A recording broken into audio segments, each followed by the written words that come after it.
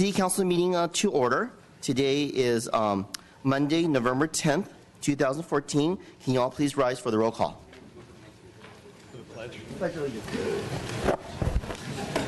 allegiance to the flag of the United States of America and to the republic for which it stands, one nation, under God, indivisible, with liberty and justice for all.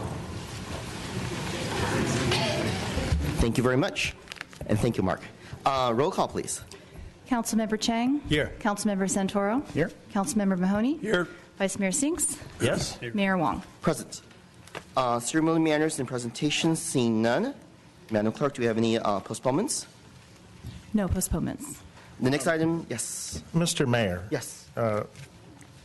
It came to my attention late this afternoon, as it did to yours, I think, and everybody, that this meeting, while apparently it was published in the newspaper for Monday, there's notice that was on the website that was only corrected this morning, that the meeting first was posted as Tuesday, November 10th. Now, of course, that's inconsistent, but given that our regular meetings are on Tuesday, I'm concerned about how this information might have confused those. It's not like we don't have a great crowd, but I'm concerned about noticing, I'm concerned about the noticing that we've done here. I would like to understand both the legal aspect here as well as and understand what the right thing to do is. I mean, I actually hate to send everybody home, but I'm a bit torn because if we said Tuesday, November 10th in one place rather than Monday, November 10th, what's the right thing to do here? Okay. Let's start with the legal and go on from there. And that's a very good point, Vice Mayor Sinks. Staff? Madam City Attorney? Okay, here's my understanding, and Grace the city clerk can check in with me. But what I understand is that there is a legal notice that said Monday, November 10th. The agenda that we have here says Monday, November 10th. The website agenda has Monday, November 10th. The call for this special meeting, which is the narrative right here, that is done and signed by the deputy clerk in the clerk's office, does have that inconsistent day. It was always said to be November 10th. And as I said, in one place online, the call for the special meeting, the narrative, as opposed to the agenda, is incorrect. And when was that rectified? The city clerk told me that was rectified this morning, correct? On the portion of the call for the special, what Grace is? Online, on the call for special meeting notice, online only. So, and what is our noticing requirement, the legal noticing requirement for this special meeting? Special meeting legal notice is 24 hours in advance of a meeting. Okay. However, the legal notice under the state law, under the government code, is 10 days, and that was done correctly in both a display ad and the legal ad, and that says Monday, November 10th. So we are perfectly legal in holding this hearing this evening. Is that correct? Correct. There is a technical legal approval on this. So my only question to my colleagues is, gosh, one part of me would hate to send this crowd home tonight. I respect that they want to speak, they want to be heard, and whatever confusion was created by this notice didn't faze them. They're here, right? On the other hand, there may be folks not in this room who would want to be, who are going to show up here tomorrow night. And I'd like to hear, Mr. Mayor, from colleagues and see, if we have any other options, or if the right thing to do on balance here is to proceed this evening. And I'm as I say, I'm really torn. Well, tomorrow is a legal holiday, so Right. Offices will be closed on that. And then, Yes, we'll be at the as Veterans Day thing. Yes, I know. and as you can see, we have a full house tonight, so I have no problem moving forward because I see that it's been fully notified. Any other opinions? If we had it like on Wednesday this week, would that work? Yeah, we cannot finish today. Maybe we can extend it till Wednesday. And that's what I was going to suggest when we got into the meeting. Because they're here already. You send them home and bring them back. You just one more trip for them. So So if you can hold all applause, I would really appreciate it, please. Thank you. So I guess I'm not really in favor of Wednesday because then you have a really short noticing period, and I think it's it's not right. I'm a little concerned that we're having it in a non-regular meeting time in the first place, and I don't know about the public, but I had a hard time trying to digest 2,000 pages in the last few days. I don't know about the rest of you. I actually would like to show of hands between today and postponing it for a week. How many people would rather have it tonight? How many people would rather have it another time? Okay, I'm for tonight. Thank you, Mark. That's very helpful. No, it clearly, it is unfortunate we had a technical error there, but it's pretty clear that from the amount of people here and the amount of emails that we've gotten that it's well known what the agenda is tonight and what we're going to be talking about. All right, and if we make decisions tonight, that's perfectly legal. We have properly noticed this meeting in the legal sense. Yes. Okay, I want to make sure. Thank you. I'll stand down on this. Okay, now going to oral communications. This portion of the meeting is reserved for persons wishing to address the council on any matters not on the agenda. Speakers. Thank you. Speakers are limited to 3 minutes. In most cases, state law will prohibit the council from making any decisions with respect to a matter not listed on the agenda. If you're here for the first time, you need to fill out a blue card. When you step up to the podium, there is a green light, yellow light, red light. When you approach 30 seconds, that means please wrap up, and red means stop when you see a stop sign. So I would really appreciate. It would be very helpful that no applause, no booing, as we want to make this public hearing as fair as possible so everybody can be heard, no matter which side you're on. So I would really strongly appreciate it, or else I will stop the meeting and ask you to please don't do that. Oral communication is, again, items that are not on the agenda, not on the general plan, and not on the housing element. The first person I have is Rhoda Fry. And thank you, Rhoda, for help clarifying your subject matter. Thanks.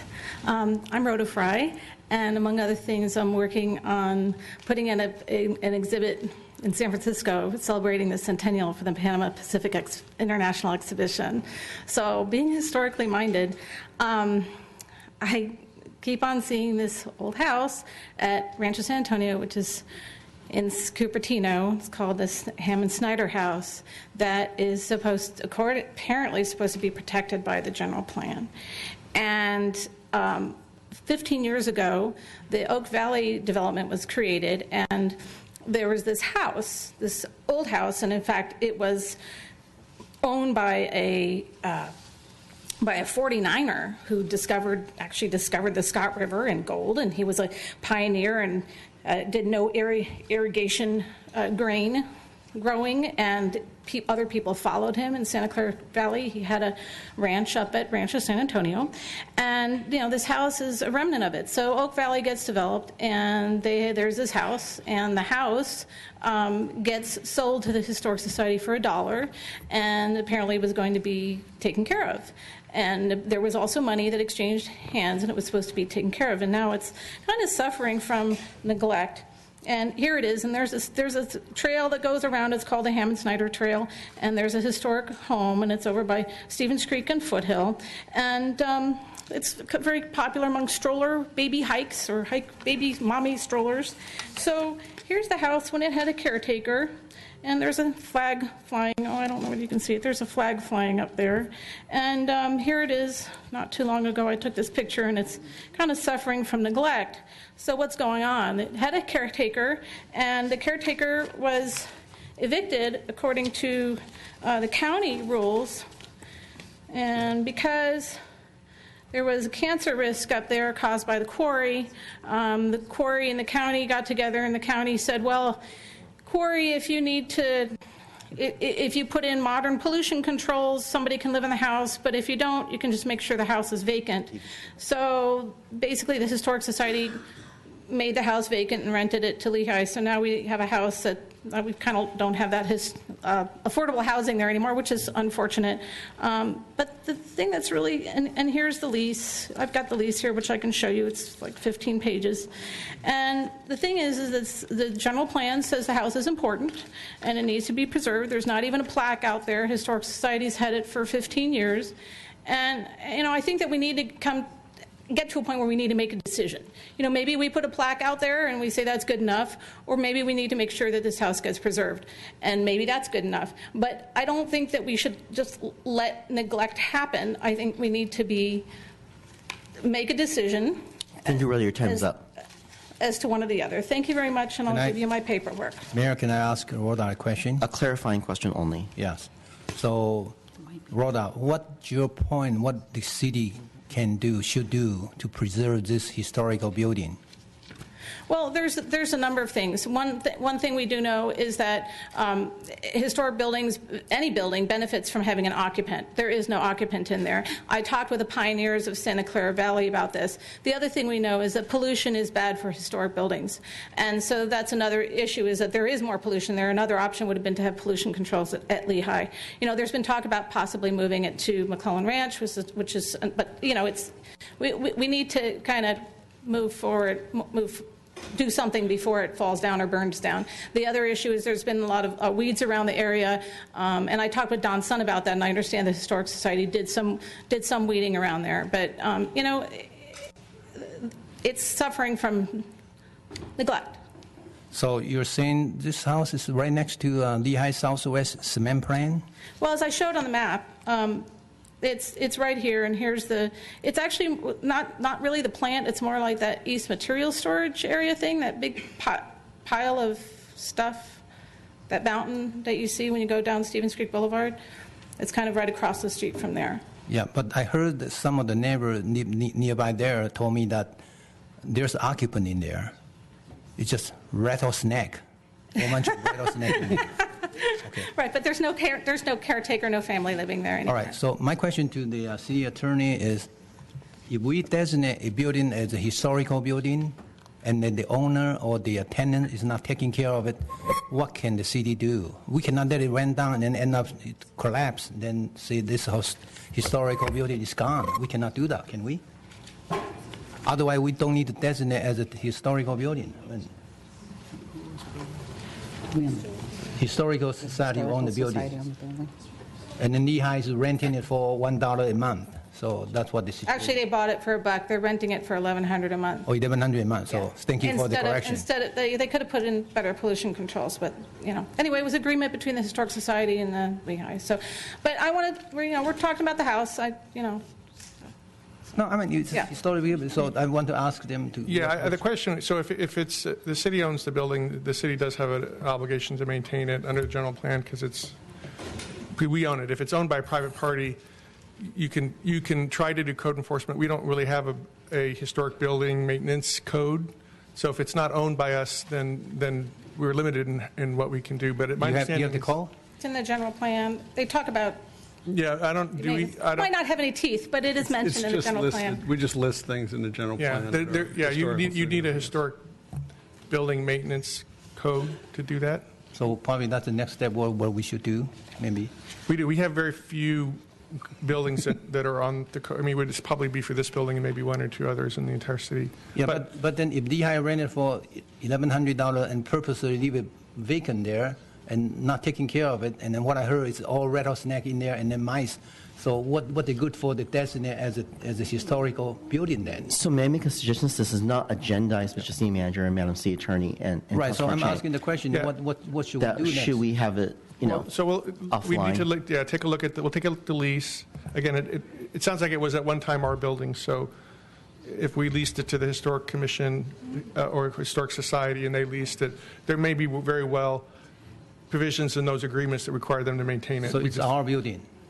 I don't know that it It was actually ever our went from building. Catholic Diocese to I don't believe it was ever our building. Yeah, it was never our building. Yeah, But it was part of the discussion of the Oak Valley development. How about this? We'll look at it and report back. Thank you. Thank you very much. I would like to put it on the agenda for the discussions sometime in the future.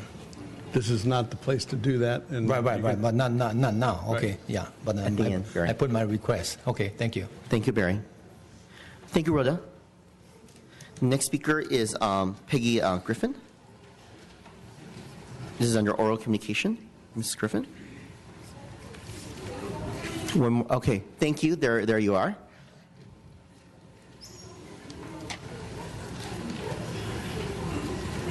My name is Peggy Griffin, and I'm a Cupertino resident.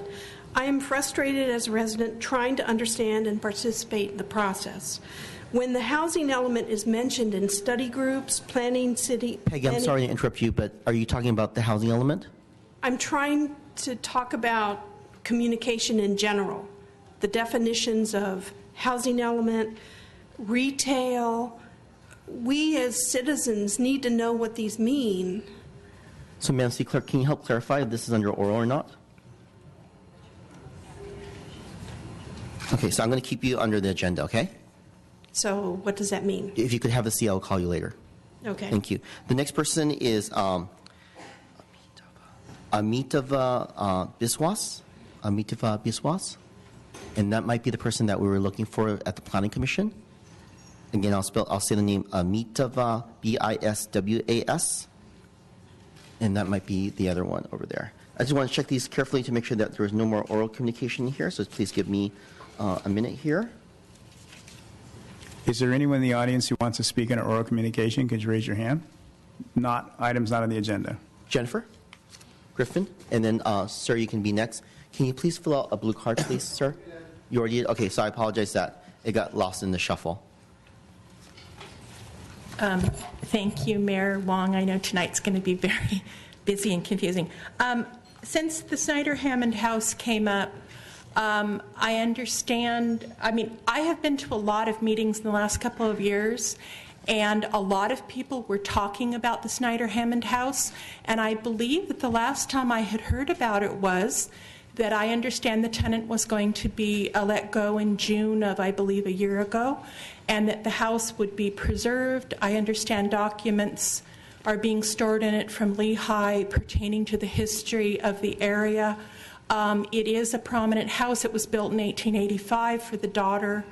That is actually the Hammond family. It was built for Mr. Snyder, Snyder's daughter. Mr. Snyder actually owned all that land, bought it in 1865, which is what Rancho San Antonio is on now. I think it's very important that a Victorian house like this is not let to just slide under the skirts. It's been up there for so long. We've talked about it. It's in Rancho San Antonio Park. There's a trail that goes around it. It has gingerbread on the porch, blah, blah, blah. I think that we need to have a valid discussion about this because I believe this is the last Victorian in Cupertino. Cupertino has had a poor record of maintaining their Victorian homes. And I think that the only reason this place has survived is because of where it is. So we need to have a serious discussion of what we're going to do with this. And I believe Park and Rec talked significantly about it about a year ago. I go to these meetings and I've heard Snyder-Hammond come up many, many times. I researched it for some reason, and my husband goes up and walks circles around it on the trail. So we need to do something proactive with this. I think I said before that if no one's in it, it will burn down. So let's protect it. Thank you. Thank you, Jennifer. And the gentleman here who's under oral, and I apologize, can't find your card. I just don't have your card, so I apologize. I gave it to the clerk. Okay, that's okay. That's okay. If you can just state your name for the record, please. The city attorney addressed part of my concern here. We switched to the projector. And your name again? My name is Steve Scharf. Thank you, Mr. and Scharf. I live on Somerset Drive. I did receive 2 emails and 1 contact with a neighbor who was asking me, why are they having this meeting on Veterans Day? I'm a veteran. And I went and looked, and I didn't even realize it. But apparently many people, if those 3 were confused, there's probably many others as well. So, as well as the folks behind you, too. Right. But just because they're here, there could be twice as many. So I wouldn't suggest postponing the meeting, but I would just encourage the city staff to be a little more careful with these legal notices, because there could be a challenge to the legality of anything done here today. Thank you. Again, to you, Mr. Scharf, and to the audience, we deeply apologize for the small little snafu. As Vice Mayor Singh said, that talking to our city attorney, that this meeting is legal, and that obviously all of you would not be here if you didn't get the notification. That is the end of oral communication, unless there's anybody who wants to speak on any item that's not on the agenda. Seeing none, I'm going to consent calendar, which is nothing on the consent calendar, and also nothing under the second reading or ordinances. I've been requested by both the city attorney and city manager to take a short break, and the reason why we're taking a short break is obviously we're way over capacity for the fire marshal for this room, and we need to rearrange the folks. So I'm going to go ahead and call a break, 5-minute break. Are you going to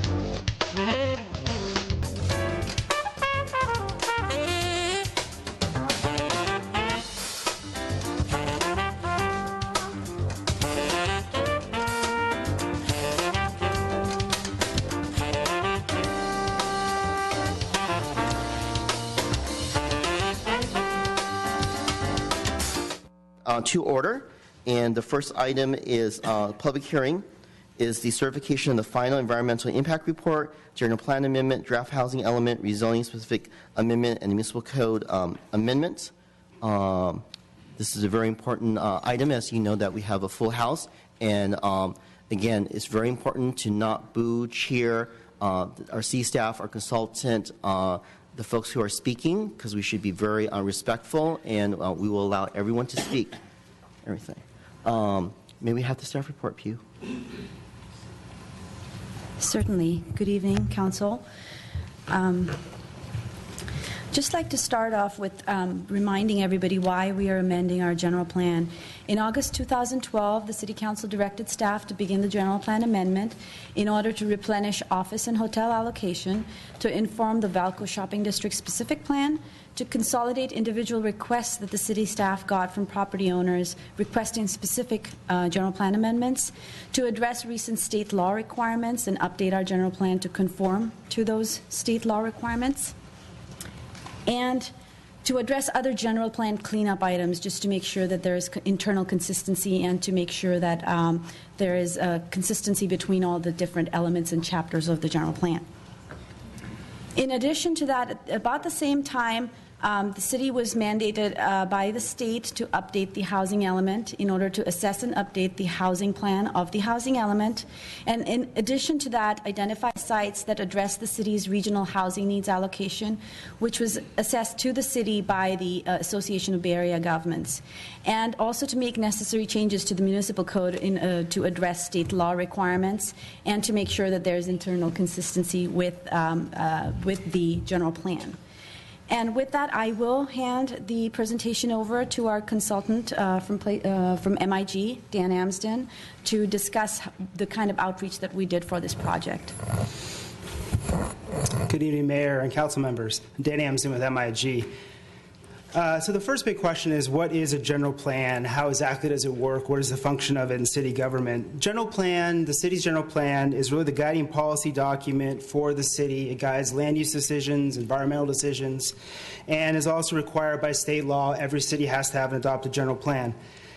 The focus of the general plan is to establish a citywide vision for the future supported by goals, policies, and specific strategies related to land use, circulation, health and safety, parks and open space, all topics covered by the city.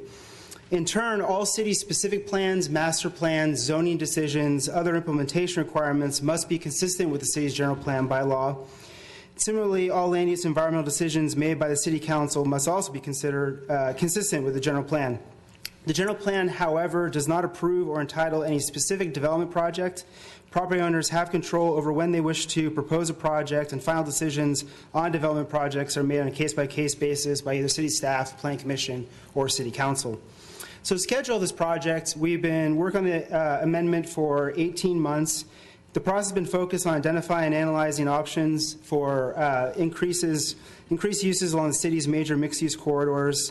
The amendment, as I mentioned, took 18 months, beginning in spring of 2013 and concluding with the public hearings tonight in 4 major phases. During this process, there's been a lot of input to different policy ideas and different components of the plan. This includes technical analysis. The consultant team prepared 3 major reports during this process. The first was a Settings and Opportunities Report in September of last year, which outlined major existing conditions and opportunities. The second was a market study, which looked at the capacity of different types of land uses, the demand for them. And the third was a retail strategy report that looked at retail in particular and also the Valco site in particular on different retail uses that could be attracted to the city. Similarly, there's also other projects going on with the city and also the region. Plan Bay Area is a regional plan that the Association of Bay Area Governments and the Metropolitan Transportation Commission adopted in 2013. It sets broad land use and housing and transportation goals to 2040.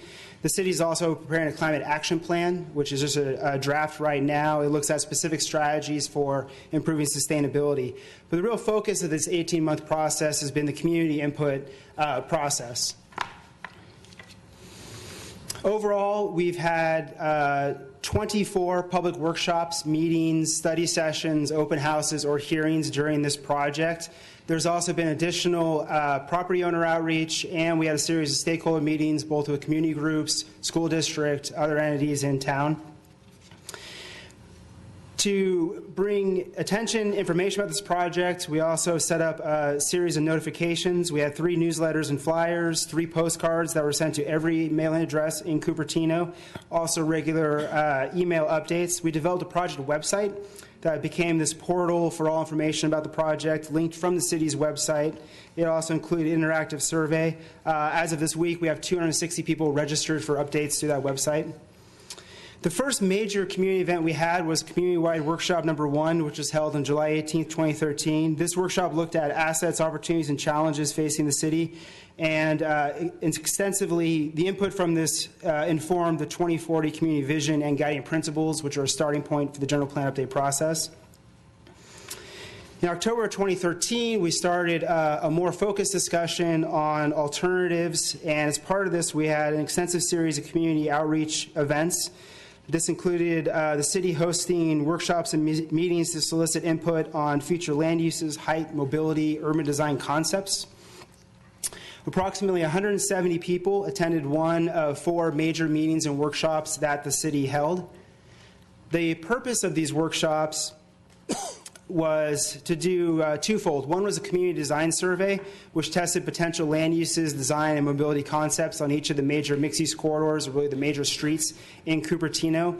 Specifically, the survey was focused around 3 categories: streetscape mobility enhancements, parks and plazas, buildings, and land uses. Under each category, participants were shown a series of images and then also asked to respond to the following questions, which included whether they liked the idea for Cupertino or where it would be most appropriate within the city. We did an online version of this as well. So the entire survey was online. We sent email blasts. We had over 70 people conduct the online version as well. We did a combined summary of all of this input. For commercial uses, there was pretty clear consensus. 1 to 2 story commercial throughout the major corridors was desirable. When we started talking about Valco or certain areas in the city, there was an interest in maybe higher stories for a commercial district, so long as it was an outdoor, pedestrian, commercial sort of mall type format. For office uses, office development between 2 and 6 stories was also seen as desirable. Again, where specifically it's located was a key concern. Similar results on hotel as well. And also for residential uses, mixed use in particular, 2 to 6 stories was desirable, but again, key areas. All the input from this is on the general plan website and has been on the website for several months. Can I ask a question? Yes. So you had these little boxes that people voted on. Were staff members allowed to vote? At the workshops, no, it was just workshop participants. The online survey was set up for anyone who wanted to respond. The only criteria for the online survey, it was tied to an IP address, so only one IP address could fill out one survey. Okay, so I've heard staff members were voting in the workshops, so that's not true. I don't believe it's over my recollection. It was just members of the community who had clickers. Okay, thank you. So the second part of this workshop was looking at the future of the Valco site. And for this, we had a series of group exercises all around a map of Valco and different chips for different mobility improvements, land use improvements. The chips were 3-dimensional, so they not only had land use and approximate size, but also height. Each chip was essentially 1 story. The input we received from this exercise was extensive. Some groups, as shown here, desired very little change of Valco. Other groups, other than to make it more successful, some groups had sort of a mid-level of change, moving a few buildings around. And finally, some other groups had more extensive change shown on their different maps. In total, 24 different groups shared their visions for the future of the Valco site. All maps included some form of retail, so keeping the commercial presence on the Valco site. 9 of the groups desired little or no changes, maybe a few things to make re-tenanting or reposition the mall, but largely to stay the same. So can I ask a question? It's 9 out of 24 groups say they want to keep it the way it is? Correct. Largely no changes, re-tenanting, maybe add a building here or there, but not a lot of changes on the site. Okay, thank you.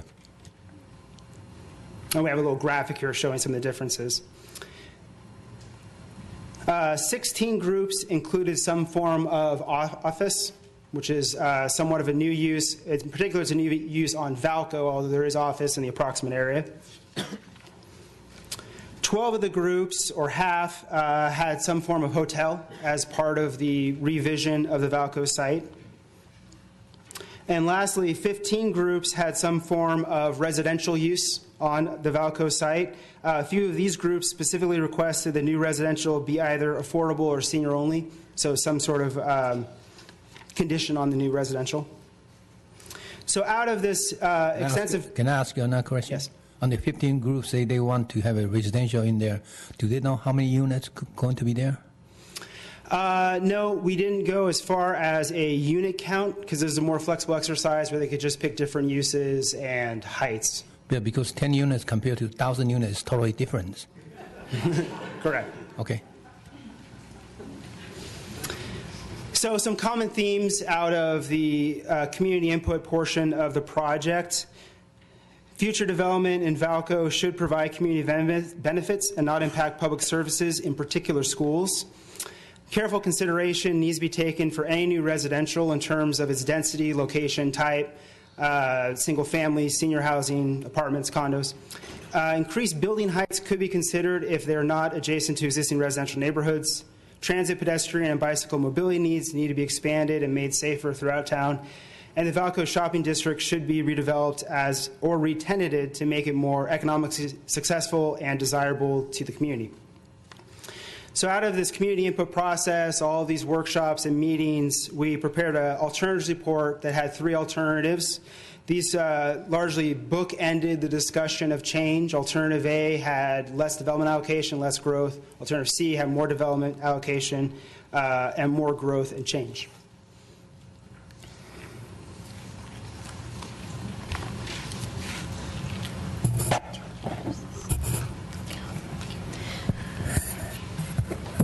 So just to give you some background on the basic elements that have informed the general plan.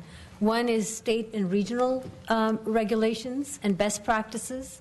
Those relate to climate change, land use and transportation changes, and that has to do with the new Sustainable Community Strategy that was adopted by ABAG and the Metropolitan Transportation Commission for our region.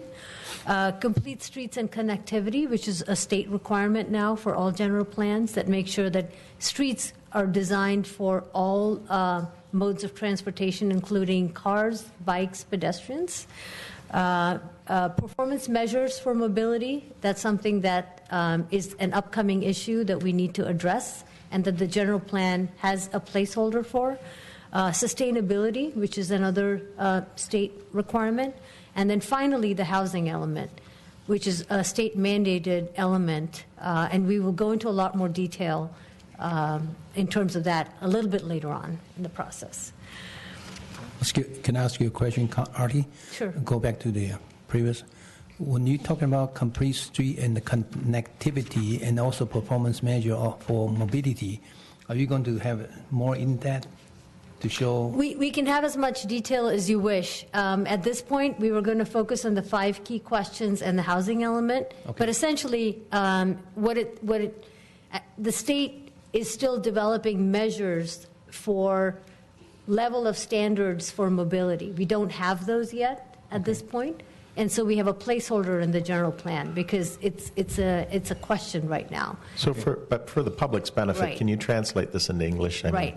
I'm trying to find the best way. Before the performance, the only performance measures used right now is level of service for streets, and that talks about the seconds for traffic. Okay. That talks about for cars, seconds of delay at an intersection. Yeah. That's what's used. Thank you. But now the state wants us to look at pedestrian, bike, and other ways of measuring that. And those measurements are not yet developed, but it's going to be developed. And also mass transit metrics and things too, right? Or not? I'm sure they do, yeah. I mean, again, it's still not just cars per se No, anymore. it's all the modes of transportation. And so we don't have those numbers yet. We don't have metrics yet. But at this point, we know the state does want to look at vehicle miles traveled for every land use that is created, because the distance that you need to travel because of a land use or the number of trips it creates adds to air quality impacts and other impacts. So that's a metric that we know is going to be there, and we've analyzed that in our EIR. So for example, having jobs and housing right. Out close of balance, to one another helps a lot things. in this regard, right. For example. Right. One of many things, right. I'm sure, right? Yes, okay. So it does improve. For example, if you've got one use that creates traffic and you have another one that helps it because you're locating them next to each other, it's a good thing, and it reduces vehicle miles traveled. Thank you. Yeah, but then next to each other doesn't mean they will be living here and then working there. right? There's no necessity connection there, right? Yes, and you know, our consultants can tell you how they come up with those numbers. Our environmental consultant, there's actually a methodology you use. The same methodology you use to figure out how many seconds of delay you have at an intersection. You know, they're all done in a technical way and in the same way, so it's, at least you're comparable. Okay, so let me ask you the clarification. Sure. The state doesn't have a performance measure on the mobility yet. No, not yet, other than vehicle miles traveled. That's the only one we have at this point. But if they don't have the performance measurement, how can they mandate us, we have to do it this many units? That doesn't make any Right, sense to and me. we can go- Because the complaint from the resident is Yeah. they cannot get out of their house because they So get your stuck in the question traffic. is? Right. Yeah. So how can they do that? So would you want to wait until we get to the housing Okay, all element right, to sure. tell you how we come up with the units? All right. We can do that. Yeah. Okay. Okay. And so that the final thing is the housing element, which is a state mandated element. And then we can go more into the schedule that we need to adopt it by so that you kind of have a better understanding of what it means. But we're going to spend a few minutes just going through 5 key questions that we would like to ask the council that are going to inform the general plan as well as the housing element. And I'm going to talk a little bit more about the chapters and the elements before we go into those.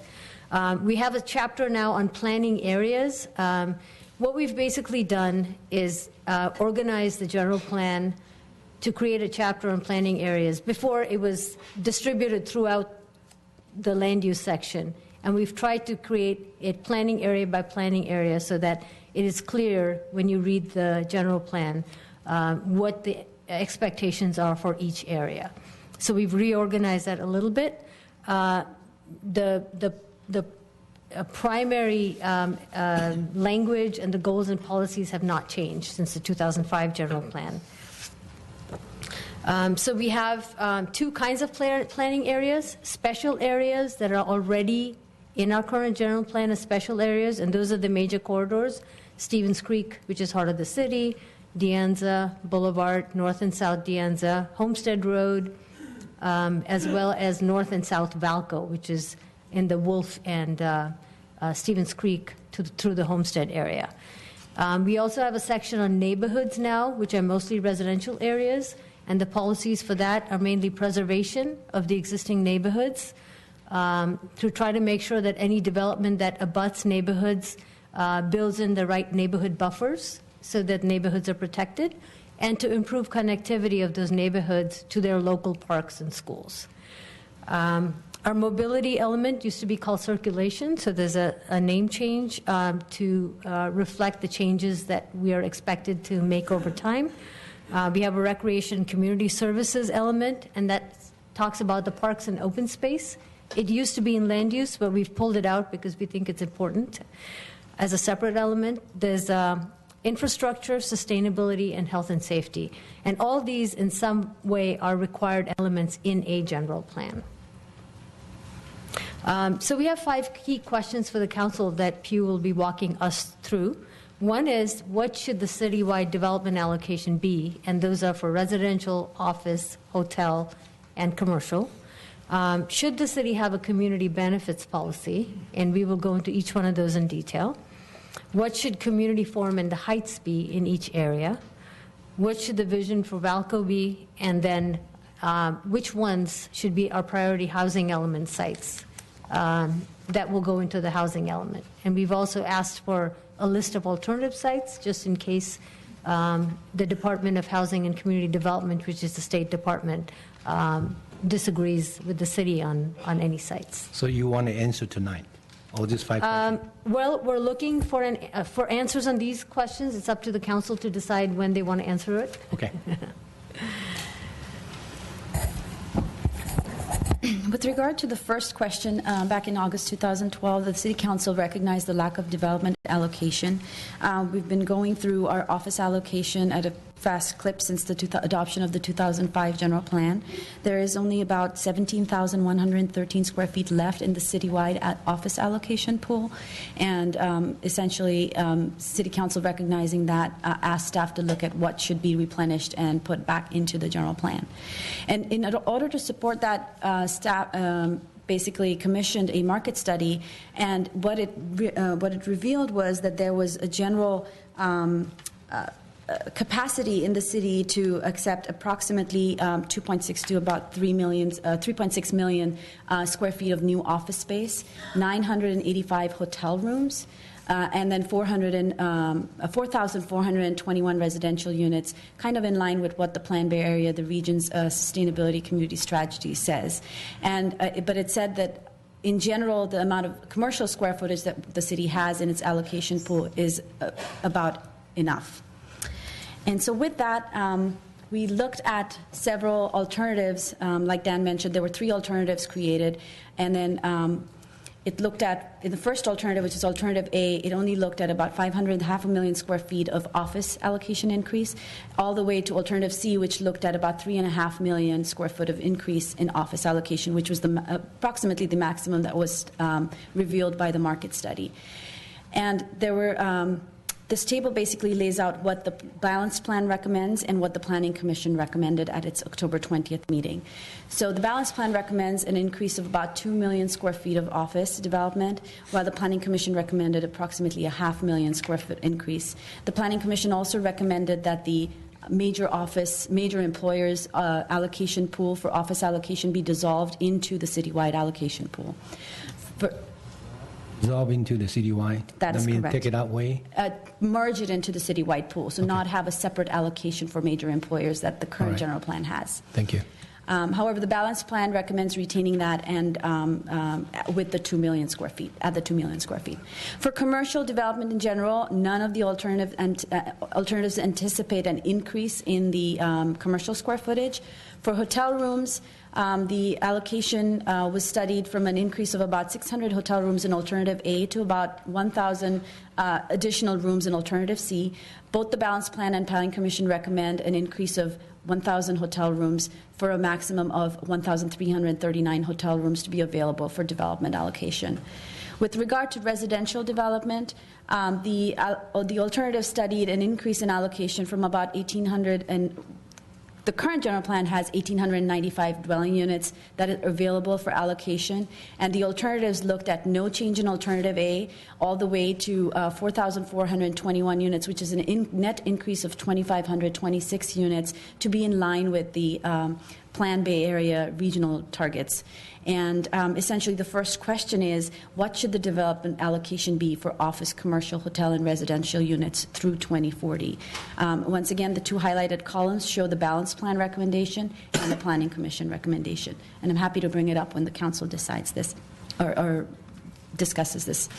With regard to community benefits, essentially the community at large did, through the community input process, say that it basically indicated that there was strong support for community benefits, essentially if there was development in the community and that there would be any increased heights that were offered for developers to have, that there should be some level of community benefit that is offered to the community in return. Essentially, the Balanced Plan looks at it and says that the proposed level of benefit should be equivalent to about 15% of the project valuation, of the increase in the project valuation attributed to the increase in height. The policy calls for a ground floor retail component and one or more of the following benefits, which include transportation and mobility improvements, such as bike pedestrian facilities, maybe participation in a community shuttle program, public facilities, either land or space for a public facility, senior housing, about 15% of the housing that is not already targeted towards seniors, public art and cultural facilities, maybe new or an expansion to an existing museum or teen center, and parks and open space, such as land or improvements within the project or even off-site. And an additional component of the community benefits program is the cash in lieu contribution. So if they could, instead of any of the other benefits that were provided on site, the value of that would be calculated in cash and the developer could pay that in cash. So the second question for the City Council is, should Cupertino have a community benefits program? And if so, what revisions should be made to the value of the community benefits, or maybe specific program items, such as the retail requirement or any other items? Pew, can I ask you a question? Certainly. Are you aware that the Planning Commission voted don't want to have anything to do with the That is community correct. benefit? The Planning Commission did recommend to do away with the community benefits program. However, it is in the balanced plan, so we're asking the council whether they want to retain it or go with Planning Commission's recommendation of actually taking it out of the balanced plan. Okay, thank you. With regard to heights, the way that the balanced plan is set up, that that increased heights are recommended in some parts of the city based on the following input that they received. There was the community design survey that indicated support for increased heights near freeways and away from residential development.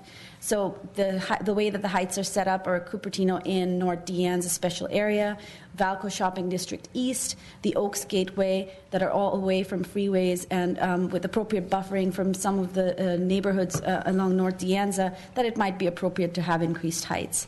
For hotels, there seemed to be support for increased heights, such as at Cupertino Inn and the Kimco properties.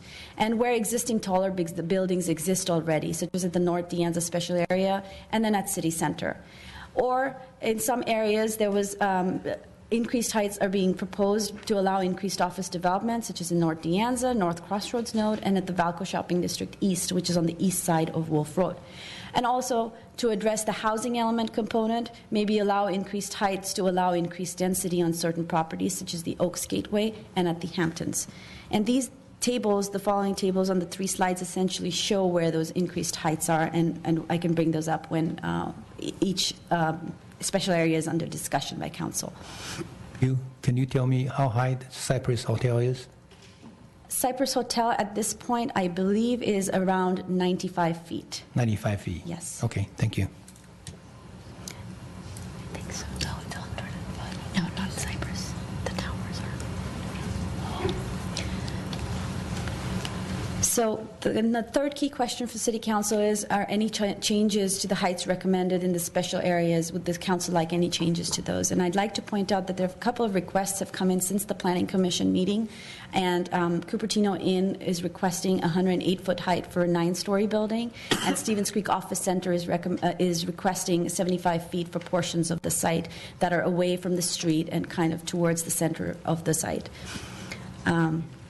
Yes? Question is, when this Cupertino Inn and Stevens Creek Office Center, when they request for a height, do they explain why they want to, why they put the request on it? So I can help here. The applicant for those 2 items are here, and when they come during the public hearing, you can ask them. Okay. But they'll do a presentation. All right, thank you. Thank you, Pew. Thank you, No Councilmember Chang. For the Valco Shopping District, as mentioned before, there were several community workshops that were held, and the community workshops indicated that there was support for office development, residential development, and retail development in a mixed-use town center format. Everybody used the words, or many people used the words, like Santana Row, like Stanford Shopping Center, and also included open space in a mid to high-rise kind of development with appropriate buffers for single-family neighborhoods. In addition, the city also conducted the Godby survey recently and found that there was strong support for revitalization of Valco at 67.7%, and a strong support for a mix of housing and office uses in addition to retail and entertainment uses. So about 52% of the people surveyed indicated that they supported that. And the balance plan... Wait, I have one question. Can you go back? When the community workshop indicated open spaces, did they specify what kind of open spaces they wanted? Linear. I think the predominantly, they were just putting squares in, so more like the Main Street project in the form of a town square or a plaza or a small park. Not the like a soccer field or... No, we didn't hear Small anything park? for soccer fields. Or a small park in there? Linear parks? I think that was okay, either linear or square park where people could get together and eat and, that kind of an activity area, Okay. generally. Thank you.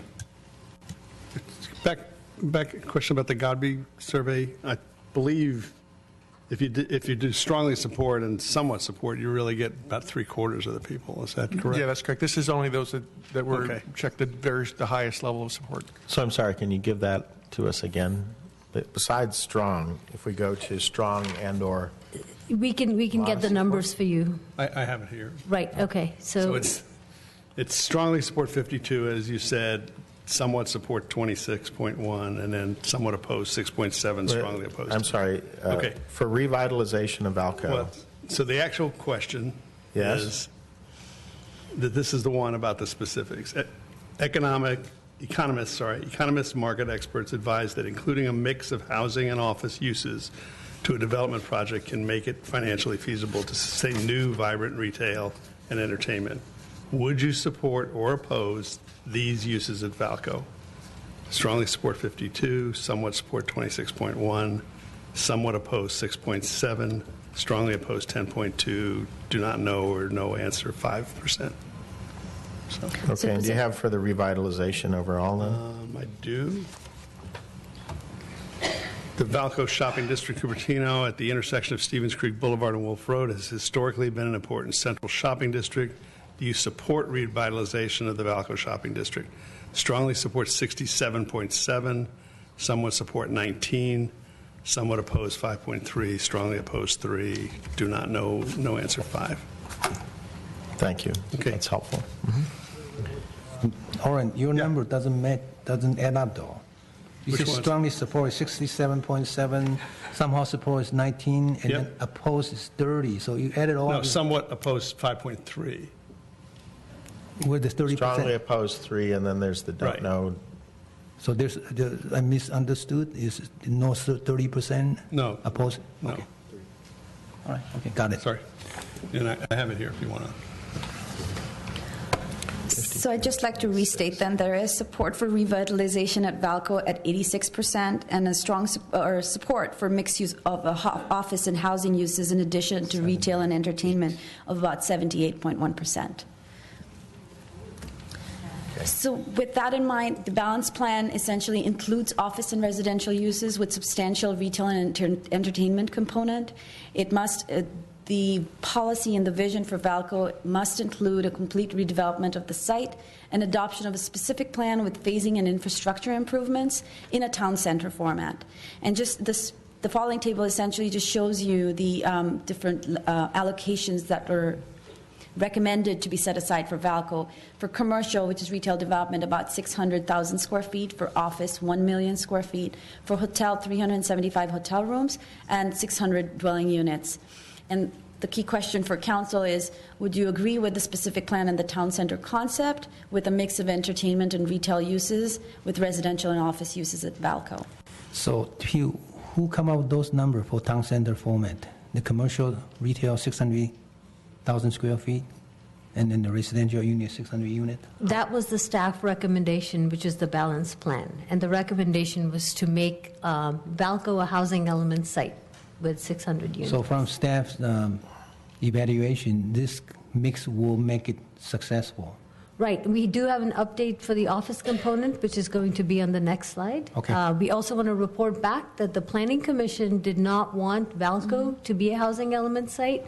They were not opposed to having office and residential and hotel uses on the site. In fact, they said with a specific plan, but they wanted to see what the development would look like. And so they did not want to allocate units in the housing element towards the site. Okay. So that's the Planning Commission. So you're saying they said no to making it a housing element site while saying they'd be fine having housing They were there. open to. It's just they didn't want to assign part of the housing element to it. Yes. Wouldn't that potentially mean if we had to have a certain number of sites to meet our regional housing element, that anything that happened at Valco could be in addition to that? They understood that when they allocated the approximately 1,400 units on other sites. But that's. So that would Whether they cause us to understood that or build not. more. Right. If that would ultimately. we had to make Right. Valco go. Okay. Right. But they said it would depend on a plan when they saw the specific plan. Well, Right. but we have the housing element has to be done. We can't Right. meddle Right. with And that. so they recommended 1,400 units on other sites. other than Valco. Got it. Which could, just to close the loop, which could, if there then was a specific plan for Valco that had, it could be 1,400 plus another 600. Right. Okay, thank you. Right, and again, they didn't talk about the number in No, Valco. okay. Right. Thank you. I didn't get the impression from their meeting they were in favor of housing in Falco. They just didn't comment on it. I don't say they didn't say they were against it, but I didn't get the impression they were in favor of it either. So, just to be clear, currently there's about 1.2 million square feet of commercial, correct? Yes, about that much. So this would be half the amount of commercial that's currently there. Right, and again, this is recommended as a minimum, right, as not as a maximum. Doesn't say that, it just says recommended by Right, staff. and we can clarify. Okay, so in other words, so that's the minimum amount of housing staff is recommending, 600 units? No, 600,000 square feet is the minimum that staff is recommending, that it Okay, should have a so minimum. if this table's minimum, that says you're recommending a minimum of 600 housing units. No, only and we this table. So is it a minimum, a maximum, or just Let me depends on go the through it, topic? right. So we can think it's point a you to the mix. right It's a page, mix. but the slide is probably missed the word minimum. It recommends a minimum of 600,000 square feet of retail, a maximum of 1 million square feet of office, Which there's currently 1 million square feet of office, which there isn't currently on the site. zero currently. Okay. Zero, right. A maximum of 375 hotel rooms. Does that include what was just approved, or? Yes, it will include what was just approved. Okay. And then a maximum of 600 units of residential. Okay. It also recommends a specific And for the plan. public, how many hotel rooms were just approved? Pardon? How many hotel rooms were just approved for the public? At the Hyatt? Mm-hmm. Hyatt, 120. I have to, About 145, is it 145? approximately, Right. off my head. Be exact, 143. 143. So Barry, you're always it good gives with us the about details. 230 additional hotel rooms, because we had assumed there'd be a couple of sites. I have a couple more questions on this slide. Okay. With regard to the statistics, how many acres are there on this Valco site? So it is about 50 some acres, roughly. 50 acres, okay. And can you review what we've heard from the city hired retail consultant, or are you going to get to that? I'm going to get to that on the next slide. Thank you. I would just like to point out in the staff So report. just to be clear, the Valco Shopping District is the South Valco Master Plan and other documents, correct? Does that encompass all of that? Right, the South Valco Master Plan encompasses Valco and then the connections to Main Street and other sites as well. So it talks about the streetscape connections. It's not a legal document, it's just a Well, it's master referred to in some of the staff documents, the South Valco versus North Valco Master Plan, in the general plan. where there's a layout for South and North Valco. So Right, is so is the Valco Shopping District all of the South Valco? No, the South Valco special area consists of, So we can show you the map. The Valco Shopping District is called out as a separate special area from the rest of South Valco in the So proposed it's a general subset plan. of South Valco, but it does not include anything from North Valco. Correct. yeah. Thank you. Move on. It is, yeah. Just like, we got a specific request from Sandhill with regard to the Valco Shopping District. Sandhill has communicated with the city that they have acquired all properties in the Valco Shopping District except the indoor mall portion and the two parcels that are located, that abut the freeway. But what they do need to redevelop the site is about 2 million square feet of office space, 600 dwelling units, 600,000 square feet of retail, and they would like the heights that were associated or studied with Alternative C, which are essentially on the west side of Wolf, 60 feet or 75 with retail, or up to 85 feet with retail and community benefits. And on the east side of Wolf, 75 feet or 90 feet with retail, and up to 160 feet with retail and community benefits.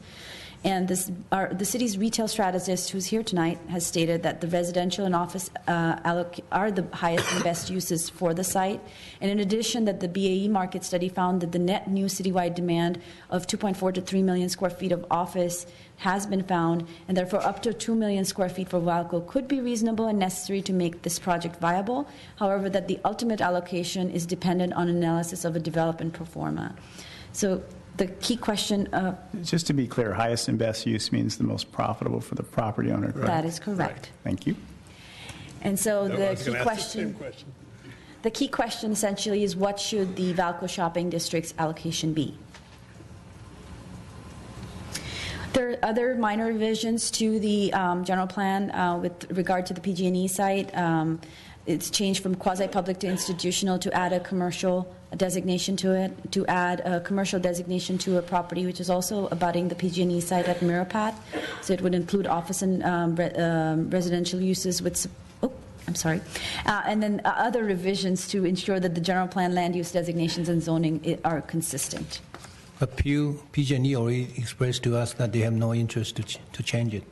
Correct, and this is a 26-year plan, so this is just a long-term planning document.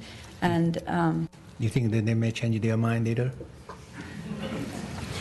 Time will tell. Okay. Just out of back to the PG&E site, I was going to ask a question, the same one. Next to that site is all residential, and there's sort of not a lot of commercial right there. And so why, and it doesn't look, it's not obvious it would be a good commercial site to me, so why commercial as opposed to residential? Well, we had talked about this a very long time ago when we started the general plan, and it was something that the idea was to try to find larger sites for retail. The city has very few sites, and there have been retailers in the past who have come to the city to look for some of these sites. And this was proposed as a potential site in the future. It was not looked at as a residential site at all for a number of reasons, because it could not be included in the housing element because it is owned by a public entity, and it would not be accepted by HCD as a site because a lot of things have to happen before that could be a residential site. And so staff did not recommend that as a residential site because we felt that we wanted to focus only on the housing element. But if you look at it sort of an island, if you put a retail island not next to any other retail, even though it's a larger site, why would you feel it's going to be successful? Well, if you look at the corner, the Blaney and Homestead corner, those are retail. And so we thought it could be along Homestead, not so much Blaney, but it could create a corner retail in that area. How big is that size? No, it's larger than we can get you the... It's 20-some acres. 20-some acre? Right. So that would be perfect for the school side then. I'm sure. If you can hold your applause, I really appreciate it, please. Could you continue the staff report, please? Yes. So moving on to the housing element portion of the project. As mentioned before, it is the only element of the general plan that needs a review and certification by the California Department of Housing and Community Development. This is the fifth planning cycle for the housing element, which encompasses the years 2014 to 2022, and it must be adopted by January 31st, 2015. However, there is a 120-day grace period, so it must be adopted by May 31st, 2015. If adopted, the next housing element update will be in 2023, and if it is not adopted, it must be updated every 4 years, so our next adoption date would be in 2019. The content for the housing element is dictated by state law, and it includes a needs assessment, constraints to new housing production, a description of goals, policies, and strategies to achieve the objectives of the housing element, housing production objectives consistent with the RHNA, which is the Regional Housing Needs Allocation, and a site inventory, an evaluation of the accomplishments that have occurred since the adoption of the last housing element, and also a review of the consistency with other elements of the general plan. I ask another question. Most of the email I got, portion of it were asking us to, can we delay it? Shall we delay it?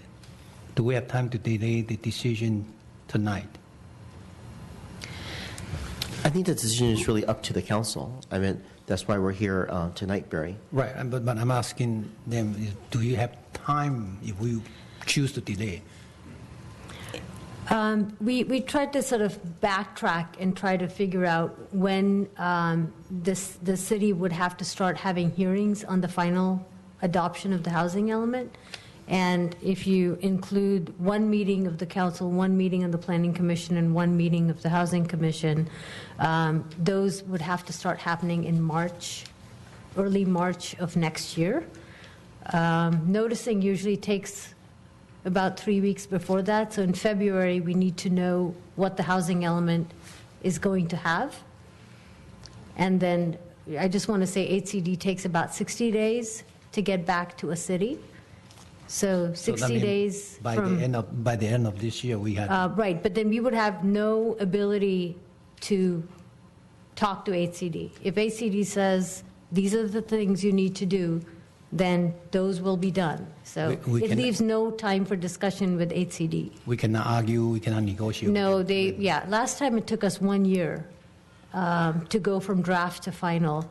And at that time, we didn't have the same penalties that we have now.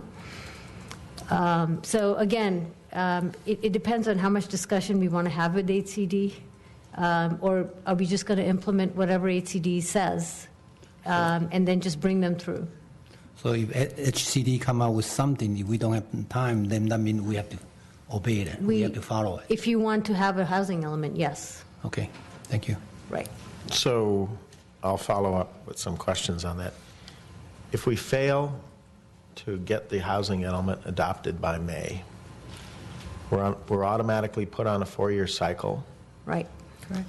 And my understanding is we would end up building significantly, we would end up having to assign significantly more units, over the 8-year period then. It's never happened before to anybody. This is the first time people will be on a 4-year cycle, so we might be a test case. So my understanding is that Menlo Park was recalcitrant on this. The residents didn't want housing. Menlo Park said no. The city council said, yep, we're with the residents. And they basically engendered lawsuits. And after these lawsuits came up in 2012, in April, they settled. But in settling, they paid a real price. So in a city of 33,000 residents, which is what? About half the size of Cupertino, they were required by the settlement to find place for 1,975 units. That's right. Is that correct? And I see Pleasanton got in this boat. I see Alameda got in this boat. Mr. City Manager, Madam City Attorney, do you have anything to add on this? And we actually have a special counsel here who can give you the list of horribles that can happen, amongst other things, if you don't have a compliant housing element. Any developer that comes with a project that has 20% affordable gets automatic approval of their development regardless of general plan or zoning. wherever they happen to own it, they get it done right now. Okay. Without the city council's approval. Right, it has to be approved. And also they can put a moratorium on all building permits, especially commercial building permits, during the pendency of you not having a housing element in place if the court so determines, which can be onerous. I mean, it would, for example, put the Apple project at a halt because they wouldn't be able to get their building permits to continue. We couldn't issue building permits for anything? No, I'll talk about a parade. I'm trying to have everybody get educated about if I may. No. This. I started as city attorney of Alameda in 1989. I was there till 2006. One of the reasons I got my job was because of the problems in that legal aid had sued the city for a non-compliant housing element. The courts issued a moratorium until they got a compliant housing element. You couldn't even do a lot line adjustment when I started. A moratorium on everything that could not all do land anything. use decisions in the city? All land use decisions. All building permits in the city? I don't know about building permits, but it was, there was probably some ministerial building permits, but any land use decision could not, no land, as I said, couldn't even do a lot line adjustments for 18 months. Nobody could do anything, zero, until, and the court issued that. And I was there. So this isn't a parade of horribles that's academic. I worked for a city that, the Planning Commission was completely out of business for 18 months. Thank God you're here in Cupertino now. So. Yes. So another question about the timing of this. So my understanding is we are coming in at that now all cities have been phased up to be on the same cycle. And can you comment on where we're falling with respect to the other cities in the county and coming in? Even if we make a decision tonight, how are we doing with respect to the other cities? Out of the 13 cities and one county in Santa Clara County, I think we have Cupertino, Los Altos, and Los Altos Hills that have not yet submitted their drafts. Los Altos is expected to submit theirs this month.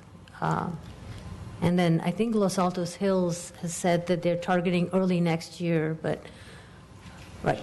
Okay. And can you comment on how we did? If HCD is essentially saying, look, we want you to find housing element sites that are going to work and be productive over the period, and we're going to really scrutinize you if they don't actually get built, and it's going to get harder going on. Can you talk about what we actually achieved in the period that recently ended, 2007 to the end of 2013? I'm going to talk through some. This is an 8-year cycle, 2014 to 2022. Our regional housing needs allocation number is 1,064 units. Right.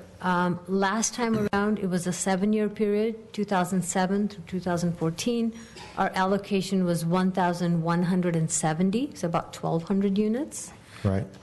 We had already approved about 5,000 odd units, and that included this. If you remember, this was the old Main Street project with 160 senior housing units. The one that got overturned by referendum.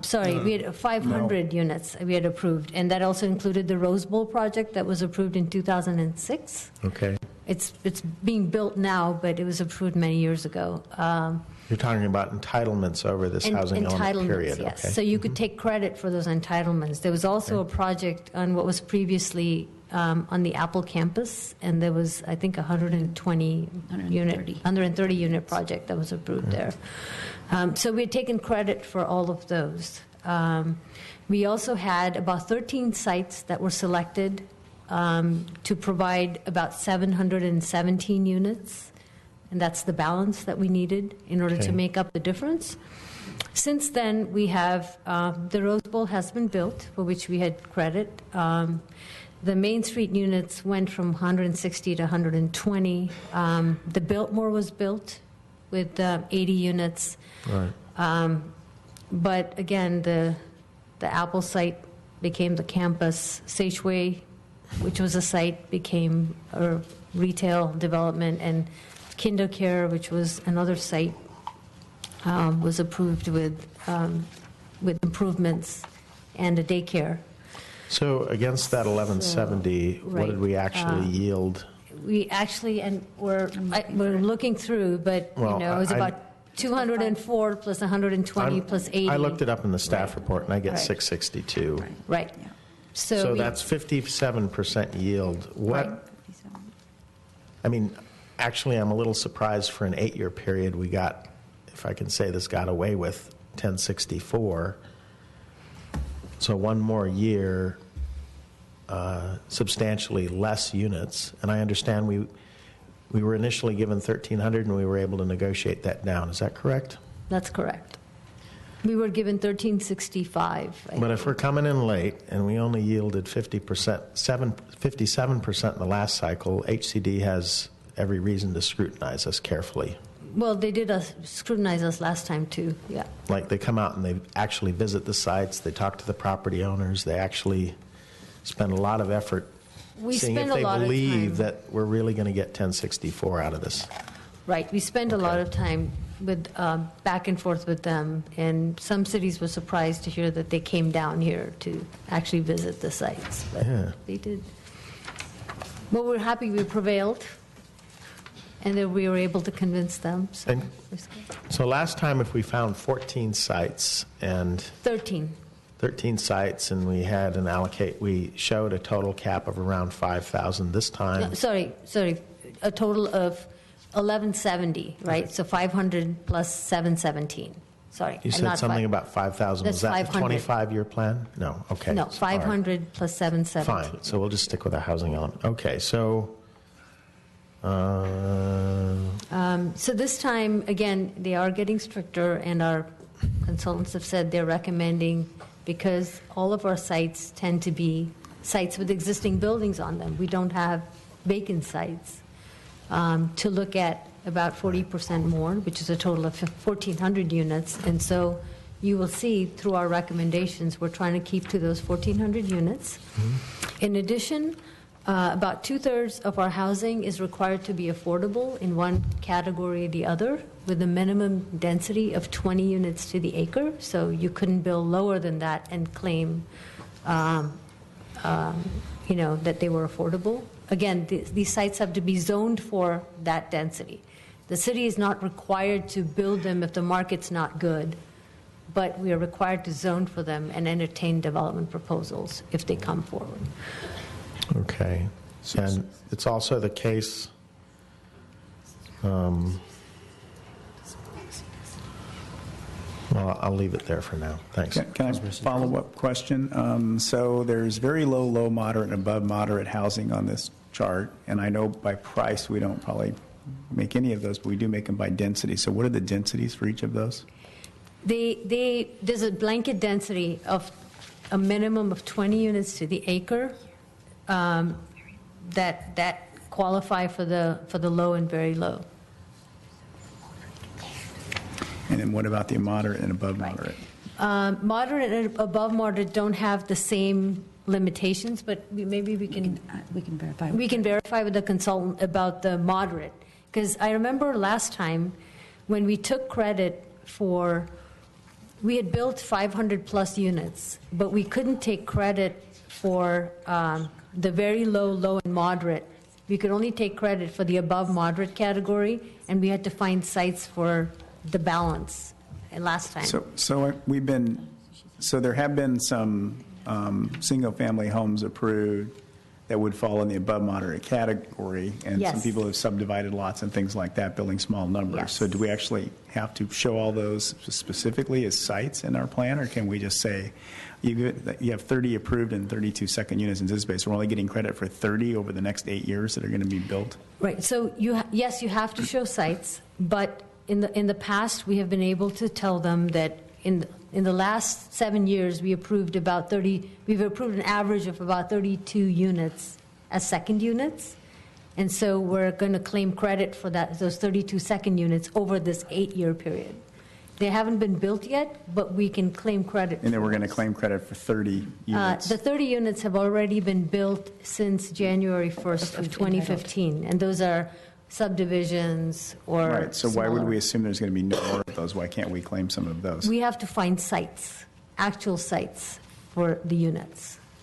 So any lot that's bigger than that's big enough to be, in theory, subdivided would be a potential site. And we can certainly talk to the consultant about that. It would require a review of every possible lot and how many could be built, yes. And then look at the balance for finding sites in our mixed-use districts. A couple more questions came to mind as Mark was talking. Can you comment on the number of housing element sites and why you feel that we need a certain minimum and how you arrived at that number? We can't put it all at 1 or 2 sites. We've got to have a certain number, right? Can you talk to that? Again, this is more of experience having dealt with HCD and in discussions with our consultant who deals with them all the time. What HCD wants, and this is the State Department of Housing and Community Development, they need to make sure that cities are proposing a housing element that can actually have some capacity to get built out, and it's not left on chance. So if you put all of our units on one or two sites, and that didn't develop, then that would be a problem for them. So they like cities to look at as more sites than fewer sites. Again, why are we recommending at least 5? It's because we feel that last time we had about 13 sites. This time we're trying to focus development on very few sites. And so we feel like going to even a smaller number would basically have HCD question. Again, we don't have a whole lot of time for back and forth, so we're trying to position this in the best way possible. Okay. Can you comment on whether we could make an allotment contingent on somebody going forward within a certain number of years, say 3-4 years, and then if it's not used, we would have a plan B, in other words, a backup that would say, okay, here's a credible alternative if a particular site did not go forward? We've talked a little bit, and we think we can convince HCD that the city is actually looking out for the housing element in that way, because we want to make sure if a particular property owner doesn't perform, then we have the ability to find other sites. So our consultants... So that sort of helps with the mitigation and not having to sort of overdo this Right. assessment allotment, okay? And finally, can you comment on the number that we've seen, the 4,422, and talk to how that's different than the housing element? Right. So most cities don't have allocations. Our city does, but our city also has densities, so you can't go above a certain density on a site. So I have to go back to a question that the Planning Commission asked, which was, do we even need an allocation for residential units? And we actually don't. Theoretically, in the general plan, we don't need an allocation. However, the EIR was analyzed based on the maximum that the Sustainable Community Strategies Plan that was done by ABAG and MTC had assumed for Cupertino, because they do some projections, and that's usually reconciled with HCD's RENA numbers. Okay. And that projection showed that the anticipated growth for Cupertino was 4,421 units. Are we better off, frankly? So that's 4,421 over 25 years. Over Over the life of our plan to yeah. 2040, right? Are we, frankly, better off in our negotiations to have a cap or to abolish it? I noted that in doing some research before the meeting that the city of Pleasanton was sued, and the Superior Court of the State of California invalidated their housing cap as overly restrictive. I'm wondering if, rather than pick a fight with HCD, we follow the Planning Commission's recommendation in this regard and get rid of it, or does that invite even a bigger bogey the next time? It will require more CEQA analysis, because we had only analyzed 4,421. If we take the cap out, it would require us to go back and look at every single site in the city and figure out what the maximum development could be. Really? Right. Yuck. And Sorry, that was a comment. That's not a the right. That's how other cities do their EIRs. Yuck? Question mark. Right. This actually limits the amount of Okay. housing. All right. That's what it's I think. Thank you. Okay. So next 26 years? That's Right. 4,421 units. Now we have to Through provide. the year 2040. Right, we have to allocate it. We don't have to. We could remove the cap, but the only allocation we need to meet right now is the RENA allocation of 1064 with the 40%. But we'd have to go back and do the CEQA But analysis. yeah, because the CEQA analysis would have to look at every site in the city that has residential capacity and look at how many units could be built on every single site, which would likely be more than 4,421. Just to be clear, there was a study done that suggested what they thought the needs would be. We don't have to allocate those. Okay, all right. And we can't allocate more than those, but we certainly don't have to allocate 4,400 units. Okay. Now the 1,400 unit, 1,421 unit for the next 8 years, that's what also fall into the same category. Yeah, so the 1,400 units we're recommending will be drawn down from this 4,400. Okay. Right, it's part of that 4,400. If we don't approve, if we don't approve the 4421, could we get ourselves in the same situation as Pleasanton, where our cap is seen as a restrictive thing? I will let David answer this one.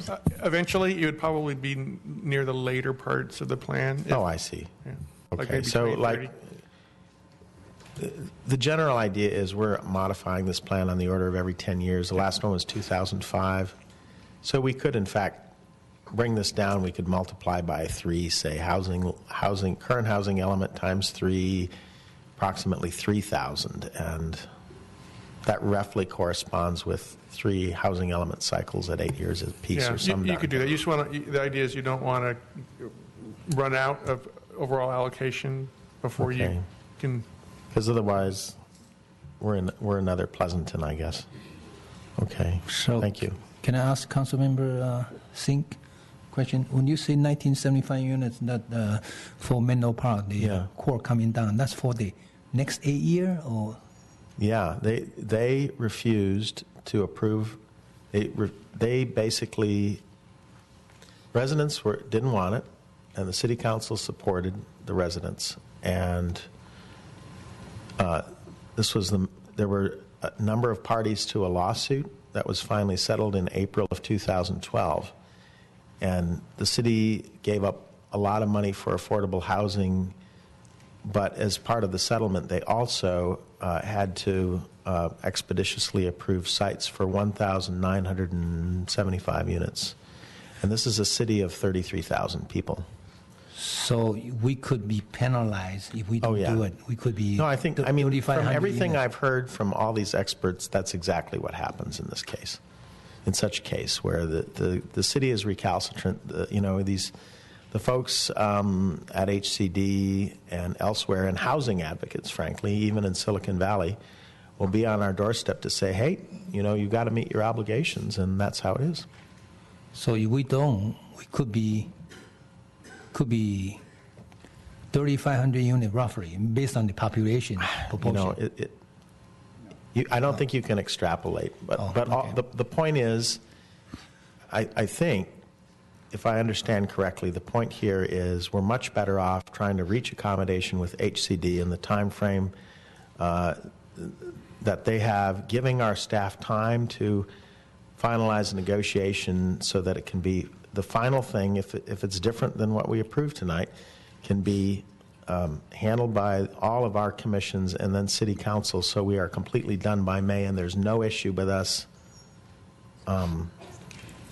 lapsing, which automatically puts us into the 4-year cycle, which by all expectations would cause us to have to do more on this. Mm-hmm. Okay, thank you. Okay? Yeah. Staff can continue. We have like 2 more slides.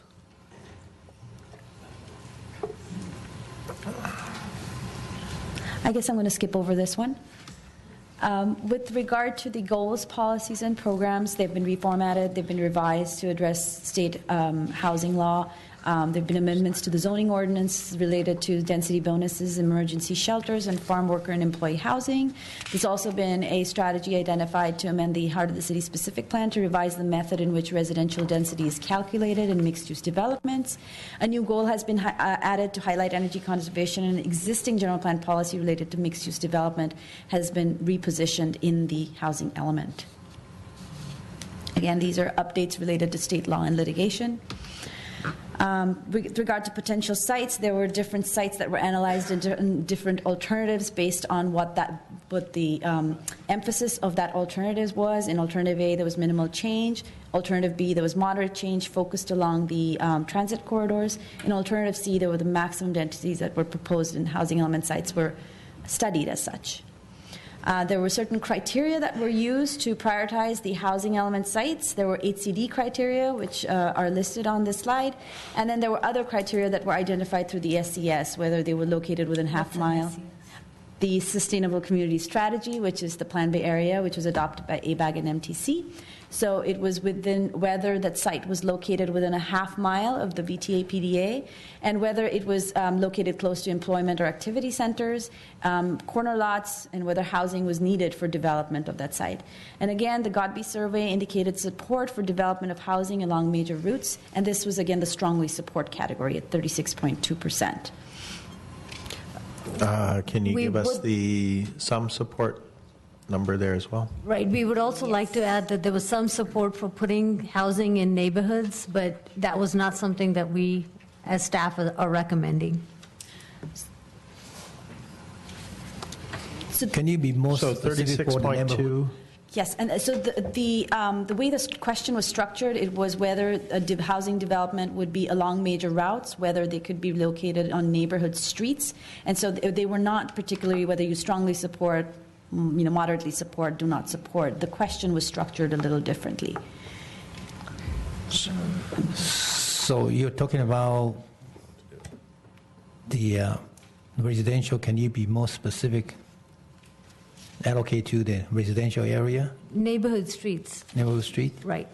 So neighborhood streets would be streets in our neighborhoods, Some suggestion of that, or? No, there was just, the Godby survey said, where would you support housing? On major corridors, or would you support it on neighborhood streets? What the percentage? We're trying to have it here. Right. Okay. So the question was, the state requires that each city adopt a housing element, a plan for housing, and to select sites where housing can be built. Options for site selection include, first, along major routes in the city, Stevens Creek Boulevard, Wolf Road, Homestead, etc. And so the responses, the answers that you could select from was along major routes, along smaller residential streets and closer to existing apartments, within single-family neighborhoods, mixed opinions, and do not know or not answering. So the responses were along major routes was 36.2%, along smaller residential streets and closer to existing apartments was 31.8%, and within single-family neighborhoods was 11.6%, and the mixed opinions were 17%, and the do not know or will not answer is 8.6%. Okay.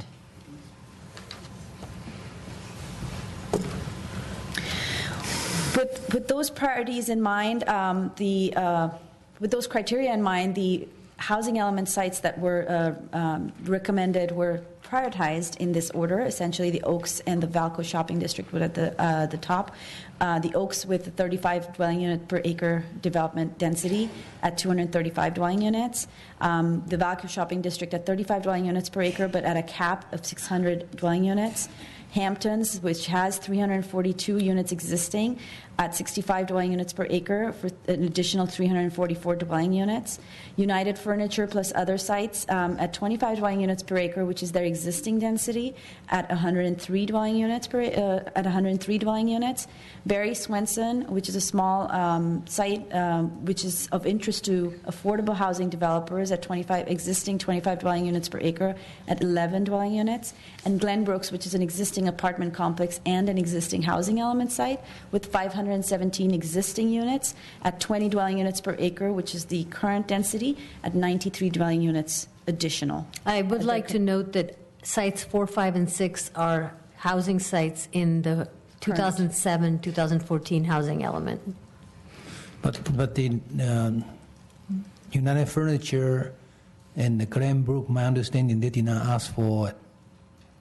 Right. This time around, we did not get letters from them saying that they specifically wanted to develop. However, we send letters, 2 sets of letters to every housing element site property owner to let them know that they were being considered as a housing element site and to let us know if they had any objection. But if they have no interest to build it, you allocate it's not going to accomplish, why not take it out from the list then? That's something the city council can certainly look at, making changes to that. All right. I think she just said they sent them letters that they were being considered to let them know if they didn't want to be. So they may still want to be considered, just didn't, comment. In addition, staff... Oh. Well, go back at that one. So the number at the bottom, the 1386, that number is there in the balanced plan, which is recommended because that is Why is that there? Is that the minimum we think is? That's the total that we end up with at all these densities, so. Well, I know that. Right, so it just arrived from all these recommendations, so we just totaled up the number. Can you talk to why it's not 1064? Yes. Okay. Thank you. So essentially, as in the previous slide, we saw that our current RENA is a balance of 1,002 units. And in talking to our housing consultant who was consulted with the HCD, and essentially they recommend that there be a moderate surplus of units in the housing element to accommodate changes. For example, in our current housing element, there were certain sites that did not develop with housing uses. And as a matter of course, the city should, when it does approve developments other than housing developments on housing element sites, make a finding of no net loss in terms of housing units so that their housing element is whole. However, can you translate that into English? Yes. I mean, really? Come on. So essentially, so currently we have 13 housing elements on our site. And then of those 13 housing elements, there were two sites that were not developed with housing. Right.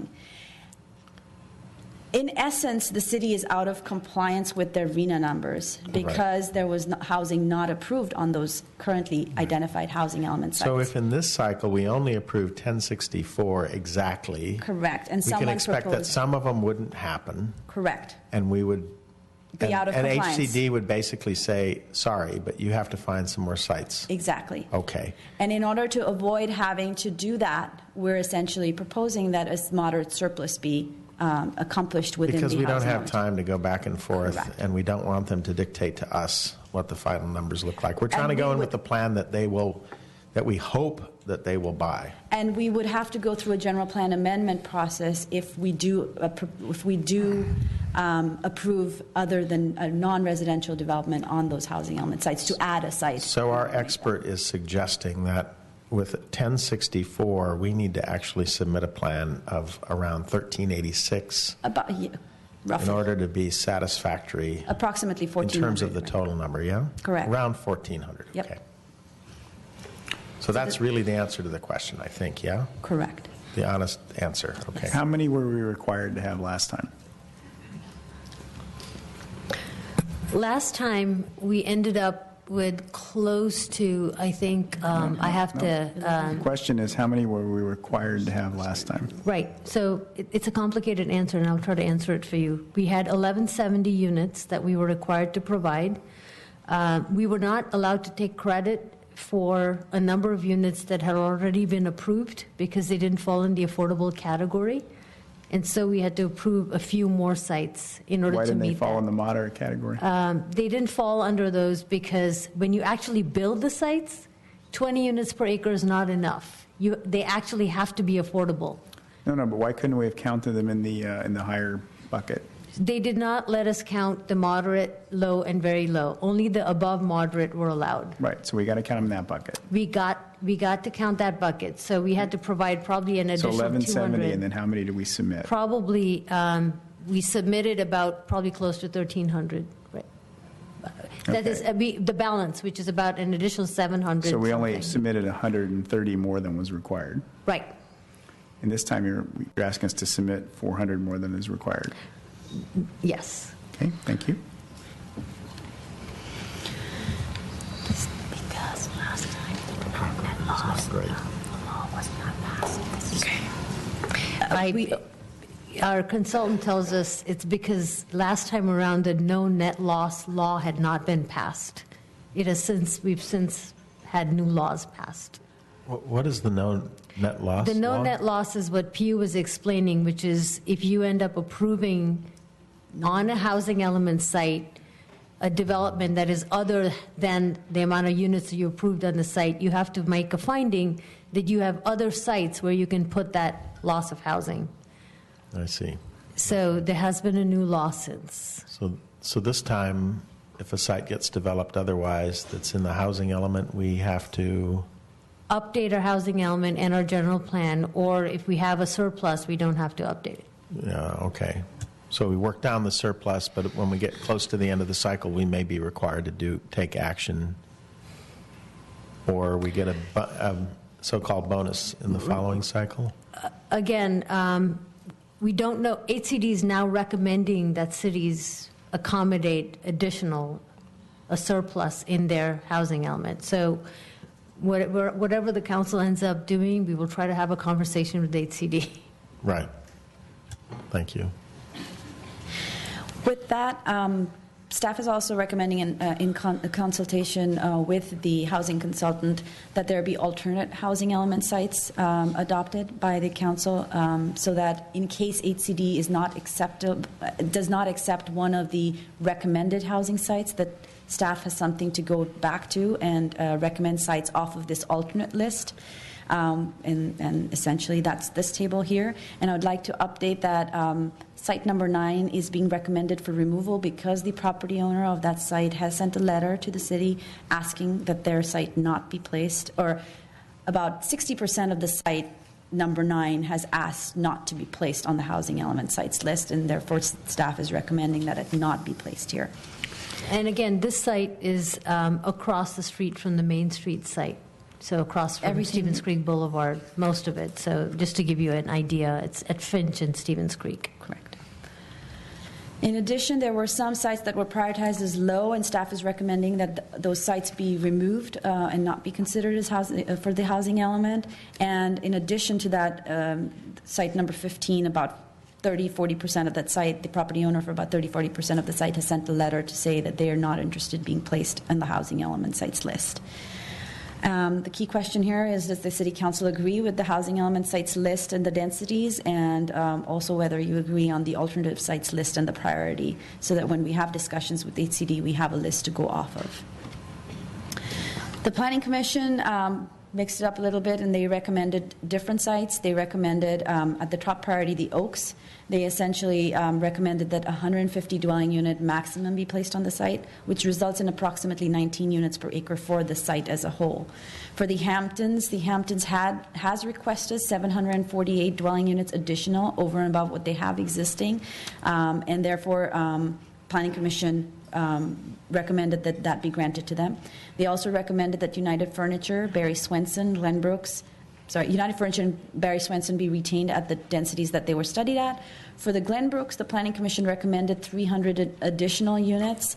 However, in talking to the environmental consultant, it appears that we can only allocate approximately 228 units to Glenbrooks. That would be the maximum that could be allocated to the Glenbrooks. And they also added the Summer Winds and Granite Rock and the Jack in the Box site, which is just they moved it up from an alternate site into the recommended sites list at 25 dwelling units per acre. But they also did recommend for the Glenbrooks and the Summer Wind site an increase of building heights from 30 to 45 feet to accommodate that development, for a total of about 1,408 units on their recommended list. For alternate sites, the Planning Commission recommended the Villages be retained, which is a current housing element site at the current allocation that they have, which is about 62 dwelling units. Marina Plaza at 35 dwelling units per acre to add 204 dwelling units, and the Carlberg site, which is an office building site located off of Valley Green, next to the Villages, at 25 dwelling units per acre. This is also a current existing housing element site, for a total of 435 dwelling units on their alternate list. In addition, there were other amendments made to the general plan, basically updating the residential density from gross acres to calculating it on the acreage of the lot. Zoning map was updated to reflect the changes in the general plan conformance, and I think RT has something to say. I just wanted to update that first thing. In the past, residential density has been calculated on the gross, which includes a portion of the street.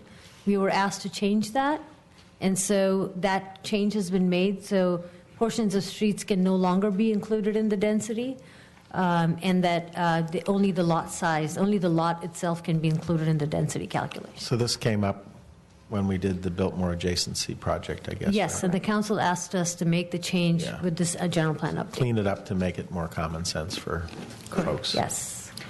In addition, the municipal code has been updated. It's been reorganized to read better. There have been amendments made to reflect the changes required per the housing element and state law, essentially, and then minor cleanup items. And the heart of the city's specific plan has been updated for the land use and the zoning map that is in the specific plan, and to address housing element and general plan conformance with regard to the changes in which the residential density is calculated for mixed-use developments, and changes to the building plane line in the South Valco area along Stevens Creek Boulevard.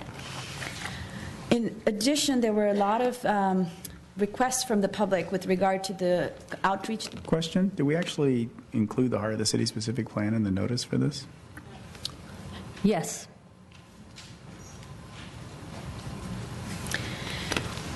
There were several requests from the public about the kind of outreach that was done for the schools. We just wanted to respond to that. There were 4 meetings with school district officials. In addition, the school district's demographer and projections analyst was used to prepare the school impact report for the EIR.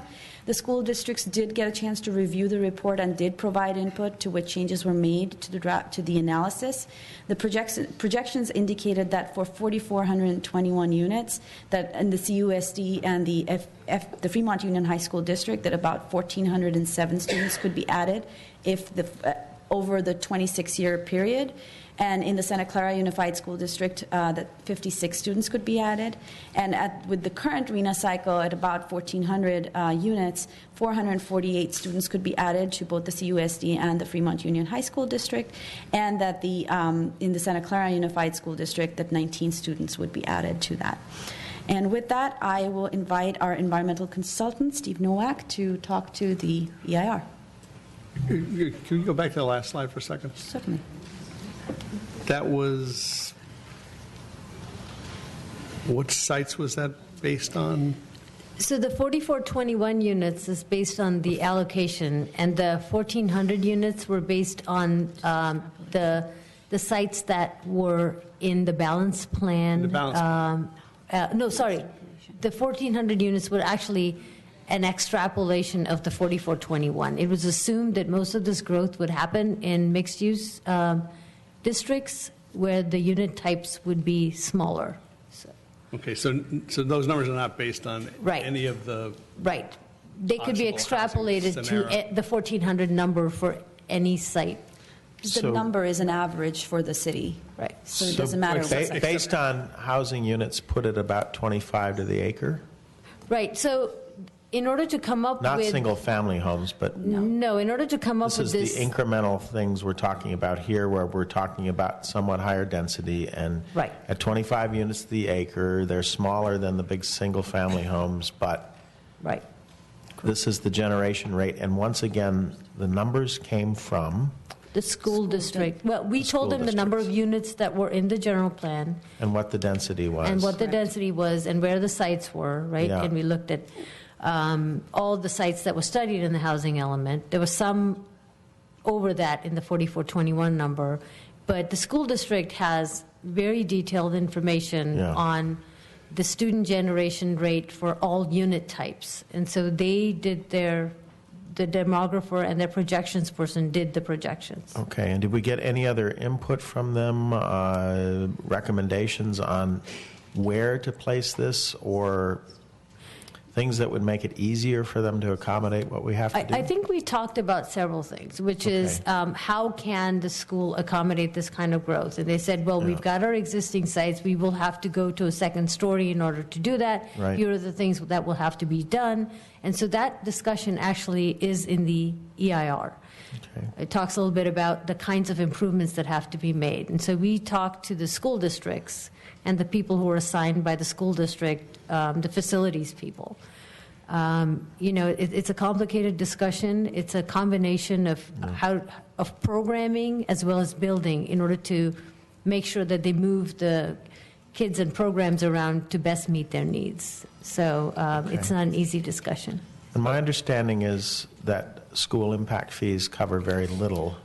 The Well- state mandated fees that we can charge on development are mandated by the state and cover very little of the school's either capital or ongoing operating costs. Is that Well, correct? it depends. In the case of basic aid, sometimes it works out better because they get it based on the property tax, and they get property tax whether it's office, commercial, retail, right? And so if you have more of other uses in a city and fewer, residential uses, they get a portion of the property tax for everything. So it all depends on the mix of development. Yeah. In the case of Fremont Union, it's a basic aid district. In the case of the school district, the Cupertino Union School District, it's a question of the student generation rates. And it's a function... Basically, they're at the floor for the state, and they get so much per student. So 10 more students means they get 10 more times whatever that floor is. Operationally, and then they charge an impact fee, and then state law does not allow a city to deny housing developments based on school impacts if they pay an impact fee. So there's a lot of things, and so we've tried to meet the housing element in the way that we best could by putting them where they would create the least amount of student generation. Okay. But we also have the ability, if we say heights are, I don't know, maximum height for construction is 45 feet, we can also talk about a community development program. Community benefit program? Community benefit program, which requires a development agreement, and then we could do all kinds of things with the cash money in that we lieu might fee. collect. Yes. And then I guess it would depend on the school districts about how they could use that cash. Yes. Okay. So, Thank you. So this table doesn't, it doesn't hang, it only hangs together in an aggregate. It only hangs together in an aggregate. Because if you, for example, the Planning Commission's recommendation had over half of their units, or roughly over half of their units in a site that's Santa Clara School District. Right. So the mix here that you show here is if you completely academic. So if you went with the maximum that Question goes mark. to the Santa Clara Unified School District, there would be 56 students that would be generated for Santa Clara. If you did what? If you use the maximum that would be allocated to the particular site that is outside of the CUSD or the Fremont Union High School District, the maximum generation would be 56 students. I thought this was a how? balance plan. Not No, the 4421 is the maximum that was Forget studied. the 4421. No, so but the Of the 50 1,400, yeah. Right. Yeah, exactly. so 1,400 is a total right. that the Planning Commission recommended.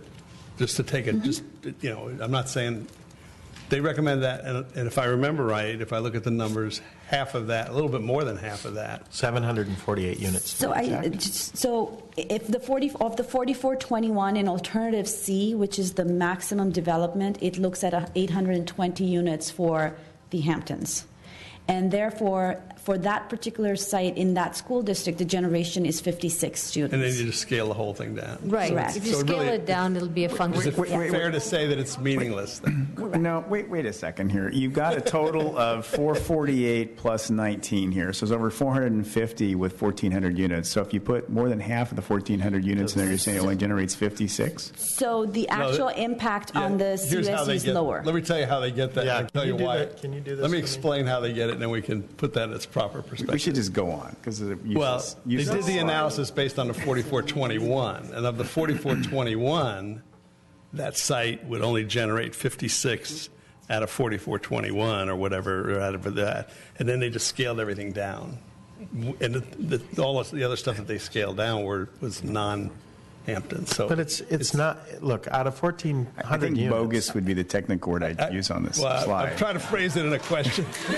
Can you please hold your applause? I really need you to hold your applause, please. I'm just really Please. trying to, I'm really trying to understand the answer to the question. What do we expect the generation rate to be if at the Hamptons we did what the Planning Commission recommended? Or if you can't answer that question, studied at alternative C for the Hamptons was 820 units? Right. So we What can. was the generation rate to Right. Santa Clara We can Unified? get that number for you. All we can say is there was only one site that was studied in alternative C in Santa Clara School District at 820 units, and the maximum impact was 56 students with So 820 units. At 748, it would be about 52 students. Cool. So I just want to ask a generic question. Can you explain to the public on the relation between the city and the school district? How does that work? Right. We get some numbers, and then what's the relation work? So we've Is it done. the school responsibility to provide the students, or is it the city's responsibility to provide the schools? Well, let me explain a little bit about how student generation works, right? We have, over the last 10 years, we have collaborated with the school districts, demographer, and their projections analyst in order to come up with student generation rates. The school district hires a demographer and a projections analyst who looks at different units and does an actual count of the number of students that are generated from each of the projects. I understood. Let me get more specific. Right. So the responsibility of the schools is the city or the school district?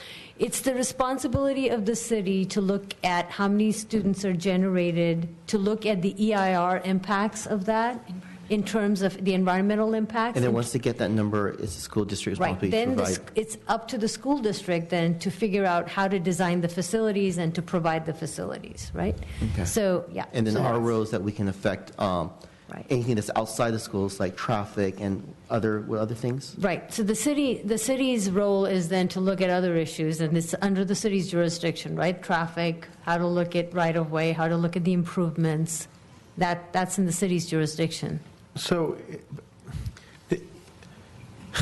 for Cupertino Unified School District and for the Fremont Union High School District, these numbers came from these school districts. How about for the Santa Clara Unified? Did they come from They the school conferred with the Santa Clara School District, the same demographers, conferred with the Santa Clara School Districts and asked them, what should the student generation rates be based on this unit type? So they go back and forth talking to the school districts to get that number. Is it that the proposed site... There's only one site in There's Santa only one Clara. site, the Hamptons, right? Right. Is it that it would be built so densely that the expectation is it generates so little because it's sitting right next to Apple Campus 2? It's the density. And again, it's the school density. district that So tells it's like us. smaller units, not so suitable for families, et cetera, et cetera. Right. And just and the public is clear, who is benefiting from Apple Campus 2? Which school district in terms of both school impact fees and substantial higher valuation of the property once the project's completed? In other words, property tax. It's mostly on the north side of what is now Prune Ridge. Yes. That is in the Santa Clara School That's District. Santa Clara School District, as is the Hamptons project, Right. which is that housing development, which is currently apartments between Between Apple the Campus freeway and 2, the Apple campus, right. 280 and Wolf Road. Right. Right? Right. Okay. So There's one, okay, wait, there's one more question on this. One more follow-up with yours. The Hampton project is, the property tax doesn't go to Cupertino School District because it's go to the Santa Clara Unified School District. So public has to understand, even though the student is not coming to the CUSD, but the CUSD doesn't get the property tax for those units. Okay. Yeah, that development plus the main Apple Campus 2 building, the circular Right. building, Right. it's all in Santa Clara Unified. Right. And they're the beneficiary of the property taxes, school impact fees, et cetera. Right. So Okay. that was the decision made by the CUSD and the Santa Clara Unified School District years ago. Okay. My question So is... I just want to hold on there. To clarification, I think there was a very tiny portion that did go to COC, Fremont High School District, but it's not 100%. I think it was like a 90-10 split, correct? It's our understanding, after having talked to the school districts, that everybody in the Hamptons goes to the Santa Clara. No, for the Apple Campus too. Oh, for the yes, there's a portion that is within the probably the phase 2 along Tantau. Some of those, there will be impact fees from that will go towards the CUSD. Yes. So one last question on the 4421, is that the alternative C number? That is the alternative C number and the Sustainable Community Strategies projection for Cupertino. Right. Yes. Okay, so just like 4421, of the 4421, 800 was on the Hampton site. CUSD. 820. I'm sorry, Santa Clara. Hamptons, yeah. On the Hampton, let's just call it the Hampton Yeah. site. That means you take the 800 out and you got 3621. Right. So 4 times 8 is 36. So a quarter of it, I mean, at a high level thing, a quarter of it is not in the school district. Even on that number, forget about what happens when you go down to 1,400. And yet the number here is, 5% or something. 50. Yeah, it's just, so, okay, thank you. Santa Clara has different student generation rates than Cupertino. Clearly. Yes. Thank you. And the density proposed at the Hamptons is way beyond anything else. In Right. this It's a plan. combination of the student generation rate as well as the type, unit type. Yeah, okay. So that really helps because it's like you couldn't make. Right. the And, numbers and work again, to otherwise. explain, we tried to put housing, Yeah. trying to reduce the impacts Yeah. of students on the school district. So, Okay. right. Yeah, okay. That all helps a lot. Thank you much. Mayor, can I ask one more question? Yes, you may.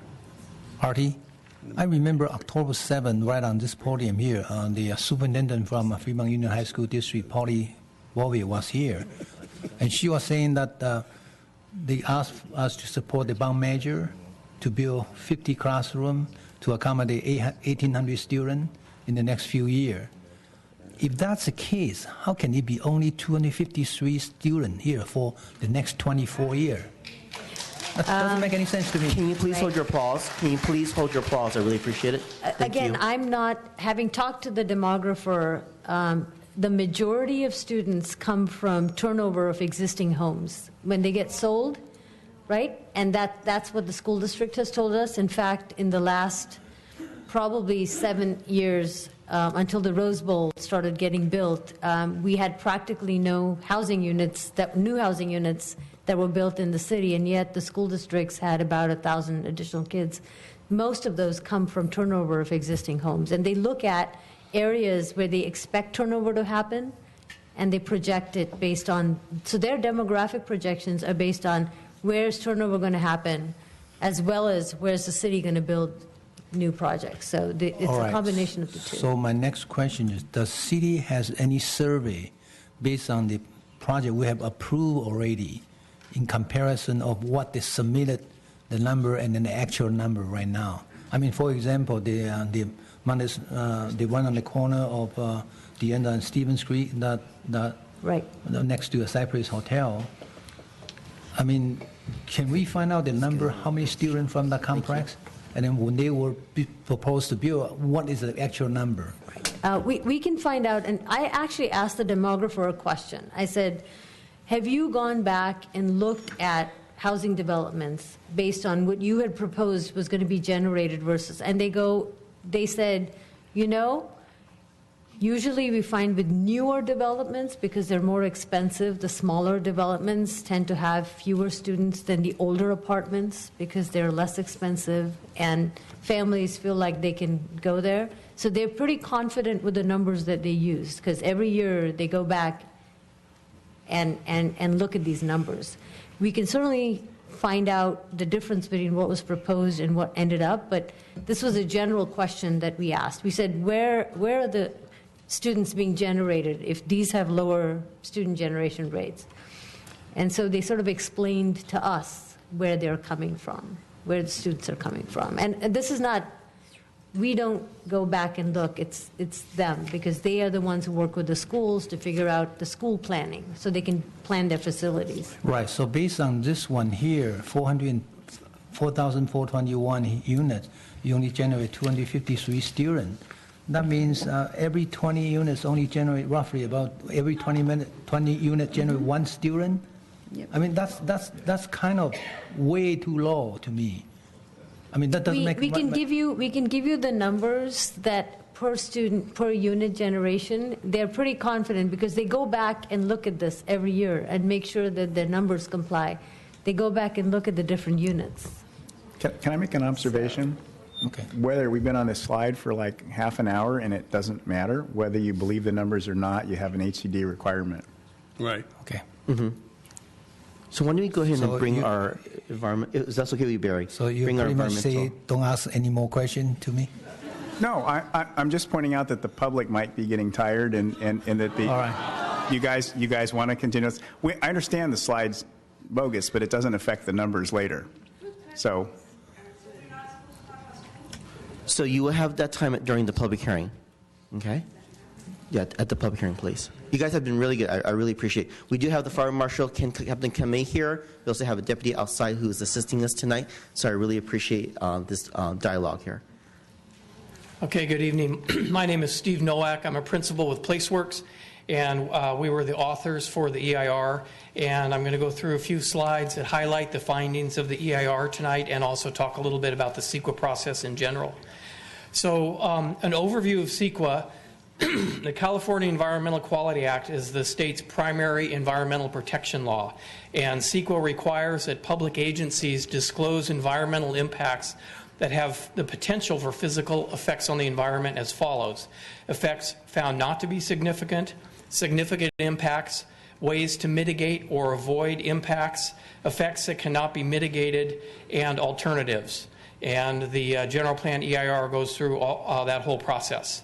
CEQA does not dictate project approval or denial, and just the EIR, the draft EIR, and the final EIR for this project are available on the city's general plan website, just as a point of information. The EIR looked at the 2040 build-out horizon, and in terms of a general plan, it's a large-scale, long-range planning document, and the EIR evaluates the impacts based on the horizon year of 2040. It analyzes growth that occurs between 2014 and 2040, or a 26-year build-out horizon. And 2040 is consistent with the Plan Bay Area and the Regional Transportation Plan's Sustainable Community Strategy. So this EIR is a program EIR. It's a little bit different than a project-level EIR, which have been before you many times. A program EIR addresses large-scale, long-term projects encompassing a broad scope of physical development issues, such as general plans, specific or master plans, and zoning ordinances. This EIR does not look at any specific project. This looks at the build-out impacts of adoption of this general plan. So Steve, what you're saying is if each project come up later on, if they decide to build, then they have to do a specific project EIR. Projects will need to go through CEQA review independently. That's correct. Okay, thank you. So it analyzes the full build-out scenario for this 27-year horizon, and it allows project-level environmental review for future development. Some EIRs can tier off some of the information in this general plan if the project is consistent and the information is accurate. But each project will need to go through its own individual CEQA review. It's also really important to note here that in looking at the build-out horizon of this general plan, we're really looking at cumulative development within the city and also regional development as it affects the city. So in some areas, that's a pretty big number, and we've looked at that in close detail in the EIR. We've looked at environmental impacts to the extent feasible where environmental impacts are identified. CEQA requires that they be avoided, minimized, rectified, reduced or eliminated, or compensated. And CEQA permits incorporation of mitigation measures designed to protect, preserve, and enhance environmental resources, including goals, policies, and strategies.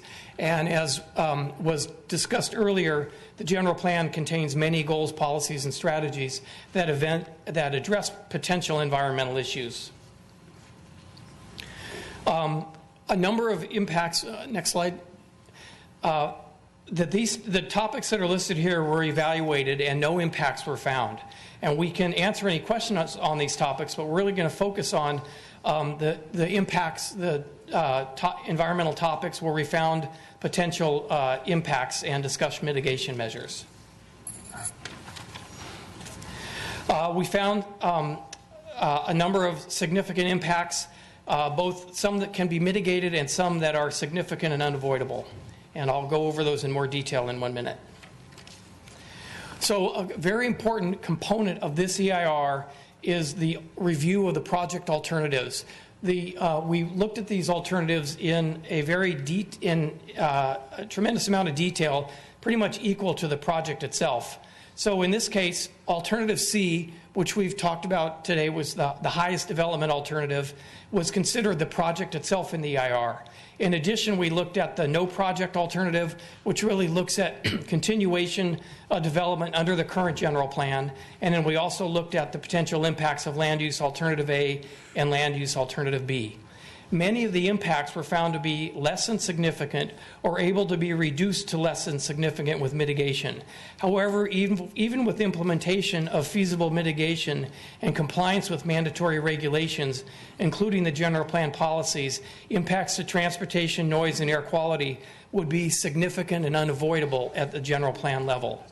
The no project alternative would ultimately be the environmentally superior alternative, which is a requirement of CEQA, because it would not allow for new development to occur beyond what is currently planned for the 2020 general plan. And that would obviously result in the least amount of development in the city and thereby reduce the consumption of renewable resources. It would also place fewer demands on the service providers, would require fewer road, sewer, water, and energy and infrastructure improvements, and generate less waste. In accordance with CEQA, though, if the environmentally superior alternative is the no project, the EIR shall also identify an environmentally superior alternative among the other alternatives. Accordingly, in this case, the next environmentally superior alternative would be land use alternative A, because less development would occur compared to both the proposed project and land use alternative B. So now I'm going to briefly go over the findings of the EIR where we found potentially significant impacts. First one is biological resources. And the EIR found that development and land use activities as a result of implementation of the project would occur in urbanized areas where special status species are generally not expected to occur. The potential for occurrence of these species in developed areas is generally very remote and in comparison to undeveloped lands with natural habitat that contain habitat characteristics for the range of species known from in the West Cupertino vicinity. The mitigation measures really focus on ways to minimize the possible loss or abandonment of nests of birds protected under the Federal Migratory Bird Treaty Act and the California Department of Fish and Game Code, including natural resources, effects on birds and other protected animals. Nests of raptors and other birds shall be protected when active use, as required by the Federal Migratory Bird Treaty Act and the California Department of Fish and Game Code. So this was found to be less than significant with mitigation. In terms of hazards and hazardous materials, there are known hazards and hazardous materials within the city, and there are issues associated with ground disturbance and building demolition. So implementation of a mitigation measure, which is outlined in the hazards chapter, would ensure that sites with known hazardous materials have been cleaned up or contaminated before new development can occur. The conclusion, again, is less than significant with mitigation. In terms of utilities, impacts related to utility service providers to the residents, visitors, and employees of Cupertino are related to the available capacity of the service provider and the need to construct new or physically altered facilities in order to accommodate future development. Impacts are found to be less than significant with the exception of sewer treatment capacity and solid waste disposal capacity, both which require mitigation to ensure that service providers have adequate capacity for future development in the city through 2040. Under sewer treatment, the city will work with the sanitary district to increase the citywide treatment and transmission capacity and establish a tracking system as well as demand rates that accurately reflect the types of buildings that is permitted in Cupertino. And this really has to do with the transmission capabilities, not with the actual ability of the sewage treatment facility in San Jose to treat future wastewater. So with this mitigation measure, impacts would be less than significant. In terms of solid waste, the impacts related to utility service providers are related to the available capacity of the service provider and the need to construct newer physically altered facilities.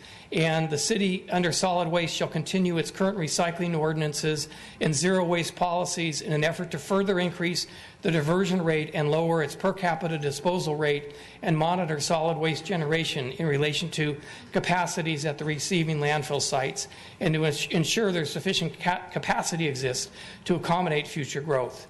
And with this mitigation measure in place, the impact was found to be less than significant. Can I ask a question? Yes. So just out of curiosity, we're required to do this EIR. That's correct. And we're required to have a certain number of housing elements to get approved.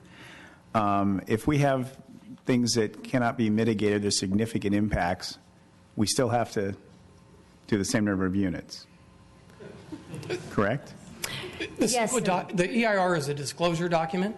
It's not, there's nothing that requires any correlation with housing element or the general plan itself. So, it's really so we have to do it, but even if there are significant impacts that we can't mitigate, we have to then ignore them and do the housing units anyway. Am I Well, correct? actually, there's a nuance that maybe one of our attorneys can tell us. We have to identify mitigation measures, every feasible mitigation measure that can go as far as it can go before we can do a statement of overriding consideration. So you cannot say, you know what, we're not going to make any, we're not going to have any mitigation. So we have to keep identifying. We have to do it. We Right. have to mitigate. When we can't mitigate, we Right. have to say we can't mitigate, but we're doing it anyway, and we have to add the housing units. Right. Okay? Well, put more exactly, we have to take it into consideration. We have to mitigate as far as we can. Right. And then in if some- there's effects that we can't mitigate, then we have to find overriding consideration. Right, and we can walk you through some of those, because in some cases, we are It's not a identifying. black and white thing in No, many because we cases. are identifying mitigations, but if they're not in the city's jurisdiction, for example, if it needs Caltrans or the county roads to approve them, then the city can't say that it's within our jurisdiction. So we still have to say it's significant, unavoidable, even though they will be mitigated. So there are some technical, I would say, text in the document that maybe we can explain better. Okay. So the next one would be noise, and the EIR found that under the long-term conditions, Excuse roadway me, I noise think, levels. Sir, I think Yes. you skipped the last slide, talking to the last slide. Did I miss one? The solid waste stuff? Yeah, I just touched on that. Okay, all right. Fair enough. Okay. So in terms of noise, the EIR found that roadway noise level would increase as a result of the project to significant and unavoidable impacts to ambient noise levels. This is exterior noise, certainly with building design characteristics and mandatory noise standards. Interior noise levels are reduced to less than significant levels. And again, this has to do with a number of factors, including regional traffic that travels through the community as well. So it's not all ascribed to future growth directly from this development. Similar to air quality, noise mitigation measures by individual projects may be able to reduce this overall impact to a less than significant level. In terms of air quality, the project is consistent with the primary goals of the Planned Bay Area, and future development would be infill, which is more energy efficient and incorporates sustainable building requirements. Air quality impacts would be significant and unavoidable at the general plan level, but again, may be mitigated to less than significant on a project-by-project basis. And I think it's important to note that greenhouse gas emissions, both short-term and long-term, are found to be consistent with the statewide greenhouse gas reduction goals. In terms of traffic and transportation, the EIR did find impacts that are significant and unavoidable, and these are for a number of reasons. RT mentioned some of the impacts are outside of the city's jurisdiction.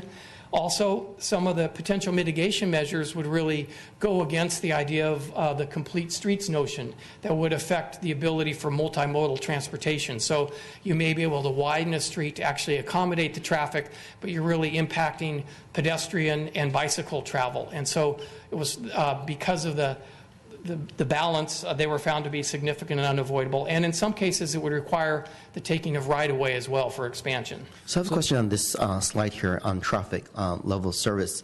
So even though some of it is our neighboring cities, even if we were to do nothing today, and with all the new development that we have approved, all the retenanting of restaurants, stores, et cetera, along our major thoroughfares, I have noticed, already an increase of traffic. I think a lot of people in this room. So there's going to be overriding concerns on that. But other than building, double-deck highways or double-deck roads on our major thoroughfares, how could we bring in more public transportation? How can we make sure that our pedestrians, our cyclists are safe? I just can't see how we can have the growth and also provide a level surface of traffic that's adequate for our community. And those are very important considerations. Looking at ways to get people out of their cars, using public transportation, using other forms of transportation. Understood, but VTA is not really cooperating with us. We're trying to work with our school district to get more buses, and it is very, very expensive to do that. Mm-hmm. So how can we make it happen with very little funding and very little cooperation with our regional agencies? Well, I think that as the city continues to grow and as the region continues to grow, it's just a matter of working with VTA and as much as you can to, facilitate that type of better service. It has to do with ridership. And so bringing in higher densities near workplaces, encouraging shorter commutes, and providing the incentive for VTA to provide better service to facilitate that. It is kind of a circle. But we're going through a brick wall. I mean, we're asking for, buses going down north and south on Highway 85. We're asking for light rail, and we're competing with a big 800-pound gorilla called San Jose, and we're just very frustrated. So I don't see, what you're saying is correct, but we're not getting the help that we need. So, is there something that we can say to the state, to HCD, and say that we're not getting assistance, and until we get that assistance, we can't move forward? I am not a housing expert. I'm a CEQA guy, so I really can't answer that. Just from my experience dealing with HCD, they don't care about traffic. Okay. Nor do they care about schools really either. Okay. Now, who do they work for again? The governor. Uh-huh. But who the governor working for? Yeah. For the people, right? He was just reelected by a lot of the people. All right. So another question, you've come up before us before, and there's a lot of noise and pollution things that you say inside of a building. They can do things in a building to make that less noisy and safe. But part of this whole plan is to encourage people to walk around the city and bicycle and things. How's that addressing the needs of the person on the bike? Well, it means that there will be a noisier environment. As in any city, you do have heavy ambient noise on roadways due to traffic and other factors. And this is disclosing that will occur over time as development increases. So in conclusion, I think it's really important to note that we did look at all of the alternatives at the same level of detail independent of the proposed project. And CEQA requires that a lead agency identify mitigation measures and alternatives in order to avoid or lessen impacts. They don't always lessen impacts enough to bring them below the significance thresholds, which are outlined in the CEQA guidelines. The recommended mitigation measures in the EIR would apply to all the alternatives, and even with compliance with federal, state, and local regulations, including both existing and proposed general plan policies, designated to reduce environmental impacts, they would also apply to all the future development. What's really important here is to note that the significant and unavoidable impacts really were found to apply for all of the alternatives, so including the no project, including existing growth under the existing general plan. And this has, again, a lot to do with cumulative development, which is factored in as required by CEQA. Happy to answer any other questions. So just to be clear, they're found to be in all cases, even if we do nothing, but if we do more, in all three cases, they're worse. They are worse, but still, under the no project alternative, you still are looking at significant unavoidable impacts.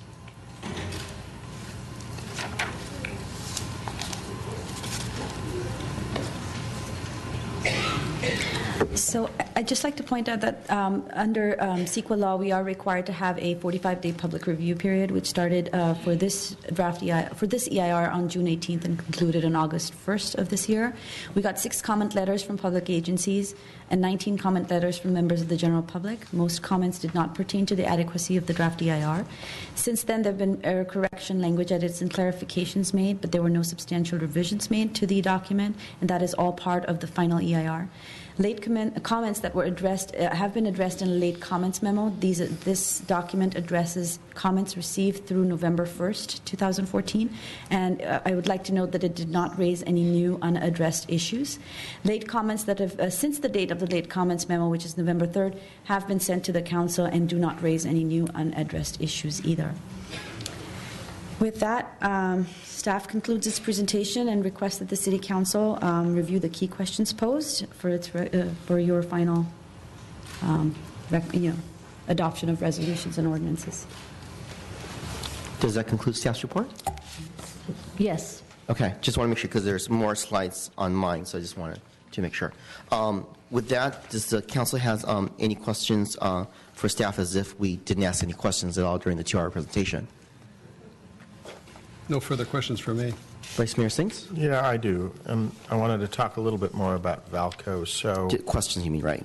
Yeah, these are questions. So, can you tell us again what the retail consultant the city hired told us about the feasibility of retail at Valco? He is available for questions, but we can summarize it by saying that what the retail consultant said is... Well, can we have him come right, up if right. he's here? He can, why not? Hear from the expert. He's going to make his way to the podium. Great. Thank you very much. And if you can state your name, of course, I know who you are, the public and TV land. Just for the record, so we have about 200 people in this room, and I want to say thank you for your cooperation. And we also have another 100 people at the City Hall annex as well, too. So I have not forget about the folks who are in the secondary building as well, too. But thank you for your patience, everyone. So I'm David Greensfelder. I'm the retail consultant, and I was watching over in the lobby. So could you repeat the question, please? I heard my name and took off. Yeah, no worries. I appreciate it. I mean, you've testified to the City Council before and prepared a report. Can you summarize that report for the benefit of everybody here? With regard to Valco. With regard to Valco, sorry. Yes. Well, what is our hope for keeping Valco as a complete as a retail center, a thriving retail center, the mall we had 30 years ago, or some facsimile thereof, retail, all retail? Well, I think there are a number of questions there. Okay. Could we have Valco remain as a thriving retail center that we had 30 years ago? Could it be some facsimile thereof? Should it be something else? The conclusion that we came to in the retail report was that the Valco that we had 30 years ago is really not practical. The retail landscape here in this area has changed. That Valley Fair, because of its location, and also because of the anchors and the ownership, is going to make it very difficult for Valco to become a thriving regional mall in the traditional sense, and that it probably needs to be reinvented with less retail. And the question that we really posed in the report was, is it possible to assemble all of the various ownerships? Every one of those ownerships under the CC&Rs for the project has a veto right, effectively. Any of them can say, no, you can't change the common areas, you can't change certain things. AMC, which has a leasehold interest, has essentially the same veto right. And the question is, can one entity actually gain control of all of those? If one entity could, then they'd unanimously be able to amend or dispose of the CC&Rs and change the project. Certainly, there ought to be a substantial retail presence there, but whether it should be a traditional retail center, I think the answer for practical purposes probably is no. Probably? Can you say more about that? The probably has to do with, or had to do with, because as everybody I'm sure is aware, there's some very recent developments with Sandhill Property Company reportedly gaining control of all of the anchors, except for AMC, I believe. So the probably is, do those retail anchors stay because they effectively have no incentive not to? They're not having an incentive to change has to do with the fact that it's very inexpensive for them to stay there. And even if they're not doing particularly robust sales, they still could be operating profitably. And a lot of that has to do with the fact that they're old, their capital expenditures have been written down, they own their property. You know, they're effectively the equivalent of somebody here in this room that has owned their house for 40 years, completely paid off the mortgage, and has a 40-year-old property tax basis. It's pretty cheap to stay in that house. So if somebody like Peter Powell has been able to gain control, then there could be change. If he hasn't been able to gain control, then any one of those tenants really has little incentive to close down an operation that operates profitably until somebody's willing to buy them out for more than the net present value of their cash flows from operations. Are you aware of the Silicon Valley Business Journal article dated October 28th this year, entitled "Developer Buys Anchor Stores at Cupertino's Valco Mall, JCPenney's and Sears to Close"? Where it talks about Sears closing in 2015 sometime, and then JCPenney maybe after March 2016? Yes, I referred to that article a moment ago. So I'm aware that that has happened. Again, and I think the article also... What's liable to happen when Sears closes there? I'm sorry? What happens when Sears closes there? What happens to the rest of the facility? Would somebody else likely move in? Well, I think it's anybody's guess what happens, because it has, it would have to do with who then owns Sears, which is Sandhill Property Company, or at least prospectively Sandhill Property Company. I think that they've bought that property for redevelopment purposes. So would it continue to be retail? It depends on what their plan would show. It certainly is. I mean, the Sears property is probably the best part of that overall land for retail development at the corner of Wolf and Stevens Creek. Because it fronts on Stevens Creek, right? Yeah, and Wolf. I mean, it's essentially the it has the corner, yeah.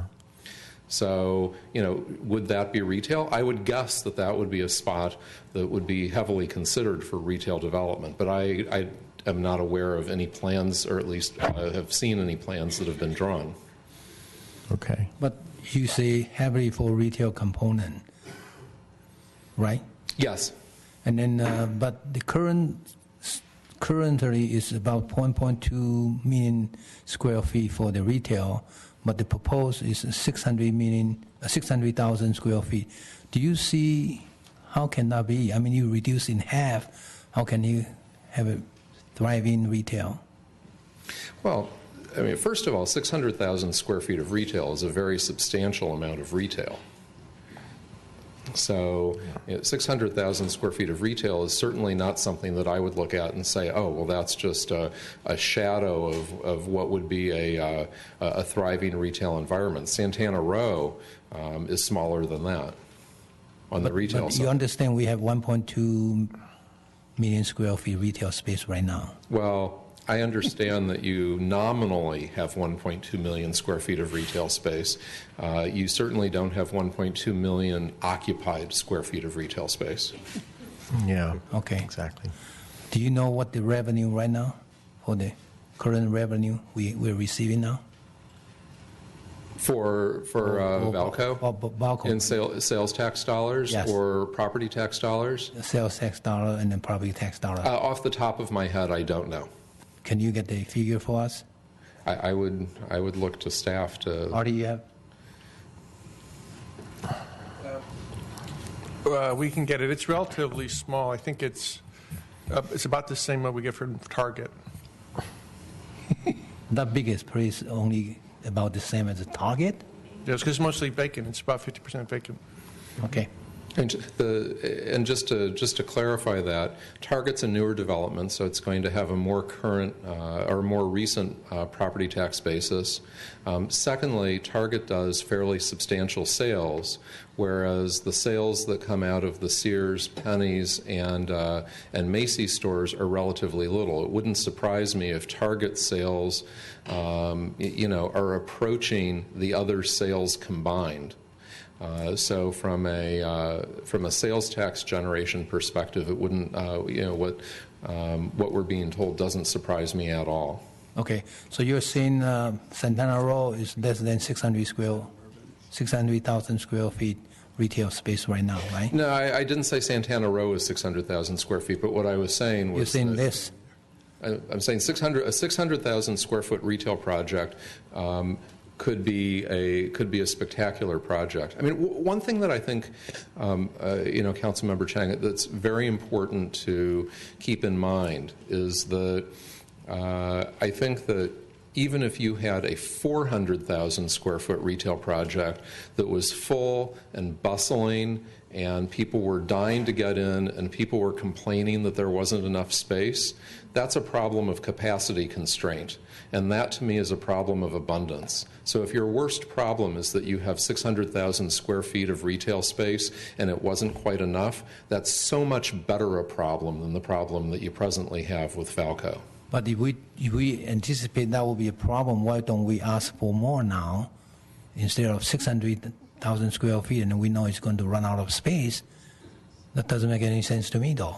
Well, perhaps I misspoke. I mean, I was speaking hypothetically about 600,000 square feet of occupied space. That I was saying if it were full, not that it would be full. I think that a market study needs to be done to determine what sort of demand there is, and that is in part going to depend on the sort of project that would be built. If it were a project that were a lot of, what we commonly call big box stores, so commodity retailers that are selling the Best Buys of the world, Sports Authority or Dick's Sporting Goods, those sorts of stores, you could begin to populate 600,000 square feet fairly quickly because those stores are so large. I mean, a Home Depot would be 110,000 square feet.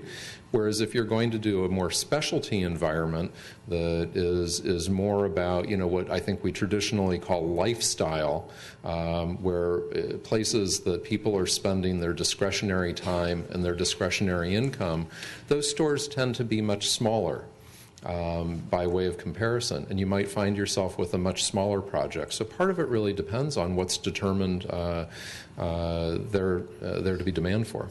Okay, so can I ask you next question? Absolutely. If it's a thriving 600,000 square feet retail space, how much revenue can be generated? Roughly. You don't need to get...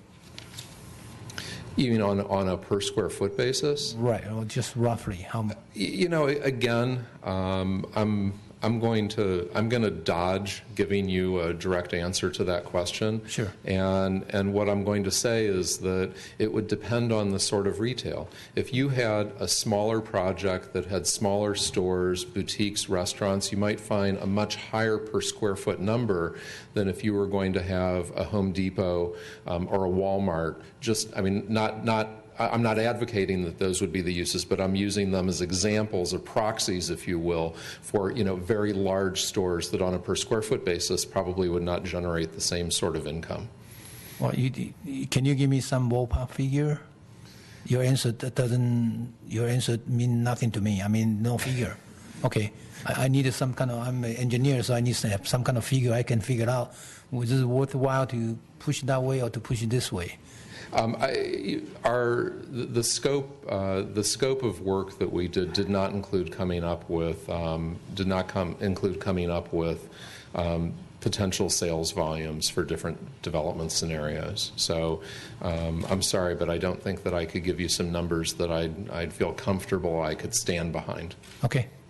So I wanted to go back to the question I asked earlier. If, for whatever reason, the developer decides that Sandhill or whoever buys the property from Sandhill or whatever, whoever is able to aggregate this, if they decide, because of what actions we take, that they're not going to go ahead with a redevelopment, how feasible do you think it would be for, when Sears closes, for another anchor to move in to the place that Sears will leave?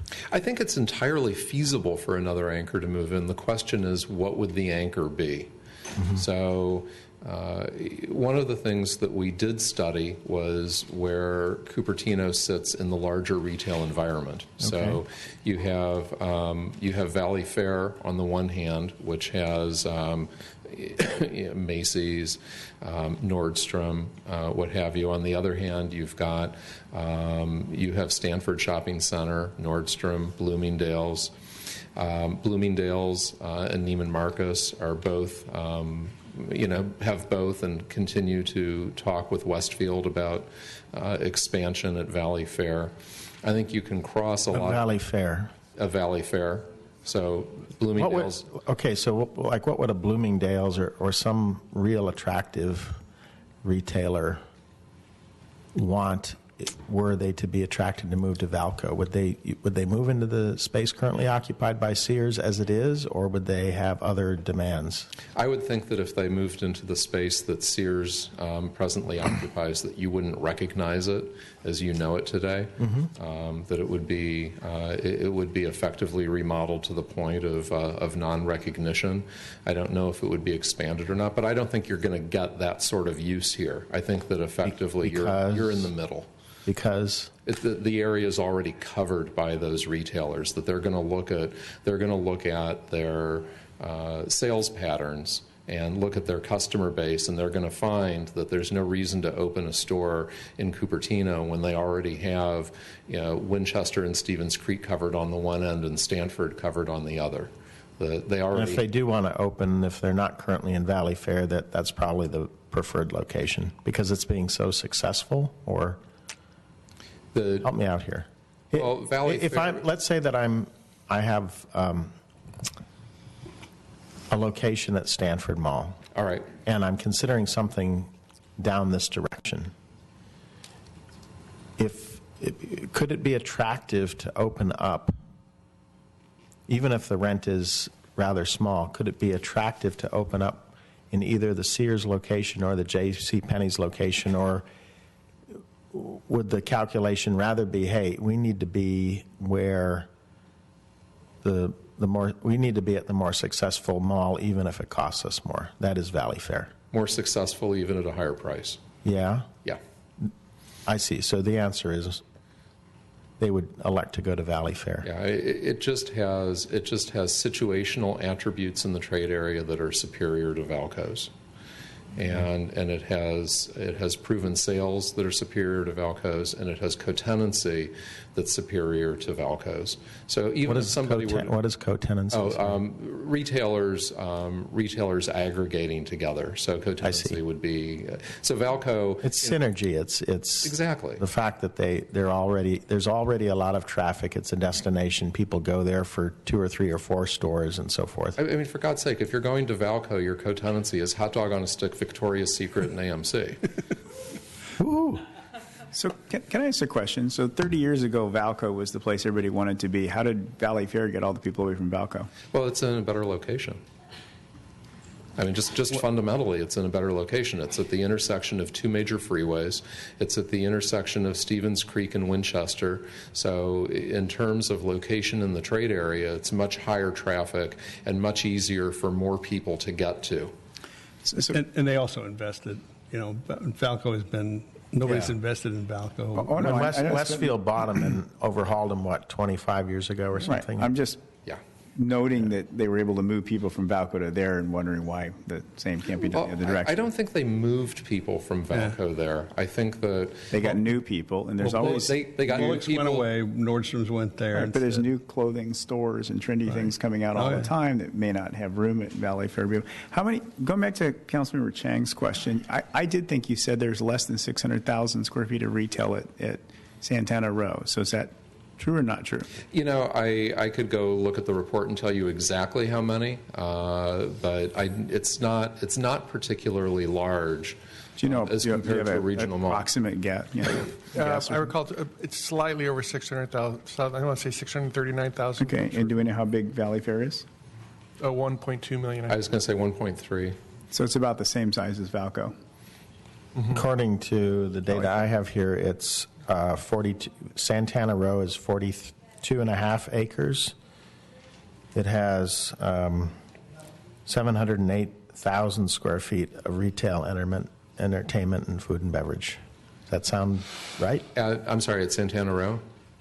Santana Row is 42.5 acres, so it's somewhat smaller than the Valco parcel. It has 708,000 square feet of retail, entertainment, food, and beverage. I think that the 708,000 also includes some non-retail uses.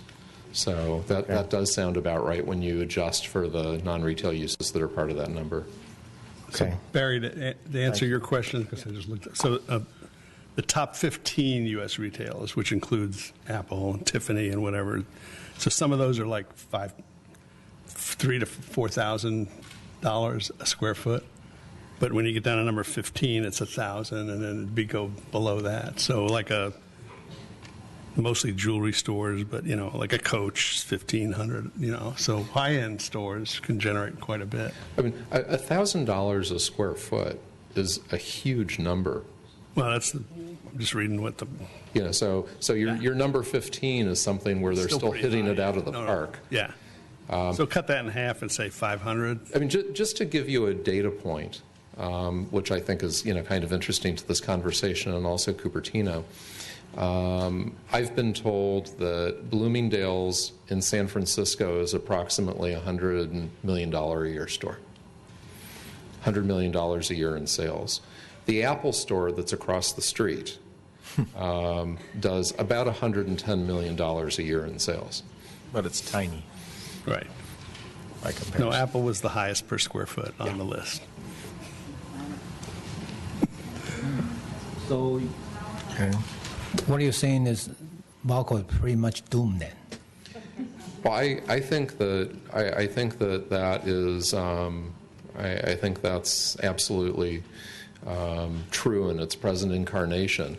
I think that reinvented differently with a different set of tenants and a different configuration as a smaller project, it could be quite successful. Okay. Thank you.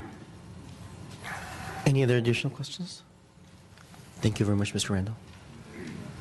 Any other questions for staff? Yes. Councilor Chang? Number one, did we ask school districts to send a representative to this meeting?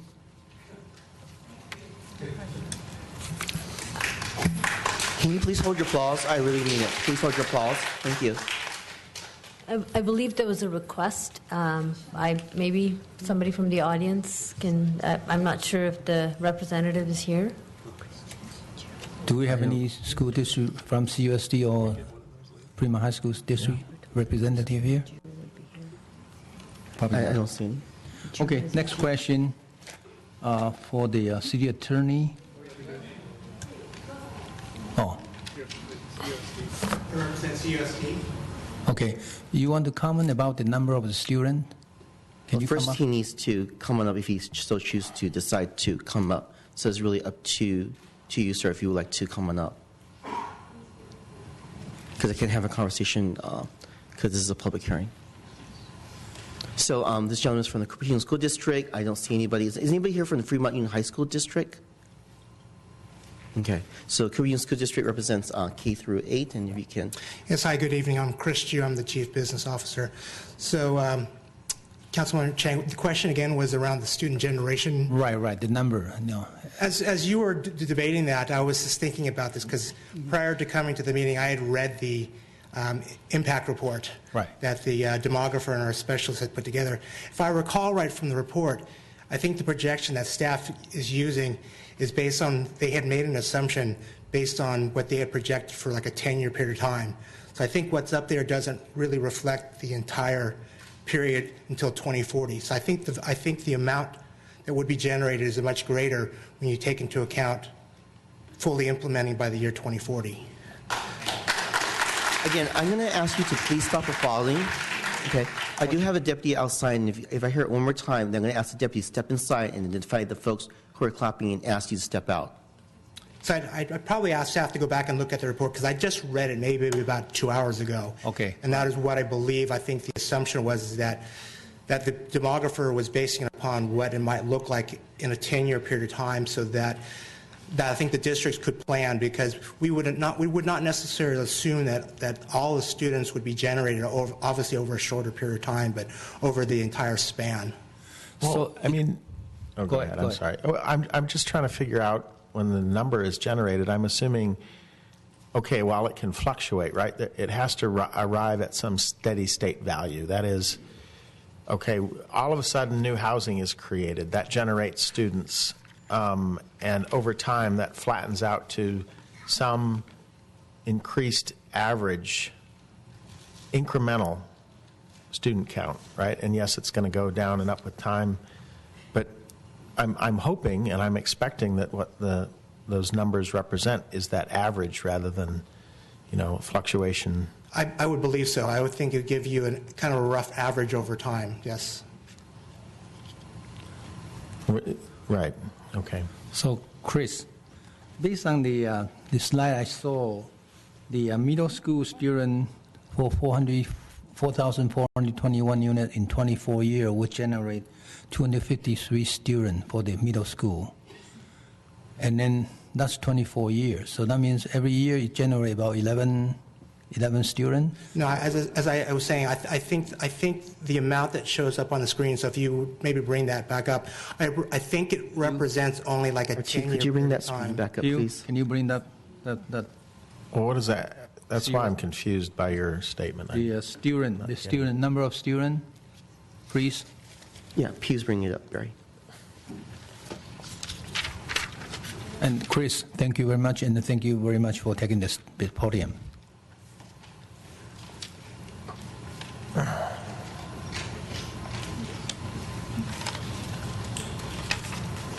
So while they're working on it, can I ask the next question for the city attorney and the city manager? Can we ask for community benefit for no growth project, say alternative aid? Can we ask for the community benefit? For the no project, no alternative? No, it's not part of the no project alternative. It's only part of the project alternatives, one of them. So if we say alternative A, we can ask for the community benefit. For alternative A, right? I believe so. Okay. A and B and C, we can ask for the community benefit. Okay.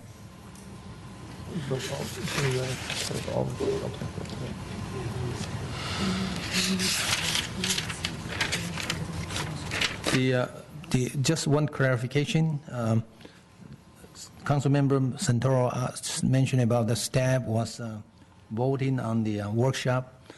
I attend one of the workshops, but my table, me and Pew, we did not vote it. Okay, so I can see the staff did not vote on the workshop table, as far as I can see from my table. So just to let you know.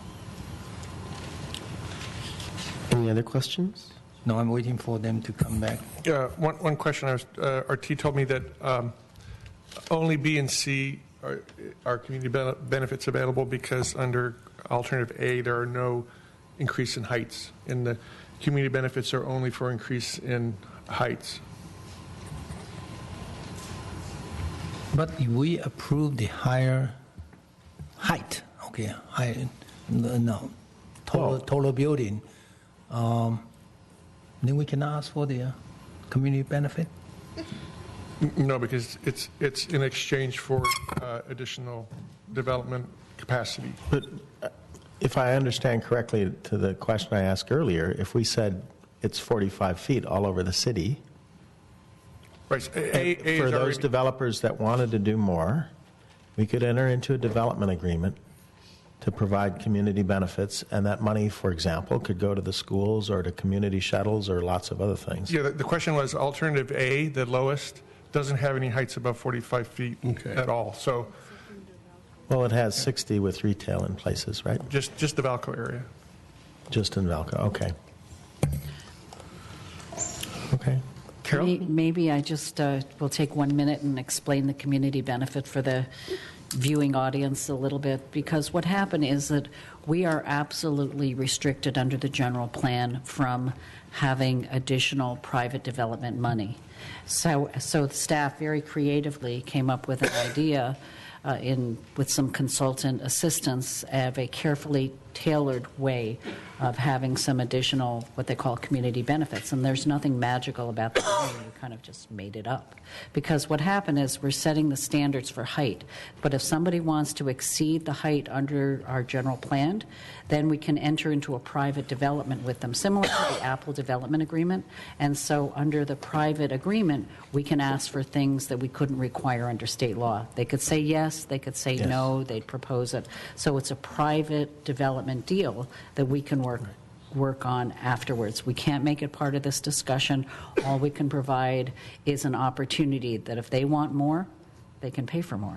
In other words, the details of what would be in that plan aren't appropriate for discussion this evening. Correct. But once we set a height or we set some bounds on things, if subsequently we get proposals in that go above that somehow want to expand the envelope in some way, as long as they don't exceed the EIR, or I guess there could be separate CEQA review required for these projects anyway. We could, but without CEQA review, whatever the upper limit that you adopt in the general plan, which would be bounded by the CEQA review. Right, okay. Right. So we generally do not expect having to do additional CEQA review. We expect it would be a private-to-private extrinsic additional negotiation. So in other words, if a project falls within the CEQA envelope that we've approved as part of this process. The maximum, correct. And if it falls within the envelope, we could do a mitigated negative deck. We don't have to do that. Or not. It depends on the size. We would have to see what the level of review is. It all depends on the project type. So it's hard for us to say whether it's a supplemental to the EIR, can it be a negative deck? It depends on can it be a categorical? whether it completely falls within the envelope of the EIR. Right, and the time frame, because once you get beyond a certain time frame of the EIR, you have to, is stale. Right. Okay. You have to update it. So. Right. Okay, thanks. One more question. The survey showed that the demand for the office space is 3.6 million square feet. Within how long? We looked at through the 2040 period. 2040 period. Right. Does that include in Apple's campus 2.6 million square feet? No, it does not include that. Okay. So after 2.6 million square feet from Apple, we still have a demand of 3.6 million square feet for the office space. Not including what Apple's campus. This is what's in the general plan, right? That's what we're talking about. Yeah. So this general plan and the 3.6, we're not going to mix up with the what we reserve for the large corporation like Apple.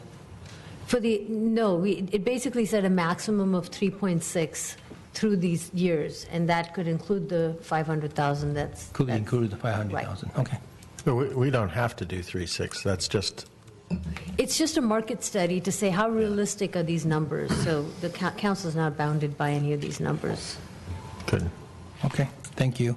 Thank you very much. So let me explain the process of what I'm going to do next for the public hearing. So I have about 200 people here and I have 100 people in City Hall. I'm going to call for a 10-minute break to give an opportunity for the folks in the other room to come here and fill out a blue card. If all the blue cards speak tonight, and I have 50 in my hand right now, and you get 3 minutes each, that will be about 2 hours and 40 minutes. Once I commence the meeting, again, our fire marshal who's back there, Ken Kamei, and our deputy in that corner will make sure that all the room is up to code. And if I call your name, I will wait for you if you are in the other room. So I will keep calling your name until you're not here. So I'm going to take a 10-minute break. That will give folks who are in Cupertino City Hall to come on over to fill a blue card. And then when I commence the meeting, I will not start the meeting until the fire marshal gives me the okay that I can start the meeting, that everything is up to code. So I call for a 10-minute break and ask the folks in the other room to come over and please fill in the blue card. And, thank you.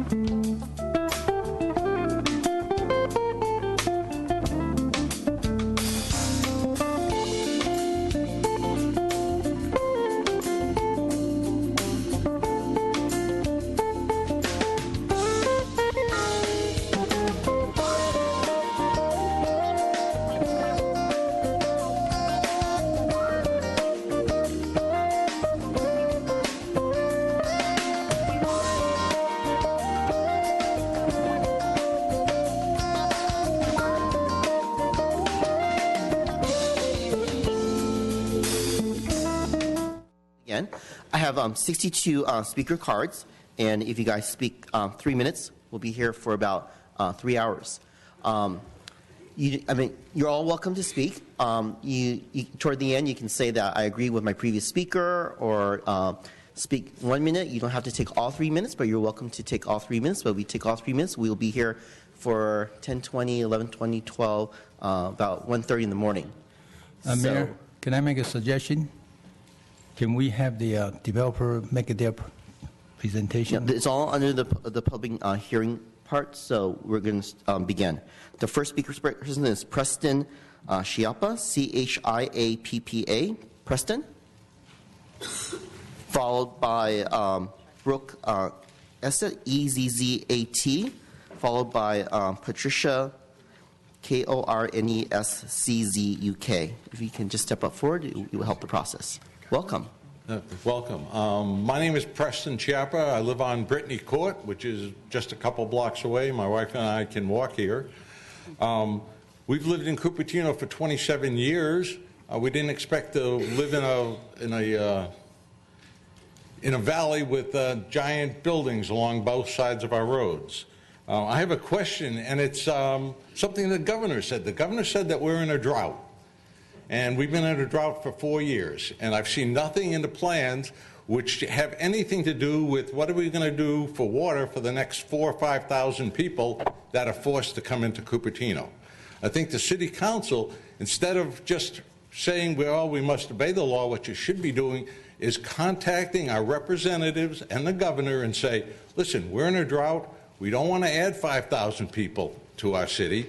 We don't have the water resources for it. So can we do something to modify the law so that we don't have to do this until we can solve our water crisis? And solving water crisis doesn't mean just wait till it rains, but really solve a water crisis before we can bring new people in. Second of all... If you can please hold your applause, I would really appreciate it. Yeah. Second of all, the streets which are being designated for a lot of the new sites, Wolf Avenue is 2 lanes each way, but if you look at the next road over, which is Tantau, which borders on the main street and also Apple, that street is 1 lane each way. So what we're doing is our north-south roads will be totally overloaded.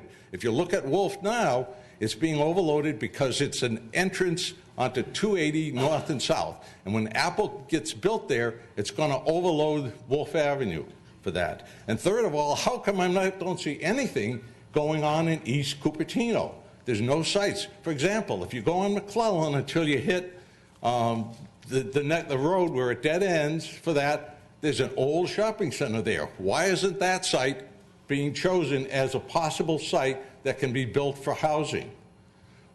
You know, all the sites are being concentrated in the same area. It's going to cause extreme congestion in that area. That's the area where I live in. So I want to know is why the city council has not chosen any other areas, the East Cupertino or the north or south, but trying to concentrate everything into a very small area for that. So that's my questions right now for it. Oh, yes, and two other things. One thing is that I saw nothing in the general plan about new parks, acreage for new parks. The only new park I know that was built recently was Cali Park, which is 1 acre, about 44,000 square feet. We have 52,000 residents, so that's less than 1 square foot per resident for the city of Cupertino. So why isn't there something in the plan that says we need park space for the people? We got 52,000 people. We need more park space for it. Thank you, Mr. President. Your time is up. Regarding all your questions, I wrote them all down, so we will answer them at the end. Thank you. Thank you very much.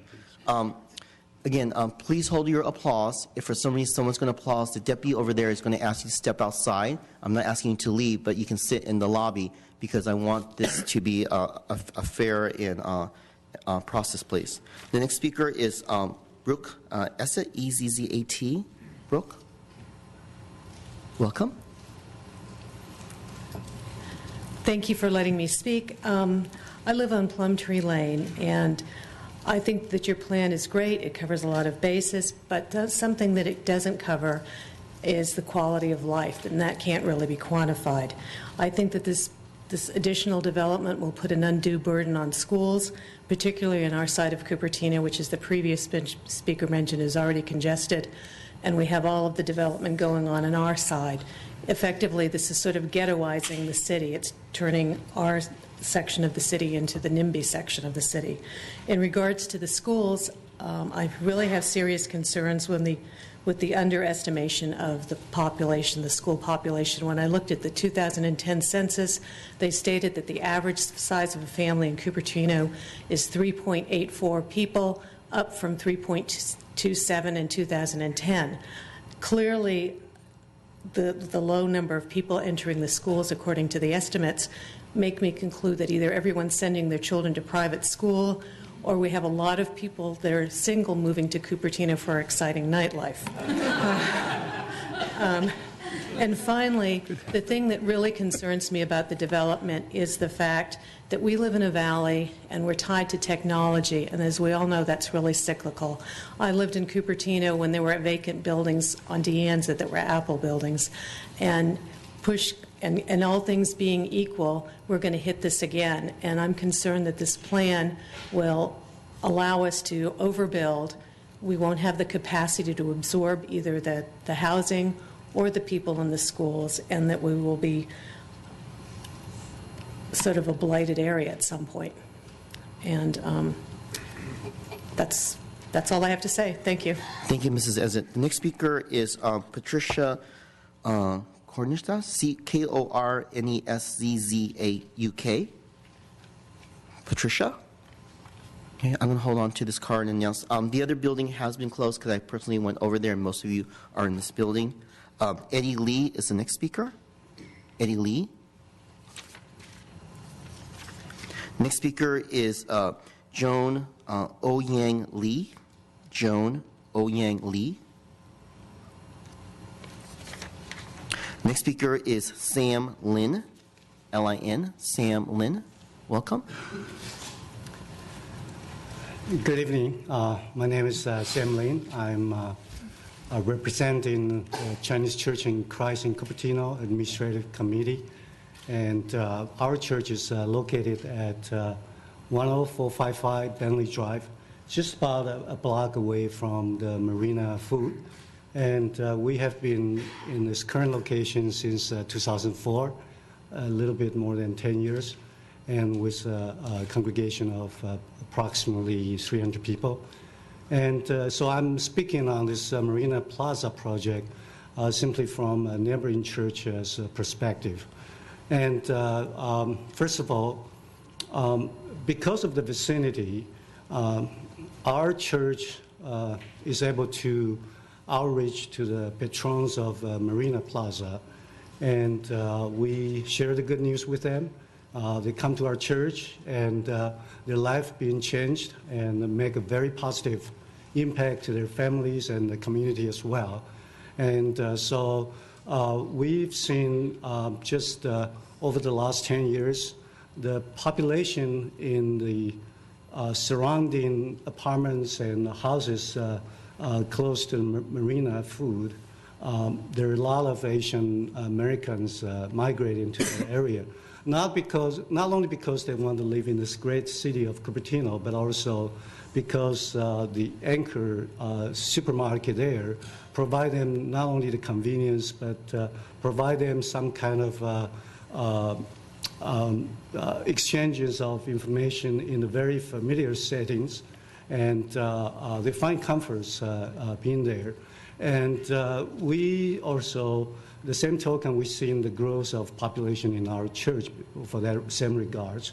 So when we heard this Marina Plaza is going to be redeveloping and expanding not only the retail but also the housing, our feeling is that this is very making a lot of sense in terms of the organic growth and the grassroots growth, because it not only people reside in that areas, with an easy, convenient access to the retail locally, they can walk into the sports center, the memorial park.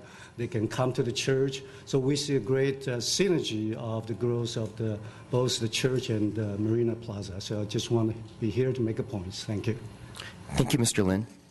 The next speaker I have is Larry Hendler. I think it's Hendler. Larry Hendler. Okay, thank you for my 3 minutes of infamy here. If I was cynical before this session, I think I have grown exponentially in my cynicism as a result of everything we've seen here.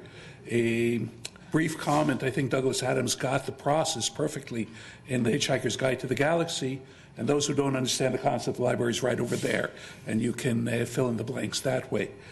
We have basically an issue of the value statement here, and it was brought up briefly about the cyclical nature of Silicon Valley and the like.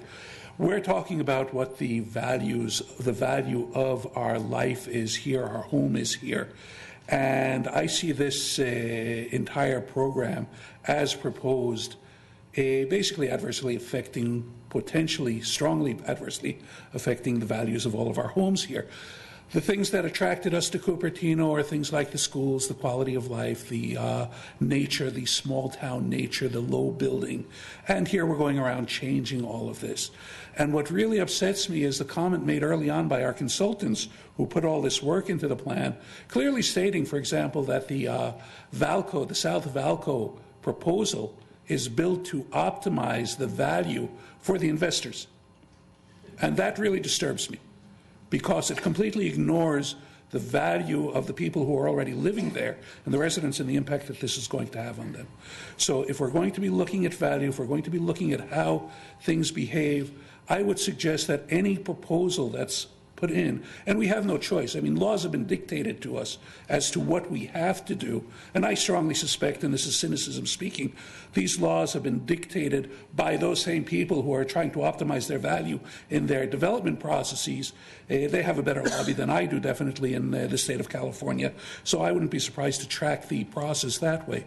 But I would strongly suggest to the council, whatever proposal is chosen, to take a proposal that is spread out as vastly over the area with as small a development in each of the locations as possible to minimize the value added to the developers while at the same time meeting the requirements of the state law to make this happen. And I think it's a matter of a little bit of arithmetic to make this happen. I think the numbers and the bare minimum should be what we propose, should be done in that fashion to minimize the adverse effect to us and minimize the profit to the developers. Thank you, Mr. Hindler. The next speaker is, I'll call next week, Jennifer Griffin, Carlene Manshiniff, and Claire Arnold. Jennifer Griffin? Thank you, Mayor Wong. I'm Jennifer Griffin, and I wholeheartedly agree with that gentleman that just spoke before. I think I wrote his name down, but I have diligently gone to all the 22 or 25 meetings for the last 2 years on this item, and this is our second or third housing element that we've all kind of slugged through. My kudos to the staff. They've done a tremendous job. Believe me, nobody could pay anyone to go through this. And you guys have gone, everybody's been very patient and tried very hard. But then again, I will just say, I'm a big proponent of the no project alternative. Let's just make it easy. No project alternative. No A, no B, no C. No project alternative fixes everything. No community benefits under no conditions. I have seen these things come up again time and time again. People try to slip them in, and that means that you have condominiums with inadequate parking. You have cities giving developers the right to put in 6 stories when there was no public input at all. No parks. I mean, community benefits, as far as I'm concerned, should just be verboten. And that's why I'm saying, and you can listen to what I said in the Planning Commission meeting about it. And the Planning Commission was very wise to say no community benefits. I also am concerned about putting a 1-to-1 building mass setback for multiple stories along Stevens Creek Boulevard. Right now, Main Street is 1 to 1.5. That is the way it was built. We meant it to be beautiful. We live in the eastern end. What we see on Stevens Creek, we want to be beautiful for Cupertino. We don't know what's going to happen to Stevens Creek Boulevard in the future. We already have some high rises there, and as far as I'm concerned, no vertical canyons. Main Street will not be a vertical canyon because we had the foresight to make sure, people from my neighborhood, that the second stories on those buildings are pulled back from Stevens Creek Boulevard. I don't want Main Street to be rezoned to 1-to-1 because it isn't even finished being built yet. I think we need to go slowly on this. And no fixed bus rapid transit. I heard today that Oakland had put this in from International Boulevard to Kalamazoo. I sure hope this thing isn't being planned for Stevens Creek Boulevard because it comes through my end of the city. And as it is now, I'm at Lawrence and 280 and IHOP and Stevens Creek. I can't get down Tantau. I can't get down Wolf. I can't get down Blaney half the time. North, south, I understand we have a good reason of having building sites coming in. They're doing a great job. But it is, I go down Lawrence half the time because I can't get around. We need to make sure that what we're doing to Cupertino is not going to impact future generations. I just say slow down, go slow. No, let's do the no A, no B, no C. Let's do no project alternative. Keep the building heights down and protect Valco. Thank you. Thank you. I really appreciate people watching their time. Really appreciate it. Carlene Manshiniff.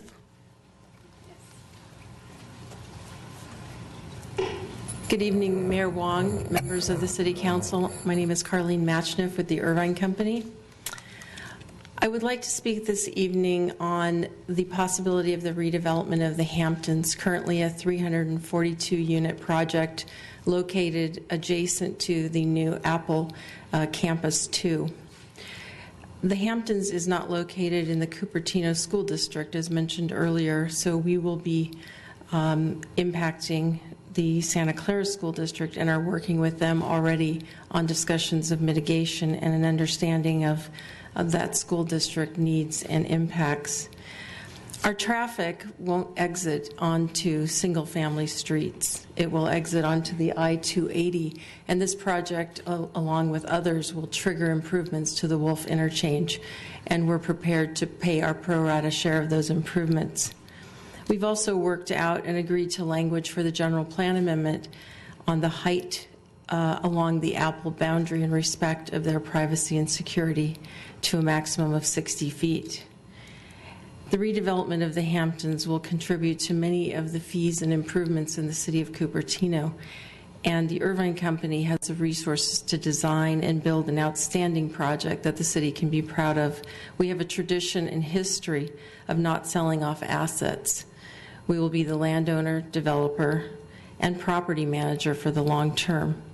The city and residents can be comfortable with our reputation, quality, and financial resources that the Irvine Company can bring to the city of Cupertino. We support the Planning Commission's recommendation on the Hamptons for 748 units. Thank you very much. Thank you. Gary? Can I ask Colin a question? Yes. Colin, with that many units you're asking the city council to approve, what kind of community benefit are you going to offer to the city? Well, I think that those would be negotiated most probably through a development agreement. We have the continuation of 34 below market rate units, which are already included in our existing Hamptons project.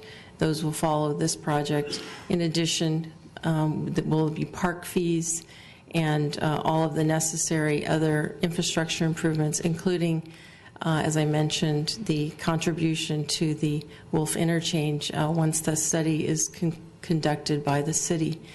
There's a host of other fees, which I don't, know until we begin the negotiations. But we're prepared to do that. All right. Thank you. Thank you. Thank you very much. The next speaker is Clara Arnold. Clara Arnold? Is she here? She has left. Okay. Next speaker is Dong Smith. Dong Smith. Next speaker I have is Daryl Lum and Bob McClellan. Daryl Lum and Bob McClellan. I see Bob. Is Daryl here? Daryl's here too. McKibben.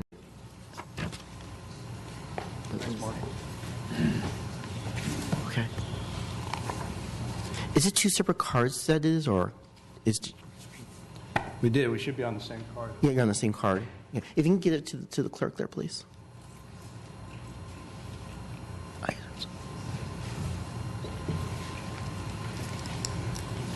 So you have 3 minutes, correct?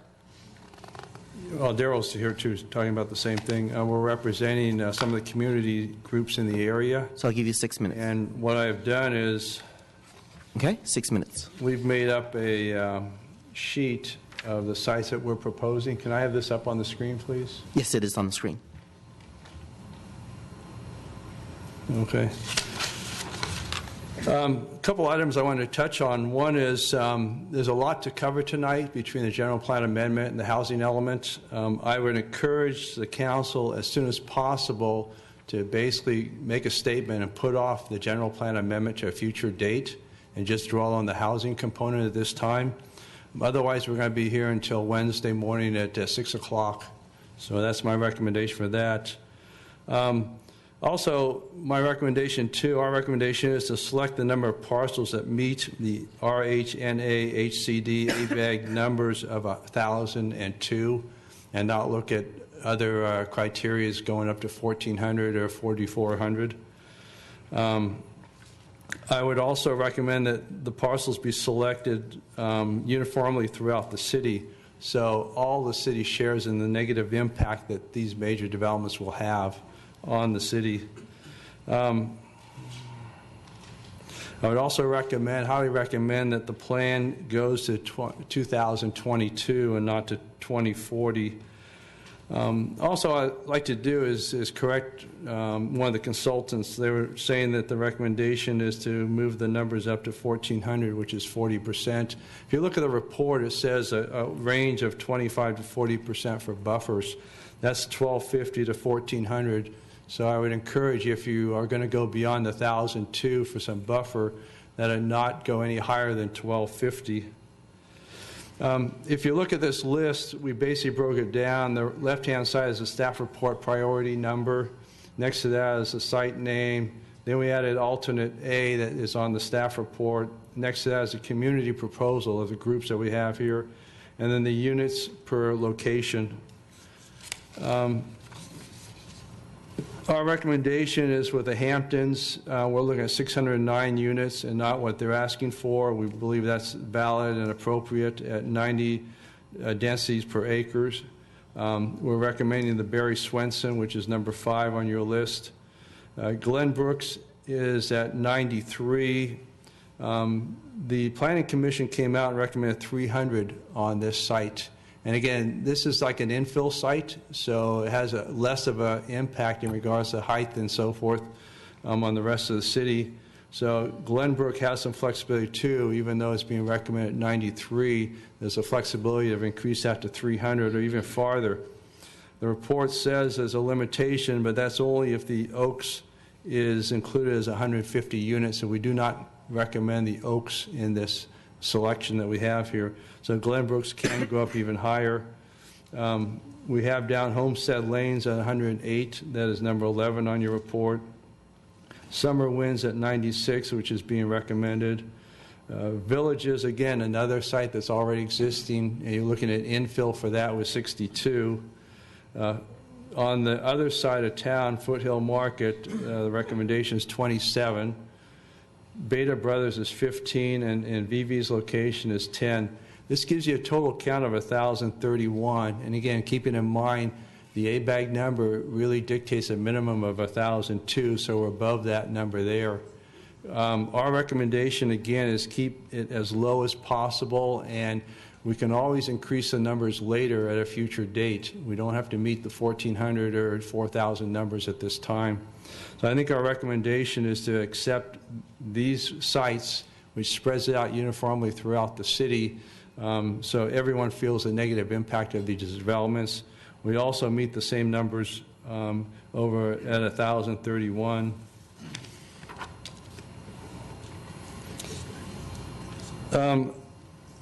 To switch gears a little bit, there's some talk about Valco. I went to a lot of the community workshops, meetings there, and the staff talked about the presentations. And in my mind, they were very slanted toward trying to get people to accept housing and also high-density office there and so forth from my experience. It wasn't neutral from a standpoint for a public person in the presentation. And I think that's the reason you got such a positive element in regards to people thinking about having housing there and so forth. I agree with the Planning Commission. I mean, they came out and says there's no housing at Valco, and we fully agree with that. Housing is such a large development that should come back at a later date, and these items, these specific items, be discussed at that later date, not now, and also not in the general plan amendment. There's a place for that, and this isn't it. Also, probably half the people there were developers and so forth, so they had their sway on the impact on that. And at this point, I'm open for any questions that council members have in regards to our proposed sites. Thank you, Bob. Bob, I do have a question. Your proposed site, total 1,002 units. 1,031 units. 1,031 units. Correct. You're 609 on the Hampton, that's on the east side, right? Right. Well, I don't know. I don't say east or west. I think it's... well, the complaint of what I got, a lot of email I got is we are too concentrated on the east side and not much on the west side. So then you add another 62 units from the village. That means almost 671 units.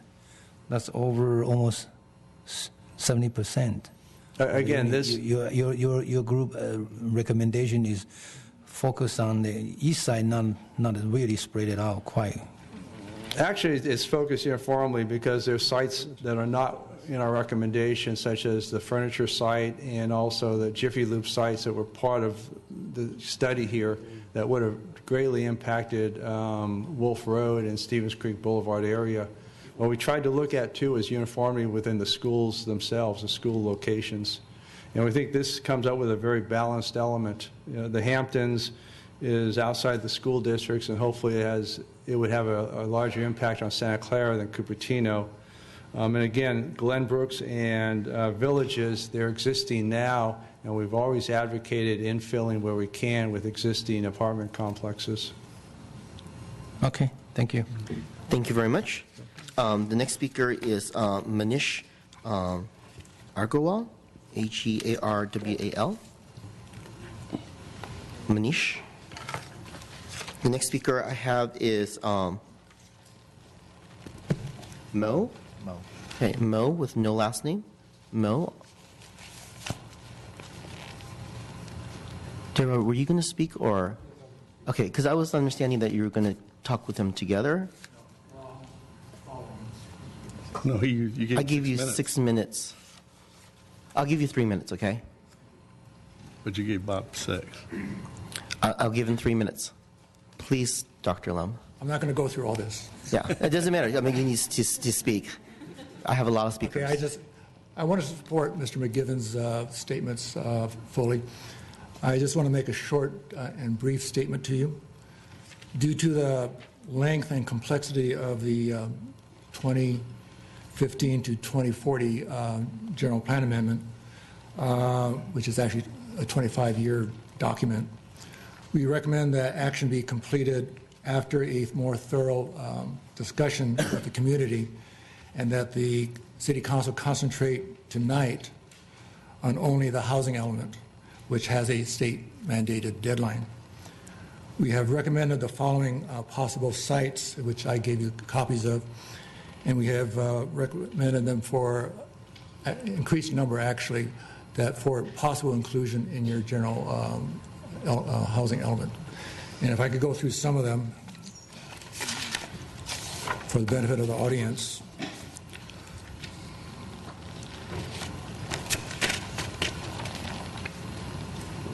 Okay, we included the Hamptons, and we use a calculation based on 90 dwelling units per acre, which gives us 951. Now, if you deduct out the existing units, which is 342, you get a net of 609 net. Another one was the Barry Swinson existing vacant property, and we felt that was a usable space because it's right adjacent to an affordable housing complex, and that gives you 11 units. The Glenbrook is infill project. And going to the next page, we crossed out the Jiffy Lube area because it's right in the east side of town, and they're already impacted to a great degree. We also left out the United Furniture Store site because that's on the east side too. I think that the east side pretty much has a lot of housing going in there, and it would greatly impact the traffic, the schools, and et cetera, and the infrastructure, so we feel that we need to distribute housing over a greater area throughout the city. The Homestead Lanes, I think, is potentially a good mixed-use property. Same thing with the Summer Winds and Granite Rock property. Going to the third page, the Village is an infill project. The Foothill McClellan would distribute some housing and mixed use over into the west side of town. And the Bahi Brothers is two parcels. One is a kind of a 7-Eleven type store, and there's a vacant piece of property behind that, which would be a good mixed use property. And I think the property owner is willing to develop it. Thank you, Dr. Lim. Your time is up. Okay, thank you very much. Thank you. Mr. Mo, one last time. Could I Next just make speaker, one statement, sir? Your time is up. I'm sorry, Daryl. Okay. I'm sorry. Your time is up.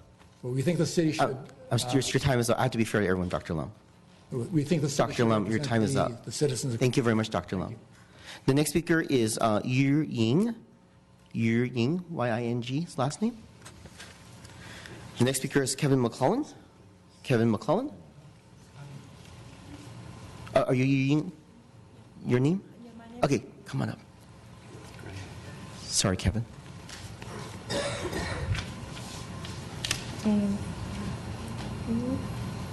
Not sure whether you can see that. Okay. And your name is Yu Ying. Hi, yes, my Yes. name is Yu Ying, and I'm a resident on Alderbrook Lane in Cupertino. Thank you very much. Yes. 2 weeks ago, I heard about this enormous plan about building more than 1,000 condominiums near the Waco Mall area. I was shocked because I didn't hear about it. Then I thought, was I the only one that I'm aware of this problem? So last Saturday afternoon, I spent 4 hours walking down Alderbrook Lane, door to door, talking to my neighbors, checking out what's happening. And out of the 20-plus neighbors I talked to, only 2 of them know about this and attend the meetings over the past 18 months. And now I have this letter. Then I decided I need to stand up for them to representing the information they need to know. And here I come to the letter, and I read the letter to them, and they gave me the trust and the signature. Basically, in this letter, we all agree the following. First, we are not effectively notified about this plan. Second, this plan makes traffic on Wolf even worse. We request to see a plan to improve traffic congestion and the parking issues before the rezone or residential plan is approved. And third, the plan brings more than 1,000 families in that half-square-mile corner, most of which will have school-age kids. And we request to see a sustainable plan that provides more school resources, not just classrooms. We need new schools, new fields, and new teachers.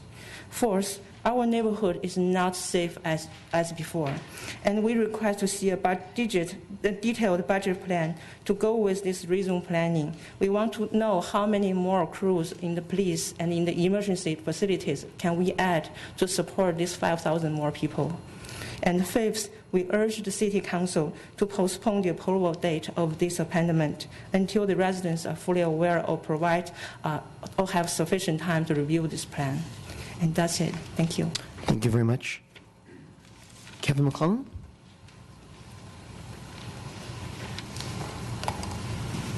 Good evening, Mayor Wong and City Council members. I just want to begin by thanking City staff. 24 meetings and workshops, year and a half, EIRs, consultants. This has been a lot of work. This year marks 30 years of me working in Cupertino, and this process just seems to get tougher and tougher. So I really wish you guys all the best in the process and getting through all that you guys need to do. I just want to remind you guys that we started this process because we ran out of allocations in our general plan. It was empty. And so the hope is that through this process we can get some of those allocations back. And from the Cupertino Chamber of Commerce, that's what we're looking for, is just to get those allocations replenished in a fair and balanced way. You guys received a letter from us earlier, and those are what we feel is fair and balanced. We also feel that there's a lot of good projects in Cupertino Inn, Stevens Creek office, the stuff that needs to happen with the Valco Shopping Mall, in addition to the Hamptons. There's some good projects here that could really help our community, and we really hope that you'll keep them all in consideration and get those allocations replenished. Thank you. Thank you very much. The next speaker I have is, Amita Tiwana? Amita Tiwani? Yes. Okay, come on up, please. Followed by Anshu Bhatt, B-H-A-T-T. Is Anshu here as well, too? So I see you. Followed by Eric Shea, H-E-S-H. Welcome. Thank you. I was here last week, and I thought I needed to go more prepared, but thanks to a lot of community folks who've come here and said very eloquently what I wanted to, that I think you really need to reconsider, visit the places where you've kind of past all the high-density construction between Wolf and Lawrence, and that's where a lot of community lives and feels that this is really injustice to us folks. So I've been a resident here for 15 years, and it looks like a scary city in the future with the tall hotels and parking structures and residence halls and so forth. There's a great, if workshops and outreach was very effective, then I would not have expected to see so many people out today. and there seems to be a big discrepancy between the reports and the reality.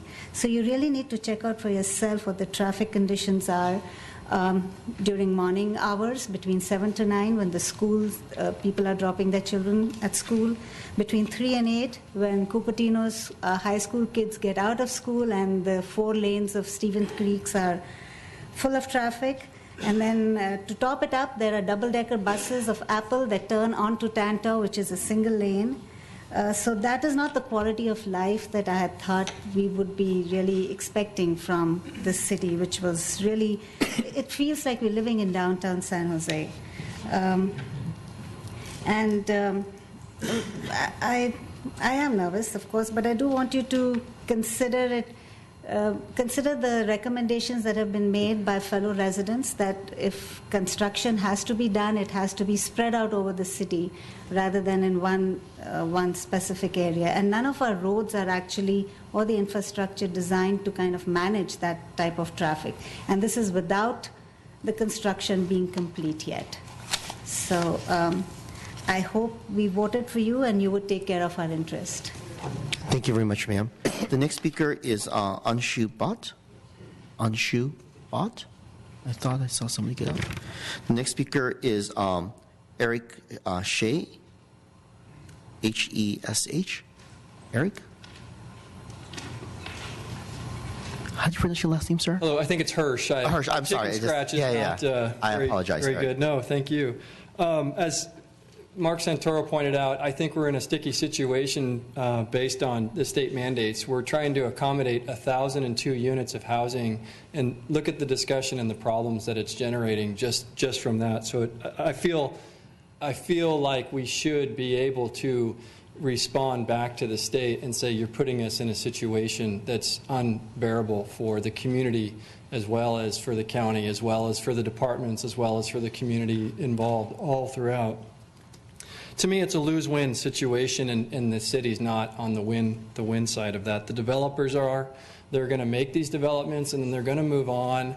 We have to live with the result of all of that. I take exception to the comment that the staff made with respect to the sites were scattered throughout the city. They were, in all fairness, there were 17 or so on the list, but the bottom part of the list, they asked that they be removed, which then concentrated the effort on the east part of Cupertino. And with the number of units, if we are talking 4,400 units, I did a simple math over here, 2 kids a family, that's 8,000 students over the next 20 years. And the impact on that will be right here at Cupertino High School, Hyde Middle School, Eisenhower, and Sedgwick. The rest of the community is not feeling that pain. And expanding up a level and expanding the classroom sizes and doing all that, I feel is not a good justice for the city. Take in point Independence High School in San Jose. It's a huge high school, and I don't think the quality of education is there. With respect to Valco, my plan has always been to copy Westfield, and you'll have success, because if you look at the freeway at that intersection of 80 and 280 and 880, if we could just get the runoff up here in Cupertino, we would be, I think, very successful in our retail development there. So thank you very much for your time, and again, we voted for you, and so hopefully you'll watch out for our interests. Thank you. Thank you, Mr. Hirsch. The next speaker is Qing Li. Q-I-N-G, Li, L-I. I'm going to call those speakers again that didn't come on up. The next speaker I have is Tim McKay. Tim McKay. McCrae, probably. There you are, Mr. McKay. McCrae. Craig. Here it says Tim. Yeah, Tim McCrae. Good evening, Mayor Wong, Cupertino City Council members. My name is Tim McRae, and I am the Energy Director for the Silicon Valley Leadership Group. My comments relate to Cupertino as a member of the Silicon Valley community. Identifying appropriate areas in which to direct growth is vital to the region's ability to continue to grow a thriving economy. So regarding question 1 before you, We support the allocation of 3.6 million square feet of office space, and we encourage the council to continue its current set-aside for major employers. Regarding question 4, housing is a top issue for our employers year after year. We did a survey about this year, and yet again, housing was almost at the top, if not the top. Housing affordability is a choke point in Silicon Valley's ability to recruit and retain top talent. We commend the city on identifying appropriate sites on which to build more housing, and we are especially excited about the prospect of a revitalized Valco shopping center that includes housing and retail. We encourage you to move forward in adopting the city's housing element with the approximate 1,400 units as suggested. Thank you for your time and attention to these issues. Thank you, Tim. The next speaker I have is Gary Lackshaw. Gary Lackshaw. Followed by Scott Hughes, followed by Vincent Rivero. Thank you for the opportunity to finally be able to speak to you, the mayor and the council, and those here. I'm speaking both as a citizen in Cupertino and as a representative of the thinking of the Sierra Club on these issues, namely the Sustainable Land Use Committee and the Environmental Conservation Committee. In general, I advocate for the, I think it was option C, the high growth option, in particular for the Valco Center. Why do I say that? Well, I say that because I have a 22-month-old granddaughter. And someday, hopefully, she'll be 22 and 44, etc.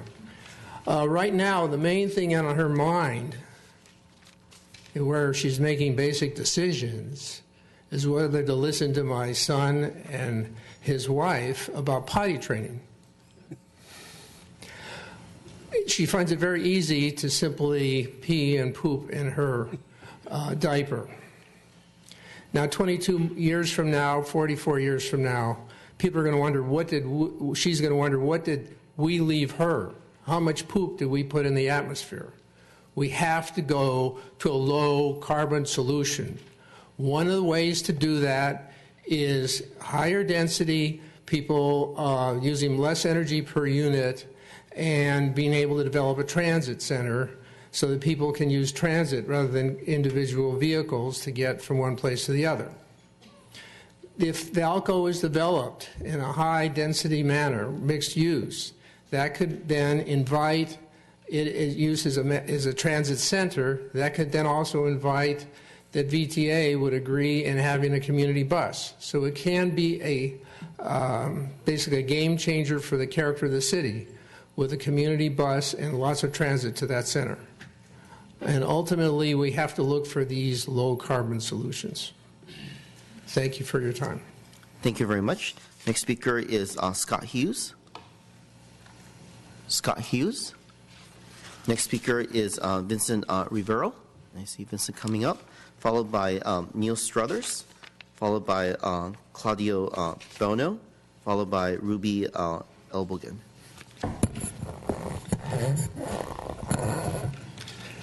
Good evening, Mr. Mayor, Councilman.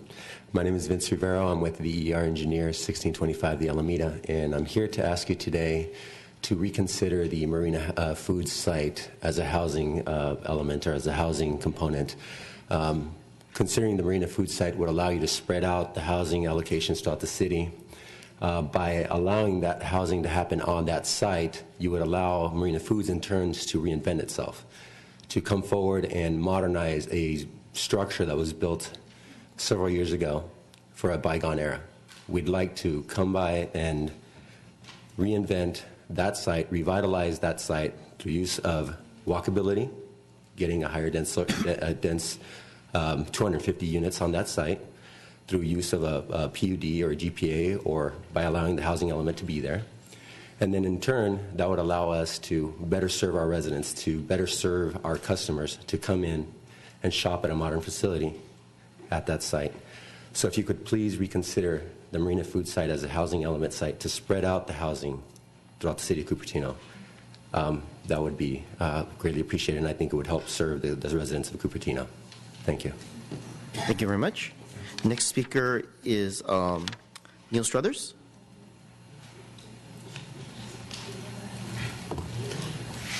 Good evening, Honorable Mayor, City Council, staff. I don't empathize your position, having to decide between people in the community who want lower growth and those that want to see their sites developed.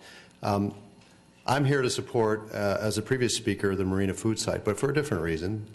Not that those reasons aren't legitimate, because they are. But this morning I was at a press conference in which the IBW and NECA, who I work for, created a partnership and codified it with the Sierra Club. And that whole partnership is we can produce, we can reduce greenhouse gases and create good jobs at the same time.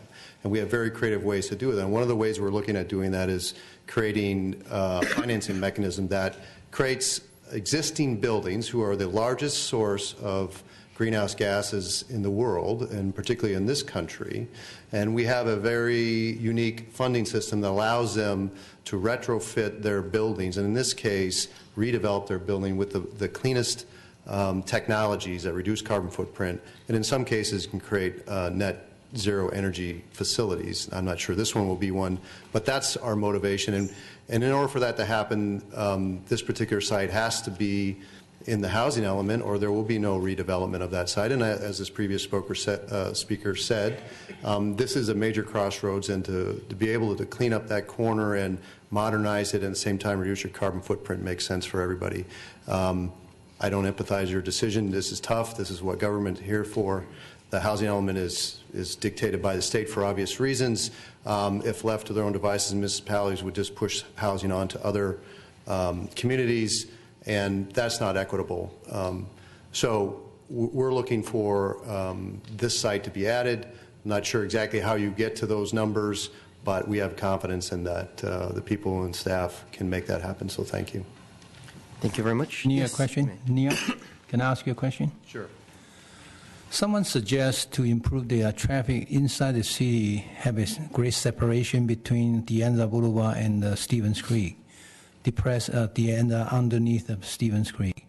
Marina, who is right on the corner, is on the west side of the city, right? Mm-hmm. Is the owner have any incentive or any plan to contribute to solve the traffic congestion inside the city? I can't speak for the owner. That would be a better question left for the owner. I understand there is a desire to do some kind of community benefit. I think that's smart, but that has to be a voluntary thing done by the landowners. There can be incentives for that, but I can't answer that question. It's not for me to say whether they would be interested in that or not. But okay. You can ask them. Thank you. Next speaker is Claudio Bono.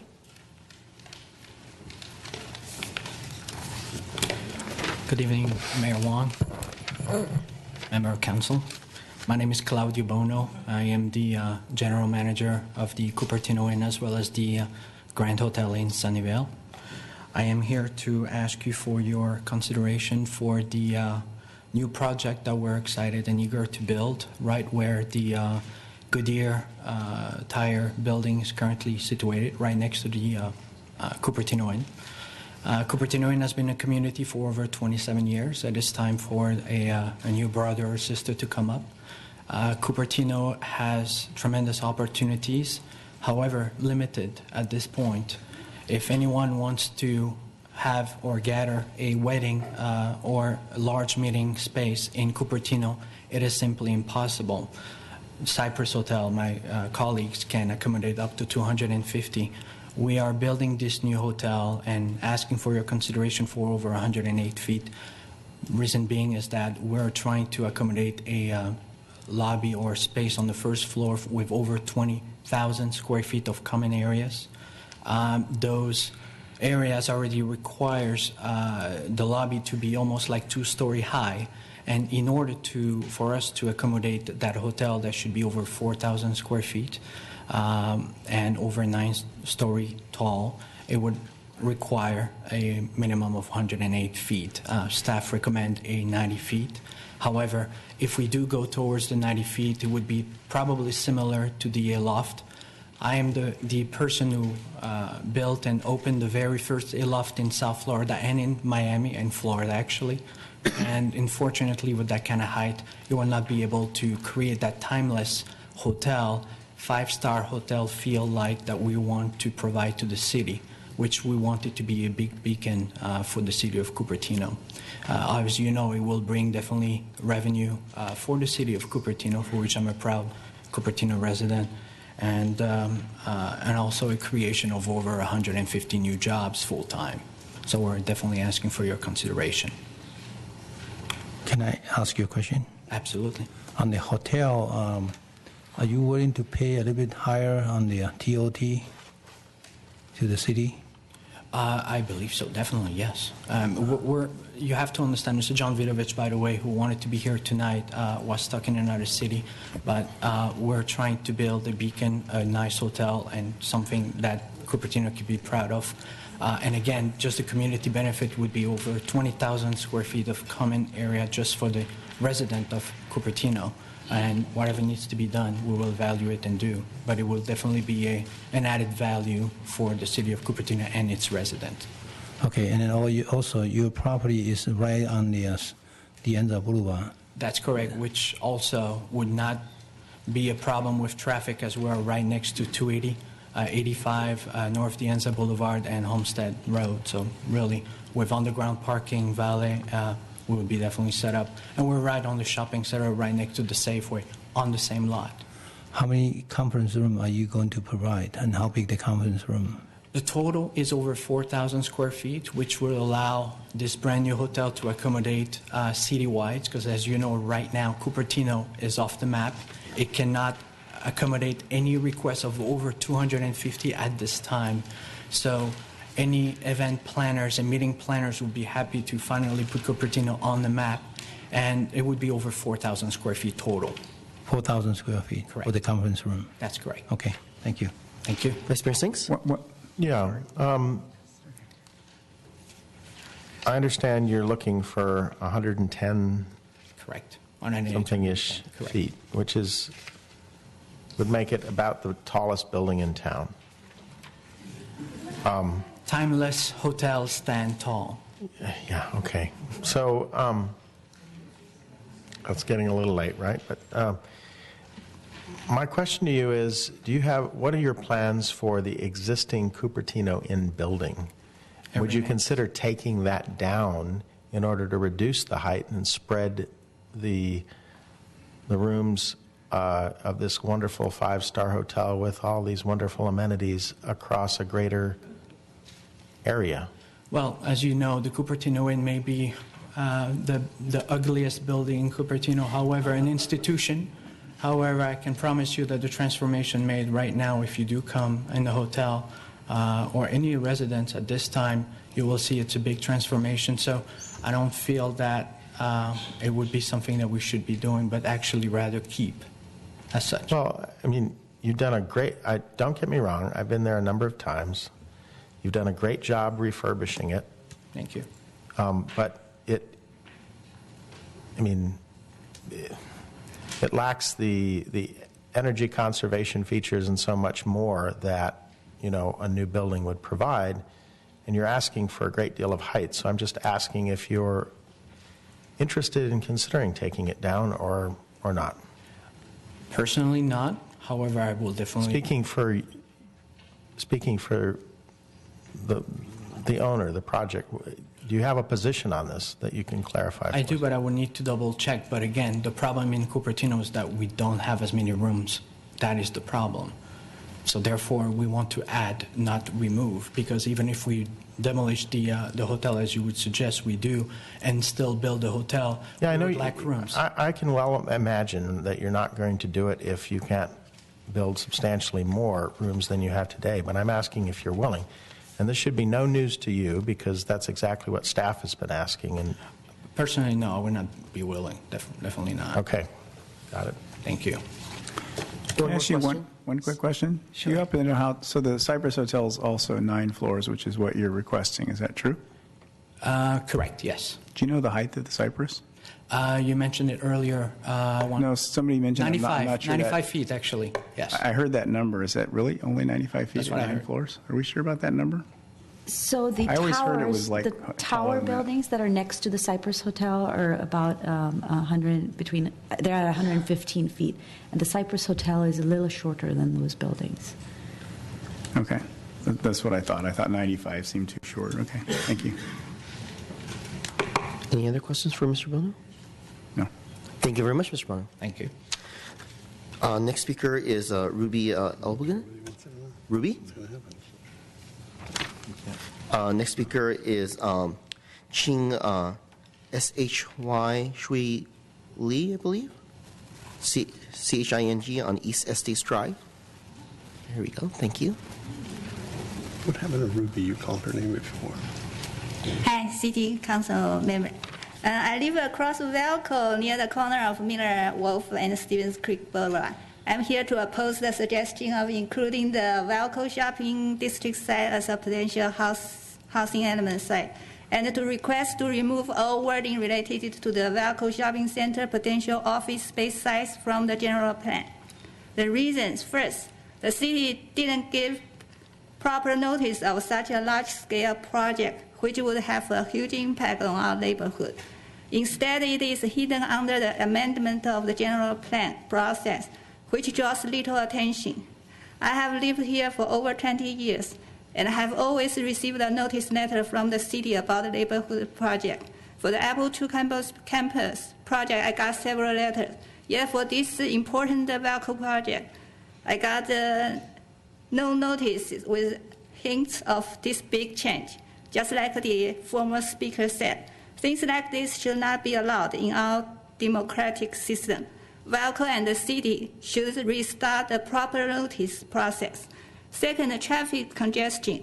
According to the EIR, Transportation and Traffic 4.13-43 page, even under the 2040 no project scenario, there are 8 intersections that would operate at unacceptable levels of service with no delay during peak hours, which include the Wolf, Miller, and Stevens Creek intersection. We already have Apple II campus in our area, 14,000 workers. We should not add additional 1 million square feet space, 1 million square feet office space, and lots of high-density condos in our area to make weekday traffic worse. Third, air quality is another concern. With stop-and-go traffic, the cars, trucks, and buses driving by would release more air pollutant in the area, and it will seriously affect the air quality here, especially on Millers Avenue, which is a very narrow street with houses along the street. Since the Valco developer owner has not studied the proper communication process and doesn't have a layout plan, our city should not put an arbitrary large number for the number of residences and for the office space size in general plan, especially without proper notice to the neighborhood of the big project.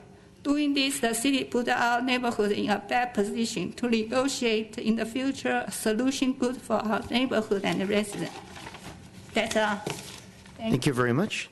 The next speaker is Mu Jo Xiao. Mu Jo Xiao, S-H-A-O, Mrs. Xiao. Or Mr. Xiao? Yes. Welcome. Thank you, Mayor Wang and the City Council members. My name is Mu Jo Xiao. I have 2 concerns on the draft housing element, which will bring impacts on our school and the community in the future. The first concern is the population density. The population density of Cupertino is about 5,300 per square mile. It is already 4 times denser than the population density of whole St. Clair County. It is doubled than that of Palato. So we all know that east part of Cupertino is the highest population density in the whole city. So the proposed expansion housing plan at the east part of Cupertino will double the population density. So that's the east part. Cupertino has enough residential capacity for all those thousands of new residents. The second concern is traffic. We all know east part Cupertino traffic is already very congested during the rush hour. The local news also mentioned the traffic gridlock near the Apple campus. So when the new Apple campus fully opened, there would be 20,000 Apple employees will come in and go on the weekday and the weekend. Plus, the new proposed housing expansion plan will bring more than thousands new residents. It will likely bring chaos to the daily traffic. There are more than 20,000 students in the Cupertino High School. And considering 2 kids per family, the expansion housing plan will flood 1,000 kids into Cupertino schools. Drop off and pick up students would be nightmare for the parents and residents. The Cupertino High School entrance is just across streets to the main street Cupertino project area. We do not wish the high school traffic bring another tragedy which happened several days ago at Monte Vista High School. So as Cupertino residents, we all hope a prospective future of our city. The future is in our hand. So when the city council member and the mayor represent all the residents of the Cupertino residents, vote yes or no on this proposal. Thank you, Mr. Shao. Your time is up. Okay, thank you. Thank you very much. Can I ask her yes, two questions? Mr. Shao. Yes, Barry. Mr. Shao, you had a question. You mentioned about Apple employee after the campus 2 finish will be 20,000 employee will be working there. Where did you get that number? I got this number from internet. I didn't check the accuracy of the number. Okay, because what they told us is 12,800 new employee will be working there. Okay, number one. Mm-hmm. Number two, you also mentioned about 20,000 students in the Cupertino High School? Yes. Oh, 2,000. All right. Okay, all right. Thank you. The next speaker is Camille, K-A-N-T. Camille. The next speaker is Deepika Kapil, K-A-P-I-L. Deepika Kapil. She stepped out. Okay. The next speaker is Kathy Bean, B as in boy, I-A-N. Kathy. There we go. Your name again? Yeah, is it Deepika, K-A-P-I-L? Yes. Welcome. Thank you. Okay.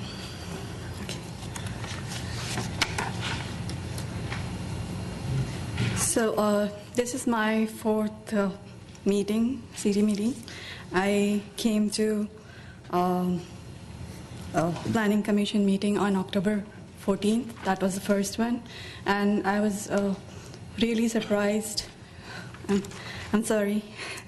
Not used to talking on broad level. But I was really surprised that I could count the number of people on fingers from the Cupertino residents, representing Cupertino residents. And that was really shocking. But anyways, we have a lot of community members here right now. And a lot of concern is on the Walco and Hampton housing element. And this is kind of representing the data. So all the campus is going to be built here, and the Hamptons are going to be here, right? And the Walco 600 units that have been proposed are here. So if you look in all, the 600 and 400 units, roughly talking, like about 1,000 units are going, like are proposed here. There was another United Furniture that was also proposed. That is also very, as Aarti had mentioned, this is on East Estates Drive, and this is a neighborhood street. We highly recommend to remove this from the list. On the other hand, we have Marina Plaza and Oaks and Villages that are like quite spread out, and they're away. And if you look at all the construction that is going out only in this area, Main Street, Hampton, the new apartment buildings here, the Apple campus here, everything is focused and like concentrated on the east side of Cupertino. We have another location, if you permit, I would like to propose, is the site where there is an 85-degree that restaurant. That's in San Jose. 85-degree bakeries in San Jose. Okay, I'm sorry. But then there's Oaks that is very close to the freeway, and Marina Plaza is also kind of, it's kind of spreading it out around, not concentrating all 1,000 and affecting our Cupertino High School. And I'm an engineer, I go with the data, and this is very, really great data to tell me that this is not acceptable. The other point that I wanted to really bring out was, I agree with Jennifer Griffin about removing the community benefit altogether, because... Thank you very much. Your time is up. Let me state the reason. I'm sorry, but everyone only gets 3 minutes. I apologize. Oh, let me ask you a question. Yes, Can I? Yes. Why you want to remove the community benefit? Because the thing is, we, as I'm not sure, Ms. Aarti mentioned that these are going to be the private negotiations later on. They cannot be defined, and no community, I believe no community input will be taken at that time. All right, so if the I really community... oppose that. If the community input can be taken, then would you consider it? Yes. Okay. Number one, answer. You prefer to spread it out on the housing unit. You would like to allocate it to Marina Food and Oak Shopping Center instead of everything concentrated on Baco. Am I correct? As you can see, there are 1,000 units that are going to be built and affecting only Cupertino High School. Okay, got it. Thank you. Yeah, thank you. Thank you very much. The next speaker is Kathy Bian, B-I-A-N. Kathy, are you here? Followed by Dennis Whitaker, followed by Blair Volkman, followed by, I know another Dabika as well, too, with no last name. Good evening, Mayor Wang. I'm here to, I just got this news this evening over the Chinese radio. Says you guys are going to, have some special meeting regarding this new project. And also when I come over here, I just got to know that we have another project, Waco, big projects going on. So that's why I'm wondering did you guys go through a proper informed process so we can get a notice about all these big changes going to happen, within about 10 to 20 years in the range, because we, currently I think that's among all the cities, I personally just a little bit feel that Cupertino has been developed too soon and too fast, and also doesn't leave enough space for our future children's, actually look at the parks and also the ratios, and then we are very low ratio, according to the percentage per people for the park area. So also for my own experience, currently I have two kids. One is in Kennedy Middle School, and 5 years ago, 2009, they are I know that's sixth graders. They have 400 or 500 students. students for the sixth grader. And when my sons go to the Kennedy at that time, they are almost reached to 800. So double the size of the students, but the classroom, everybody knows Kennedy still have the old buildings about they built 50 years ago, and nothing is enlarged, but actually the students already doubled. So given all this fact, did you guys have to consider how to serving our current residents a better quality for the life and the quality for our kids? Actually, we come over here to live here and try to build this city. We all wish the best, but we wish our city to grow at our current the best interest. For the Waco, I personally want to go shopping a little bit more at this time. We really want to keep it, but we don't know that's what's the best suitable for us right now. So if we don't have any mature kind of a plan how to develop the Waco shopping center, we think we should keep as it is right now, and then after we find a better solution, rather than put everything down, close down, and then put all the apartment buildings. So create more trouble in the schools and also the traffic. Actually, this morning I sent my mom to the hospital, and I drive down the Stephen Creek. I see that's Wumai. Do you know the Wumai? That's people always talk about Wumai that's in Beijing, but today is morning I thought that's in North City. So that is something that we need to consider. The traffic. Actually, it's really something we really to think about that before we put a more concrete building in this area. So thank you so much for you, for listening to me, and then I wish you the best. Thank you. Thank you, Mrs. Can I ask Kathy a question? Councilmember Chang has a question. Kathy? Mrs. Bien, Councilmember Chang has a question. Okay. Thank you. How's your mom? She's very good, but she has some respiratory problem. But she come over here to be with me because she's thinking about in the United States has a better weather and a better air, air conditions or something. But actually, come over here and say the Wumai, she's a little shocked. So, same thing.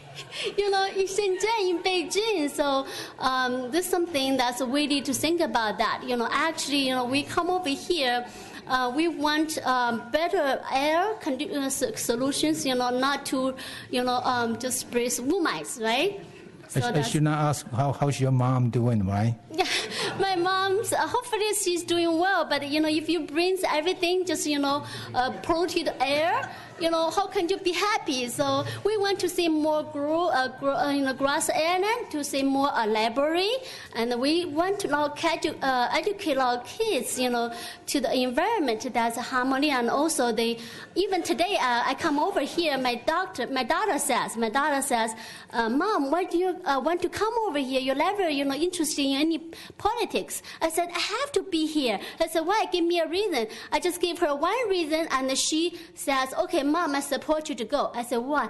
I said, they are going to put down more concrete, and instead of the more park and for the students to play, football.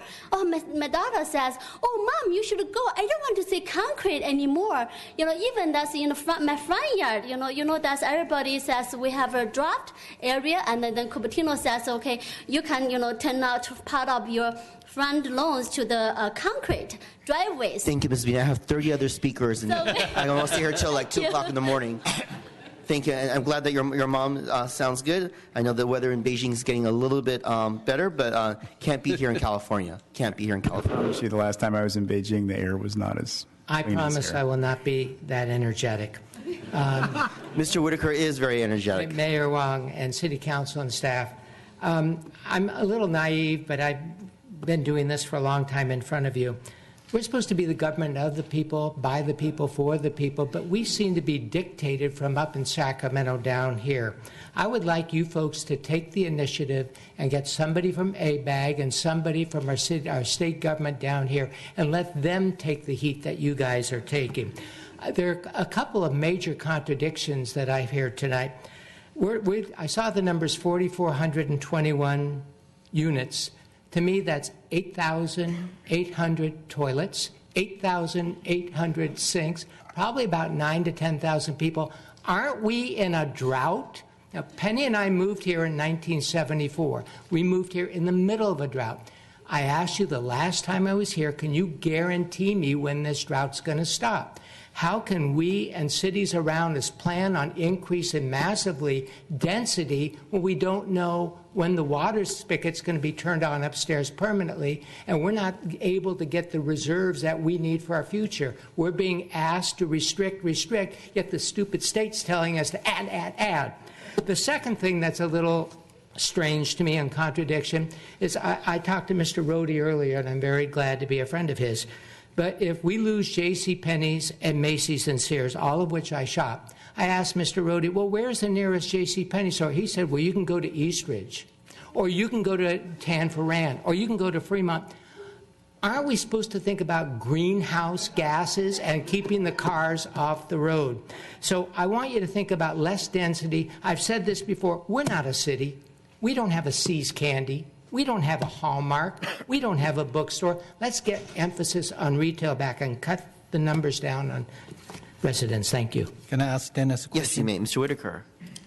Have you talked to Governor Jerry Brown yet? He's on my list. Thank you. After Mr. Powell and after Mr. Rohde, he's next. All right. Thank you.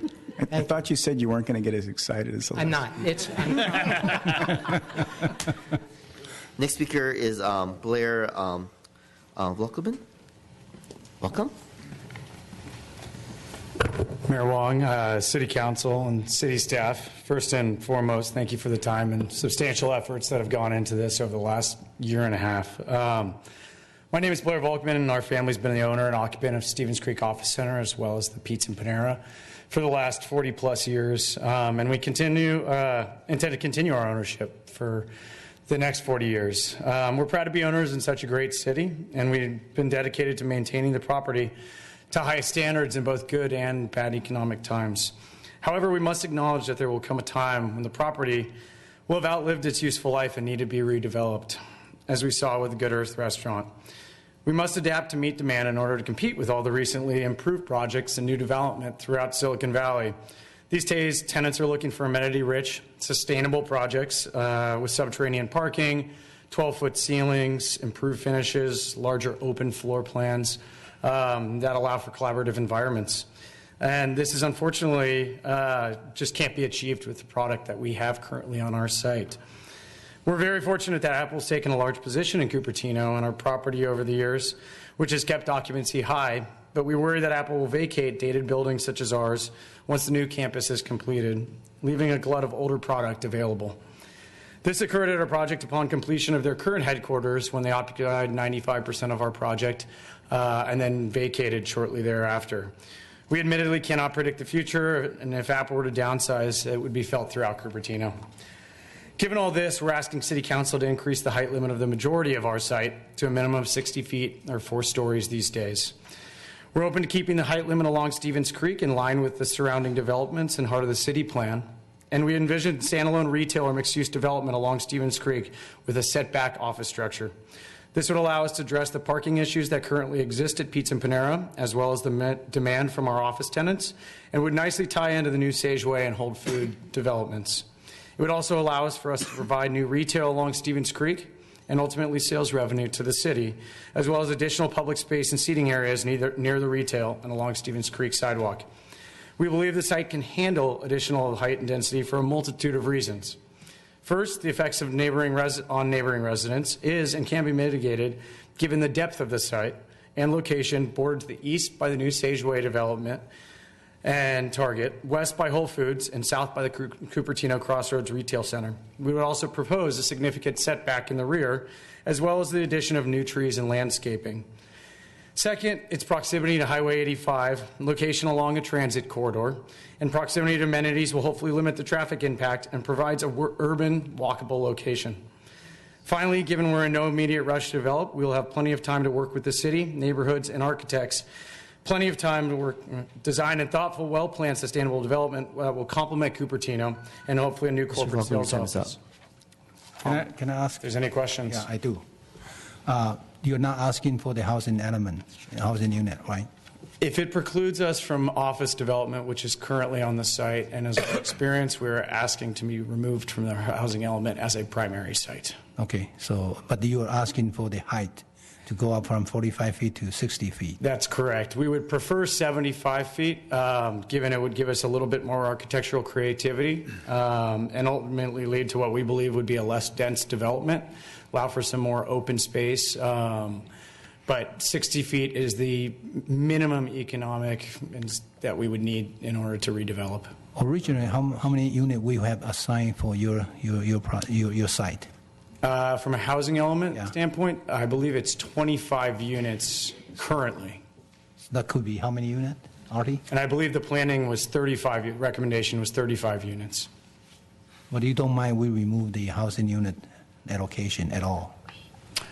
It would, ultimately, if it precludes us from office development, again, yes, though we do see it as a very good housing element site, and we would definitely study that in the future if we were to be nominated as one of the primary sites. So, for example,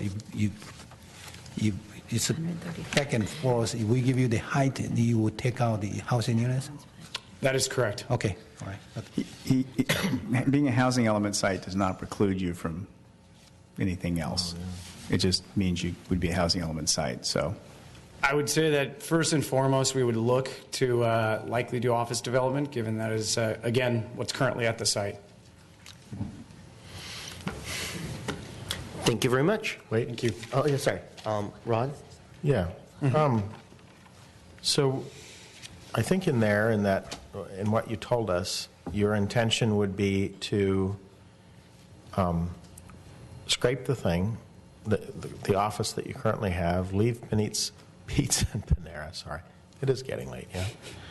And then continue the retail from where Pete's goes today all the way along to Whole Foods. Do you own that entire parcel? We do own that entire parcel. Would that be your intention? Our intention would be to leave an entry that would access the rear office redevelopment. Okay. And then the office building that is currently along Stevens Creek, we would plan to tear down and create retail in line with. We would have retail from Whole Foods all the way down. That is correct. Past your property to Target, et cetera. That is correct, at a lower height limit than what we're asking for the office development setback. Okay. Got it. Thank you. Yes. Thank you. Thank you very much. The next speaker, I have another Deepika, but no last name and no address. Okay, there you are. Yeah. And your last name, please? Yes, my name is Deepika Pathak, and I would like to thank you all for giving me the opportunity to speak. I'm speaking on behalf of many, many Cupertino residents who just recently came to know about all of this activity. I sincerely applaud many people that I met here today that have attended 22 meetings, which I didn't even know were happening. And I'm not completely out of the news, so I think that I will try to make myself understand and become more aware, but we can also improve some communications.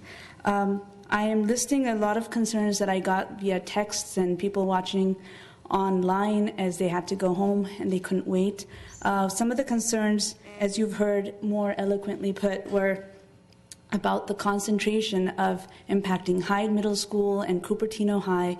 And as you approve or not approve this plan, will you have some contingencies, or do you have some plan of actions of how you're going to make Hyde support more students? Because many of us feel that the numbers that were shown about projected generation were not really accurate. At least on my street, we have 2 kids on average that are going to school that go to Hyde and Cupertino, and the number of 40 or whatever it was just didn't seem right. So what are you going to do? Are we going to put modulars there in Hyde Middle School? Are we going to be hiring more teachers? How many? Because it's already difficult to get all the electives that we want. But there's more details. Second was the lessons. Have we learned lessons from the tragic incident that just happened? Because it doesn't seem like it, but hopefully we can consider that some more. Third was Have we considered how we're going to take the impact to the libraries? Cupertino Recreation Center is so awesome. I love it. And there's so many great activities, swimming classes and Math Olympiad that gets filled on the first day and you have to join a lottery and, God knows what. So will we be able to support and sustain all of those high-quality programs that we have, come to expect from Cupertino by adding so many students that, we're planning on right now? And have we considered how we're going to hire the teachers and accommodate? Is it going to be a one-step process? Is it going to take several years? There are many, many things to consider, and we hope that as you've lumped many, many topics all in one day, one night, can you please provide us more visibility? Because perhaps we might be able to approve some of this, but right now I just see a lot more questions and very, very few answers. Thank you. Thank you very much. The next speaker I have is Anu, and she did not put her last name or an address. Do we have an Anu with no last name and no address? The next speaker is Sowmya. Last name is Subramaniam. I apologize. It's getting late, and I don't even want to butcher your name. Could you help me with your name, please? Yes. My name is Soumya Subramaniam. Thank you. Say it so nicely. Thank you. I've got used to saying that many times now. It'll take me a year. Kind of amazing, huh? Okay, thank you so much for the opportunity to come up and speak to the City Council and everybody here. I have been preceded by plenty of people who've put it eloquently, really very effectively too, saying that, to put it succinctly, this proposal is basically sending all those extra housing, all those extra students, all on the east side. And that's where I live, and that's where my kids go to school, at Hyde Middle School. And Hyde right now is at 985 students, and you are projecting a bunch more coming in, and we are again at full capacity. We had our entire blacktop was taken down, and we have modulars already set up there, so our kids do not play volleyball outside anymore.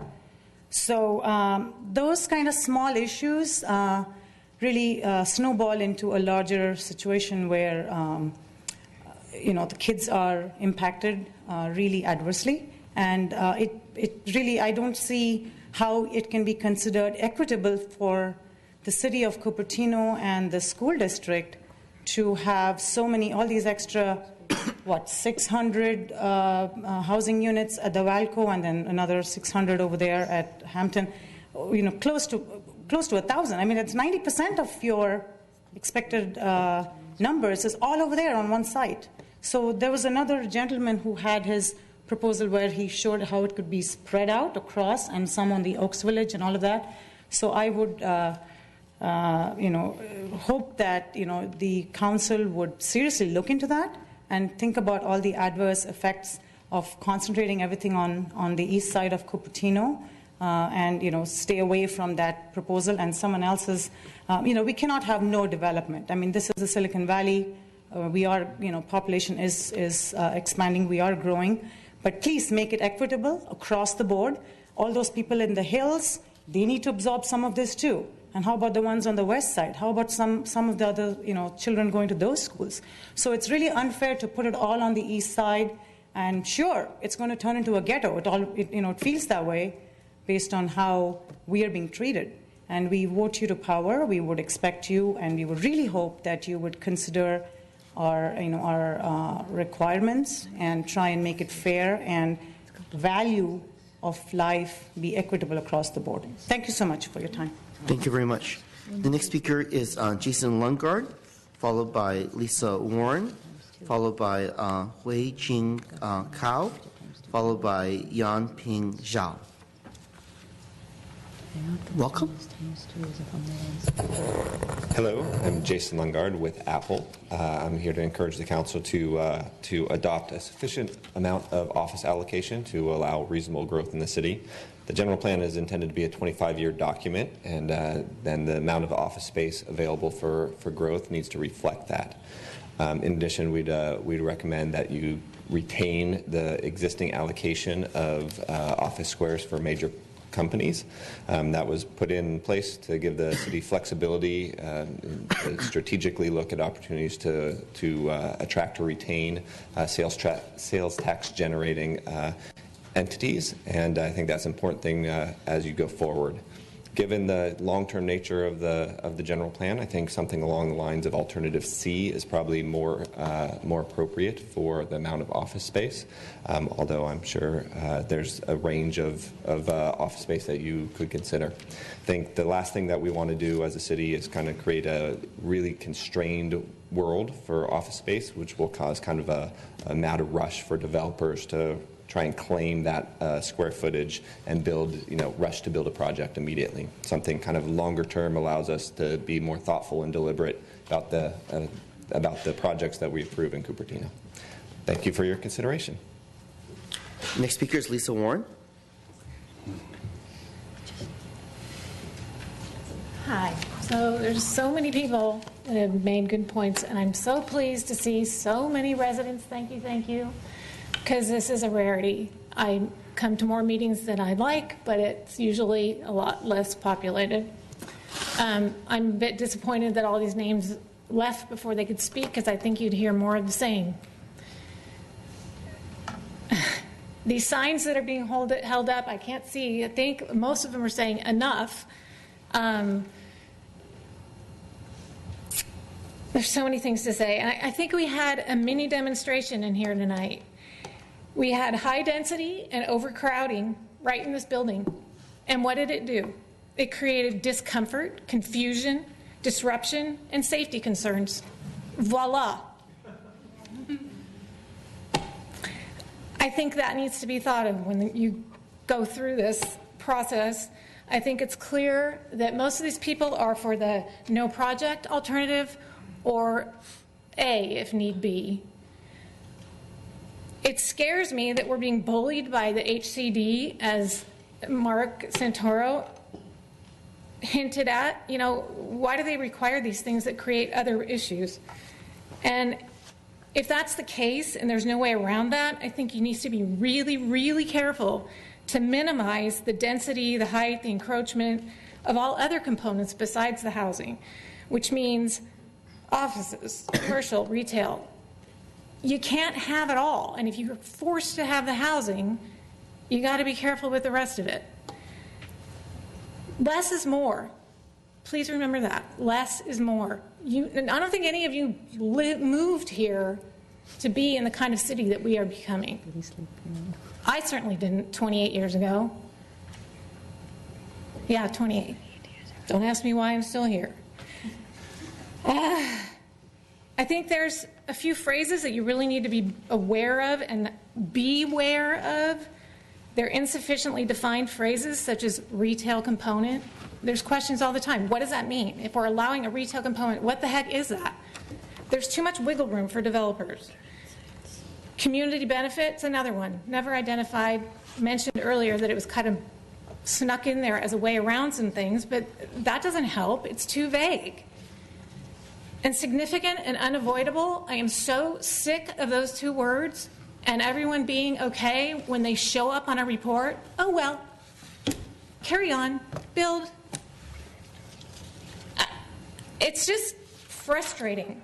And I am so happy there's so many more people here tonight to share that frustration and to get the message across. There's a whole lot more I want to say, but I think I can sum it up. Thank you, Lisa. Your time is off. Yes. Yep, thank you. Thank you. Gee, Lisa, I didn't think I was that subtle, but thanks. The next speaker is Wei Jing Kao,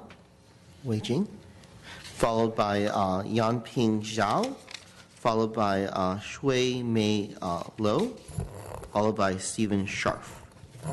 Welcome. Hi, thank you to give me opportunity to speak. My name is Hui Jing Cao, and I'm here same as other residents speak today and to state my opposition to the housing plan, which will mainly happen in the east side of Cupertino.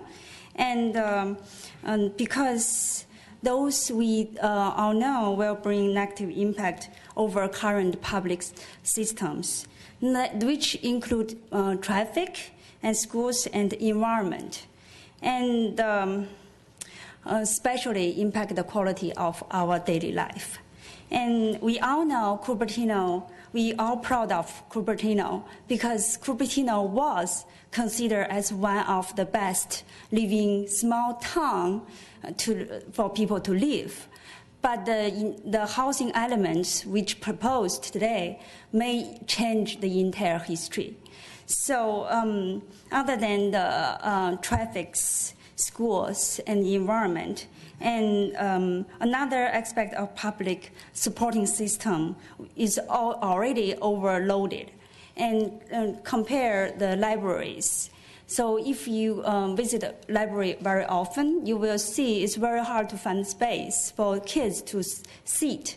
And also it's very hard to find a parking spot if you visit a library with kids. But how, if we bring in more residents, how the local public system can support more, how you can build more libraries, how you can handle those much new residents. And also, we also need grocery stores for shopping, and we also need parks and recreational areas, recreational centers, and we also need a sports field for our kids to play soccer, as one of the councilmen asked today, right? So which we need to consider before we putting everything together, right? So we cannot bring in more people, but not bring in more green grass area, and do not consider any environmental impact, do not consider any traffic, do not consider the whole quality, the life of the residents. And also compare with the Dianza. If you take a Dianza and you think about Dianza, if you work close to Apple campus, so the residents who live in near to any campus, Apple campus area already complain the traffics. Mrs. Gao, your time is up. Oh, sorry. sorry. Thank you very much. The next speaker is Yang Ping Shao. So city members, thank you for giving me this opportunity to speak. I'm here to express my objection to the proposed draft housing elements along the Cupertino, along Stevens Creek, primarily in the Waco Mall area. The reason is the traffic along the Cupertino, along the Stevens Creek is already very congested and heavy. I know this because my son goes to Hyde Middle, so every morning I drive him along the Stevens Creek and past the Waco Mall. I have been doing this for 3 years, and the distance is like 2.5 miles, and take me at least 20 minutes. To give you an idea of how slow it is, an ordinary man can run the same distance at pretty much the same time. So once we thought about an option, would be my husband and my son, they run to Hyde every morning because, you know, the reason. So with this new housing elements and the Apple new campus, will definitely the traffic will inevitably become even worse. And then this means that our kids will be exposed to even greater danger of traffic accidents and tragedies. And we all remember the last week's tragedy. That's a direct result of congested traffic. I hope we don't have to see another tragedy of precious young life before we stop this crazy plan of building more and more housing units along the already very congested streets. Another thing I want to say is actually we, the Cupertino residents, we have started a petition in change.org. And then I want to read the first paragraph. Dear Cupertino city member, we do not agree with the proposed of rezoning of sites for conformance with general plan and housing elements. Within like a week, we have already collected 734 signatures, and I believe we'll get more signatures as time goes. I think this number of signatures is already large enough to express our residents' strong opinions to this general plan and housing. I know our city needs growth, but I don't want this growth to be accomplished at the cost of our quality of life and the lives of our children. Thank you. Thank you, Mrs. Zhao. Next person. Can I ask her a question? Yes, you may. Mrs. Zhao? So did you initiate the change.org? No, No. I didn't initiate it, but it was spread very, very fast. Okay, thank you. Thank you. Next speaker is Shui Mei Lo, followed by Stephen Scharf, followed by Liang Xiao. Shui Ming Lo, is she here? Or he? She or he? No? Okay. Next speaker is Stephen Scharf. I saw Stephen. Is Liang Xiao here? Liang?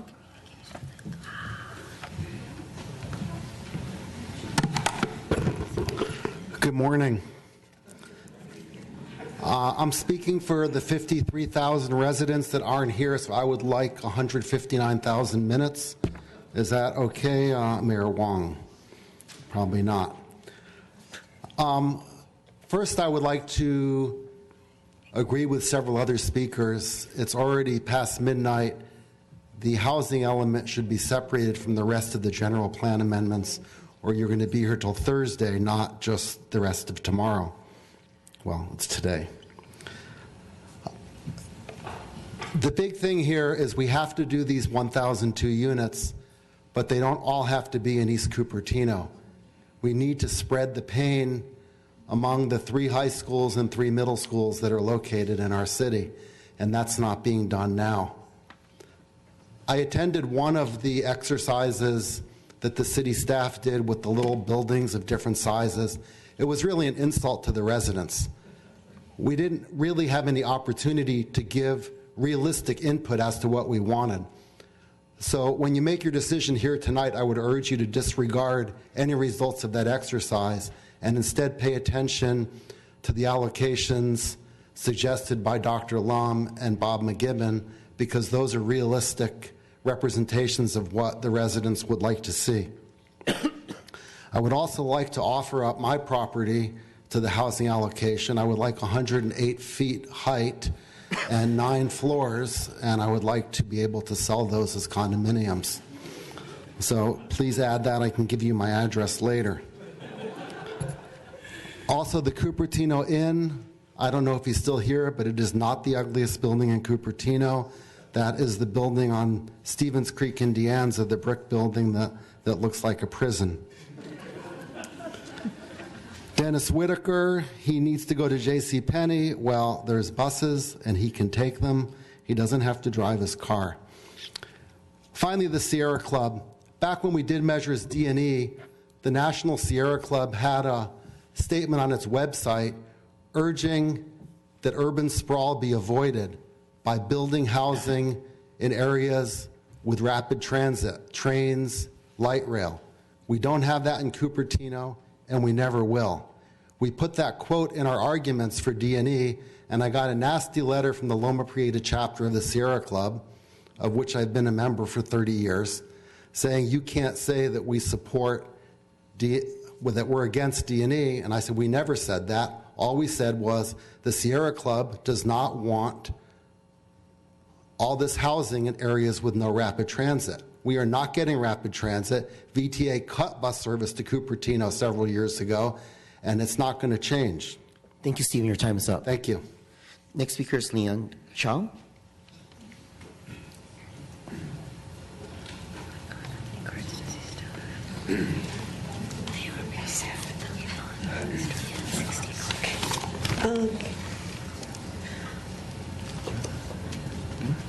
Dear council members, Sorry for the handwritten note. I wasn't planning on speaking today.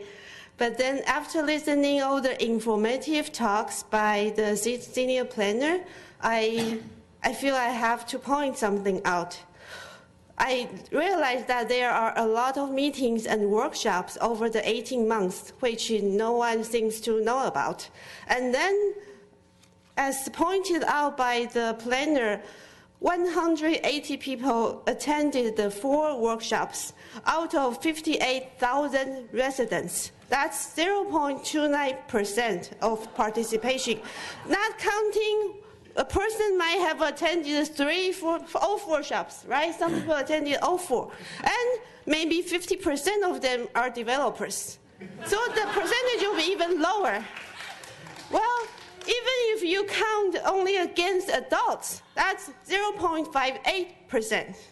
And then we keep hearing that community input says they approve this, how many percent of that? Community inputs, so many slides on community inputs. But then this community inputs, as you can see, is irrelevant. I know that you guys tirelessly spend time analyze the data. Thank you for that. But that data is invalid. Could we, I beg you, City Councilman, this is our future, our city's future. Let's start over so we can have a valid workshop with valid community input. And the second, they pointed out that there is a Cupertino GPA website, General Plan Amendment. I didn't sign up for the email list. I didn't know about it. I thought probably many people did. But as pointed out by the presenter, the email list has 250 people out of 58,000 residents.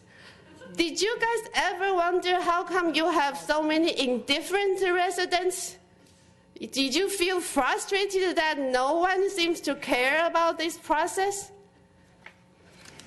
Yes. So, first point, data from the community input. I wish you scratched that. The second one, the emergency impact report. Emergency impact report, you guys talk about student generation rate, and the data is from consultant. And from your document, I calculated 0.4 students per family. But then from the table you provided, the rate is actually 0.32 students per family. Who has 0.32 students per family? Which neighborhood in Cupertino? I don't know. So I seriously have to doubt all these consultants. How they get their number? Do they get their number from outer space? From all of California? From all the desert region? We are living here in Cupertino, in an area that everyone moved here for the great schools.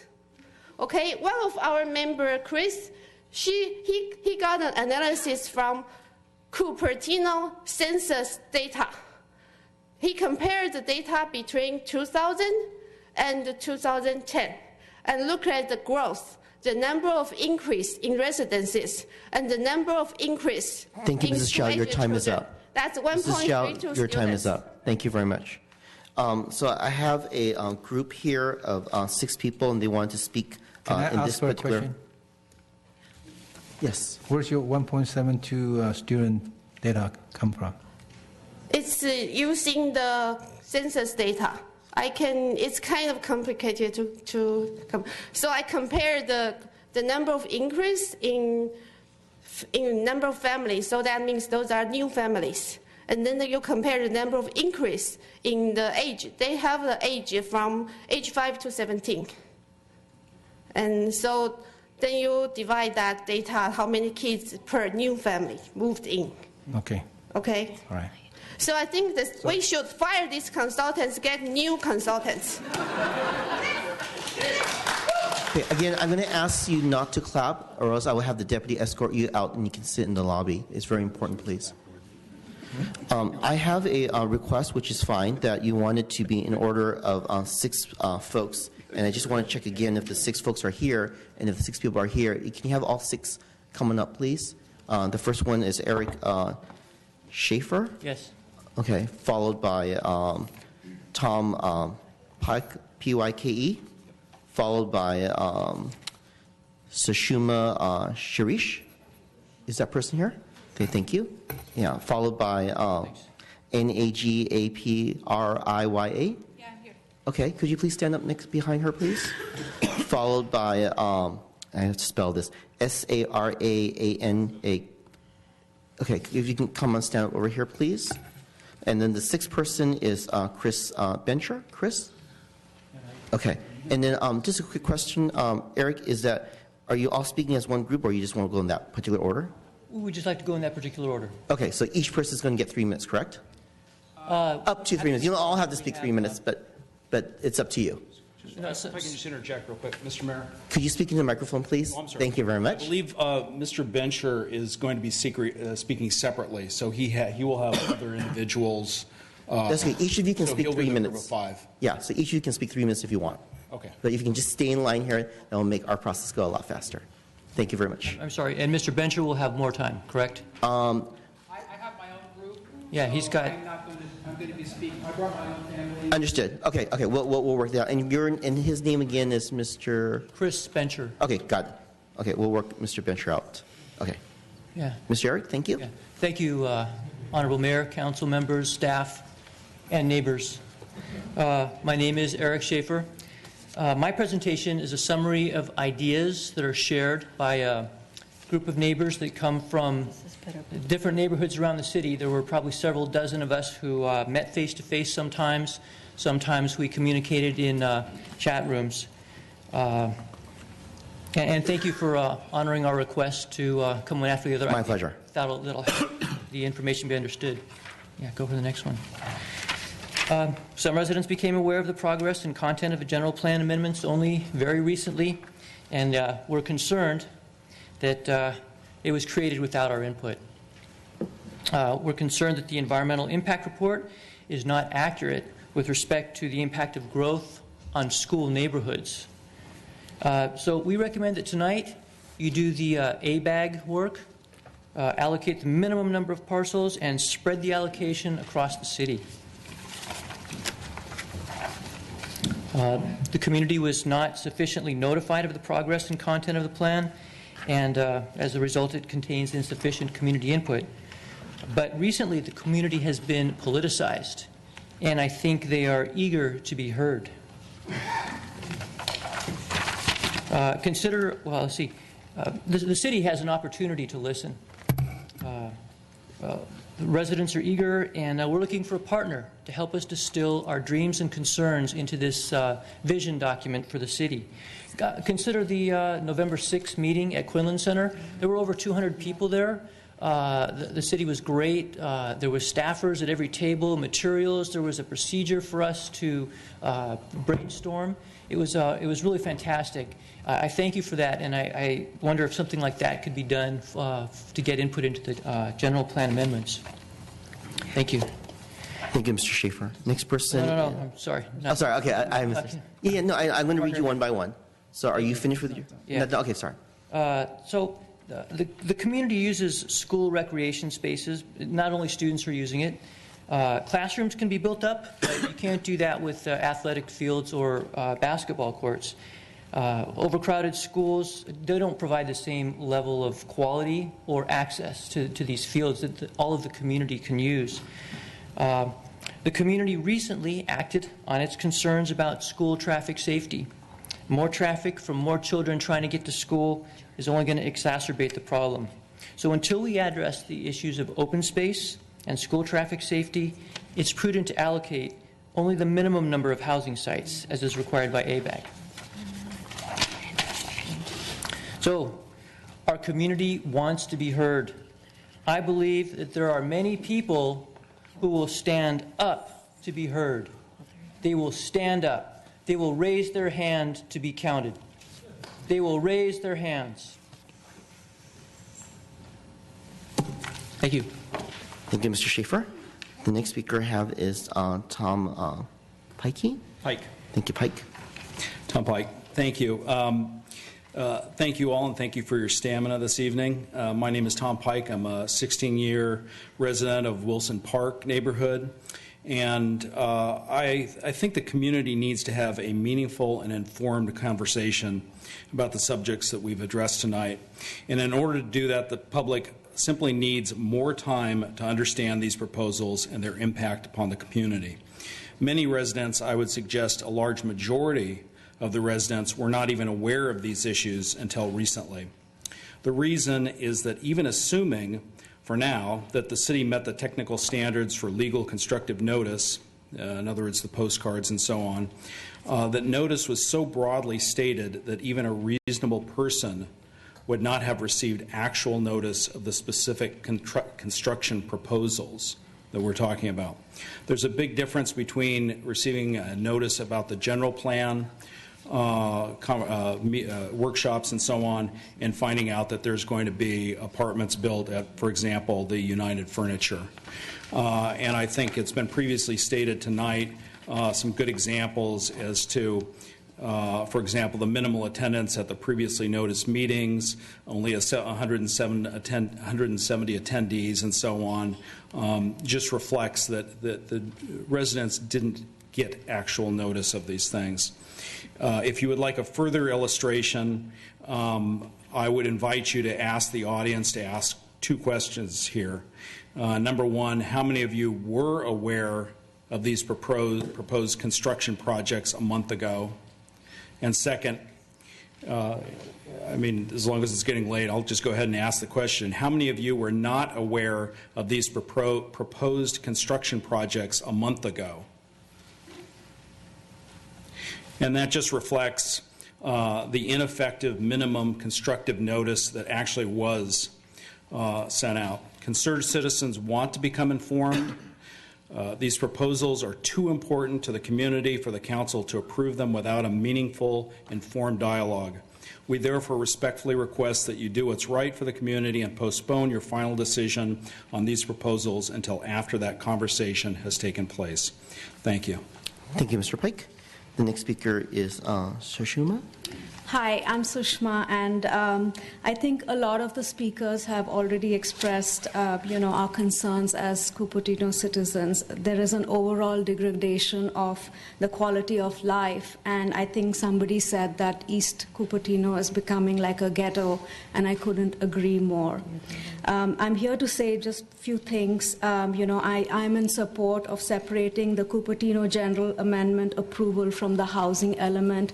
There's too much going on in the general plan amendment, and we need more time as a community to absorb it and discuss it and have more involvement, as most people have said.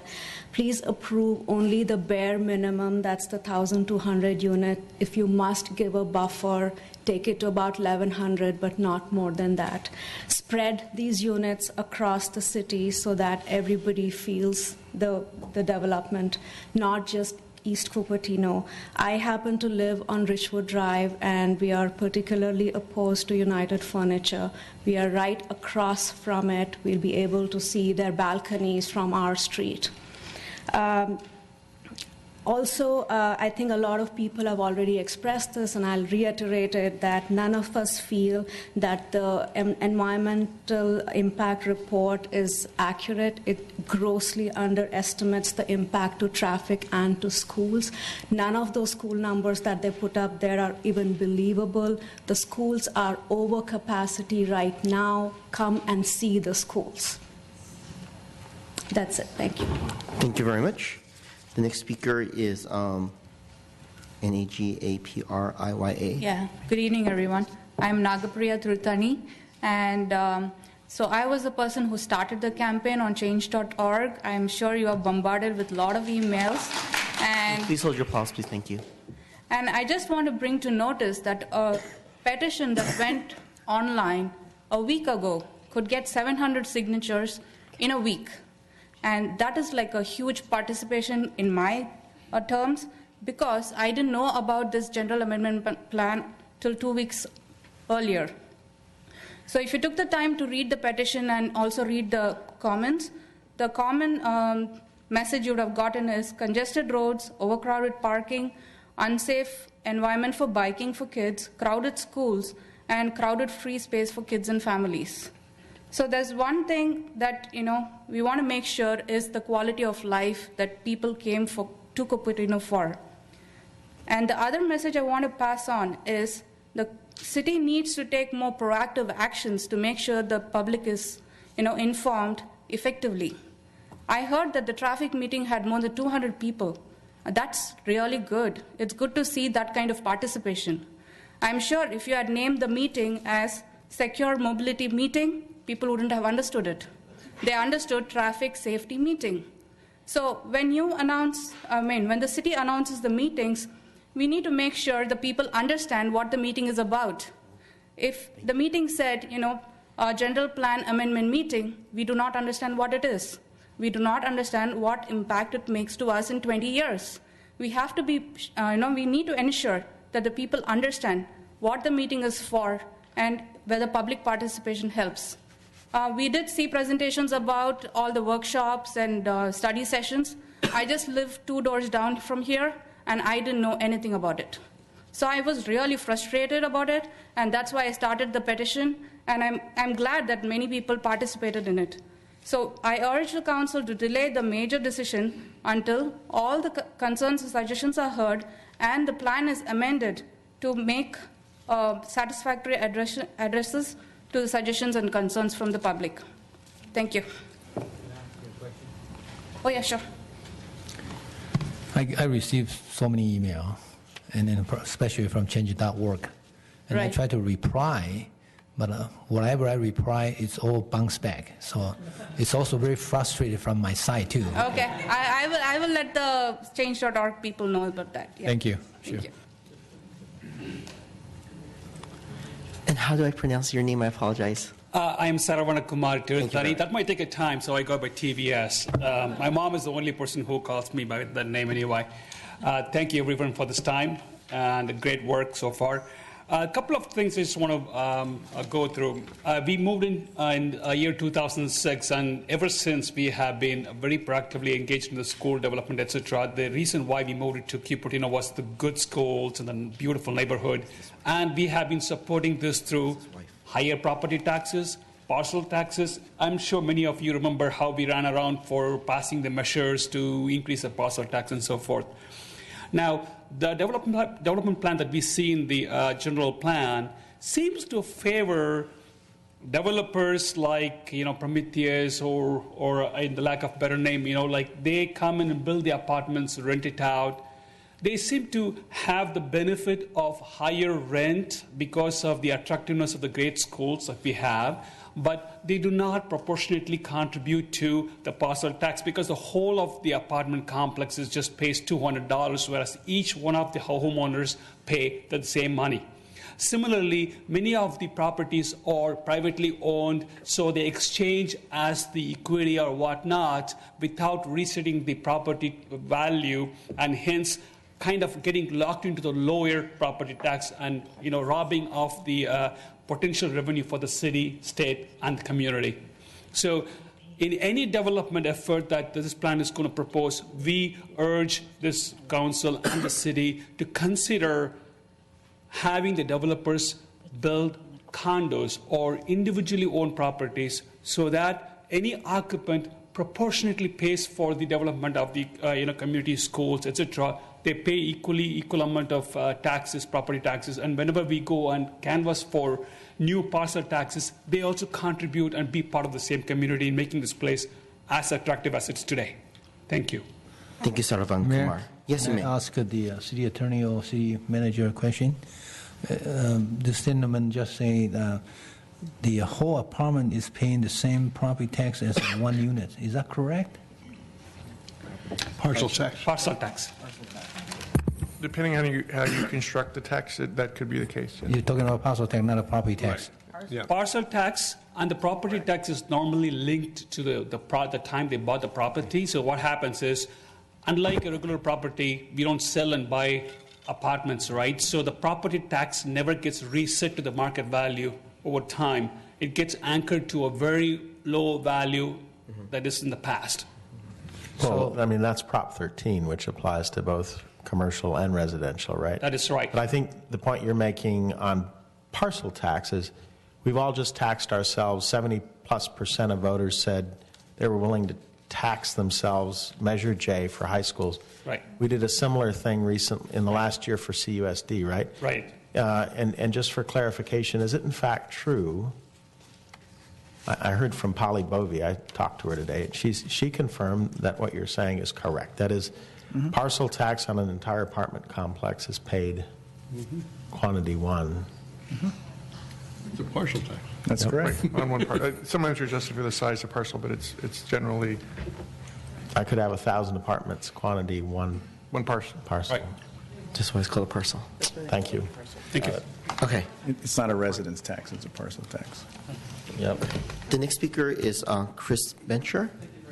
I have 7 copies for the... You can just give it to the... I'd like to ask my wife, kids, Jalin and Jensen, please come stand with me. This is my group. No problem. And I'm asking for 10 minutes. I also like to start off by recognizing my 2 boys here. They were lasted, past midnight. And I just want to make sure that they get credit for that, and I hope I have your full and undivided attention here. So before you start, Mr. Bencher, just want to make it clear that these folks here have not turned in a card. Is that correct? No, they are to support me so that I can have 10 minutes instead of I just want to 3. clarify because I have witnesses here and you're on TV that you cannot come up and speak, that Mr. Bencher will be taking up your time, correct? Yeah, they're not going to speak. I'm speaking on their behalf. Thank you. No okay, problem. so thank you very much. I have a presentation. Is it being displayed here? No, it's not being displayed. Hold on for a second. There it goes. Okay, super. Thank you very much. Thank you. So, while I was sitting here listening, what kind of came to me as the general theme here was that storybook that most of us have all read to our children called The Giving Tree. And it really is about, what do you really value? You could, just take the tree for everything. But at the end of the day, we need to have quality of life. And so really today I'm going to focus on quality of life, specifically quality of life that parks give us. And it may not be reflected in the EIR because the EIR did not really get into parks and certainly didn't get into the percentage of the target allocation of parks and definitely did not get into the percentage of target allocation per park. In various neighborhoods. Okay, so North Blaney and Valco neighborhoods are at the 16% of their target allocation for parklands. The proposed housing element and general plan amendment will result, by bringing in all the people, reduce by 33% their available parkland ratio, and the result after the general plan is over is they would have only 10% a target allocation for parks. So I'm going to work through the math here so you see where this comes from because I'm an engineer, so it's very data-driven. First of all, we have the Cupertino Municipal Code 1824.040. This is the general standard, which says, for the public interest, convenience, health, welfare, and safety, that we should have 3 acres of parkland per 1,000 persons. And that's our Cupertino Municipal Code, but it's actually based on the Quimby Act. And the Quimby Act states that for the purpose of determining your performance to this measure, you should be using the federal census data. So I go to the U.S. federal census data. All my sources are stated at the bottom here. So for this, the way the census breaks down Cupertino into 4 major census tracts. On the west of De Anza, you have 5077, 5078. East of De Anza, you have 5080 and 5081, with Stevens Creek separating 5080 and 5081. So understand that we're broken into 4 major census tracts here. So let's just see how each of these census tracts is doing compared to our municipal code 1824.040. Okay, so first let's look at Census Tract 5081. According to the 2010 census population, it has 7,600 people, so therefore it should have 23 acres of park. It has 3.8 acres of park, so it has a current target allocation of 16%. I don't know why my clock is only at 5 seconds left. Don't worry, I'll keep clicking it. So don't worry about the clock. Thank you very much.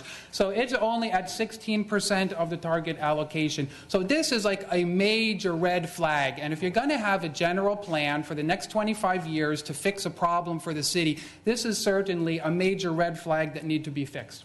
Okay, let's go to the next census tract. This is 5080. And this one is not that bad. It's at 86% of the target allocation. It's mostly drawn down by Rancho Rinconada, which has 0 parklands. Of course, we annexed to that from San Jose, and a lot of that is legacy. But when you do annex a territory from someone else, you have an obligation to actually take care of them. And so we do want to see the Rancho area actually, get some parklands, even if it has to use from some of the other nearby neighborhoods. But we definitely, people need access to parks. Okay, and then the census tracts for 5077 and 5078, you can see that the boundaries are very strange curving boundaries. It's very complicated if you want to get into very detailed analysis there. So I'll just say 77, 78, if you put it all together as a weighted average, 36,000 people should have 110 acres. It has 117 acres, so they're at 106%. So what we have here, when you look at Cupertino as a whole, is you have 5077, 5078 are in great shape for meeting the Quimbley Act, for meeting your target allocation, of 3 acres per 1,000 people. But 5081, boy, that is really hurting. It's at only 16% of target allocation. And this is why I think that we need to be very careful about what we're doing here in the zoning, because the Valco site is probably the last site ever, right, that you will have a chance to actually remedy this gap. So that was using the 2010 census data. So now that's actually like 4 years old. So if you look at the middle chart here, now shows what's going to happen when the population from Rose Bowl, Main Street, the 230 Stevens Creek come online. And that's going to drop the target allocation down to 15%. And if the proposals for the Hamptons, Valco, and United Furniture, come in, then that target allocation is going to drop to 10. This is really drastically moving in the wrong direction. And so we have to actually, we have an obligation to those neighborhoods, because the reason for that Title 8, that Chapter 1824 was for health, welfare, and safety. And I don't think that we can say that it's okay for the health, safety, and welfare, to drop down to 10%. Okay, so I've been speaking in terms of percentages. Now let's talk in terms of raw acreage. So if you look at today's gap for 5081, it's a 19-acre gap. You would need to come up with 19 acres to actually bring them up to 100% of target allocation. But after the potential rezoning that we're talking about here today, you'd have a 33-acre gap. And not to mention that next door in tract 5080, you have a 6 to 7 acre gap. That's the tract we're in right now.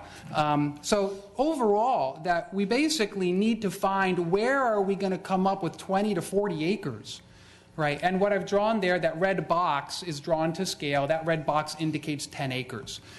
So if a Valco basically disappears into development, then you never, ever have a chance for the rest of all of us and our children and our children's children to ever repair that target allocation at 10%.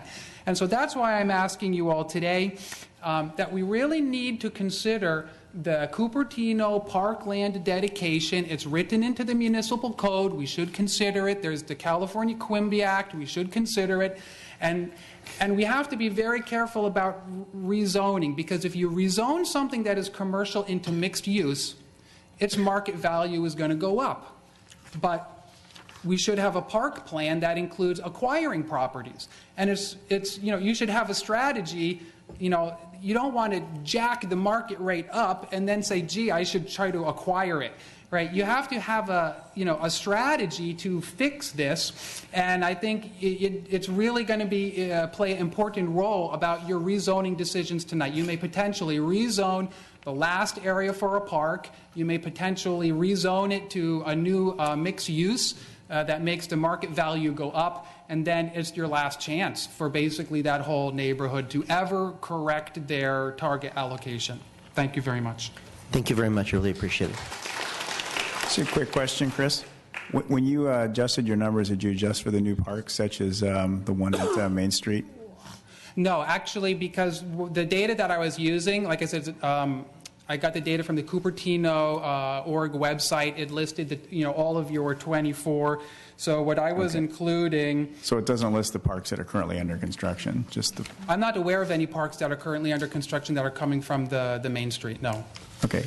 So like I said, so the gap is like 20 to 40. If they were contributing 1, 2, 3, or 4, then I would come down to 16 or as the need. Thank you. Yes, I think the gap is still going to be quite big because the need is actually bigger than all of Main Street anyway. Thank you very much. Thank you, Mr. Bencher. You did go on. No, Councilmember Chang. Actually, you were way under 10 minutes. Just want to let you know. You were under 9 minutes. Thank you very much. Then I'll use a few more seconds. But actually, just to recognize, go ahead. He's a Cub Scout right here, and these kids need to use park and he's going to be an actor. Okay, thank you. Councilmember Chang would like to ask you a question. I like that. Venture. Okay, thank you. Councilmember Chang want to ask you a question. Yeah, I'll ask the city attorney's a question, city manager. Barco Shopping Center right now has a 50 acre. So based on your suggestion, take out 33 acre. Can we enforce that? Say we want to rezone that as a park? The whole thing? Yeah. We'd have to buy it. Huh? We'd have to buy it. Where to buy it? Yeah. Yeah, so I'd like to speak to that because, of course, if you want to buy it, you have to have the money to buy it. Okay, but maybe we don't have the money to buy it. Actually, we're supposed to have a QIMBY in lieu of reserve a fund. And according to my calculations, that our QIMBY in lieu of reserve fund, we should have at least enough money to buy 3 acres at market rate from the projects that happened in the near past. But anyway, so if we don't have the money, so we say we can't do it. But then in the future, if we did have the money, but we're not going to have the land, right? So you're at it's a difficult crossroad, and I don't want to hear that today we don't have the money, and then in 2040, well, we don't have the land, and then you can never correct those neighborhoods which are at a target allocation of 16% today, moving to 10.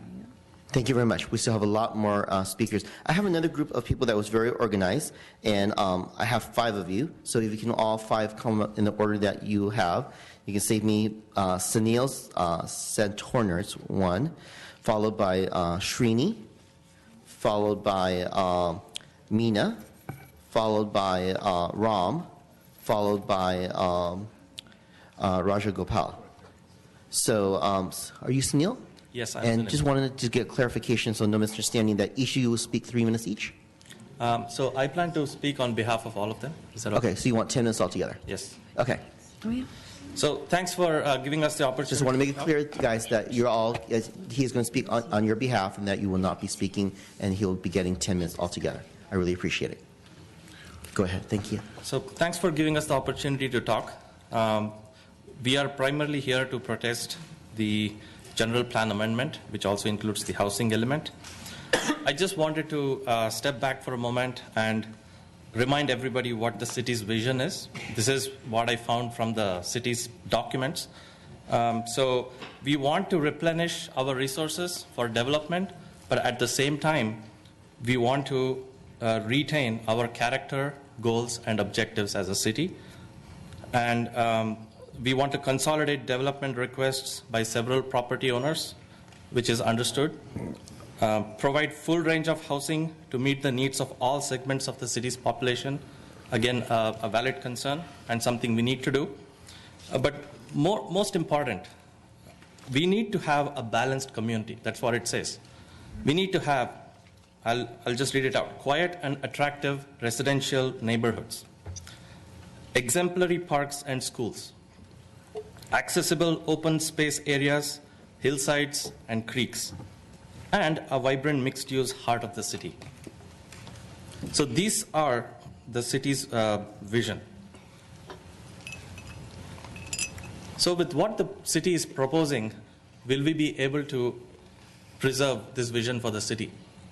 So our answer to this question is no. We will not be able to achieve these goals with all the proposed developments. The redevelopment plans, we feel, are excessive and will benefit the developers more than the community, as a lot of people here have pointed out. So the project proposal's objectives is to have a city-wide increase in official, commercial, residential, and hotel allocations. The key here is city-wide, and the proposed plans are not achieving this goal. It's concentrating everything in one part of Cupertino, which is East Cupertino. And increase the citywide allocations according to the Bay Area plan. Again, what is being proposed is too long-term, and we don't really need such excessive development right now. So I just want to read what I found about the city's approach. This is what I found in the planning process. So what the city proposes is the proposed project instead focuses on identifying and analyzing potential changes along the major transportation corridors at Cupertino that have the greatest ability to evolve in the near future, since the rest of the city encompasses single-family neighborhoods. So the key here, from the surface it looks okay, but the key here is near future. We are trying to capitalize on short-term market conditions and economic activity. It will be a very short-sighted decision by the Planning Commission as per their own wordings and disclosure. I'm not making this up. We cannot satisfy the long-term development of the city as far as 2040 by focusing on short-term opportunities and market situation. We have to think long-term. And as several others have pointed out, the impact on the community is largely ignored or underestimated in the EIR. So there's a debate of need versus want. What does the city need versus what do the developers and others want out of this? The projected deficit, I've been correcting this number ever since I came here. Now it's finally 1060. So, and the proposed housing is close to 4,000. So again, we have scaled that number down, but that was the original proposal, 1060 versus 4,000. That's like huge discrepancy. So one important thing to note here is that the developer interest does not evenly map to the study areas. There are several study areas considered all across the city, but the eagerness with which the developers are waiting to develop these properties do not map evenly across these study areas. Some of them will be developed faster than the others. So projects in some study areas will be finished much sooner. And just to, again, give the example, Valco, Hamptons, United alone could satisfy the deficit, according to the proposed plan. And once the 1060 units have been satisfied, we will not have a need to aggressively pursue the rest of the 2,500 units. So what will happen is that everything will get concentrated in one part of the city, and then we might go slow. So most of us were clueless, and we felt excluded, like, again, a lot of others have pointed out. So I'm extracting from the text. The general plan amendment process has involved extensive community discussions and input provided during several public meetings, workshops, study sessions, and through online comment forms and surveys. My question was, really? We have this petition in which, last I checked, we had 750 plus signatures. So that represents a large number of households. So voting yes on this proposal will mean that the Planning Commission and the Council does not care about these hundreds of concerned households. So we have to really listen to these the households and make a more informed decision. So we urge the City Council to stop the madness, really. We are not against new development and housing. We are only against the reckless expansion, which is driven by short-term vision, economic conditions, and developer interests. There could always be a cycle, like somebody else pointed out. We could be in the bust mode. The EIR ignores or underestimates the impact. We need to spread the development more evenly across the city. And we need to reduce the size of the study areas to only include what is needed and not what we think we need for the next 25 years. Again, as several others mentioned, we urge the City Council to decouple the ABAG requirement from the general plan amendment. So we urge the City Council to please either vote no on this proposal or postpone it so that we can have enough community input from the city residents. So this is the end of my slides, but I also wanted to talk about something from my own experience. So we moved into Cupertino 3 years ago, and we are currently remodeling our house. We've been out of the house for close to a year. And a big part of that problem was the city planning council, the planning commission approved our plan. And then when we were executing the project, the inspector came in and said, no, you cannot proceed further. And then it turned out that the planning division had not even seen the plans properly. So the point being, you guys hold the residents accountable to such high standards. You want everything to be reviewed, all the codes to be met. Why not hold the developers to the same rigorous standards? We don't want double standards here. We want everybody to be treated in the same way. Thank you. Thank you very much. Can I ask Sonia Yes, you a may. question? Sonia, you mentioned about 750 signed the petition on the change.org, right? Mm-hmm. Did you get a chance to look at those signatures, where they came from? So I was tracking it until it reached about 200. So then after that, I stopped tracking it. Because when I look at it, there's quite a few from Santa Clara, from San Jose, Sunnyvale. Not all of them from Cupertino. I'm not aware of that. So I could recognize some of the neighbors. Okay. I'm relatively new to this neighborhood. Okay, all right. I'm sorry, I just can't have you speak from there, but yes, there's a lot of speakers that were from Saratoga, West San Jose, Santa Clara, Los Altos, South Sunnyvale, and they're all within the Cupertino School District and the Fremont Union High School District family. So we welcome all of our speakers. But I think what Councilmember Cheng is stating is that we got a lot of people from other cities as well too that signed the petition. Okay. Can I ask a staff a question before it goes on? A lot of people have requested that we decouple the general plan from the housing element. So to have an approved housing element, my understanding is we also have to have the general plan approved to go with. Is that true or not? Well, we can make, yes, in one sense, they're coupled together. But if the council wants to make only some changes, we can set it up so that only those changes are made in the general plan.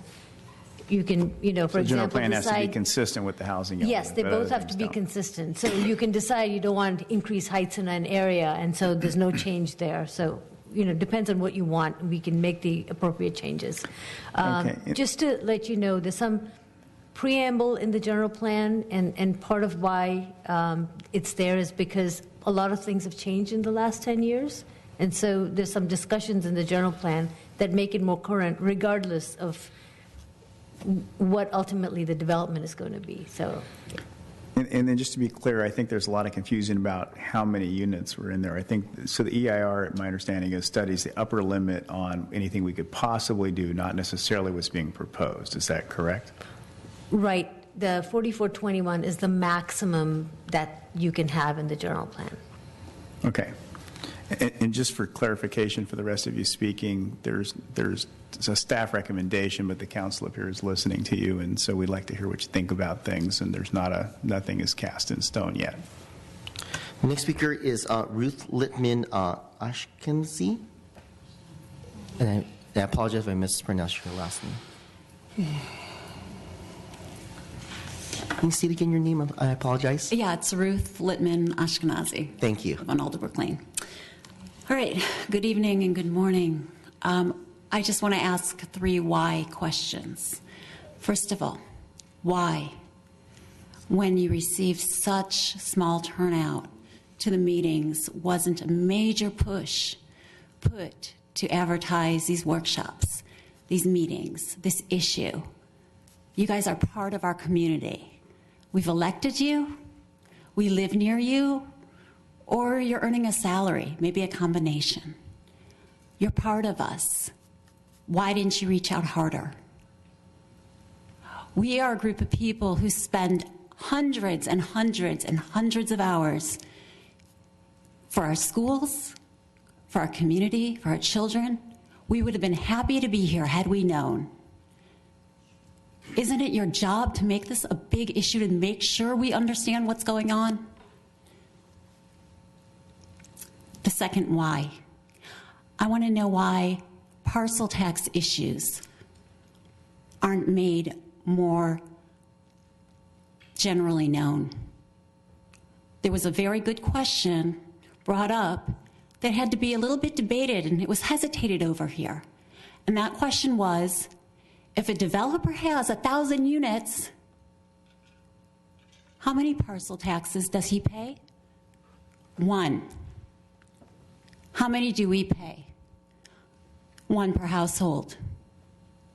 Speaking as someone who spent hundreds and hundreds and hundreds of hours to benefit our school and our community, I want to say I expect you guys, our elected officials, to bring this to light, to help us understand, not to hesitate for a second, but to come forth with this very important information. This is your job. You're part of us.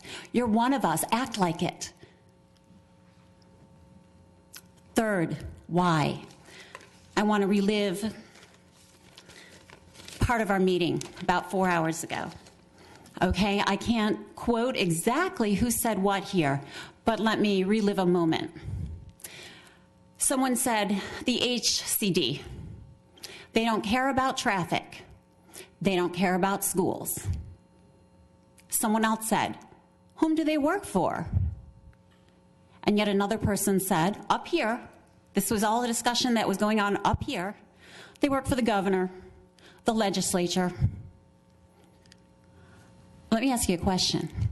We elected you guys not to stand as sheep against a bullying demagoguery in Sacramento. We need you guys to represent our interests.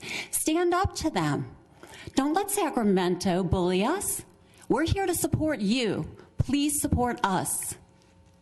And that's all I have to say. Thank you. Just to be clear, this was a school parcel tax and this council had nothing to do with it? It has everything to do with it when you know that developers bringing in thousands of units are going to be paying the $200 that us single-family homeowners are paying. Ma'am, I wasn't asking a question, just explaining something. No, but this council had nothing to do with the parcel tax. We have no right to explain it to the public. It's up to the entity to put it on. I think when you're entertaining Thank you for your time. Well, hold on. You guys spend a lot of time entertaining the questions and answers of developers. I think we, the people, have a right to spend the same amount of time up here talking as well.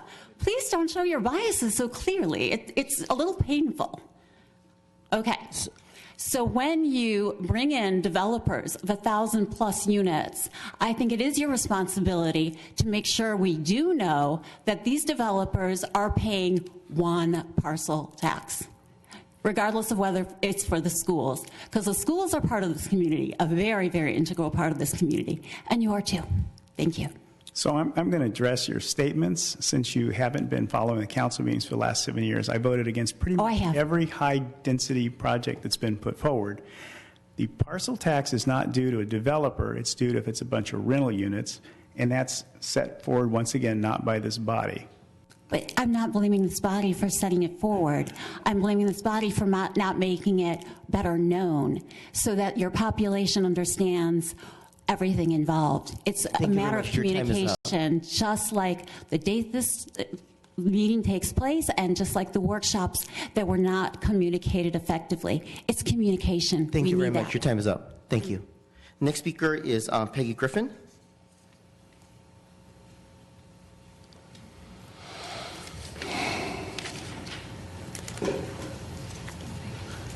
Welcome, Mrs. Griffin. Thank you. My name's Peggy Griffin, and I live in Cupertino. I have 3 things to ask you. One, First, I'm asking you to leave the PG&E zoning as is. It is not part of the housing element, and they have no intention of doing that, and there's no reason. PG&E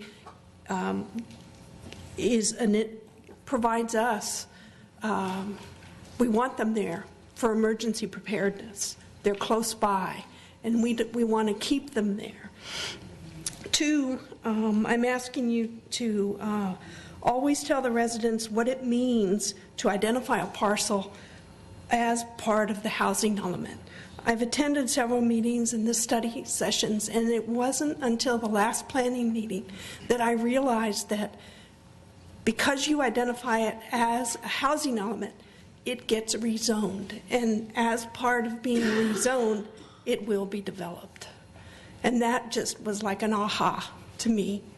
The third thing that I'm asking is that, again, at the planning committee meeting, they said housing, the height, in some cases they would increase it for retail.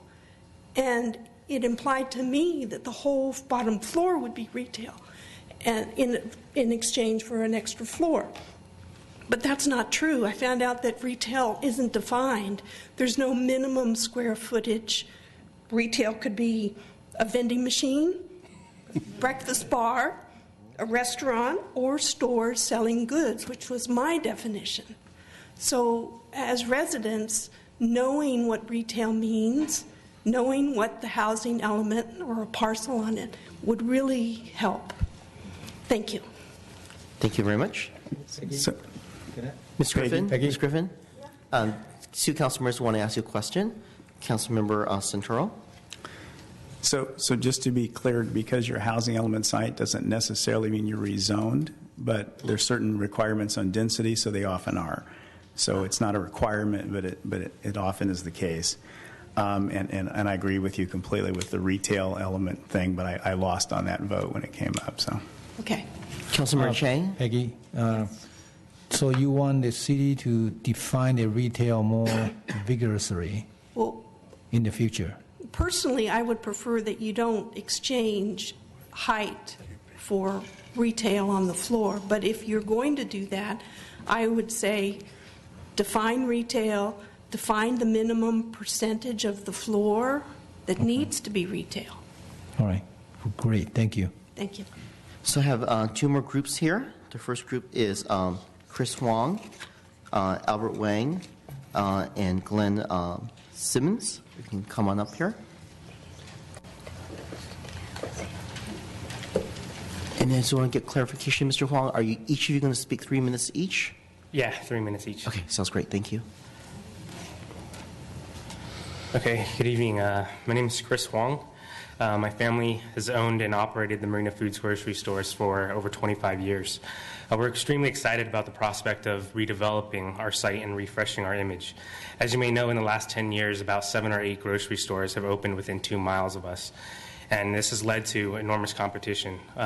Because of this, we've been exploring the idea of a complete site remodel for quite some time now, and felt this was the right opportunity to revise our business model and reposition ourselves in this new and demanding market.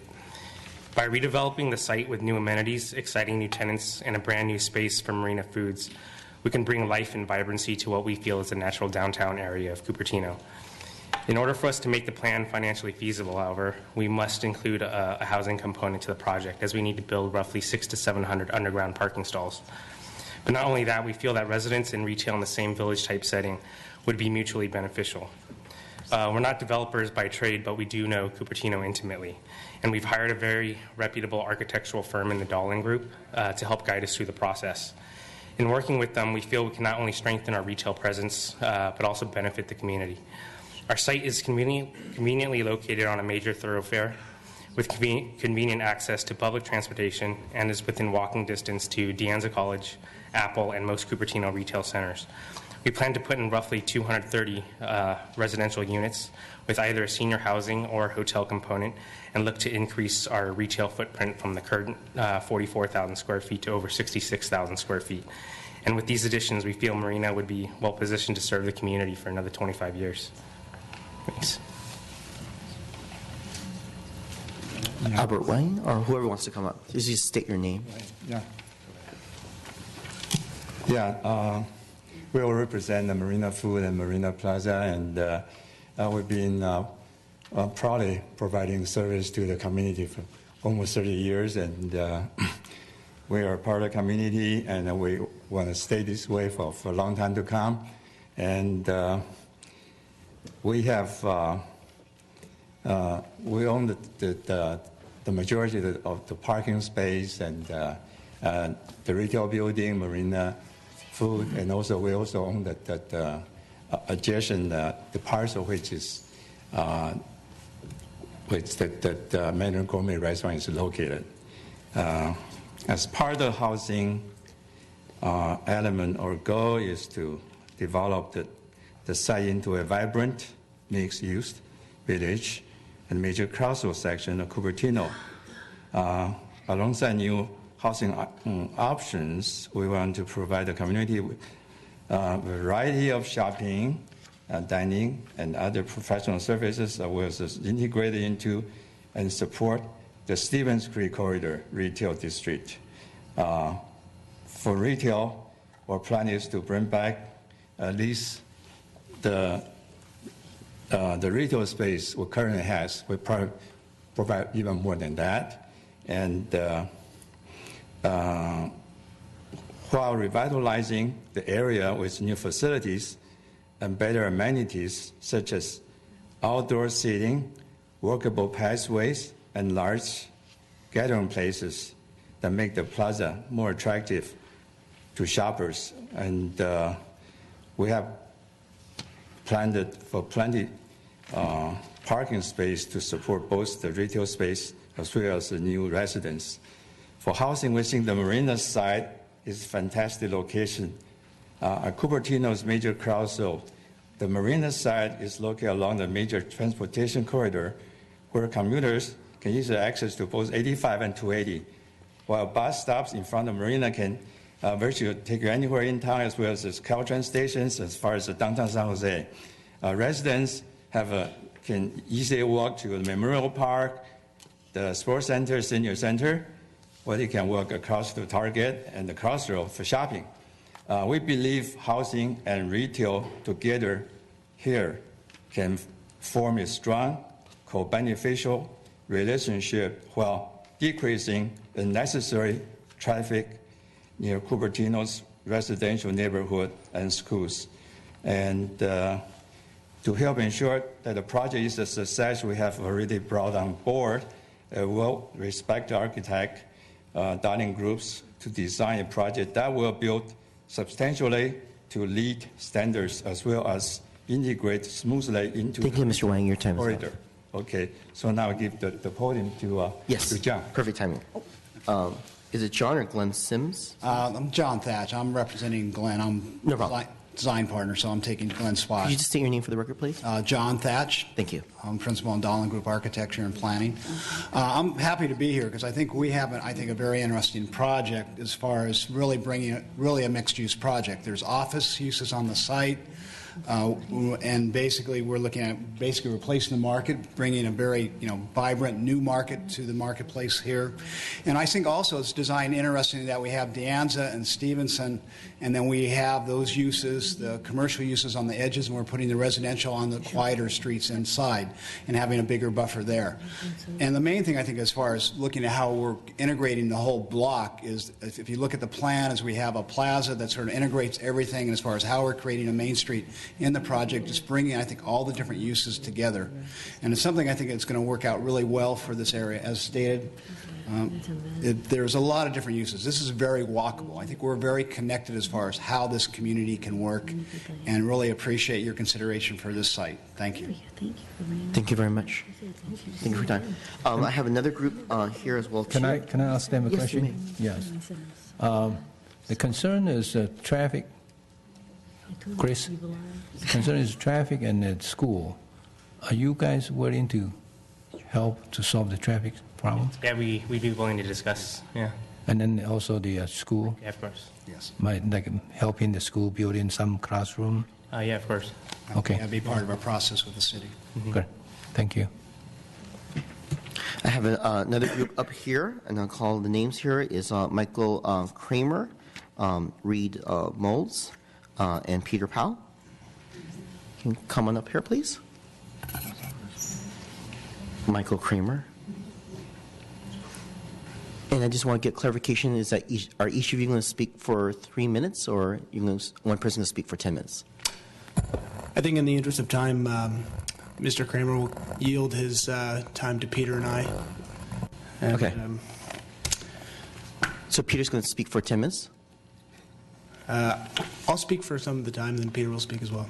Okay, but I can only have one person speak for 10 minutes, so you have to, if you want to bring up more people. Can we do 5 minutes and 5 minutes? Oh, 5 minutes, fine. Okay, fine. Yeah, that's fine. That'll work. Not interested in exceeding more time than that. We don't. Okay, need that. got it. It's just tiring. Yeah. My name is Reed Molds. I'm with Sandhill Property Company. On behalf of Sandhill, I want to thank the City Council, staff, and community for its work on the GPA. The reason I'm here before you is because after 3 years of intensive negotiations, we are in the midst of completing purchases for the entire Valco shopping mall. Valco presents a unique opportunity for revitalization and community building. It's been neglected and in decline for decades, and redevelopment efforts by all the many former owners were either abandoned or have failed. Prior attempts at Valco redevelopment have all run into the same problem. Full ownership of the site is needed. After 40 years, this is the first time anyone has ever been able to pull this off.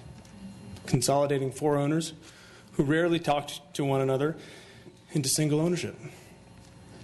In collaboration and partnership with the community and city, we plan to completely transform the current dying center into a vibrant, sustainable mixed-use neighborhood consistent with the general plan.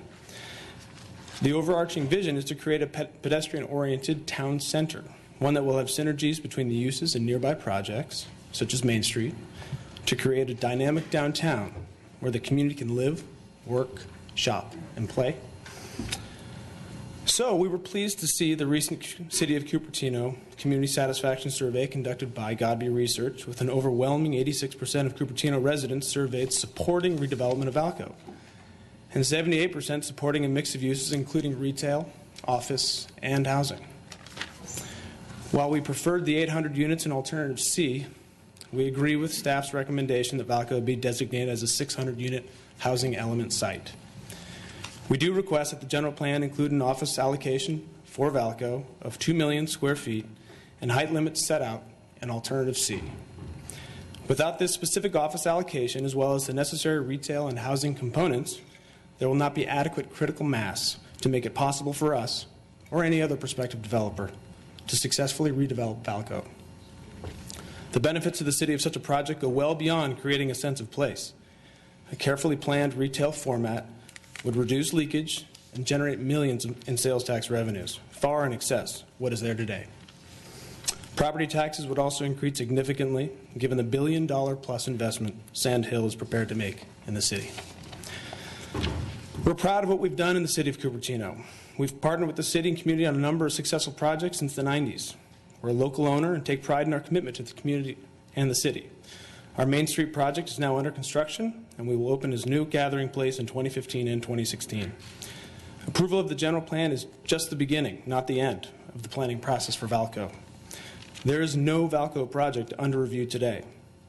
Following adoption of the GPA, we plan to engage in, not to mention the GPA requires, a comprehensive, community-based, specific plan process.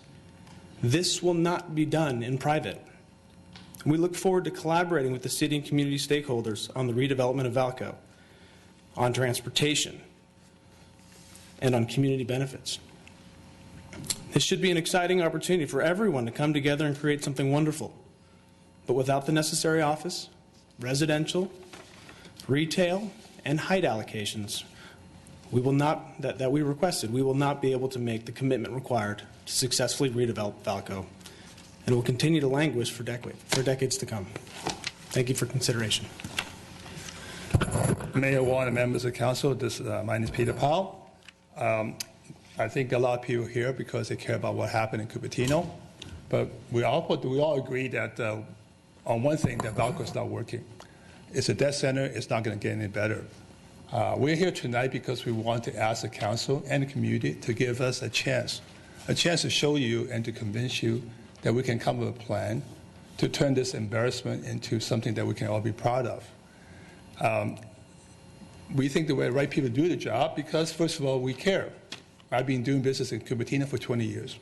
I have a lot of interest in Cupertino, and I want this to work well. We also have the experience to do that, too. Believe it or not, I'm the only one in the Bay Area that have taken down a 1 million square foot enclosed mall and converted it into a mixed-use project, and I've done it actually 2 times. We also turned out that this is a very risky investment, but we have the capital. Not just a short-term gain, but we're going to be here for a long run.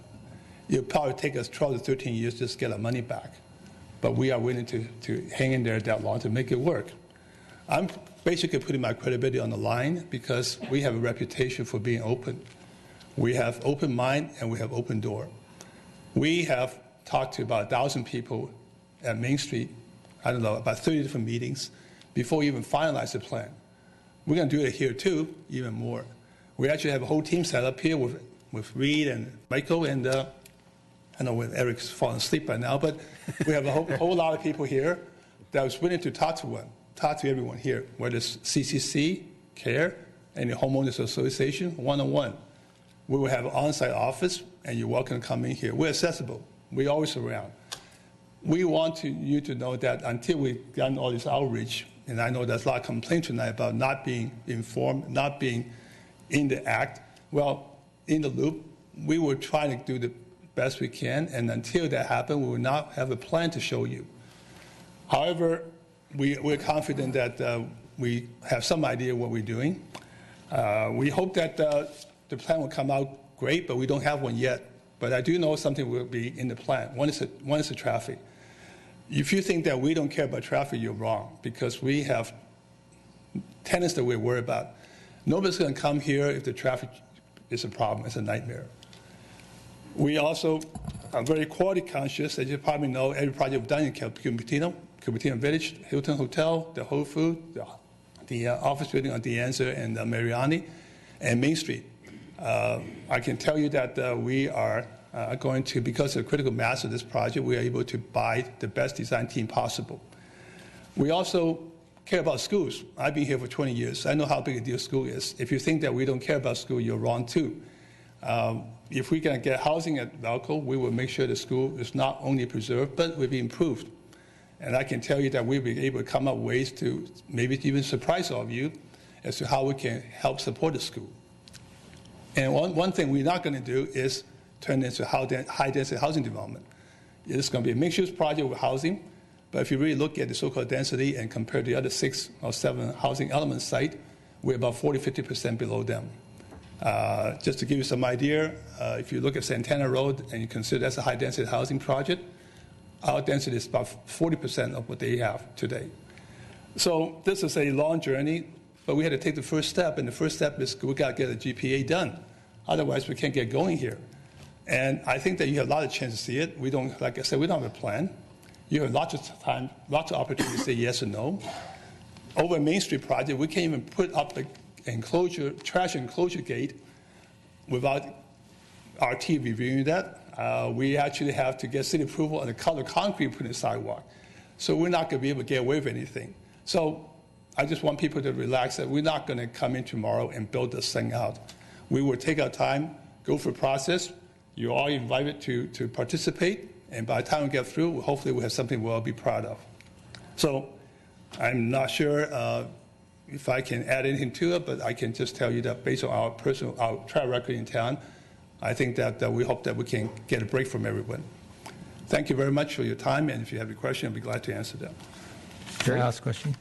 So you're saying you're willing to work with the community to come out with the plan. This is general plan amendment. So if we approve the general plan amendment, you will have a specific plan proposal. Right before you have that, you will work with the community, find out what the community want and what the community.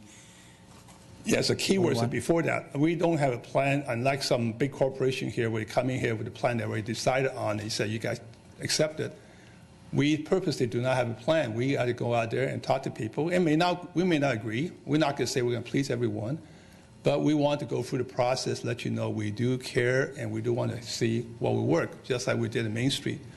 A mixed-use project is very flexible. We can adjust and juggle the components in different ways. And we are pretty flexible. We're pretty good at what we do. And I think that if you can, as like I said, give us a chance, we will have to wow you. If you don't, we don't get approval. So we are going to start tomorrow if we can. Of course, I don't know what can happen tonight, but as soon as the GPA is done, we're coming here with application for a specific plan. And at that point, then we have to start working on some sort of real plan. But we had to go through a long outreach process. And I'm telling everybody today, tonight, or this morning, that this is what we're prepared to do. We're not hiding. You can find us. We're very accessible. One of the problem is the traffic. Are you willing to help provide shuttle bus service for the entire city?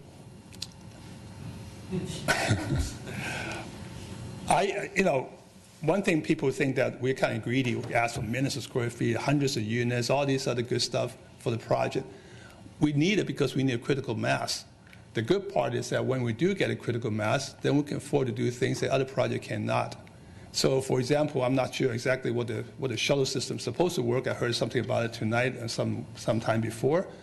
But I'm pretty confident that if we can get our project going, we will be glad to work something out like this because we can fund it. We actually will have enough, like I said, critical mass to be able to do things other projects cannot even dream of. Also, another concern of the resident is the library space is not enough here. Are you willing to provide some space for the library in your new unit or your shopping center? And then also like a medical center for the pediatry for the kids playground and a daycare center. Well, we have a previous experience on another mixed-use project where we actually taught the city about putting a library within the project. So it's a mixed use, so there's no rule as to what can go into a mixed use project. So a library, I don't know what the situation library is. We're talking about branch library, expansion library, or brand new library, but that kind of use is certainly fine. There are other things that we can do, but daycare, for example, might be a potential problem because of potential liability because you need that open space. But we're willing to actually, we're not just willing to, we're offering to do a lot of things for the community because, frankly, this is my last big hurrah. I want my legacy to go down as something that, say, I did a wonderful project for the city of Cupertino because I've been fortunate to have very good success in the city of Cupertino, and it's time to give back. So yes, I'm willing to offer various benefits because, not because I'm trying to win your favor, but because I feel like I can do something like that and make everybody come out feeling good about it.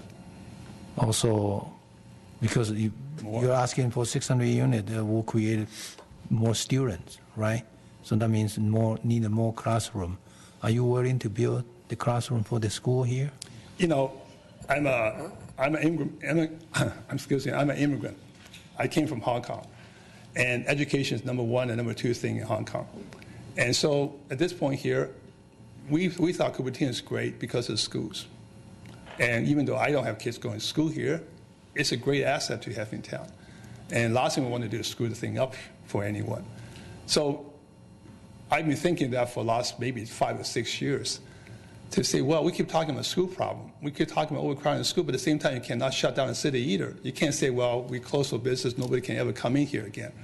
Well, you got to fix the problem. The way I look at it is to go to the source and see how we can help the school, because it's not possible to say, well, we can never have anything that will impact the school. There will be impact on the school, and we need to find a way. And I'm hoping that by the time we get through, it'll be just not a neutral, it'll be a net positive, that we can support and contribute to the school more than what we cost the school.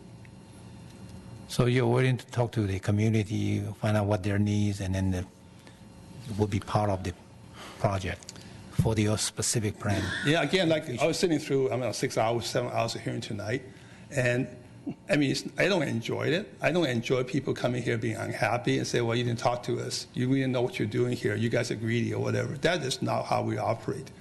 I take pride in what I've done. I have a good reputation. I don't think that I have anything to apologize for. We never consider ourselves greedy developers. And so we're sitting here telling you we're here. If you want to talk to us with good ideas, fine. If you just want to talk to us and tell us not to do anything, that's your prerogative. But if you can work together positively. I mean, Valco is really a drag. It's a black mark in the city of Cupertino. I've been here for 40 years. I first visited Valco 40 years ago, and I've seen it decline over time. I talked to all 4 separate owners before that. There are 2 times the project got foreclosed, and I talked to the lenders both times. I mean, this is a joke here. We got to fix this thing because Cupertino cannot have this going on here. It cannot have an obsolete center sitting here. I'm sorry, Mike, but Rhodey here, but I'm saying it cannot have this type of embarrassment. We go to other cities. We bring people in to tour Main Street. We have important guests, prospective tenants coming here. They come down to Main Street and look around and see what's this thing across the street from us. It's a mall. And what kind of mall is it? It's the worst mall in the entire Bay Area. I mean, I got a lot of investment in Cupertino. Do you think I want to see that all over and over again? So I do whatever it takes. And frankly, we have easier projects to do. We don't need to do this project. Thank you. And it's not in regards to time, it's the council member who's asking questions. I have questions too. No problem. Vice Mayor Sinks.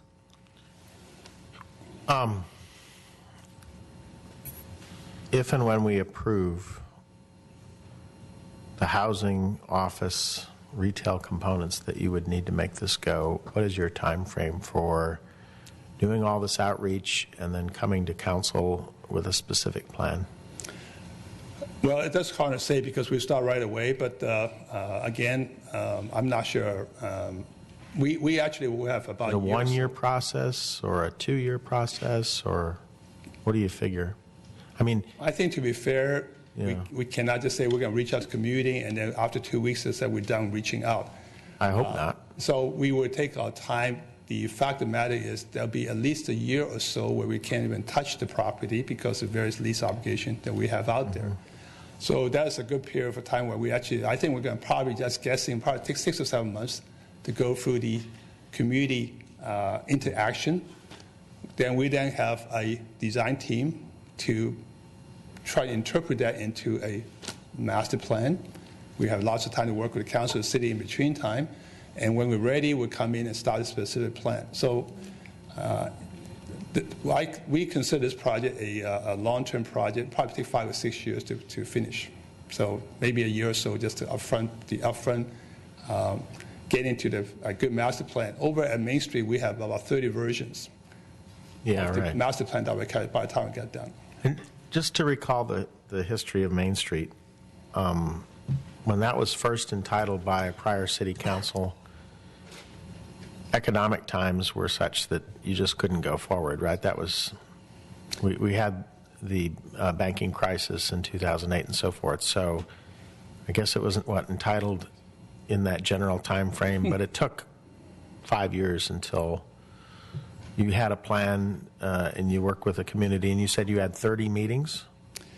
We think we have 34 public meetings, as I recall. Okay. And we finally went through a whole stage of entitlements because members of the public wanted to hear about the architecture. They wanted to hear specifically about restaurant and this and that and the quality of the hotel and so forth. And we went through this piece by piece, and it took a long time, and there was a lot of community meetings, planning commission meetings, council meetings, and so forth. As I recall, when we actually went for the final approval under the previous city council, we have a lot of supporters in the audience, and I don't think anybody came out and spoke against the project. Yeah, no, it was very cool. One of the few times. Yeah. Can you talk to, so there, I'll call it rumors in Silicon Valley Business Journal and some other things, talking about Sears making an independent decision, independent, I guess, of what you're doing to close this location. It seems like they're turning into a real estate investment trust, and they just want to get out. Is that true?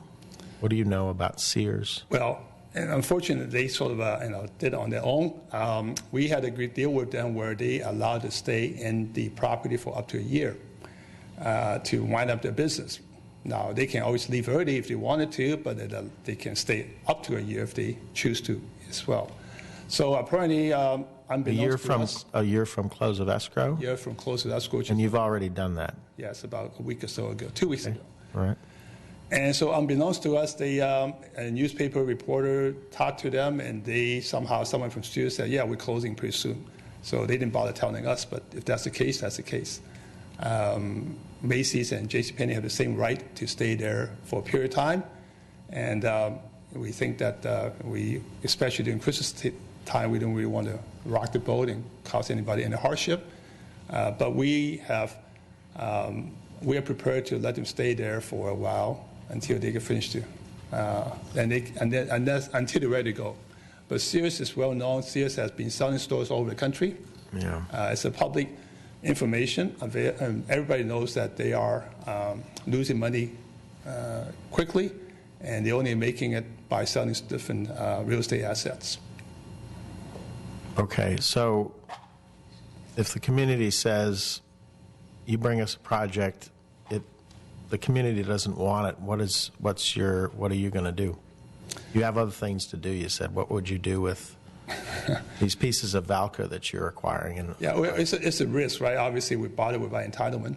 Yeah. And we're hoping that we can convince everyone that we deserve a reasonable entitlement. Mm-hmm. But if we can get, of course, nothing's guaranteed. Right. And the council tells us to take a hike, then we had to figure out what to do with it. Most likely, we're going to sit there and hold it for a while until we can find exit strategy, because at this point, it's not possible we could re-tenant it properly. In other words, you don't think you can re-tenant the property? We can bring in some tenants who are basically fill-ins, but really, if you're talking about people like Bloomingdale, it's not going to happen. Okay.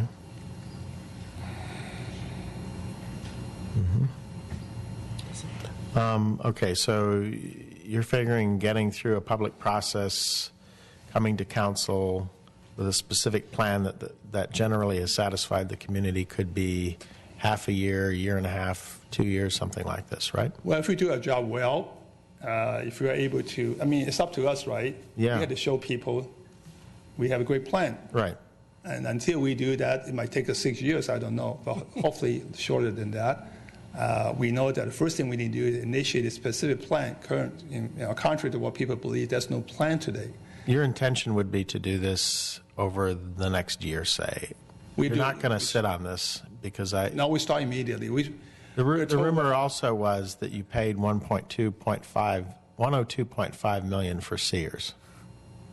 So you have a lot of money sunk in this thing at this point. Yeah, we're not exactly proud of it. We're trying to keep it a secret because we overpaid quite a bit. But we also are prepared to go quickly. Again, the specific plan process itself is going to take a while.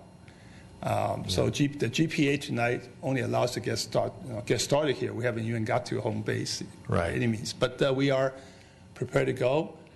We fortunately have a capital source now that is pretty substantial, and we don't use other people's money. So we essentially can start any time. Mm-hmm.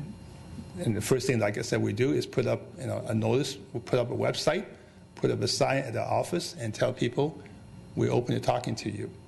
And we probably reach out to some of the group that we know about, and essentially tell them we are ready to talk. We don't have a secret plan today. In fact, we haven't even got an architect yet. But all these would be meetings that anybody could come to, is your intention. You might reach out to those groups that in the past you've worked with on Main Street, but the idea would be anybody could come. Yeah, I we notice them. We do everything we can to try to let people know, but at the end of the day, right? It's.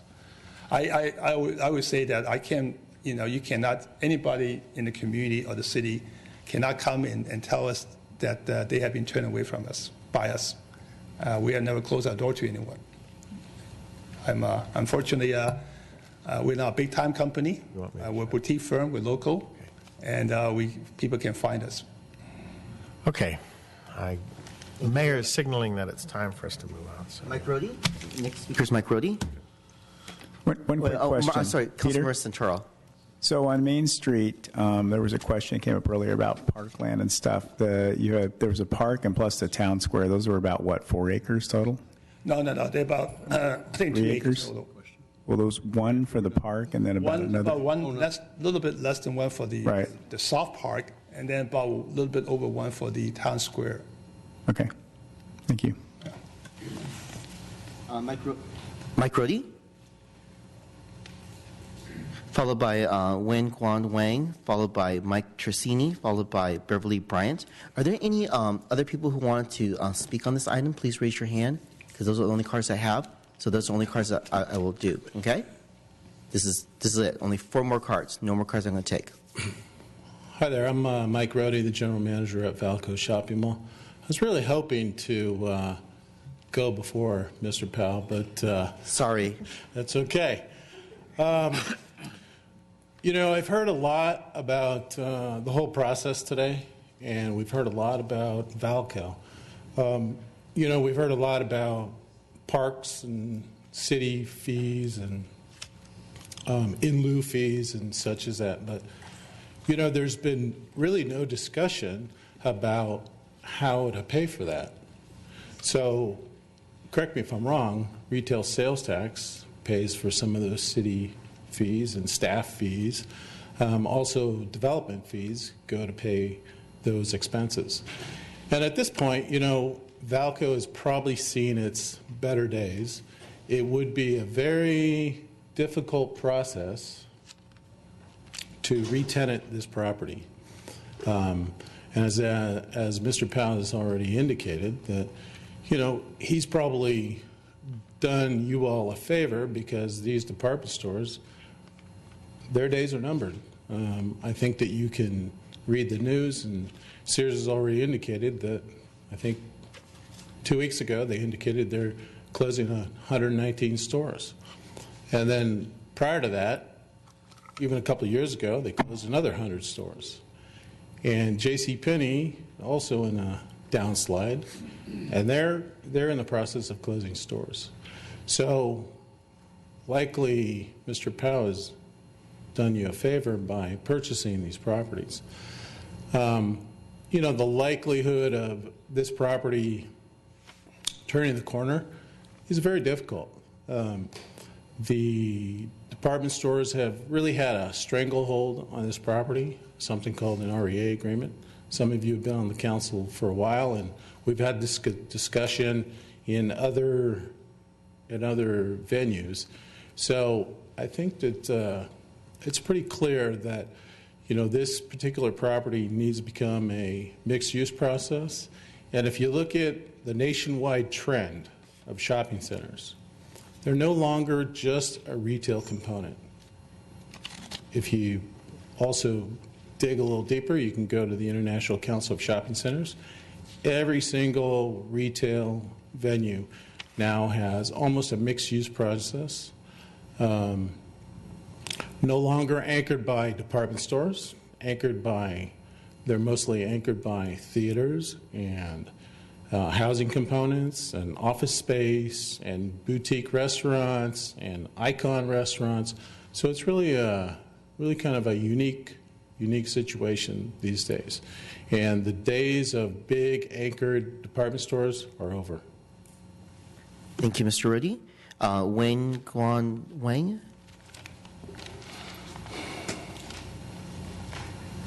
Welcome. Hi, I live in the neighborhood, and my school is in Cupertino, although I live in Santa Clara. So every day I go through the Stevens Creek and drop kids off in school and then go to work. It's already a very crowded part of the city, so this part. And if we develop so many more apartments around here, this is going to be much worse.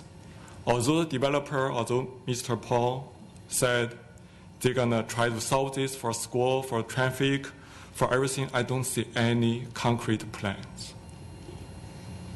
It's just wishful thinking, because as a previous speaker already pointed out, we are running out of space. There's no magic in life.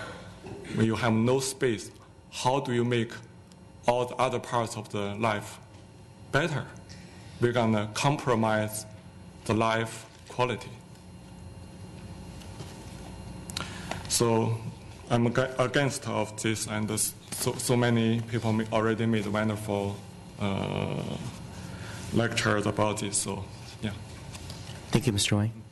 Next speaker is Mark Tersini, followed by Beverly Bryan. If you can just both come on up.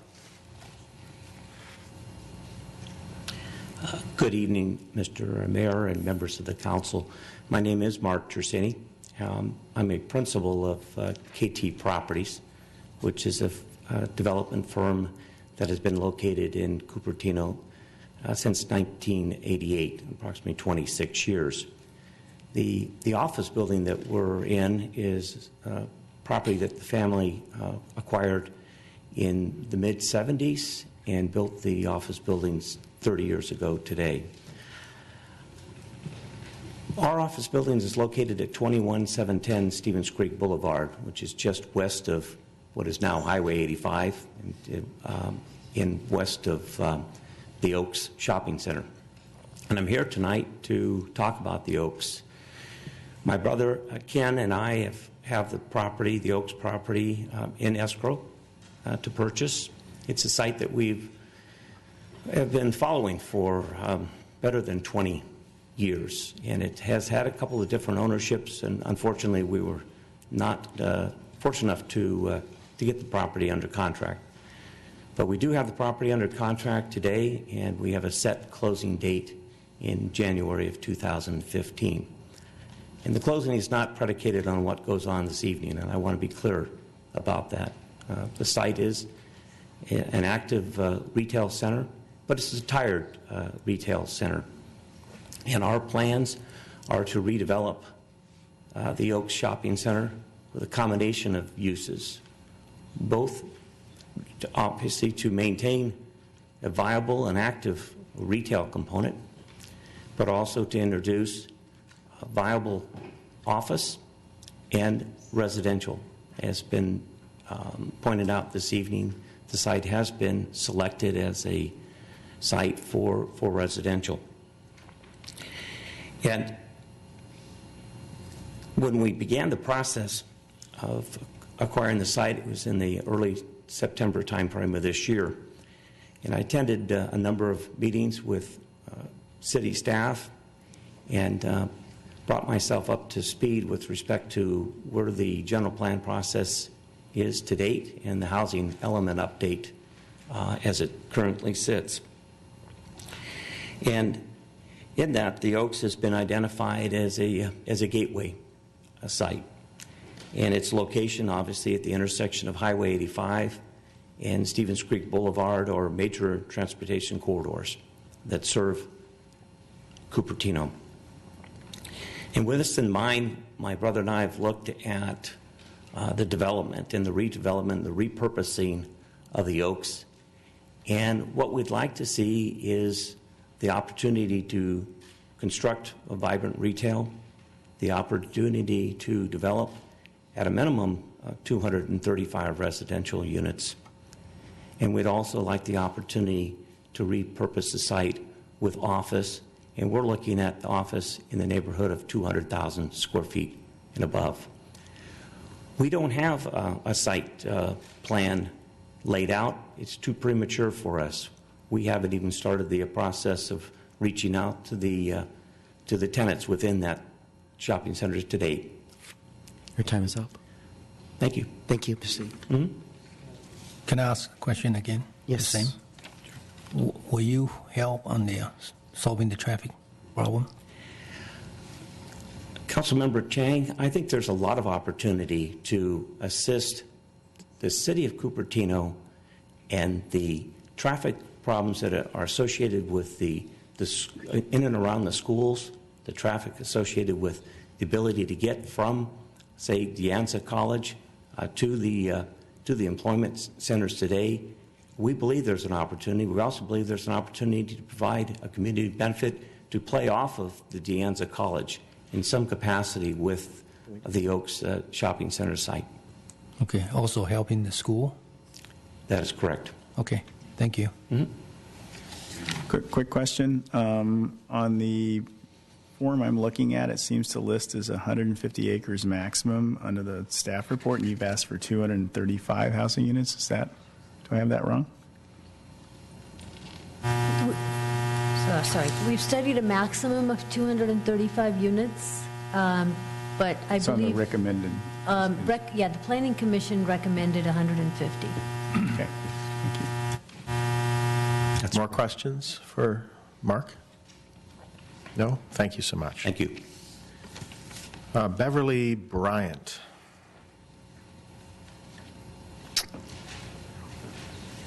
Thank you very much, members of the council, mayor. I'm Beverly Bryant, and I'm speaking on behalf of the Oak Shopping Center. And since I'm the cleanup hitter here tonight, I'm going to go very quickly because I know it's been a long, long evening. First of all, I just want to say that we're looking at a long-range plan tonight. This is a 26-year plan. The general plan that you're looking at is not going to be for today, it's going to be for the future. And I think that's the first important thing to think about tonight. The second thing is simply that all of us who remember the orchards of the past know that we're going into a different era. And we're living in an interconnected, urbanized community. Whether we like it or not, we have to plan for that, and we have to think about it. The whole idea of, as the manufacturing or the leadership group gentleman said, of locating jobs near housing is exactly what the Oak Shopping Center is all about. The proposal for office on that property, along with the housing and along with the retail, will mean that people will live together in a situation where they can use the retail, they will have jobs, and they will also be able to live.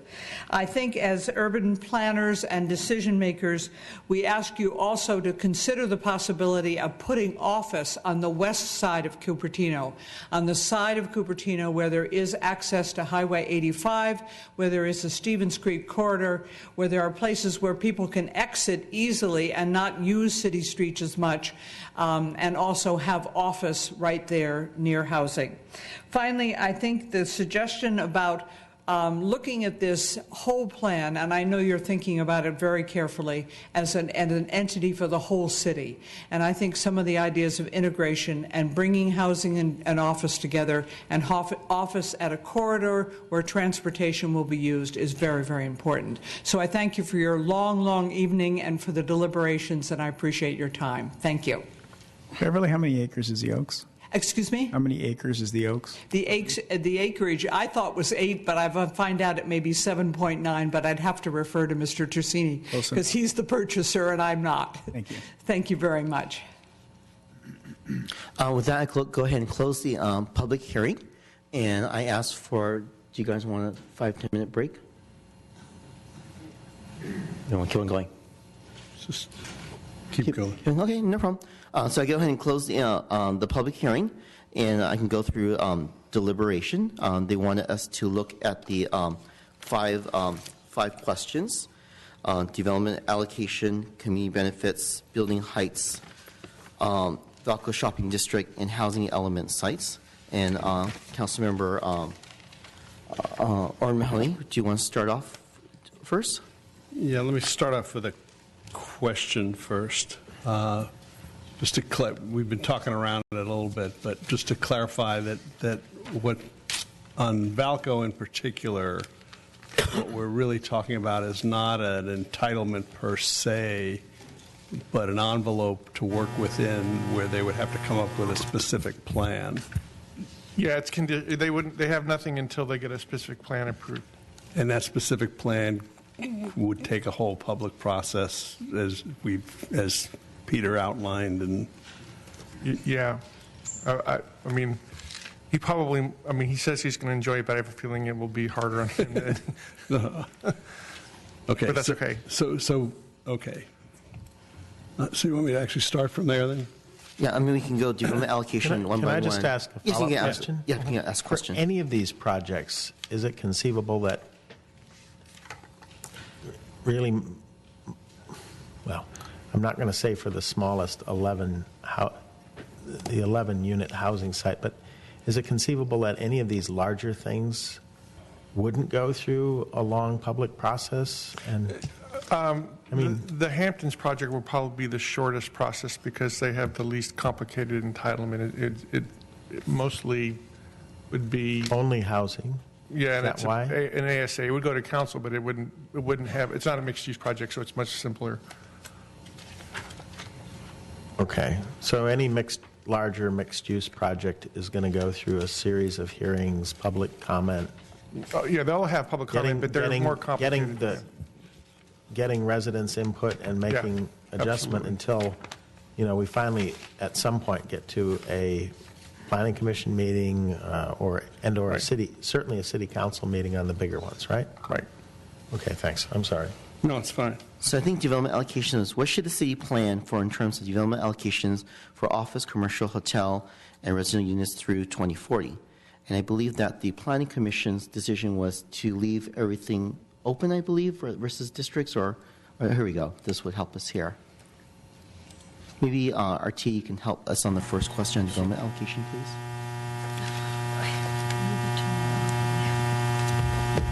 Sorry, sometimes the mics. That's okay. So you can see there's two sets of recommendations. The Planning Commission recommended this right here, and their recommendation was to increase office by 500,000 square feet, no change to the commercial, increase hotel rooms by 1,000 rooms, and then remove the residential allocation, which, as we said, can't be done unless we change the EIR. So we recommend some number, and we can talk about that. We're happy to go through any other. That helps a lot. Oren, does that help you? Yeah, sort of, kind of. Okay, so let's talk about the overall thing for right now. So, and then we got to get into specifics, in particular on the housing element. But let's take the high level bits first. So, I'll start with the fact that I've been up here in some sense for 25 years. I started in 1990 on the Planning Commission here, and in 1990 we were talking about what to do about Valco, and it wasn't a shame, and what could happen, and Bullocks is gone, and et cetera, et cetera, et cetera. So, and in the meantime, we've had lots of iterations on Valco, and everybody knows the problem all along has been the multiple ownership, so that really we couldn't have a unified plan. I wasn't here when the theaters got approved and all that trade-off happened. That was my little break in between the Planning Commission and not getting elected a couple of times to the City Council. But ever since I've been on the council, Valco's been, certainly a sore point in the city. So it is encouraging that we have an opportunity, and I'll just call it an opportunity to turn that around. I don't know, and I'll be not up here making the decision on a specific plan. I'll be out in the audience maybe commenting on it, what it could be like. We haven't seen anything, even rough plans or whatever, but I think this is the time to give Sandhill the opportunity to come back with something that's exciting enough that we are willing to pay the price of additional office and housing units there. So I'll start with the fact that for Valco, I would like to do the 2 million square feet and the 600 units. Let's go with office then. I also would like to keep the major corporation allocation the same as it was, not take away that. Which is already there in the general plan. Which is in the current general plan, even though there was the Planning Commission considered or talked about taking it away.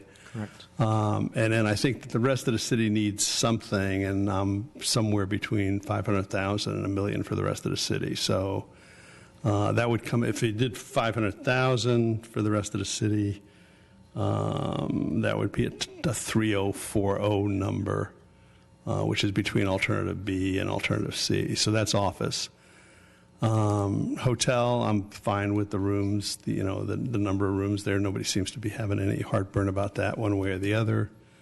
We could talk later when we get into heights and all of that, but I'm just talking high-level bits from a room point of view. From a housing point of view, and it's going to be a real struggle to figure out how to do this, but I want to keep within the 1386 that staff has said is the minimum number that that HCD is probably going to approve without going through hoops and grief and whatever. And we can talk later about how we might achieve that, including the 600 for Valco. Do you agree with the Planning Commission recommendation is to remove the and just have everything all over the city versus you see the recommendation of the Planning Commission? I understand your 1386. Where we're talking about there? Remove.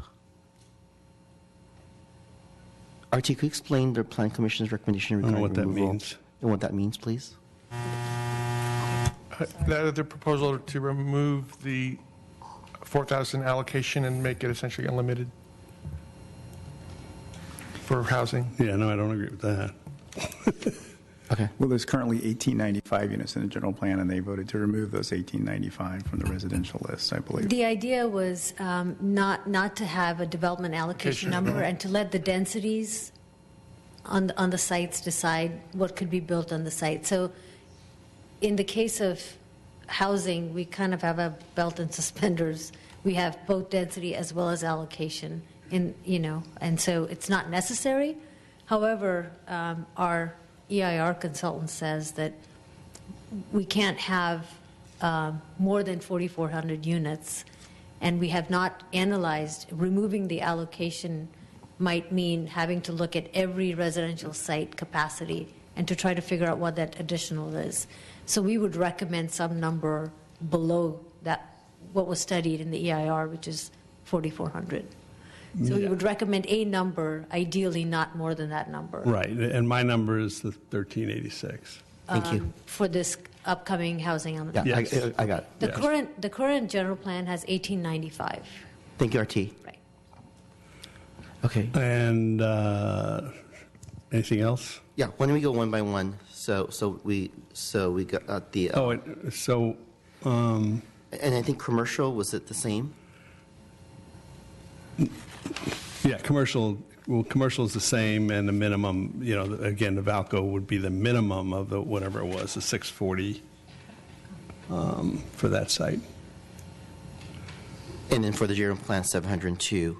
Yeah, and I think if Valco, if for whatever reason it doesn't happen, I'd like to see some of the allocation, not all of it, some of the office go back into the general. So while we're talking about $2 million, which is a really big number, and then we're talking about only $500,000 for the whole rest of the city. Right. I think there was a Prometheus office building and also Stevens Creek's office was also Right. Whatever. Right. It's $500,000. So I'm saying if Valco didn't happen for whatever reason, and it's definitely, it's all we're talking about is giving Sand Hill the opportunity to make it happen. But if it didn't happen for whatever reason, at least some of that office could go back in rather than just have the city clamp down at 500. But if it goes in at 2 or whatever, then I think 500,000 for the rest. Prometheus wanted, what was it, 250K? Prometheus? Doesn't matter. Okay, got it. Okay, so you answered number 1 and number 4, which is great. Rod? Well, my higher order bit is to satisfy the housing element. I really don't think our residents will appreciate it if... And I want to do the housing element last one, do the GPA first. Oh, fine. Okay, fine. Yeah. So try the easy one. Well, so that's a higher order bit for me. I think we have to do it, and I don't think it makes sense to delay it. I, in theory, could see we could have more community outreach and workshops. I don't know what new we would learn from it. I mean, we have the Godby survey, and for me, whether I was campaigning 3 years ago and, listen to residents and we'd get into a discussion about Valco and everybody lamenting the state of Valco, the Godby survey, I think we owe it to the residents to entertain an alternative to a dying mall that we can't get back. And I talked to a lot of developers. I talked to the folks that did Santana Row, Federated. They lost their shirt on Santana Row, and so if you consider that all sunk cost, the guy lost his job and everything else. But they're still operating that property, and on an operating basis, it's now doing fine. And, I don't think Santana Row is exactly what our residents envisioned. When Santana Row started, the Federated had an idea that it was going to be Beverly Hills, and they were going to bring in all these high-end stores, which they did. And one after the other, they collapsed, and now we have H&M and, mid-market retailers, and it seems to be a very functional thing with hotel and with some housing and some office, and it's an attractive place to go. And I think we would be better served by something that's like Santana Row, with the kind of retail that Cupertino residents would appreciate, as opposed to the thing we have today, where, once upon a time, in 1987, I moved on to Denison Avenue. I moved into Cupertino 27 years ago, and 2 blocks to the west of Valco. And I would go over there. I would meet friends there. We might go shop a bit. We might go get something to eat there. And today, it's no longer a real destination, right? You go there for one thing and one thing only. Maybe it's a movie theater here, and maybe JCPenney's there to make a purchase, but it's no longer that place you go to get 2 or 3 things done and hang out. And I, with all due respect to folks that figure that we're going to get it back, I don't believe it. And I think with Sears going, and sounds like the others, we're going to get more and more shuttering, right? This is not a good situation. I also appreciate that Mr. Powell and company are taking a huge risk by spending over $100 million just for Sears, and that, as I understand it, doesn't include buying out the lease on the Bay Club. It doesn't include the buying out the lease on the movie theater. This is going to be a hugely expensive proposition, but frankly, most of us have campaigned on it. Most of our residents want it. I think the Godby survey supports it. I would like to ensure that, we give Sandhill an opportunity to wow the community with something that's fantastic. And that's kind of my high order bit. And then once we have Valco in a place where we can entertain a proposal in a reasonable amount of time. I wouldn't give an unlimited amount of time, but I would, support the 600 units. I would support, it makes me cringe, but up to 2 million square feet. I want the thing to actually go and be successful. And I think if we miss this opportunity, we may miss it for decades, if not a generation. So that's my first priority. And then on the development allocation for office, hotel, commercial, and housing? I think we ought to dial it down. I mean, I really... The Apple Campus 2 project is 2.8 million square feet. That's a huge amount of office. We already have a jobs housing imbalance in the city, right? So I'm okay with the major allocation. I would like to see, frankly, some diversity in the commercial economic life of the city. I would like to see, if we can't make Valco go, within a reasonable amount of time, I would like to see a good fraction of both the residential allocation of, say, 600 get moved elsewhere. And yes, to the west side of the city, So put more focus on there, and I can give you some specific ideas, but, conceptually, this is where I'm coming from. Can you just throw me a number like 1 million or 500? Oh, for office space? Yes, please. Let's clamp it down to 500K. Okay.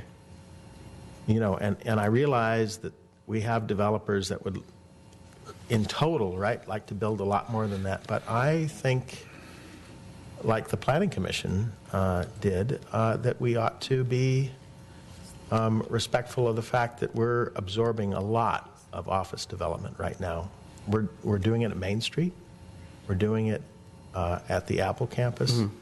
And there's some other stuff in town. So when you say clamp down to 500, there's already $1,040,000, and then you're asking for $2 million for Valco, and then $500,000 on top of that. So $3.5 million. I would say we give. Maybe we don't believe the $2 million, and frankly, no plan is going to come through here. And I think it's a 3040, same as. Unless we've seen the pro forma and we understand that this is really necessary, right, to make Valco go. He's 500,000 more than you. So So for the non-Valco pool and the non-major developer pool, for everything else, 500,000. Which is what I said also. Well, I said 500 to $1 million, but. Yeah, I'm on the short end of yours. 500 new, so you said 500 new or 500, there's already 500 existing outside that pool? No, not new, then it'd be. No, I think it's like 30 or something, right? Yeah, there's only 30. We may confirm, if you look at the no project, there's zero, right, outside of the pool is 540. So there's about 17,000 in the pool. Alternative A has 500,000. And that's net Sorry, increase. I looked in the wrong column. Okay. Yeah, the pool was gone. That's how this whole thing started, remember? Correct. For Main Street. So you have the alternate A addition. I'm sorry, what? So you guys are both using the alternate A addition. You want $2 million for that, plus the 500 that's there, plus another 500, which is roughly $3 million. I'm not sure. No, so the total's 3040. $2 million for Valco. And then alternate A has $1,040,000, of which roughly 500,000 of that is. Okay, so in addition to that, it's $2 million in addition to alternative A. Yes, that's another way to look at it. Right. So existing, there's 540,000. So you're adding 500,000 random plus $2 million for Valco. Up to $2 million. Yeah, it's really it's up to $2 million. You guys envelope. got the same. I don't think anybody has any clue as to how much it would take to make Valco work. I'm just trying to we don't understand have where a you guys are specific coming plan, but I would say let's lock away. So 500,000 for big companies, 500,000 for everybody else in the city, and $2 million for Valco. Correct. Right. That's what both of them said. And then for the well, I wouldn't change the current big company allocation. I'd leave it the way it is, and so that's 500 and change or something. Yeah. He rounded. I just rounded it down. I got it. Yeah. I just want to be sure. And then for hotel and commercial was status quo, like Councilmember Mahoney? Yeah, all the plans show commercial the same. For hotel. Correct.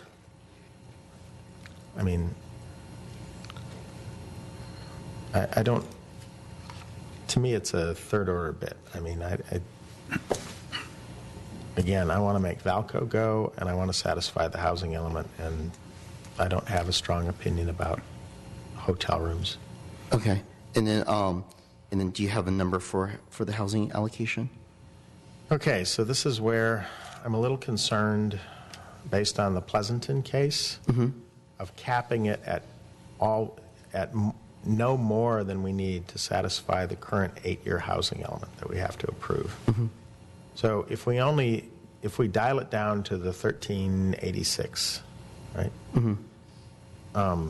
It forces us to do another general plan concurrent with the next housing element. And even with that, right, we may get into some tiff with HCD. I don't know. Do you have any thoughts about this? Yeah. It's supposedly a 25-year plan. I respect that we can dial it down, right? I'm just not clear that it makes sense to dial it down all the way to, I mean, it's currently at $1,895.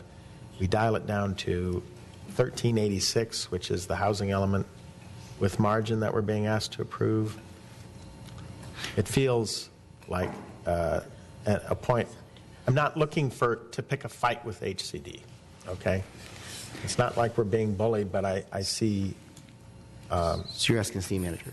Well, I'm asking for some advice here on a plan that's supposedly 25 Can I years. ask a slightly tighter version of that question? Yes, yeah, please. Can we give you a certain number of sites that's a small number that just barely makes it, and then have alternate sites that you can propose if HCD turns the first ones down?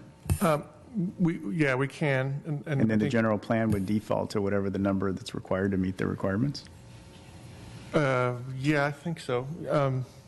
I just want to remind that housing allocation also needs to accommodate the R1s and little R2s that come up that.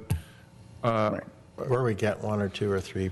Right, so you need to. So in other words, you could leave the residential where it's at, and we can set the housing units where they need to go for HCD. Okay, so. I got an idea. Yeah, okay. Yes. I'm willing to dial it down to something that doesn't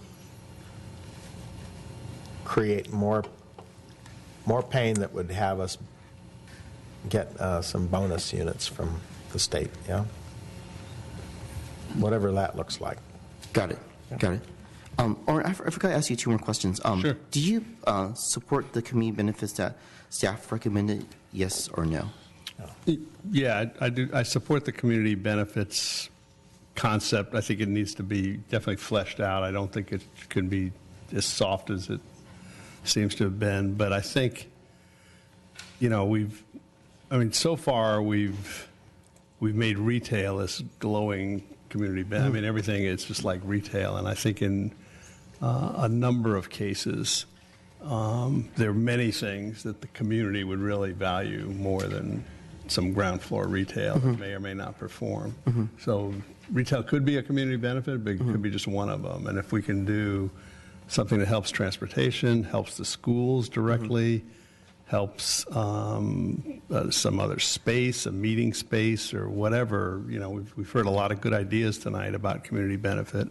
And by the way, parks are included in any of these development plans, just like the one that we did. And the Apple campus has a fair amount of money to spend on that's dedicated to parks as well. So that will help work on that problem that came up earlier. So yeah, I like the concept of community benefits. I like the concept of making it broad. I like the concept of the possibility of making it a true in cash type of thing where we could actually spend the money if possible. In lieu cash. So yes, I'm in favor of that. Okay, and building heights, does the city council has any recommendation changes to the balanced plan heights recommended in these specific areas? I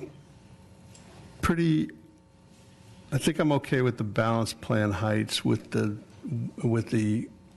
again, the community benefits giving you some flexibility to go higher. But, the higher you go, the more the community benefit better be really be there. So. And then there's 2 exceptions that staff brought up in the staff report was Cupertino Inn requested 110 feet versus 90 feet, I think. Yeah, I'm not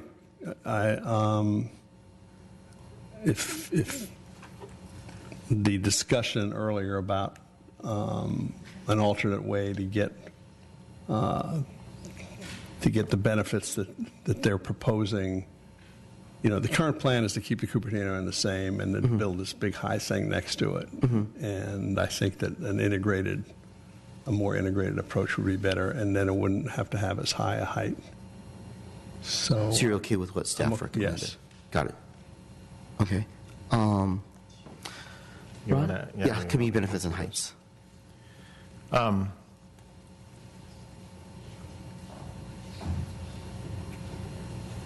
So here's where I'm at.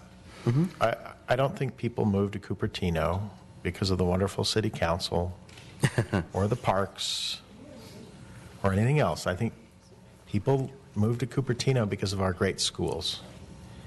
And quite frankly, I'm so disappointed in the formulaic nature of this that has, by state mandate, a set of school impact fees that is so horribly minuscule that doesn't possibly compensate our schools when they have to take extra load. Number one, to build classrooms, the capital cost to do that, okay? And number two, to continue to operate the school. I think the community would feel fine with growth. A lot of folks in the community would feel fine with modest growth if schools were made whole. So where I'm at is today we say you get 45 feet and 60 with retail. Well, quite frankly, okay, a couple of weeks ago we approved a hotel project in this room. It had a retail component, and I'm not trying to be too negative about the retail component, but as part of that process I said, you know, what's good enough for retail? Is selling toothpaste from the front desk? Is that a retail component? Is it enough that somebody would put in the breakfast bar for the benefit of guests that they would have done anyway? And Mark pointed out that, well, this is how the council, what the council has allowed over time. And I voted no on the project, and you know, like I had a number of reasons, but I don't think unquantified benefits in my mind are good enough. And I would like to see us make schools whole. I would like to see a community benefits program for anything in the city over 45 feet. And I would like that to be quantified. I would like it to have real teeth. That means, okay, maybe it also has to include retail. I'm open to that. But I want to see a pro forma that explains what, yes, effectively the profit a developer or operator is making on anything above that 45 feet. And I think staff has proposed a model that would say take 15% of the net present value or some such thing. And I would like to have that quantified. I'd like it to be a pro forma. I think when we do these, I need RT to participate with me here. So when we do these development agreements, I don't want them done behind closed doors. I want them done in an open process, or at least reviewed. And I mean, I'm not saying discussions can't take place, but I would like to see open discussion with the community as part of the outreach as these agreements are formulated, and certainly as they're passed, okay? Is there anything in what I'm saying that doesn't work here from a legal point of view? Not that I can think of. Okay. So I look at examples of what we've done with retail, not under the current general plan even, but take a look at the Boulanger and the associated businesses sitting in city center.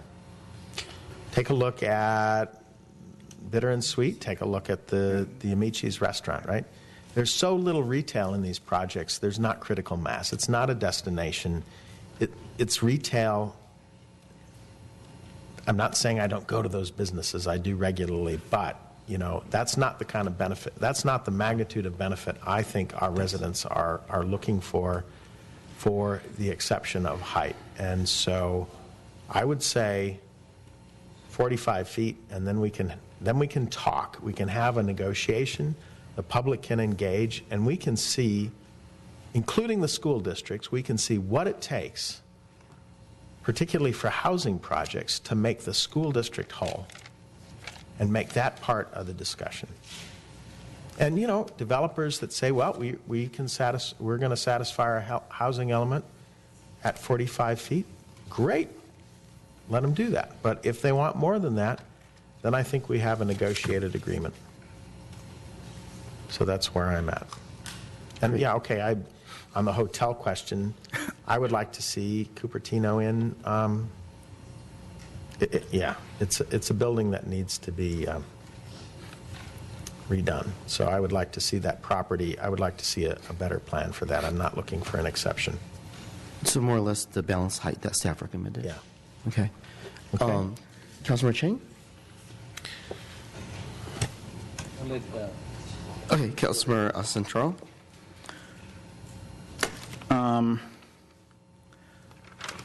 You guys are great. You're quiet. You're staying here. You're patient. Thank you for your patience. It's been a long night. Like you, I'm a little bit concerned, a lot concerned about the community input process. I've heard a lot of complaints about how the study groups were guiding the public, and that kind of concerns me. I'm glad to see you all here tonight. Let me start on housing. If I thought we could get away with taking on the state government and not putting in any housing, I would vote for that. But it seems that pretty much without exception, everyone who's stood up to that gorilla has been slaughtered. And I don't want our community to get stuck with a lot of housing units in places we don't want. So I'm going to argue for the minimum at that point. We'll get down to details later. And for having some additional ones that staff could fall back on if needed. With regards to... What's that number again? I forgot. Was it 13? Well, it's actually 1,002, I believe. Okay, thank you. I've heard that number, and it's I've also heard 1,064, but there's 62 yeah. we get credit for. Archie, could you... If I may just... Yes, please. Could you please hold your applause? We get credit for 62 because about 30 have been built since January 1st of this year for small subdivisions and other projects. And for another 32... Do you want to try another mic because that mic is humming? There we go. Sorry. I'd rather hear your voice than the hum. So it's a total of 1,064. But as we've said, we get credit for 30 that have been approved since January 1st of this year, and 32 second units that we can take credit for the 8-year period based on our past history. So we were able to do that last time, and we hope to do that again. So as the slide shows, 1,002 units are remaining. Thank you very much. So with the margin that you think we need to satisfy HCD above that minimum 1,002 remaining, right? How many do we need total? What's the number? We are being told about 40%, which is why we're saying about 1,400 units. And I think what Councilmember Santoro is suggesting is that we try to go with the minimum and have some alternative sites that can get to the 1,400. Is that so? The 1,386. Right. Okay. That is correct. And that they drop off the general plan as housing element sites if they're not required. I'd also like to request that we consider looking into R1 housing to eat up some of those, because if we look at all the R1 housings that could be subdivided, we should be able to take some off that list, I think. Okay. I know you're going to tell me that's hard work. You got to count them all, but right. they're all, we have to identify the actual sites. I understand. Okay. There's 20,000 properties, and yeah, but there's some of them that are clearly bigger than the rest of the surrounding neighborhood. I don't think they're that impossible to pick out if it drops 100 houses. Well, are you willing to volunteer your house? To be cut into pieces? No. Sure. I have a lot big enough. It would count as a site that could be subdivided. You bet.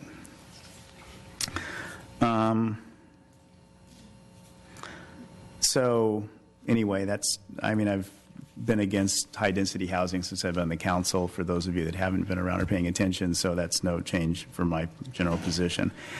With regards to office,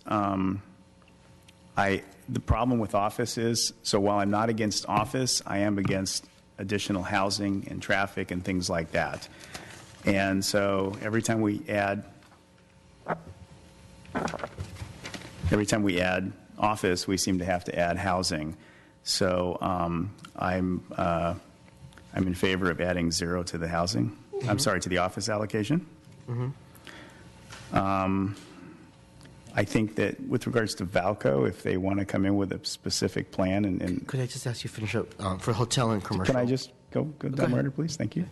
With regards to Valco, I know that creates a problem, but I think Valco should be a standalone thing, and they should feel out and decide what does it. And I think that the whole thing should be looked at in terms of there can always be a general plan habitation or something at that point. But rather than just say, here's a bucket, so it looks to a future council that bucket is the bucket, I think that there should be a proposal that's worked out with the community and then figure out what those numbers are.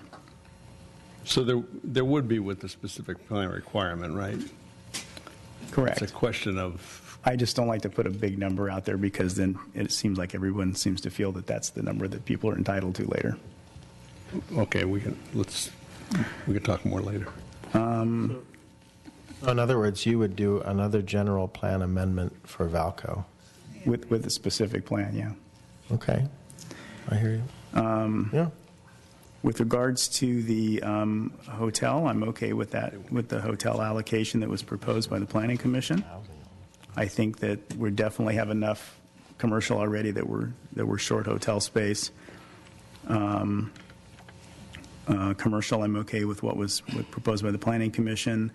Community benefits, I'm a no currently until I get a good reason because I hate the height exception for, quote, retail. I never know what that means. It's vague. I agree with the public. I don't like it. I think that should be taken out. And I do agree with Vice Mayor Sinks. If we're going to put something in, it should be specific because it's too vague and it's used as an excuse to grant additional heights.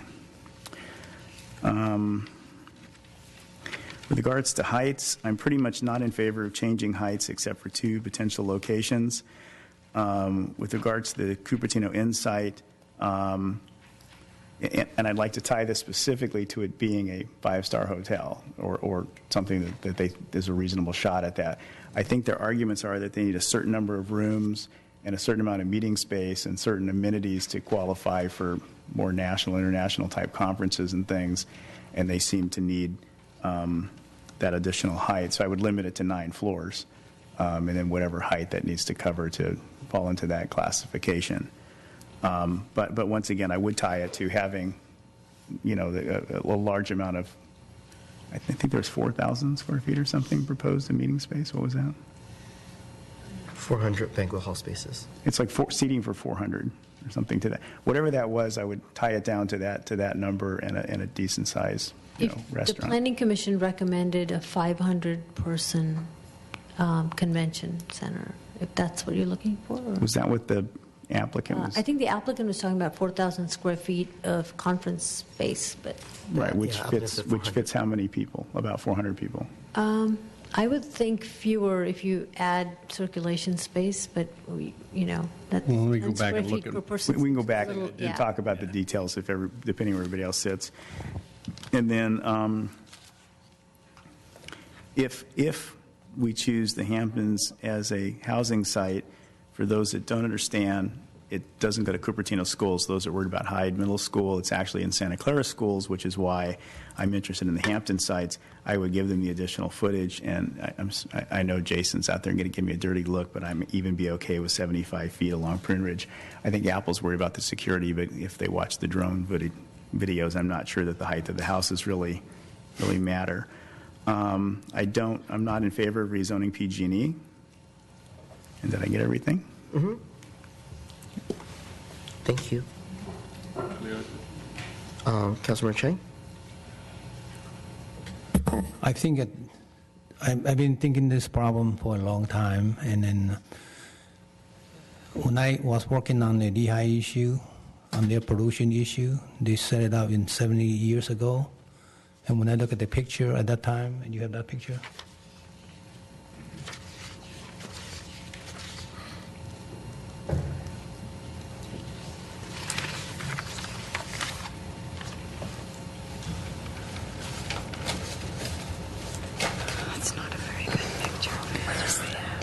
It doesn't show very well, okay, but it shows something here.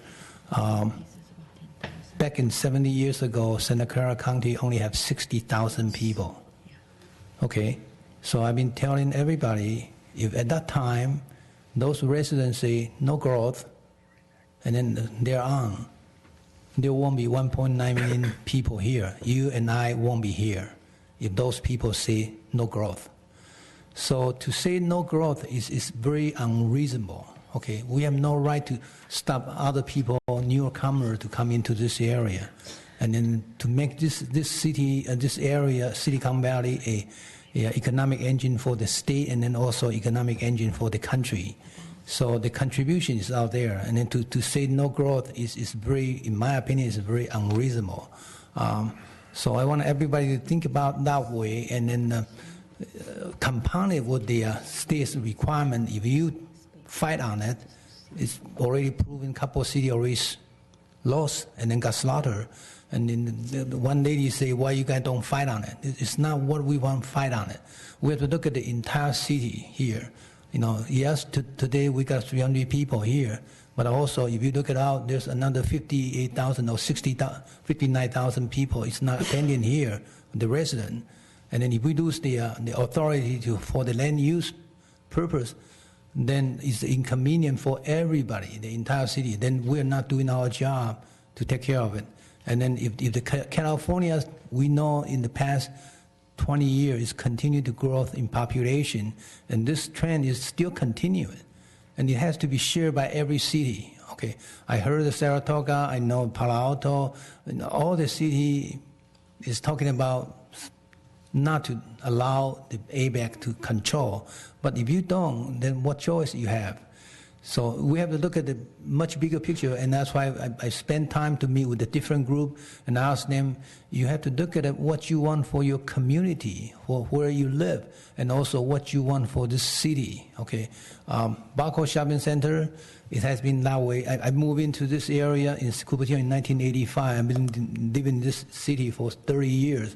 When we were moving in, Baco was still thriving, but then it went down, and then it's just worse, getting worse and worse, and we don't get much of the revenue from the retail sales tax at all.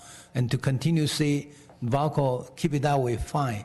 I think that's very irresponsible. You can say it, but as the city council sitting here, I cannot do that. I cannot say that. So let the Baco do the way it is, because now we have a chance. Now, Mr. Powell willing to take the risk and want to do it. I would give him the opportunity to develop and then see what you can do for our city. And of course, I will make a requirement in the development agreement that you have to provide a shuttle service for the entire city, and then provide a library, okay, and then also help the school build the classroom. That will be that development agreement. I want the community to participate. Okay, as you heard on the EIR report already, even we take no action at all, no project at all, the air quality, the transportation, the noise is beyond the what do you call that, severe, significant, but significant but unavoidable now. And then if we do that, we sit down, do nothing about it. And we will continue to have this air quality, this noise, transportation problem. And if we can take the project in and solve the problem, for example, transportation with the shuttle bus running around the entire city, free for us, for the resident to ride on it, I think it's a benefit, and also will reduce the traffic around the city. Why not do it? I don't see. Instead of doing nothing and then continue the way it is, or doing something to improve it, I would take action and improve it. Can I ask you a question? Sure. When you say shuttle bus, do you mean one bus or? No, shuttle buses, a couple buses. Like if you check it out, Palo Alto, their Margarita is the cost is about $1 million a year. They have several shuttle buses, running around instead of just one. Have to become criteria, in my opinion, has to be waiting time less than 10 minutes for each stop. So, because we don't want someone say, yes, I provide a shuttle bus service, but then only provide one bus, and you have to wait 1 hour to get that bus, then no one will use it. You have to make it workable. So I would say waiting time less than 10 minutes So that's the way I would propose. And then, so in that sense, of course, and I told many people, don't give me that finger. Okay, that's not polite. It's my time to talk. Thank you. The development is not the resident, is not the city council. It's also the owner, the developer. It's a three-way negotiation. It has to make sense to everybody. You cannot be say, well, I'm the resident, I want all the developer. If someone say, take 50 acres from Valco and then make 33 acres for the park, that's not reasonable. You have to be reasonable. You have to be fair. If you say that, someone can say, well, how about take your house and then make it a park? It doesn't make any sense, right? You have to be reasonable. You have to be accountable for everybody. So it's a negotiation between three parties. I know this is not an easy position, easy process to do it, but we all have to do it together. And you cannot say, city council cannot say, well, I forget about your input, forget about that input, and then we just do what we want. It's not. You have to. Everybody has to come in together to make it work, and that's why I'm saying the development agreement. I want to have it. Every project development agreement have the community input and then open to the public. It's not behind the scene, so it will be something concrete for the community benefit. So it sounds like you do support community benefits. Definitely. With the open and transparent process, right? To me, yes, because we never take any community benefit before, and we are getting all this problem now, and we continue this way here. We are so. I think that's not going to work for the city. Mm-hmm. Okay. And then I just want to get some clarity on the support of Valco. Does that mean 600 housings and 2 million office squares? Right. Okay. And then for the hotel and commercial, for the allocation, was the status quo? Yes. And then for the office, please?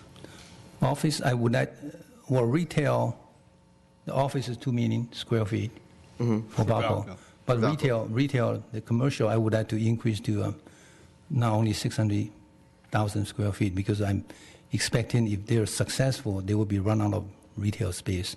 So I would like to increase that to 750,000 square feet. 750,000 square feet for commercial, and then office. So just clarification, there's already 700,000, and there's 1.2 million square feet in Valco, and they're thinking of dropping that to half of that, so there would be 1,300. No, on the retail, the staff proposed 600,000 square feet minimum, right? So I'm proposing minimum raise it up to 750,000 square feet. I mean, if it's successful. Okay, just for Valco. Right, just for Valco, yeah. Thanks. If it's successful, they run out of space, then we got a problem. And I'm expecting it will be a successful one, not the one I see it. If I approve this one, I want to see it will be successful. Everybody want to move into this area, and provided the extra space besides the shuttle bus service, I would like them to provide the additional library. Because the current library is 58,000 square feet. I would negotiate that you provide another 58,000 square feet in that shopping center, and then as a second library there, and then that will reduce the pressure on this. Got to make sure the county's going to staff it, but that's a separate issue. Right. And then on the office allocation, 500 for sales office like Apple. And right. And that will keep 500 separate for. Okay. For and then Apple. And then an additional X amount of office for the other people like Prometheus, Stevens Creek's office, Oaks. Do you have a number? I'm agree with council members, Rossink and Oren Mahoney. Okay. And then the housing, I think there was 2 suggestions, which was 1339 or 1002. 1386 is. I apologize. 1339 is hotel rooms. I'm sorry, 1386. I apologize. I would go for what the staff recommend, because that's what the requirement. You don't want to get into the minimum and then run out of time, and then you come down from the HCA, say this is it, and we have no choice. Okay. Got it. And then the last question is regarding height. Cupertino Inn. Cupertino Inn, I will go for, because I talked to them. They said if it's not 110, it's not going to work for them. So they know what they need to do, and then that area have the least impact on our city. It's close to, on the other side of 280. So I would go for 110. Okay, 110 feet, which is nine floors. And then the zoning of PG&E, yes or no? If I can rezone that to become a school, I would do it. Right now, it's Then you quasi-public. should leave it as. Then you should leave it as that means no. public, Yeah, not make it quasi-public. commercial. All right. Okay. So you didn't ask me that. I'm okay with not doing that. Okay. Even though it was a big. Yeah, me too. Okay, so you're no and no. Yeah. Got that. I think if PG&E feels like they like the site for keeping our transmission lines up, I think it's good. And yes, it sounds like it's zoned that it could be a school someday if PG&E moved out, right? Or So, not? I'd like to go back. Quasi-public, Yeah, or- I'd like to go back to the hotel. Wait, let me ask you one question. go ahead, and sure. Just one clarification that I crossed on my dot my I's, crossed on my T's. And then regarding height, you support staff's recommendation on balanced heights. Right, and I would go let the professional office, if they needed 75 feet, I would let them have the 75 feet. Because if you don't give it to them, they cannot, they won't, it doesn't make sense for them to remodel it. And then provided they're not asking for the housing unit. That was Stevens Creek office, correct? Yes. Okay. So going back to the hotel. Can we go back to Stevens office? Oh, Were you okay sure. with what Barry suggested? I'm okay with the balanced plan heights, and that would include, and I'm okay with community benefits, so balanced plan heights is a standard. Right, it goes 45 and 60. Right. Except that the 60 doesn't have to be retail. It could be retail. Could be. Would you be open to like 75 feet with community benefits? I am. Sure. Okay, thank you. Ron? I would like the height all over town to be 45 feet, except with community benefits, and then I think it's a negotiation, and I don't really see going over 90 feet in any circumstance. Okay, fair enough. I mean, quite frankly, I think the hotel can get done. To just put this in context, we just approved a hotel of 60 feet, right? Mm-hmm. With conference space, with a small restaurant, et cetera, and now we're hearing that we can't get a great hotel unless we go to 110 feet. Really? Well, and if the existing Cupertino Inn was taken down, I have confidence that we could. And I agree with Mark that it ought to be 5 stars, or why bother? I mean, Yeah, it would have to be a 5-star full-service hotel. but I don't Can we think talk we about need the to go to conference 110 space feet for a second, because I think anything that's in town. important. Yes. So Orange? I agree with the 5-star. And the conference, if it's really going to be 400 people, I just cranked out my little meeting calculator thing. That's a nice little application on a web. It's got to be 5,000 square feet. So I think it's got to be 400 people minimum, 5,000 square feet. That's no matter what table configurations. So you want to make it that one 6,000 square feet for the conference room? I'm okay with 5,400 people, but Yeah, when you say 400 people, and let them design it just for that to have a 400 No, space they better show us, but banquet yeah. hall space.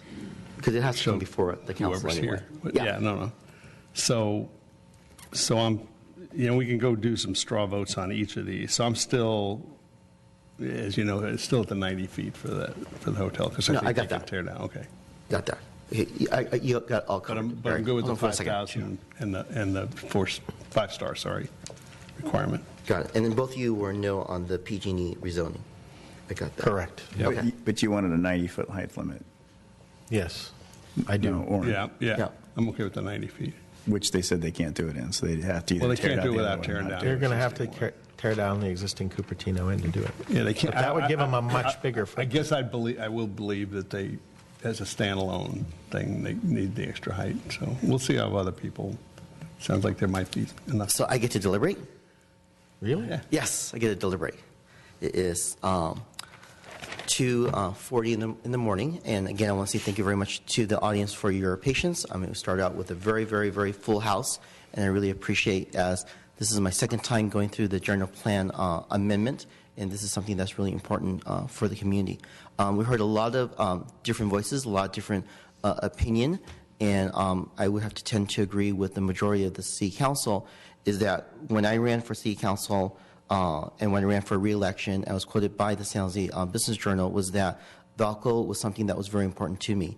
When I was not living in Cupertino, before I lived in Cupertino, Valley Fair was just dead, okay? And the best place to go shopping was Valco Fashion Park Mall, Bullocks, Gap. It was just a place to be when you were a high school kid and a college kid, was to come to Cupertino, come to the wonderful library, come for wonderful shopping, and unfortunately, the mall has come to disrepair. Now we have an opportunity that somebody has came to town, probably way overpaid the price. I mean, it's in the newspaper and it's public information if you go to the county records, and you can see how much Sale Hill has paid for it. So they would still have to go through a 2-year specific plan process.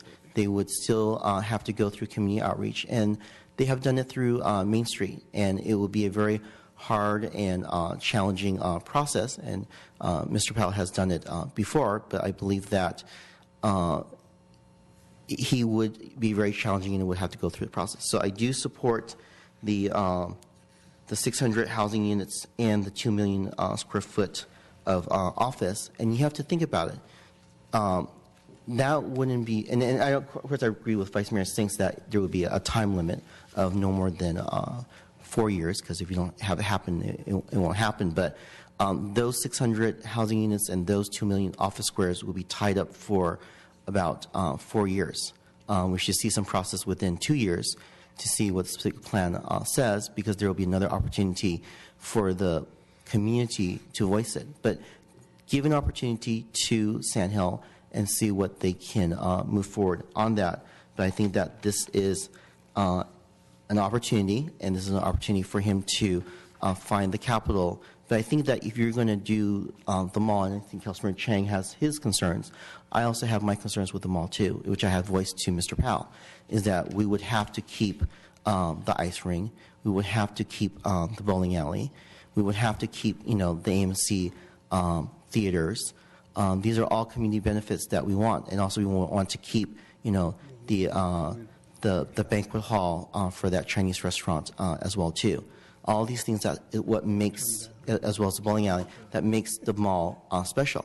The part that's missing there is the retail, and as Mr. Randall said a couple hours ago, is that it depends on what kind of retail that you have. You can have 1.2 million retail that can be horrible, and you can have 600 or 700,000 square foot of retail that can produce even the same of 1.2 million or even more. So it's up to Mr. Powell to prove to the community that he can do less. So I'm willing to work between 600 700,000 square feet and have him prove to the community that he can do with less and produce the same amount of 1.2 million square foot or higher. In regards to the allocations, the office, I agree with my colleagues, 500,000 for major salespeople like Apple Inc. We need to attract those companies to either remain here or new companies. Also regarding to hotel and commercial, I agree with Councilmember Chang that on commercial that should be increased to 750,000 square feet. Hotel is what staff recommended, 1339, and then for the housing allocation is what staff recommended at 1386. It's getting late here. Can I ask a question about this? Because I think what staff was recommending was a certain minimum. The retail component at Valco. Can you clarify whether you were looking for a minimum there or? Yeah, that's a minimum. We were recommending, a minimum of 600,000 square feet. It could always go more, but it's up to the council to, and we based that on what the retail consultant told us. But let me ask a question about that, because it sounds nice to just say let's make it 750 or why not make it 1 million, right? But it's like, but isn't it fair to say that and if you're balancing it out, that the more that is, the more likely it is that they're going to be at the high end of the office and the housing to make it work.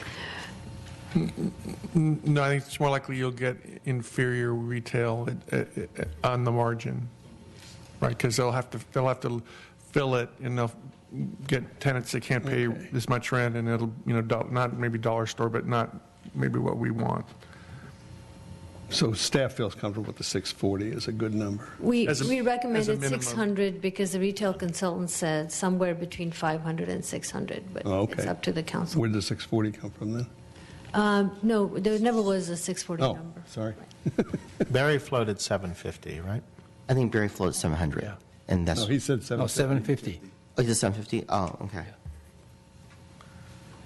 I was okay with 600 for Valco. Right, and that's then- what we're talking about. Yeah. And then the 750, I think maybe was for the commercial allocation. Was that what you said, Barry? For retail. Yeah, we're talking about the floor, the Valco floor. Okay, I was okay So we're all with at 600. Okay. Yeah, what I don't want to do, before this thing gets to us as a real project, right, it's going to go through a lot of community review. We're going to talk, the height is certainly going to require community benefits. It sounds like we're all okay with community benefits, except for Mark. But the majority is okay with community benefits. So I haven't weighed in on that. Oh, you haven't? Have Oh, I'm not. sorry. I mean, Oren wanted to ask No, a but quick clarifying question, okay, and I just fine. really So- want to try to finish as Got it. So succinctly. sorry. So sorry. Yep, you're right. So I have not weighed in Okay. on that. Okay. Because Right. I don't even know if you have time to do the housing allocation because it's 246. Okay, but I just want to finish. Go. We'll talk. Okay. No. No, I mean, you guys want to ask questions? No, so, go. Okay, so I did the allocation. I did that. No on PG&E for the rezoning. I think I'll be the third vote on Stevens Creek for 75 feet with community benefits. I think I am the third vote for the height for Cupertino Inn at 110 feet or 9 stories. Regarding height, I support the staff recommendation for the balanced approach on height. And then also, what am I missing here? So how much Community total- benefits. And then, I'm sorry? How much did you say, how much total office? Total office was 500, 500. 500 plus 2 million. Correct. Yeah, okay. Yes. And then for the community benefits, do you have a list for community benefits on what that list is? And can you please pull it up for me, please? Okay. So this is just a starting point on community benefits, what is on the screen here. RT? This is, this is a recommendation from staff. It's and the council can change it. So just to quickly. No, that's okay. That's good enough. So I support community benefits. I agree with, I think it was Oren who said that the in lieu cash contribution is very important to me. In addition to our in lieu fee for parks and anything for parks, public arts, public facilities. I think I like the idea of shuttle program. I think that we just have to look into more on that cost here, as well as a library as well too. But I think that you might need to come back to City Council on a separate meeting and flesh out these community benefits. Is my recommendation. So a bubble gum machine and 1 bike rack would constitute community benefits, right? Yeah, I think that they need to come out. I mean, for example, I like the idea of expansion of a museum or a teen center or a theater. I mean, it has to be reasonable. I mean, they can contribute X amount of money there. My concern is that when we give it to the schools, we won't have control over that money to the schools. I mean, the schools will do whatever they want, and it covers 6 different cities. Is that the more control we have over that contribution of community benefit that the landowner gives, I think is very important for the city and the residents, that we know where every dollar is spent. So I'm not sure. I mean, I think that you see a majority of at least 4 of us supporting community benefits, but I think that it needs to be fleshed out more. I don't think that. I think that this is just a No, that's starting fair point. enough. And I think And Rod that- raised a lot of good points too. Including the percentage that we would take on the height exception. The percentage is 15% of the valuation attributed to the increase in height, and that depends on where the council places the base height. If it's 45 feet, then anything above that. It sounded like. That was my proposal. I don't know who else's. Nobody else bought into that. Right, and then wherever. Right, I council- didn't find you We're- that. Well, all right, we'll try to, where are you on the housing units? I said the same as you. Okay. 1386, 1386. thank you. Okay. So I think I covered everything. Okay, so So at least so on the the only thing first we floor. still have to do is where the house, Yeah, so I'll start discussion on the housing allocation. So housing allocation, we have a couple of suggested areas. Site was, I think this is the popular sites that I'm hearing, was Oak Shopping Center, Valco Shopping District. Valco Shopping District, we already decided. The Hamptons, Barry Swenson's site, Marina Plaza. I'll take a shot. Okay, you take a shot. Okay. Let me get my notes here. All right, so here's the problem. What I said is just go site by site, and then we can play with the numbers later. I mean, just pick your sites that you think is workable with you, and see if you got 3 council members supporting those sites. I would that the Oak had the 235 units because they're on the west side. Okay, I would that the Marina Food has the unit they wanted. I will remove United Furniture. Marina, I think, was 235, correct, Yeah. or 245? So actually, Barry, before, could I just kind of set a stage for a second and then let you do that? Sure. Okay, so here's the challenge that we have. If 204. I definitely buy into the balance it out through the city.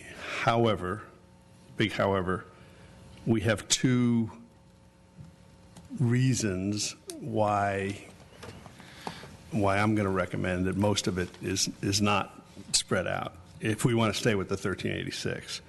So we all agreed on Valco, or well, no, we didn't all agree, but the majority of us agreed on Valco of 600 to give them the opportunity. Again, it's not like 600 units are going to go in there unless something good happens, but the opportunity for 600 units there. And actually, I'd shave that, as you'll see in a minute, I have to shave that down a little. So we've been told we need 5 sites throughout, we've been told we need 6, and I'm saying 5. So we've got Valco, want to give them around 600. And then we've got the Hamptons, and we've been discussing all night if schools are the biggest issue that people are concerned about, and it certainly seems, I mean, there are other issues out there, but if schools are the biggest issue that people seem to be concerned about, to pick a site that's not in our school district is a major benefit. And the only one of those sites is the Hamptons, and they need a certain critical mass to make that happen. So, you know, and they're not going to tear all the existing stuff down and redo it in a higher density way if we give them another 200 units. It's just not going to work. So my proposal, I'll just go through it. So were you going to let Barry go first, you said? Or? Well, okay, so that's the issue. Once we start, if you start saying that there's, Marina Foods and the Oaks and big numbers over there, then we don't have enough to do the Hamptons, which has an advantage, or in Falco. When you go down your Unless you want to numbers, raise the total. Barry, why don't you go your numbers? So Let's figure out.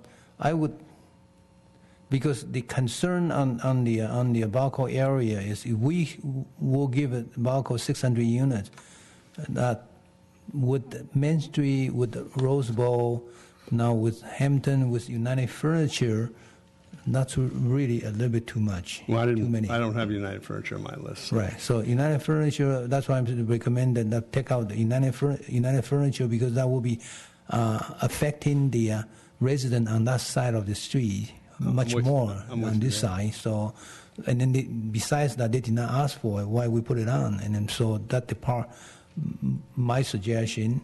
And then Glenbrook, they did not ask for it, so we don't need to put it in.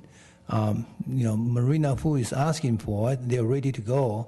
It doesn't make any sense when someone want to do it and you don't give it to them, and someone don't want to do it, you want to give it to them. That, to me, that doesn't make any sense at all. And then also Marina Food is on the west side, so that will balance it out a little bit. And then the Oak will be on the farther west, and that will be even spread it out. That's what's suggested by the community to spread it out. So I would suggest that way. So it was Valco, Oaks, Marina Foods, and what was the other site? You said Glenbrook? Glenbrook, we don't need it because Okay. they did not ask for it. Got it. So what about And then Hamptons? Barry Swenson site for 11 units? Yeah, that's Yeah. small amount. Yeah. That's Okay. really. And then Hamptons was? So we want to add it up to see how many units we have now. Okay. If that's the case, Hampton, it will be impacting that area for the traffic, but then it will have less impact on the school. You have 950 with the Oaks, Marina, and Valco if you go with the maxes. 950. 4. Okay, so probably then add another 400 units to make it 1,386 for the Hampton. How many units for Hamptons, I'm sorry? Well, we'd have to figure that out. So let's say, just give me a number, Barry. And we'll worry about the number later. Well, make it up 1,386, and that's what we Okay, we're so proposing. you said 600 for Valco, 235 for Oaks, 250 for Marina Foods, 11 for Barry Swenson site, and the difference for Hampton, correct? Right. Okay, let me do the math here. 1,386. 432. 432, thank you. If I might Yes. jump in just for one quick second. Yes, Pew. Marina Foods, the maximum that they were studied at was 204 units. 200, And 4. 204. Correct. Yeah, that's what I have down. That's what he said, 200. I heard 250. I just wanted Oh, to. no, it's 200. Okay, so I apologize. So I two- apologize. 204. So 150 was the Oaks, 204 for Marinas, 600 for Valco, 432 left over. No. August 235. No, 150. Can you repeat that? August. I'm sorry, that was the eight- recommended one. So you don't want the recommended, you want the max. No, I will 235 to make it works for them. And then you move more units to the west to I'm balance just it asking. out. I asked So, if you so, wanted the so I think 35. when I did the calculation, you got to double check. Maybe I did it wrong.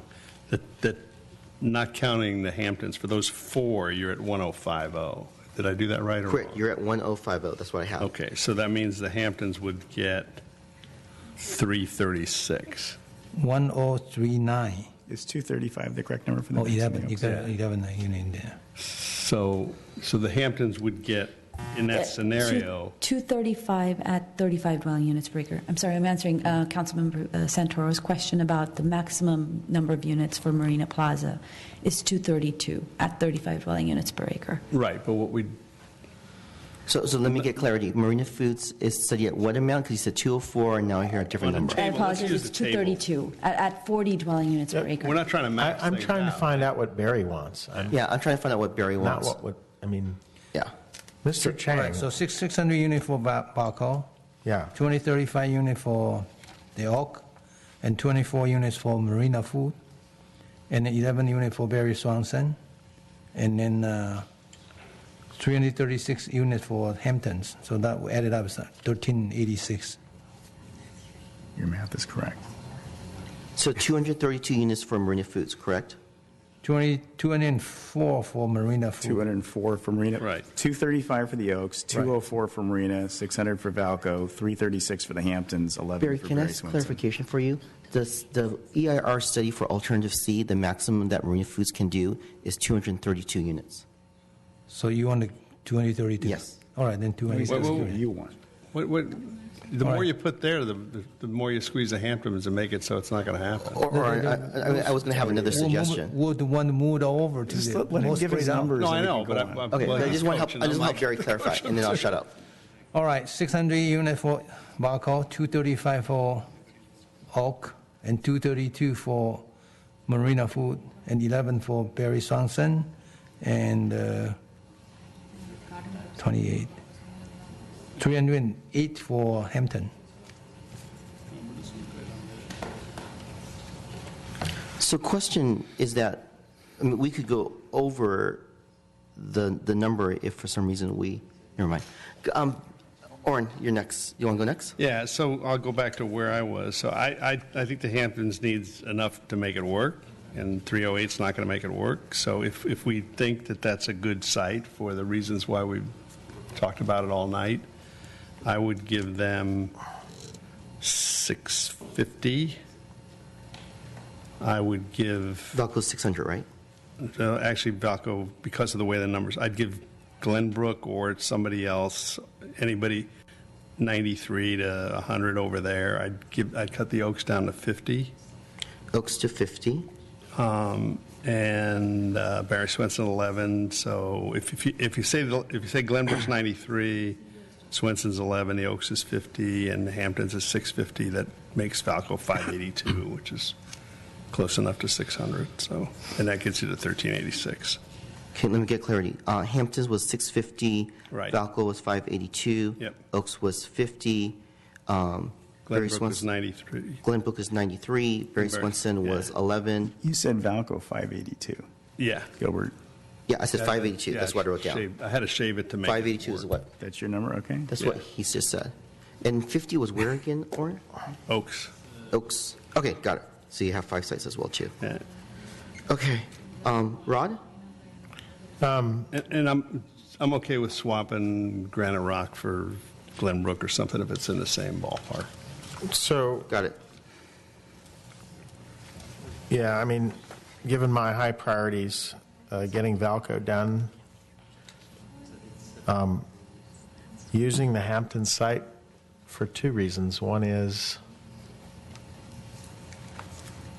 I mean, it sits in a terrific location for what all the urban planners say is the right idea. We have 12,000 jobs immediately adjacent, and a freeway right next to it, and Wolf Road right next to it, and then some hotels across the street.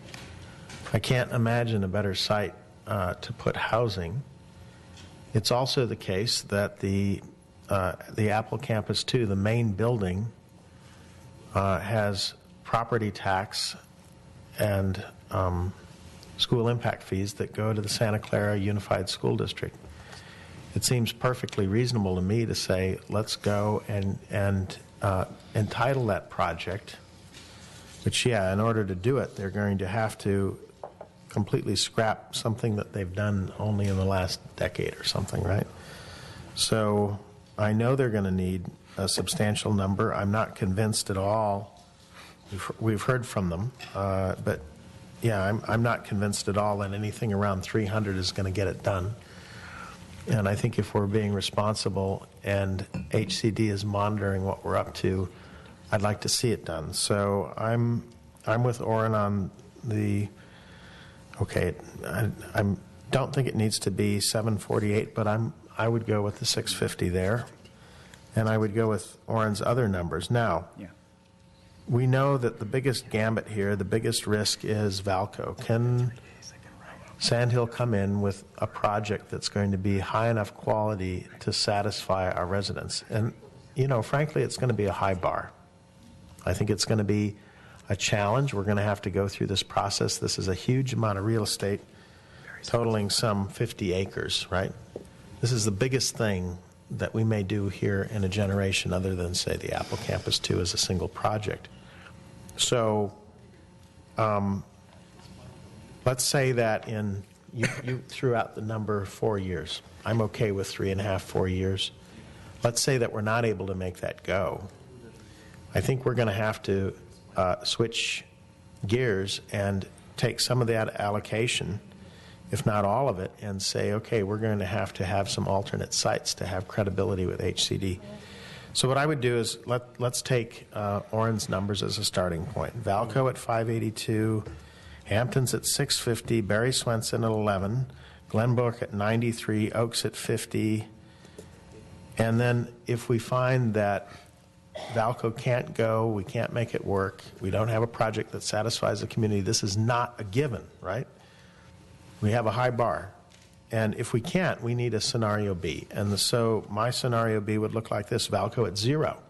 Valco doesn't get redone. Hampton's then goes from 650 to 750, more or less. I mean, 748 is what the Planning Commission said. Barry Swenson at 11, Glenbrook at 93. I would load the Oaks at 235. And then in order to get to the same 1386, I would put the Summer Winds at 96. And I would put Marina in at 201, say, or something such. We could play with those numbers a little bit, but my goal would be, again, to satisfy the 1386 with an alternate scenario. And say, look, if we don't have an entitled project, a project that's been entitled by the community process that we've talked about, and hasn't been entitled through the Planning Commission and the City Council within 3.5, 4 years, we've got to move on and do the job elsewhere. And spread it out in the city. Spread it out. So, it turns out the Hamptons... I could go with that. And Valco, right? Yeah, no, I could go with that. Are on the east side of town. Yeah, no. And then what I would do, if Valco doesn't go, I'd still want to have the Hamptons happen, but then I would take all the rest on the west side of town. So Summer Winds, Marina, Oaks, Glenbrook, they all meet that on the west criterion. I think I agree with that. Okay, Mark? Okay, so let's start with the Hamptons. Since my opinion is we don't have a chance other than to give some housing element sites, the Hampton has a couple desirable things. It's between Apple and a freeway, so height is not a big issue, although I would like it to be no more than 60 feet and a setback from Wolf. By the way, I don't agree with the changing the ratio on the rest of the units from 1.5 to 1 to 1. Left that off last time around. Just so you have that down. So it's got a location that's not towering over neighbors. It has a close freeway access, although problematic, since the motion I made for Apple included money to study a freeway on-ramp, which Apple agreed to, and the Hamptons has agreed to also contribute to that fund. Hopefully the freeway on-ramp will be fixed and that will help be alleviated.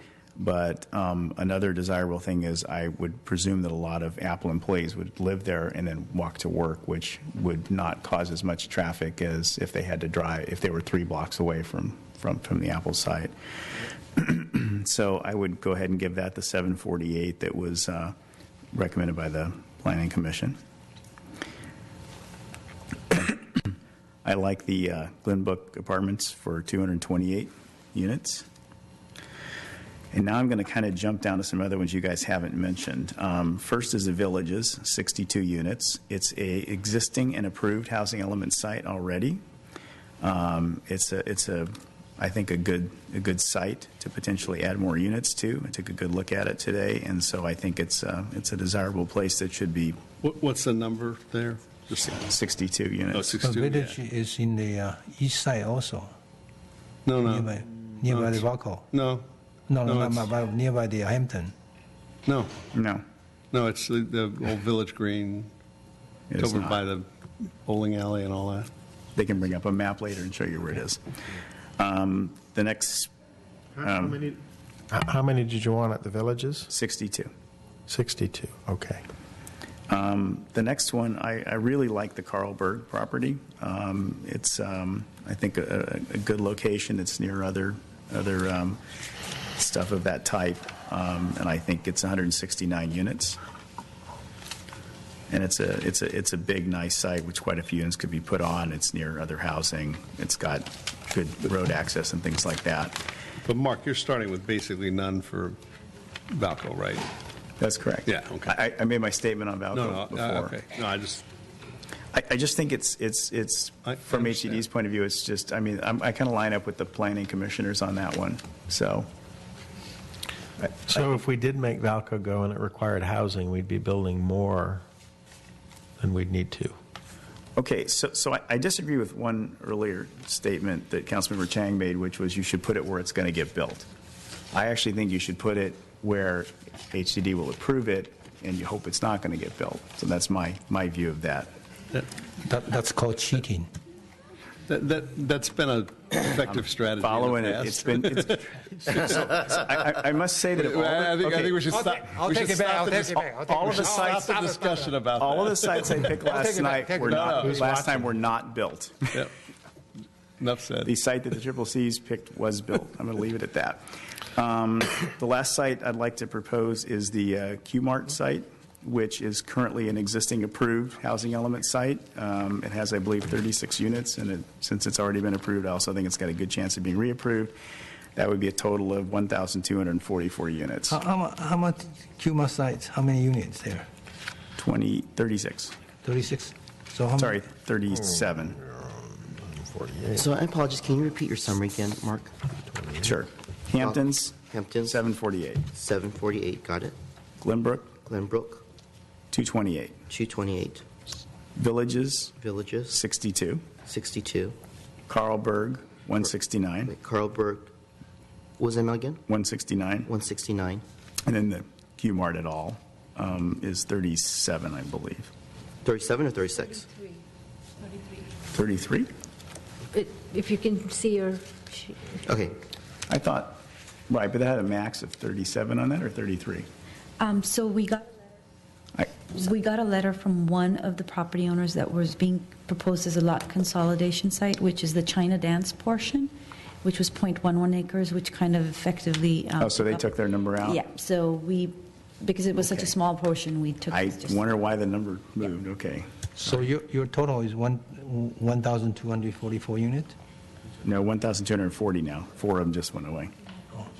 Okay, so let me deliberate. Q-Mart is at what? 33. 33. So let the mayor deliberate, and then we can go faster, okay? And then my numbers are kind of unusual, so don't scream at me, okay? So, and hear my logic out first, okay? So let me throw my numbers out and I'll explain why my numbers are that way, and then my logic, my wonderful logic here. 600 for Valco, 200 for Oak Shopping Center, 232 for Marina Plaza. You're going too fast. Okay. Wait. 600 for Valco. Okay. Yes. 200 for Oak Shopping Center. Yep. 232 for Marina. Okay. 650 for Hamptons, and 11 for the Barry Swenson site. That will give you 1,693. As Vice Mayor Singh said, is that the 600s on Valco won't get built out until maybe 3 or 4 years later from now. And if it does not meet that requirement, that number, if we minus that 600, it will drop down to 1,093. You like 1693? So but I'm doing it on the assumption that the 600 will not get. I mean, Oak Shopping Center, Valco Fashion Park Mall would need to prove to the future council, as that specific plan will take about 2 years, and then they would have to go through a use permit, and then that could get chopped up from 600 to maybe, I don't know, 300 or 100 or even to 0. Maybe they were able to get retail to 600 or 7,000 square feet. So this is just my proposal, my suggestion. If you make it a housing element site and you put 600 units on it, and they proposed housing, you can't take it down to 0 or even 300. You might go to 450 or something, but it has to be some with a reasonable range, I believe. Not because. What about because it's got a specific plan? Do we not have that same handcuff thing? We would have to do the finding of no net loss and make sure that we have other sites. So you and we go to would. the alternative plan. In Gilbert's case, we would. Right, and Or we could pop another backup site in, like right. Summer Winds or whatever. Same thing that Rod said in a different way. Right. So it's just a question of whether you start with it. Yeah, I could live with that. I mean, it's just an idea. I mean, it's just a thought. No, and I'm not saying that. I mean, I'm not saying Valco is going to fail. But what I'm saying is that. Except I could live with that, and let's Okay. see if we can get a third person. So I just want to understand. You're proposing to go 307 over the staff recommended number? Correct. Correct. Yeah, I'm not. I don't Or we wanna can do that. an option. I really think it would make more sense to have an either or and not exceed the 1386. Barry? I like that. But I like that I am better. interested in staff's opinion about whether this idea that we can say after 3 years, 4 years, put a timer on Valco, and if Valco doesn't happen, then we enable, for the second half of our 8-year cycle, we enable, or some part of it, right? Some, whatever it works out to be, then we enable other sites. But only if, and we don't do that in advance.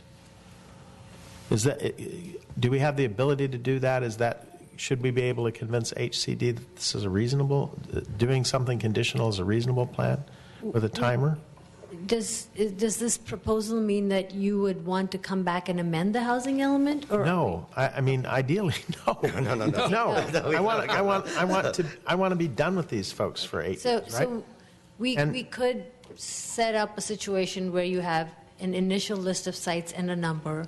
Yeah. If one site doesn't develop within a certain amount of time, Okay. then you have an alternative list of sites and a number. And that's what those numbers don't have to be the same. But let's say we wanted to be credible, and Right. I'll call it scenario A plays out. We get Valco done, Right. and we've done our approximately 600. I mean, we're kind of at 582, whatever, something in there, right? Right. Scenario B says doesn't happen within the given time frame. We still have time for somebody to come in and take the 600, because we've defined, we can't just put it in a pool. We've got to assign specific sites, I'm assuming, in advance to be credible. We can't Yes. just say, right? So We need sites. so that's why I was actually trying to name, upping the Oaks from, in this scenario, 50 to 235, putting Summer Winds in and putting Marina in where I didn't have them originally, to make the same 1386 I have under scenario A. So under both scenarios, you would have no more than 1386. Right. That's In both scenarios, I have exactly 1386. And that's where I started. I hate the Summer Wind site. It's surrounded by a lot of residential housing. I don't think it's a All right, I'm very good fine. site. I think we don't. Well, let me. Are we all fine with? Well, can I ask Barry that? Did you like my idea, Barry? He went to the. Oh, he went. I didn't even see him walk away. I'll ask when he comes back. So, Rod, why don't you just mention again your numbers again? Okay, here's my scenario A. Please. The thing that I would hope would go, because I want Valco to go. Valco at 582. 582. Hampton's at 650. 650. Barry Swenson at 11. 11. Glenbrook infill at 93. Glenbrook at 93. Oaks at 50. And where I'm assuming, right, that this is mostly a mixed-use site, and we figure out how to talk about the density requirement getting there by saying the housing is on a specific part of the site. And what was Marina Foods? I'm sorry. Marina Foods 0, Summer Wind 0, United Furniture 0. I don't want United. Do not want to. I think that's anything on the east side of town, I don't right? want anything on United. I think we're all there. Okay, I got it. And then scenario B. Okay, scenario B is where after our timer, and we can decide what's reasonable there. Valco doesn't happen, so Valco 0. Hampton 750. Can I ask a question before you go to scenario B? My concern is I think that the HCD either accepts the site or they don't, and if they accept it, you don't have to have something that triggers something else later, right? I mean, that's not kind of within their ability to accept, isn't it? They accept the site or not? Well, how we saw this alternative scenario is to say if the city doesn't end up approving Valco because they don't like the plan that comes forward, then you will have an alternative list of sites, and HCD might buy into that, because now you're trying to find sites, so there's no net loss. You're trying to find these alternative sites. They're going to know that Valco's contingent, potentially. Right? It's a very high risk gambit, So right? we can So you set think it up. then they might accept Valco if They- you did it versus they wouldn't accept it if you didn't do that as a site? Well, if Valco is either in or out, and then if Valco is out within 4 years, we have to find other sites. No. The question is, would they accept Valco? The only reason to do that is if it increases their odds of accepting Valco, right? If they accept Valco, Right. then Yeah, and no, it that's doesn't true. it doesn't go in Accept 4 years. You don't Valco want to drop something into unconditionally it. terrific. Yeah. right? Yeah. But Well, it was my understanding that the idea was that if the community and the council did not feel comfortable approving the Valco project, after Yeah, all but this. They're not right. going to know all that necessarily. No, no. It's just we're only talking about getting an depends approved on how many housing hours of element this they want site. to listen to. They're probably not watching tonight. So my question is, I don't know. wouldn't they just simply accept Valco or not as a housing element site? Well, the council's making it conditional, so they may not. Because they like sites to either be in or out. In or out. Right. So we have a consultant attorney who would like to say something, and I'll allow her to say something. Just in terms of... For the record, your name I'm again. sorry. I know who you Barbara are. Yes, I know. I'm sorry. I'm Barbara Couts. I'm with Goldfarb and Lippman, and I'm your special counsel on the housing element. And just in terms of, let's say, a few years down the line, Valco is not approved. At that point, you wouldn't have enough sites. And the state law says that if a site is included in your housing element and you either want to deny the application or reduce it for or approve it for fewer units than are shown in the housing element, you need to either say, well, you have enough sites left, to meet your RENA, which you would not do obviously if no units were approved on a Valco, or you have to find another site. So what this staff is trying to do, and I think with the alternative B, is to indicate in advance what those alternative sites would be rather than making you do it at the time, if you decided not to approve the housing on the Valco site. Can I ask you a question? Sure. So on my suggestion that I suggested 1693, but it would take 4 years for Valco to build their suggested 600 units. Right. And then let's say that they're at their tail end, and let's say that the community says we don't want 600 units, we want maybe 300 or maybe 100. Can we make a case to ACD that because of that we met the minimum threshold of 1,000, whatever that number was, 1,030 was it, or? Right. Yeah. Yeah, And then under we your went at scenario... 1,600, that can we lower that amount as long as we met that minimum threshold? Right. Under your scenario, assuming that none of the other sites dropped out. Correct. You really would have the option of approving 0 to 600 units at Valco. So I do have the option of approving 0 to 600. You're not guaranteed the 600 as long as the other sites. As long as the went other through. sites remain, and right, because then you'd have 1093 left. If Yes, I correct. remember your 1093. right, and that exceeds the 1,002 that you need. Correct. Because the minimum that Councilmember Santoro was supporting was the 1,002, which was meets HCD, versus if, not saying that Valco is going to drop out, but if Valco's drop out, it would be 1,093. So I would have, the city would have met That's the not what I requirement. was Right, you could supporting make the this. finding, you could then make the not finding. supporting, but I'm just saying that to make it legally correct for ACD, my idea works. Yes, you would include all the sites in there, but if you wanted to approve Valco at, let's say, a lower density, you could make the finding that you still had adequate sites. Right, but Again, assuming that none of the others dropped out. Understood, Barbara. But Rod's idea works the same, which is Well, you but- ask for a lower number than you say if one of these drop out, we're going to swap in this alternate Right. site. What I would hate to do is entitle everything that you've asked for and then find out that Valco indeed needs 600. Right. And now we want to make Valco go, and all of a sudden, instead of entitling 1386, we've entitled your 1693, and Yes, that is it a all or possibility. mostly gets built. Well, I would be okay then with you could put just, for example, Valco in the Hamptons with my list and put the others as alternate sites that go in if one of Well, them. that's what I was going to say. Can you go through, because I'm okay with swapping, and it's not enough, but villages for Granite Rock, I'm fine, I don't really care. Barry, were you okay with my suggestion? What were your sites? Mine? Barry? Yeah, well, My side.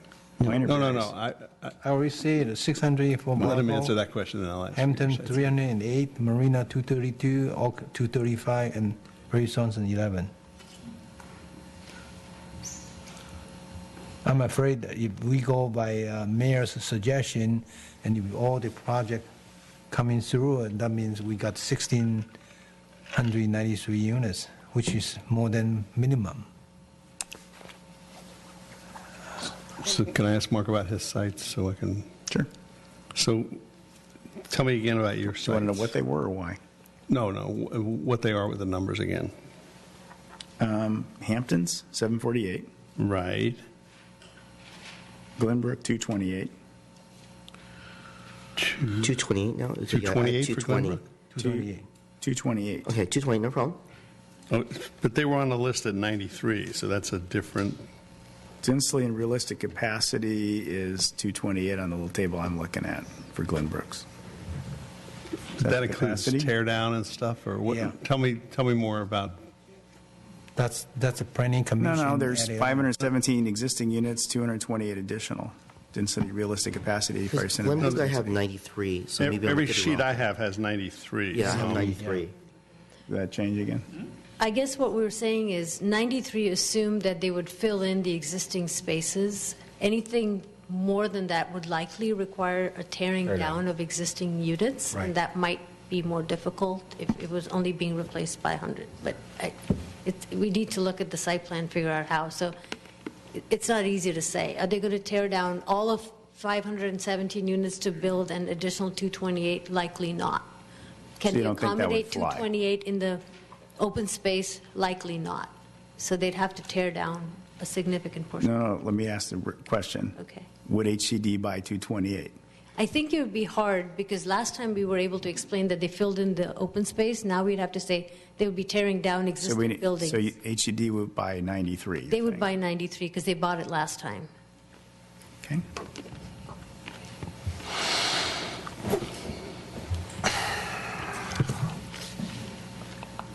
Okay.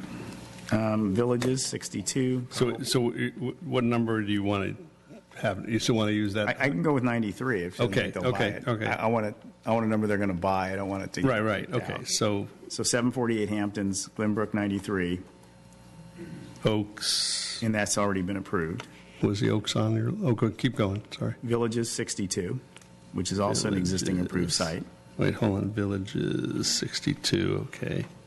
Carlberg 169. And where's that?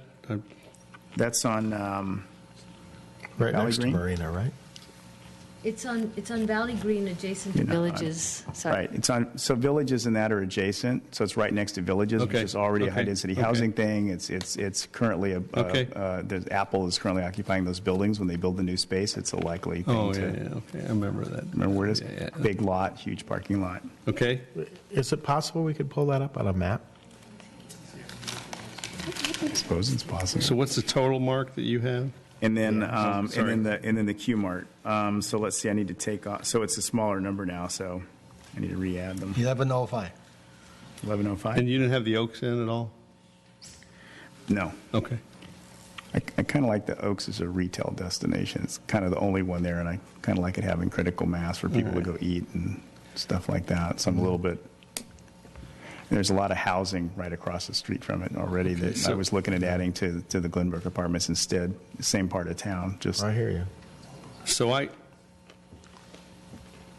I'm still back at, okay, so my original proposal with Rod's scenario B, but changing Rod's scenario B to be 235 for the Oaks, 62 for the Villages, and then it'd I be... thought Rod had 50 for the Oaks. Huh? No, Well, in that scenario was- B, I'm We're having to talking about scenario reallocate. B. Oh, sorry. Okay. Valco. Sorry. Scenario Yeah, B. so scenario A, I'm yeah, having a scenario, hard. I'm still back. scenario A ended up to 1386. Scenario B now is Valco 0, Hamptons 750, Swanson, Barry Swanson 11, Glenbrook 93, Oaks 235. Villages, I'd say instead of Summer Winds, put the Villages in at 62 and then kick Marina up to whatever it makes to make 1386. Probably 232 is close because we're 30 off or something like that. It's almost perfect for the 232. And I could go with that. Oren, can I throw another suggestion here? Sure. So I'm trying to get, I'm just throwing this number of 1,400 to get to close to what staff was recommending. 500 for Valco, 100 for Oak Shopping Center, 200. Wait. Okay, 500 This for is going too fast Valco. for me. I'm sorry. Okay, you want to go 500 for Valco, okay? 100 for Oaks. 100 for Oaks. 200 for Marina. 600 for Hampton. And I don't 11 think that- for Barry Swenson site. Why do you want to? So Marina is a pretty popular location, Yeah, and it's I'm not- you got the Yeah. aloft, and so you got a lot of No. stuff right around there. Yeah, and I think that's cutting the Hamptons down too much. Okay. So okay. So I think we're good if you agree with. Okay, well, can you tell me what Unless Rod somebody and you else say wants to. again, please? Okay, so we got two scenarios. Scenario A is 582 for Valco, 650 for Hamptons, 11 for Barry Swenson, 93 for Glenbrook, and 50 for the Oaks. And scenario B? Scenario B takes Valco to 0, kicks up the Hamptons to 750, although by that time, that's okay because by that time We'll have more certainty about how much Yeah. stuff is built all together, right? Barry Swenson 11, Barry Swenson 11. Glenbrook 93, Oaks Glenbrook goes back up to 93. 235, and I'm saying, I haven't gotten Rod to buy into this, Villages 62 instead of Summer Winds, and Marina 232, and I think that comes out close to 1386. And Marina was what again? 232.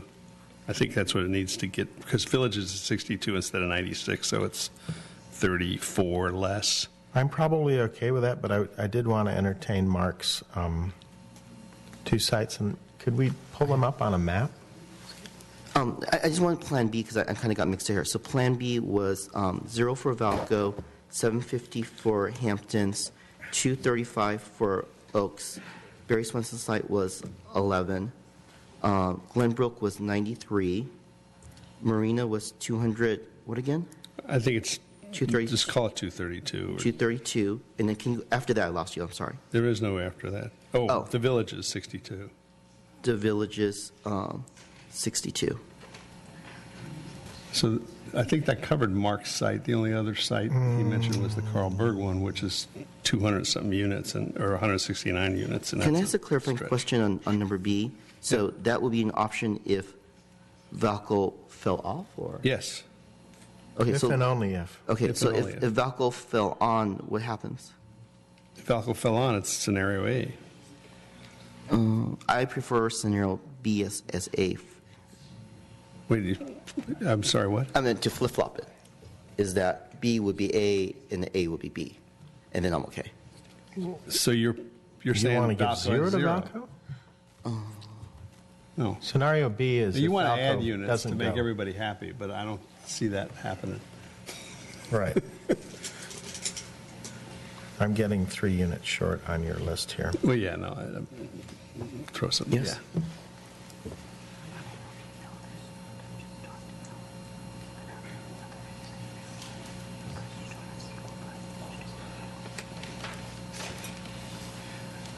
Why don't you keep on talking while she's whispering in my ear Okay. so that I don't look like. So Barry, are you okay with this two-edge scenario? I mean, do you understand that? I understand. Hamptons needs a certain amount, or it ain't going to happen. Yeah, but I also understand Valco need a certain amount to make it work. And then to me, Valco is much more important than I agree. than Hampton. No, and then well- also, to me, to spread it out is much more important than concentrate on the east side. So I know, wouldn't- but you I wouldn't can't. go for Those that. are three. So we've got three things that we want to have happen. We all want to have happen. I think we want to spread it out. We want Valco and we want Hamptons, and those three, and we want to keep it at 1386. Unless you're with Gilbert or going higher than 1386. So my original plan is to stay the same. 600 for Valco, Hampton 308, Right. Marina for 232, Oak 235, Barry Swanson 11. But you understand the Hamptons won't. They probably can't do that. I don't think so. I think it will work for them. Okay, that's your okay. So that's your basing on that. Okay. And then that way you don't concentrate too many units on that area. Right, already. I understand. Yeah. I have the same motivation. I just don't. I have a different opinion about it. So, not to spoil the party here, but it's 3:32 in the morning, and I got some additional information from our city attorney, And unfortunately, I mean, she'll explain why, but regarding the housing element site, whatever suggestions that we make, we can't make those, we can't vote on it today. We would have to continue it, and she'll explain why. Madam City Attorney? do. Really? Or Mr. City Manager? I mean, I got a whisper in my ear, and I was told we can talk until 4 or 5 in the morning, but Well, we no, still we have to do- continue the item. We have to be able to conform the findings to whatever you guys decide to do. Right. So you still have to decide to do it, but we can't obviously conform our findings tonight because Okay, they're. but we can agree. We can agree. Get You can through make the a agreement, straw vote, and you probably do need to. It'd be 'cause like a. we need to be able it'd be to like a first draft. reading, Can second you let him? reading. Can we let him finish what he's going to say? No, okay. Because I'd like to know. Somebody We need to tell get us some more. sort of a straw vote so we know what to draft. So we do need you guys to come to a consensus unofficially. And then the question is, we'd like to get this to Sacramento as soon as possible so that we can start the process, which could be long. And so the options are to continue it to an early date this week or early next week, or wait all the way to the 18th. And I'm not really sure. I wouldn't recommend doing that just because we're short on time. So why this? I'm trying to understand. Yeah. In the interest of transparency, why all of a sudden have we decided we can't finish tonight? So to be able to legally adopt whatever we do, we have to be able to have CEQA findings which reflect the actual decision that you're making, and we don't. It's not in line with what you already. No, it's quite. I mean, there's a lot of differences to it. I mean, it's within the scope of the EIR, but it's not, the findings are very, very specific, and they're drafted for the balanced plan because that's all we had to go by. And this is different. So we can just do it. You could put that on consent with the findings. Yes, it's a consent item, but we can't officially have. Okay. All right. Well, but let's get through it anyway. Right. So we can. All right. We can do it even if you have to. Please. Okay. So, Gilbert. The findings are consent. I'm playing with the numbers here, so Okay. keep on talking. I'm listening. Just keep on talking. Well, while he's doing that, I was interested in Mark's reasoning for Villagesburg and Q-Mart over, say, the Oaks. Sure. And maybe if we could pull them up on the map so we can see what side of town, et cetera, they're on and yada, yada. Can we have get a a map of the city, which I think Rod asked for about 20 minutes ago? That would be good. Or one of the maps and the plans that show the sites. I think there's a map in there that shows potential sites, and it'll show those.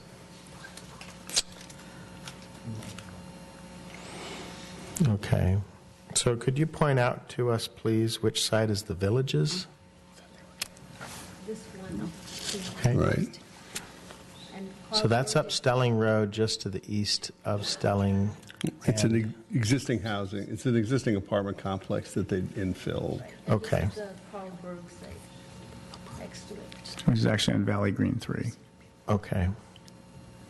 So the village is an existing housing site that are very charming but older units, and Yeah. the Carlberg site is an older commercial building currently occupied by Apple. Okay. So What about Q-Mart? Where is that? Q-Mart. Is it on the east side of town? It is on the east side of town. It's at the intersection of Blaney and Stevens Creek across the street from Biltmore. and it's actually a couple of units, and staff liked it because it was on a corner with Right, units put it's together. currently in the housing element. Right. That's the I other thing that's understand. already been approved. I mean, my priorities for Valco and Hamptons would preclude me from supporting anything more on the east side of town. And I'm The other ones, I mean, I'm not, so the Q-Mart and that thing is my, if you want me to rank them, that would be my third choice of those three. right. okay. I like the Carlberg site. I think is a great site, and the Villages is already existing approved site. The reason I put in the Q-Mart, it was also an existing approved site, which means it's probably got a high probability of being approved again. So And I like approved sites that didn't get built last time. So you don't buy into the concept that the Oaks is, I mean, we already had one proposal that in order to refresh the Oaks, that they're going to need some housing there. You know, the general concept that's proposed is any place we want to build anything, we should allow housing, because everybody says if you don't have housing, it won't pencil out. Well, retail won't pencil out, is what they say, but yes, not, I mean, I don't say office, but. No, I think we should look beyond what we meet with the city requirement. I'm looking at what would be the best for the city in the future. I'm not dying on the Oaks, but I like the other choices better. Okay, I like the Oaks better, but. Did you go from look at the other sites? Huh? They're very nice sites. I like the villages instead of, you know, again, we're only talking about. Well, so Carl scenario Berg's B. site is never going to be. I know it could be a housing element site, but it's not going to be a retail or anything. Can I try one more time, please? Where the Oaks Okay. would.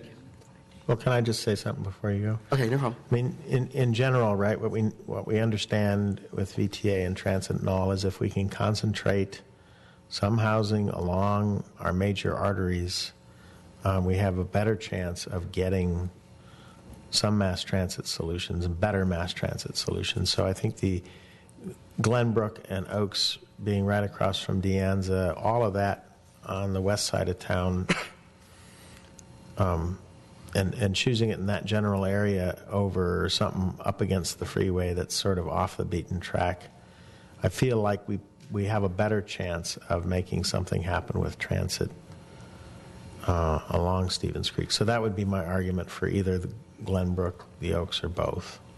Right. But Marina also next to free. Marina qualifies. Marina's in the on that scenario basis B. too. Marina's in scenario B. Yeah. Yeah. I mean, the only thing I think if we're trying to give something to energize the city, Marina's pretty energized. It's also in a pretty difficult traffic area, in my opinion, versus the other two. Mm-hmm. The reason I would pick Glenbrook over the Oaks. So by the way, so Commissioner Brophy, who's I think for his entire life is what he's done is look at stuff like this, doesn't believe mass transit's going to happen along there no matter what we do. So I'm going to defer to his opinion because he's kind of the expert there. But certainly, even if the mass transit doesn't happen, if you're going to put in higher density housing, it's nice to get them so they don't have to, close. It's not bad to put them on near a freeway. So the only reason I would. Well, let's say why did I pick say some that sites over there? I picked, for example, Carl Berg versus the Oaks because I think the Oaks is a viable retail center and Carlsberg is not. So that's why. No, I agree. And Glenbrook's already a housing site and it already has housing on it, so it seems like a lot. But let's say that we were able to get VTA to do an express bus up 85. And by having something right there at Stevens Creek or thereabouts within walking distance, Right. If I believe your premise, then everything's different. Yeah, since we haven't been able to get them to give us a tissue to cry Let me see out. whether Gilbert's got some new with magic that, numbers. Maybe it's time for Gilbert to go again. Take a shot. I'm just taking a wild shot here. Take a shot. He's going to go back for Marina again. So Valco for 500, Marina for 200, Hamptons for 600, Barry Swenson for 11, and Glenbrook for 50. That's the same thing you said before, right? No, it's different. Pretty close. That will bring us to 1360. So you take out Oak totally? Well, they want me to try to get as close to 1339 as possible. But yeah, so I get okay. So I'll start Right. with I don't have a lot of traction for Marina for the reasons that we've heard up here. As far as it's working the way it is now. I think in the long term something could happen to it, but I don't see any big major community benefit to making that happen at a 200 unit thing. So especially at the expense of the Oaks and some of the other ones. And again, we're always talking about scenario B, so maybe it's semi-academic, but.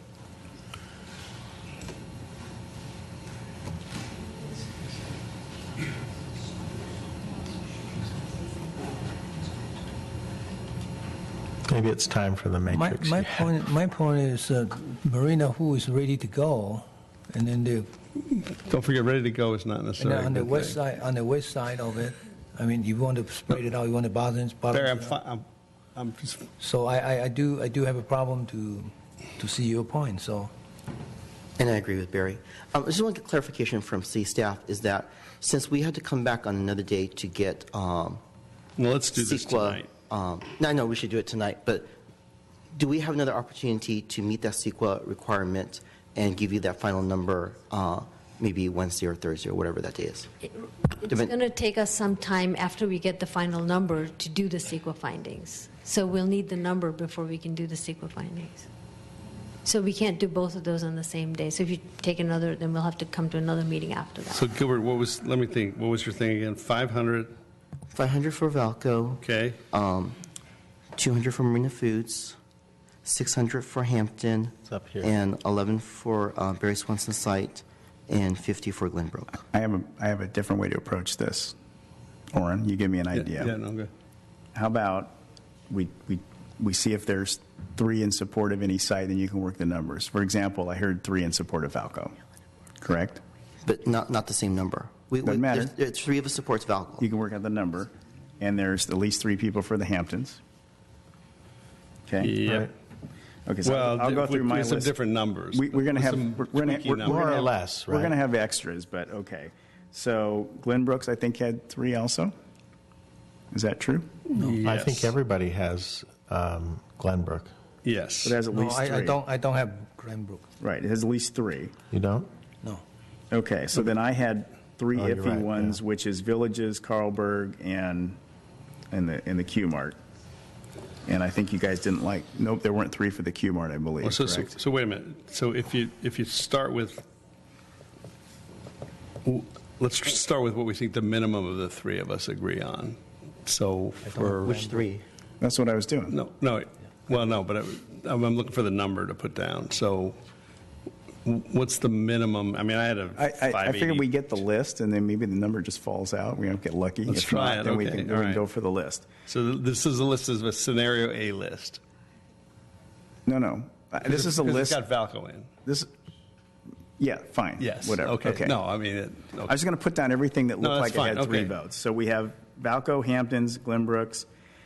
Okay, from my list, we had the Q Mart, which I think didn't have 3 votes, correct? I heard 2, but I didn't hear 3. Were there 3 votes for that or not? No.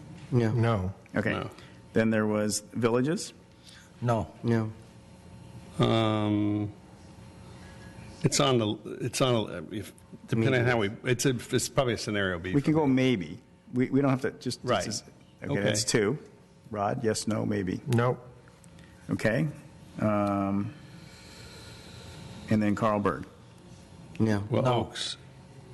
No, I'm going. Just going go on ahead. my I'm list. sorry. Oaks wasn't on my list, so the Carlberg was the last one.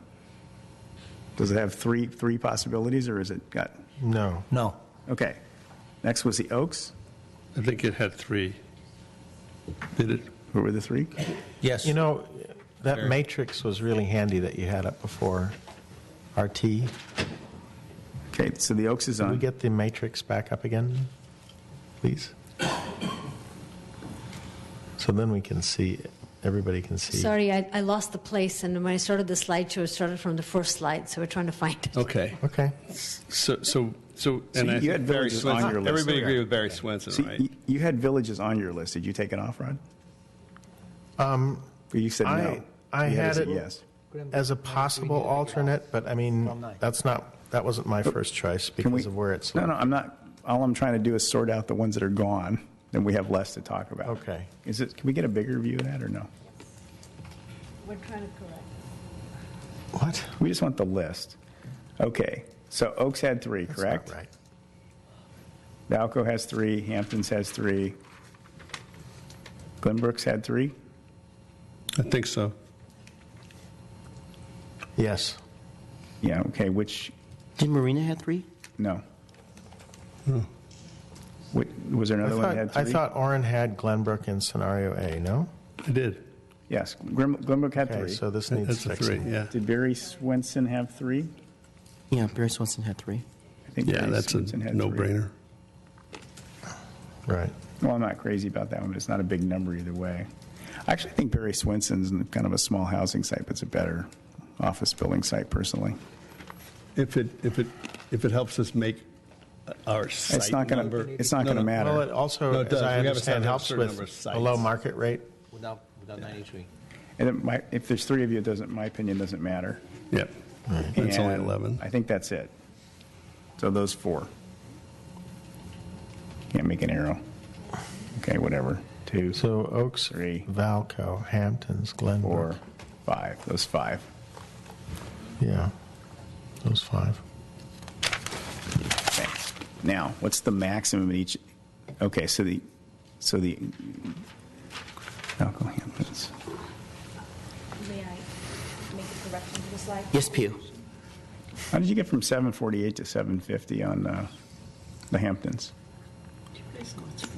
We just rounded. Yeah, we do. You just round it off, okay. Is 748 the real max on the Hamptons, or is it 750? We don't want to be off by a little bit. Their letter requested 748. I thought it was 820 that we studied. No? We did? Make it 748. And Sure, make it 20. 748. I mean, I don't want to.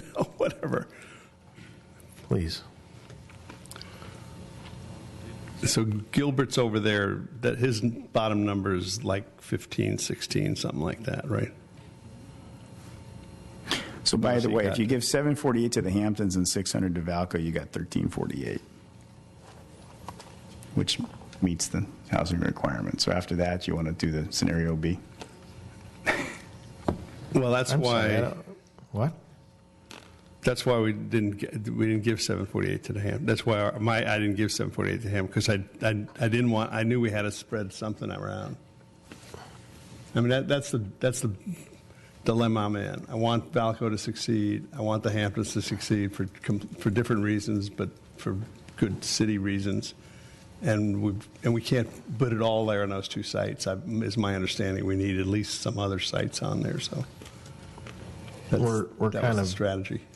Yeah, we need 5 sites, ideally 6, but Well, so we have 5: Hamptons, Valco, Glenbrooks, Barry Swinson, Oaks. right. Okay. And with scenario B, we also have some alternatives to look at. Yeah, scenario B, I'm open to. Yeah. Right.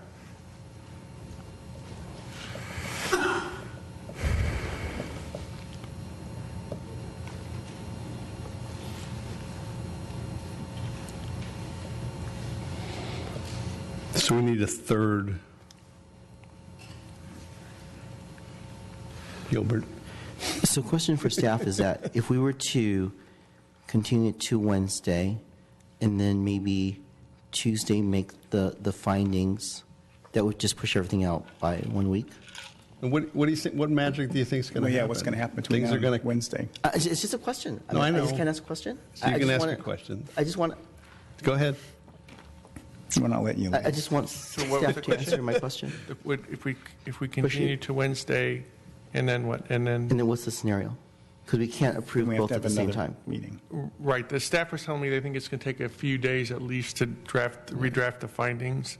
So it'd be the following Tuesday. We would want to take a final action on probably the 18th, which is what, a week from. I'm so late I can't. Our regularly scheduled meeting? next Tuesday. And I'm already supposed to be in Lake Tahoe, so I'm not inclined to come back on Thursday. Okay. What was your suggestion again, Oren? Well, we're still. So Rod and I are both at scenario A of. Can you repeat again, please? 50, it's right there. 50, 582, 650, 11, and 93. And yeah, we can cut Valco down to 550 or something like that, even 500 if that buys us something here, but it doesn't buy you. Marina is just too big a number to add it there. Just chews up the other rest of it. So anyway, that's real close to the number I'm I also good think, with. Marina's more or less in the middle of the city, and I wouldn't mind weighting it further west. So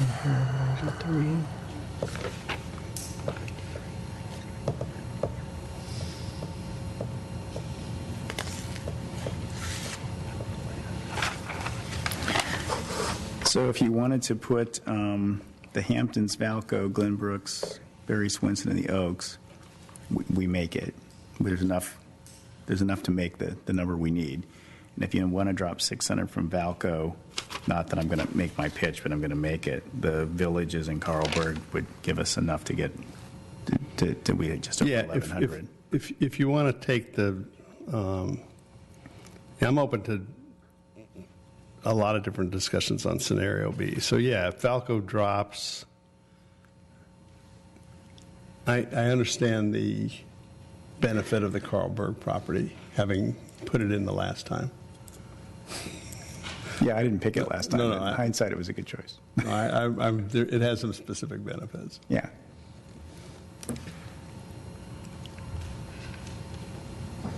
So we can pick the first five, and you guys can tweak the numbers to whatever makes you happy. And then if you want to pull out Valco, well, you'd have to have that, so you could put the other two in, and then you'd make it.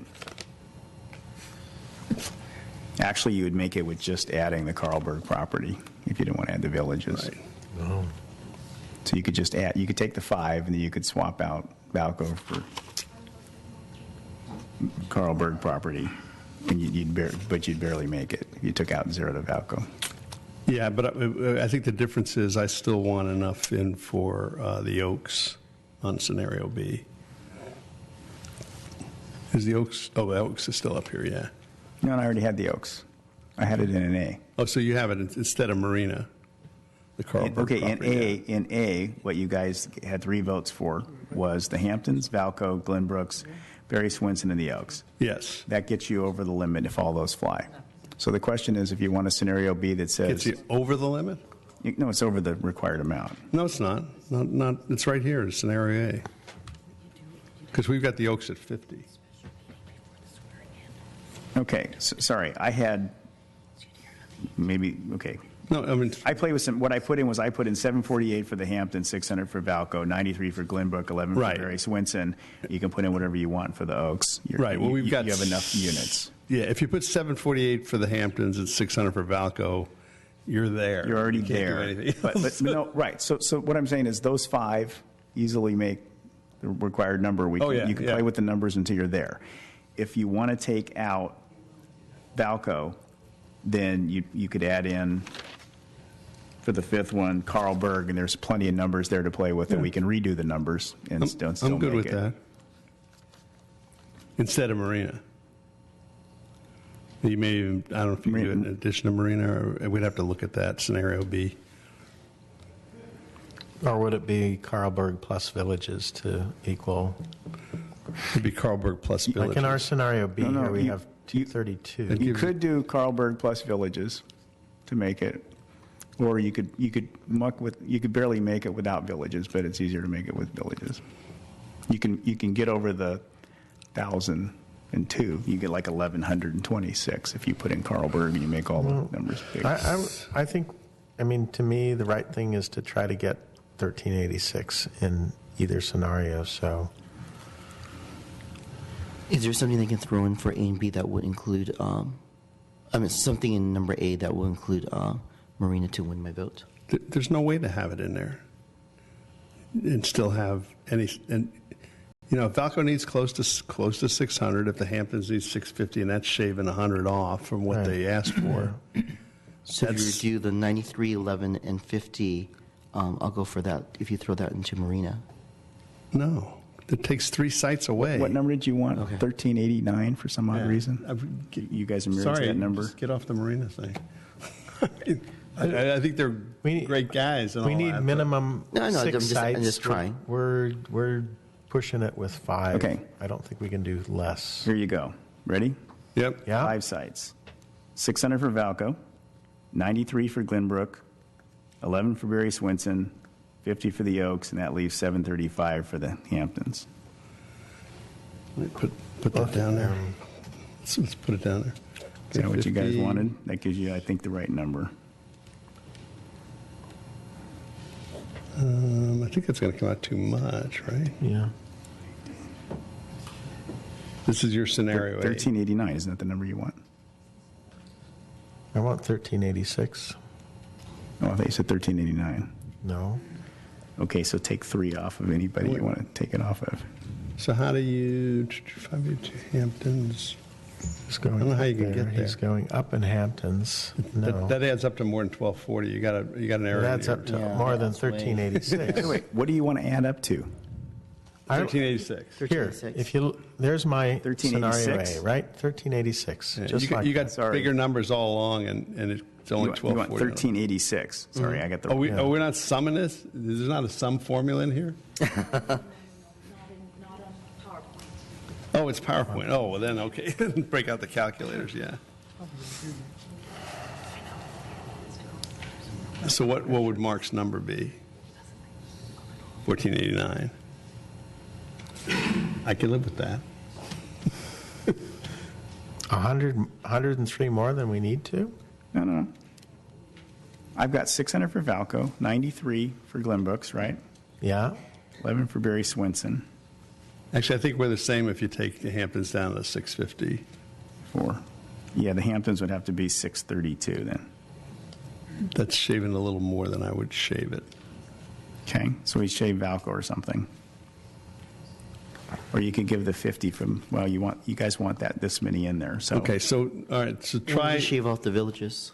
Mark, I think you're getting close. So do 550 for Valco. Why don't we start with the Hamptons? Huh? Do we need the 748, or is there? I think. What number makes that? My proposed 650. I mean, that's, they're gonna say yes or no, but that's just my quasi-educated.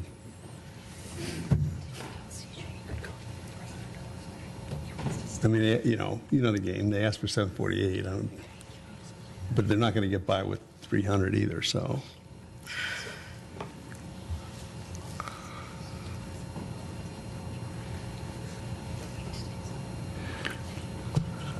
All right. So if you want to go 650 for the Hamptons, 600 for Valco. If you just did the other 3 numbers, you're just over by a little bit.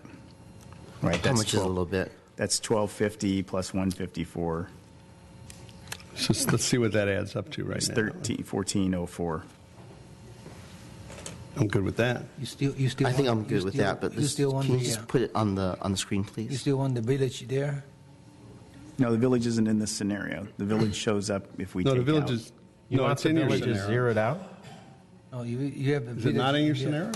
No. You don't need Okay, it. A, let me try this again. Right. The places that all had 3 votes were the Hamptons, Valco, Glenbrook, Barry Swinson, Oaks. Okay, so You can play with those numbers. So if you had 650 and 500, you can adjust the rest. So is the 1404 number good now? Well, Or you can this- take a few away from Glenbrooks or the Oaks or. I guess Barry I Swinson. could, right? I was interested in getting down to 1386. So the only agree. difference now between the scenario you just talked about at 1404 and mine was, which I guess was Oren's originally, was that we shaved Or I'm okay with that too. 18 off of Valco to make it 582 instead of 600. Fine. So, I mean, I think that you should shave it off of Glenbrook because we want Valco and Hampton to succeed. Oh, that's okay too, because it's an infill thing. Yeah. You just Glenbrook, you think so you what get you're by with saying that is because you it's in- shave it off Glenbrook. Yes? okay. Shave it off Glenbrook. I'm okay with that. What- So, Staff, yes? Okay. So what you Shave would it off of do Glenbrook. is make Glenbrook, Take 16 off of them or something. Something like that, yeah. well, 18, yeah? You want to have Valco, it's important to have Valco maxed out at 600? Yes.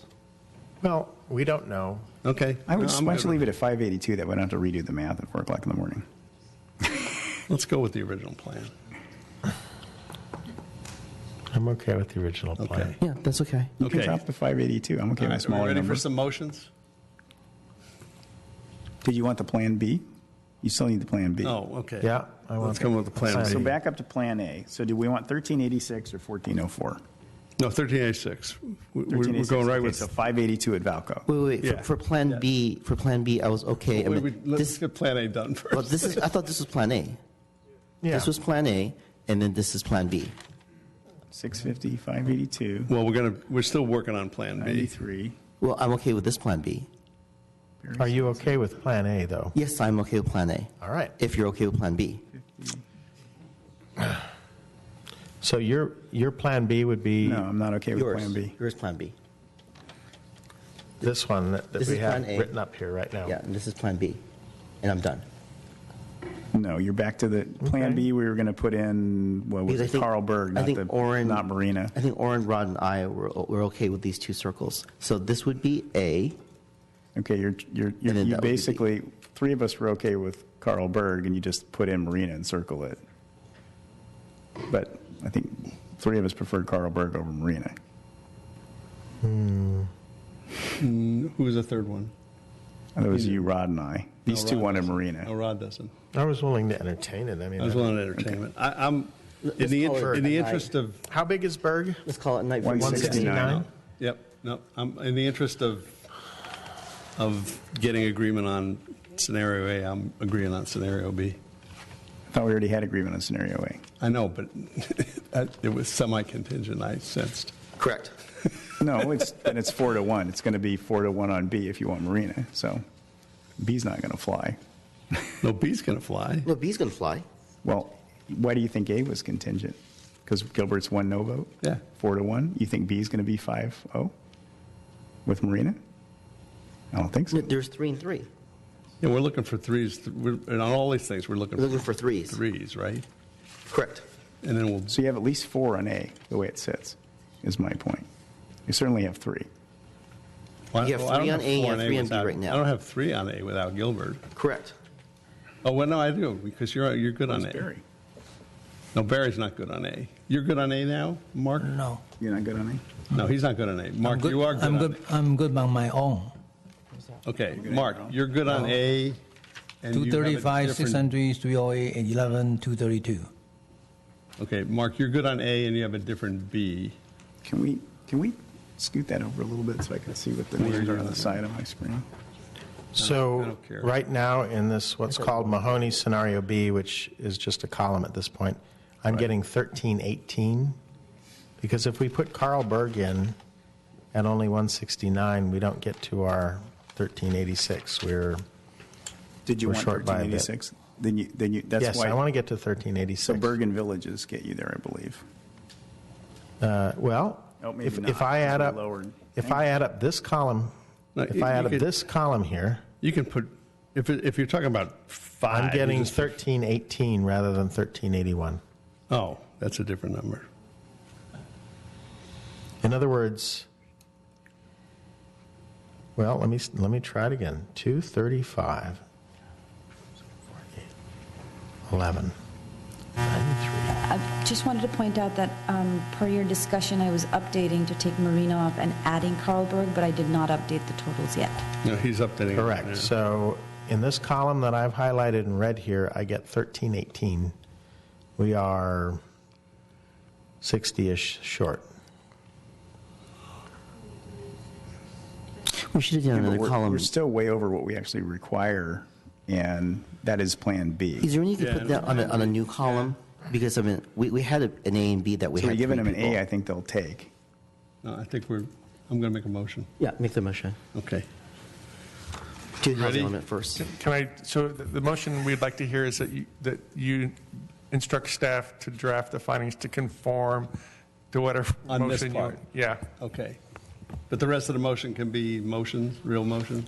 No, it all has to be, because we have It to. all has to be, It's okay. a straw motion. Okay, so I move that let me look at this. I move that we instruct staff to take the next necessary steps to confirm. Implement the following. To what? Implement the To following. implement the following. An update to the general plan amendment that would have an office allocation of a total of 3040 540 for the major Office. corporation. $2 million for Valco contingent on a specific plan, and $500,000 for the rest of the city. The hotel would be $1,339. Housing would be $1,386 with the two scenarios that we just discussed. No, which scenario B here? We have two. Oh. It was the other scenario B. I'm thinking he's moving for the one that says Mahoney by it. I think it's this. I think it's this one. Yeah. Well, how many? Do you think it's how many this one votes that do we says have for Mahoney? B versus? How many votes do we have for Mahoney? What's on this list showing Mahoney B versus Sinks B? Not that that's how it started, but in other words, Villages in Carlsberg versus Marina. I favor Mahoney's. Right. I favor marinas. But you're tying up your motion with everything. Do you want to just Right. try Well, for I'm the just trying to housing get- element, or do you want to try for everything? I want to try. I want to get this. If we could just get this done, I think we're done. No, your motion has all the other stuff in it. Right. Well, the 1386 is. Do I need No, to say? your motion? You put in all the office squares, all the other Yep. allocations, everything, other than just. Do you want to Why just don't try you for do the housing why don't you just do element? housing element first and then the GPA? That would be a lot simpler, Orin. Okay, let's put Do that the one on- GPA first. Put that. Nobody seconded it yet, anyway. So put that back on the back burner. I withdraw that motion. So my motion is to instruct staff to Take all steps necessary to implement. take all steps necessary to implement the following housing element. Mahoney A and B. Yeah. Yes. Can you just circle which is B? It's right. It's these says two right Mahoney. here. Mahoney. That's right. It's that. Let's see whether we get the votes on that. Can I make a friendly amendment to Sinks B? Second. Okay, you're seconding the To original Sinks motion. B. Yeah, you're seconding the original I motion. thought you No. wanted Carlsberg. Yeah, he just moved. So the whole motion is what's in the box, right? Right. The motion's what's in the box. Which has Carlsberg on it. And For B. Mark seconded it. Gilbert was going to make a friendly amendment. Okay, so now the motion on the table is exactly what's in the box. Yes. Okay. Gilbert, Do we do the you friendly make a friendly amendment? Yeah, make a friendly amendment to. No. Can we have the other screen, Yeah. please? Yeah, we're not ready to vote yet. Yeah. Can we have the original screen, please? Okay, so I'll put the box back so we all know what the motion was. Did I get that right? Yeah. So my friendly amendment is Sinks A and B. Okay, I'm not going to accept that as a friendly amendment. Okay. Can we vote? But before we do that, can staff enlighten us about why Villages Carlsberg versus Villages Marina could make sense? And how do you feel about 1318, please?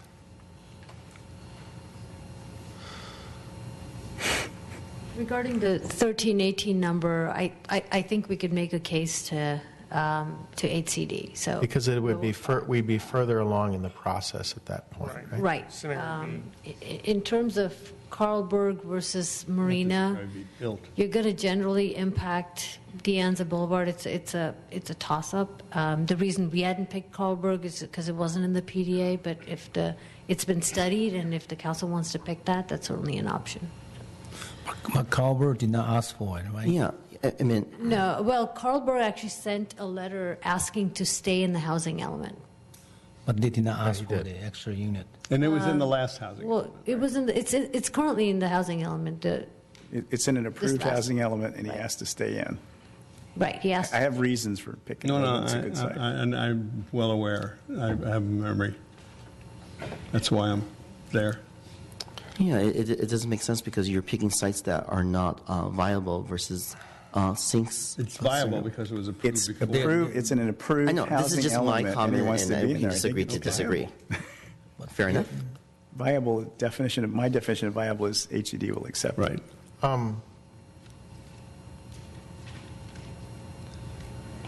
Okay. They have no intention to build. Why approve it? I mean, They've asked to be in the housing element. don't make sense They're to already me. approved. I disagree. So you want to pick a place that you know is 100% chance of building versus yeah. something that's already been approved. I don't know that any of these are 100% chance. I will support the box as it stands. Okay, let's vote. It's a smaller number, among other things.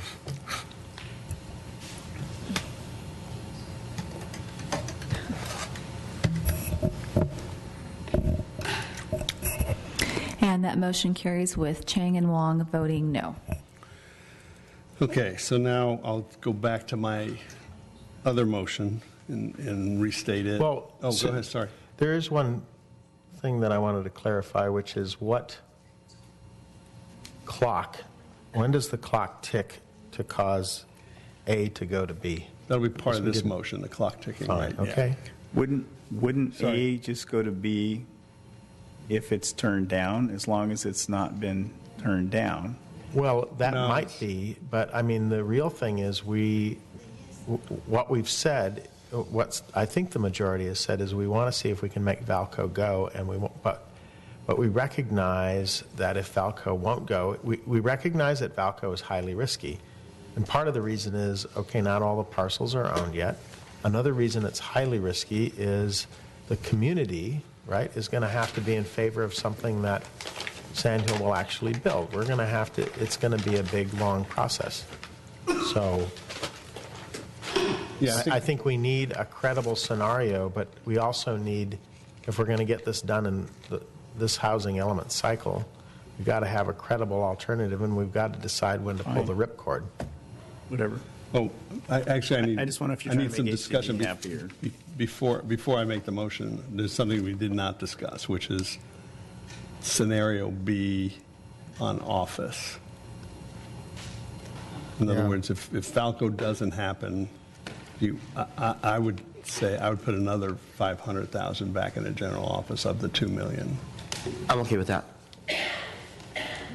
You're okay with that? Yeah, I can do that, yeah. All right. So then the motion is to Well, direct. let me Go help ahead. you here. So I make a motion to approve EA 2013-03. Do you have a second? Yes, negative deck, right? Yes. So Yes. please vote with your lights. Say it again. Say it again. I move. No. No, I don't follow We're this. not doing that. No, because we're just directing. Oh, so we can't go there. Oh, right, so today we can only direct. We can't go Right. this. You're Yep. giving instructions for conformity findings on the 18th. Right, okay. So, Okay. right, so my motion is to give instructions to staff to do conformity findings on the following. An office allocation of 3,040, or 3,040,000, sorry. It's 4:15 now, okay? I already told Daryl I'm not playing tennis tomorrow morning. Or say that one more time, the office. Yeah, an office of 3,040,000, of which 540 is the major company allocation. 2 million is Valco, contingent on a specific plan with a 4-year time frame, and 500 is general office for the rest of the city. Why is 4 years? We just think that's a good time frame to. I just think it's a good And time. 4 years from when, I guess, was the question, from tonight? No, 4 years when it gets approved by HCD. But that puts us pretty late in the cycle. No, it's okay? 4 years from. We have 8-year cycle. We have 8 year, right? Comment, staff, please? And it's not built in 4 years. It's got to be. No, entitled, right? Yeah, entitled, yeah, Yeah. I mean, that's probably fine. Yeah. It's fine. Okay. Keep on going. Hotel of 1339. Correct. Housing of 1386. Correct. On a scenario A, with a 1381 on a scenario B, as we just discussed. Well, no, 1318. 1318, sorry, I'm transposed. Hotel height for. Hold on. So commercial was 702K. Oh, commercial was 702K. Okay, good. The Valco floor for the specific plan is 600K. 600, okay. The height of the hotel was 110 feet. was 110. Cupertino Inn specifically. Come up with a reasonable and robust community benefits program. Correct. And can we add quantifiable? Yes, reasonably quantifiable, yes. No rezoning, oh, sorry. We missed what the 110 was, for which site? 110 was for Cupertino 110 Inn. was for the Cupertino Inn? Cupertino Inn site. And also there was 3 straw votes for Stevens Creek office at 75 feet with community benefits. Do you really want to try to swallow that all at once? Okay. Yes. Yeah. Let's try. Yes. And they're going to come back with how it fits. Can you just remind, what was the overall residential allocation? The overall residential allocation was 1386. So you don't want any for R1s and R2s? Yeah, I would just plus leave it the way. whatever. Why don't you leave it the way it was at 1895? Yeah, 2,000. Okay. Make it even. Yes. Yes. Okay. No rezoning of the PG&E site. Correct.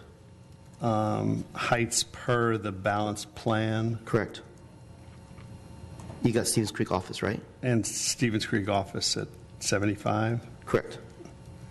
And I think that's it. Did I cover everything? So you got the office, you got the hotel, you got the commercial, you got the housing, you got the community benefits, yes, but it has to come back with a more specific plan. You got the heights at the balance, with exception of Stevens Creek office and Cupertino Inn. No on PG&E for rezoning. I think we got everything. So can I get a clarification? So I'll second that motion for discussion. So what did we just say about the non-designated housing element sites? Well, the total number will be 2,000, so it's whatever 1,300 minus 2,000. So you'll have an extra. So instead of the 4421, we're talking about 2,000. Right.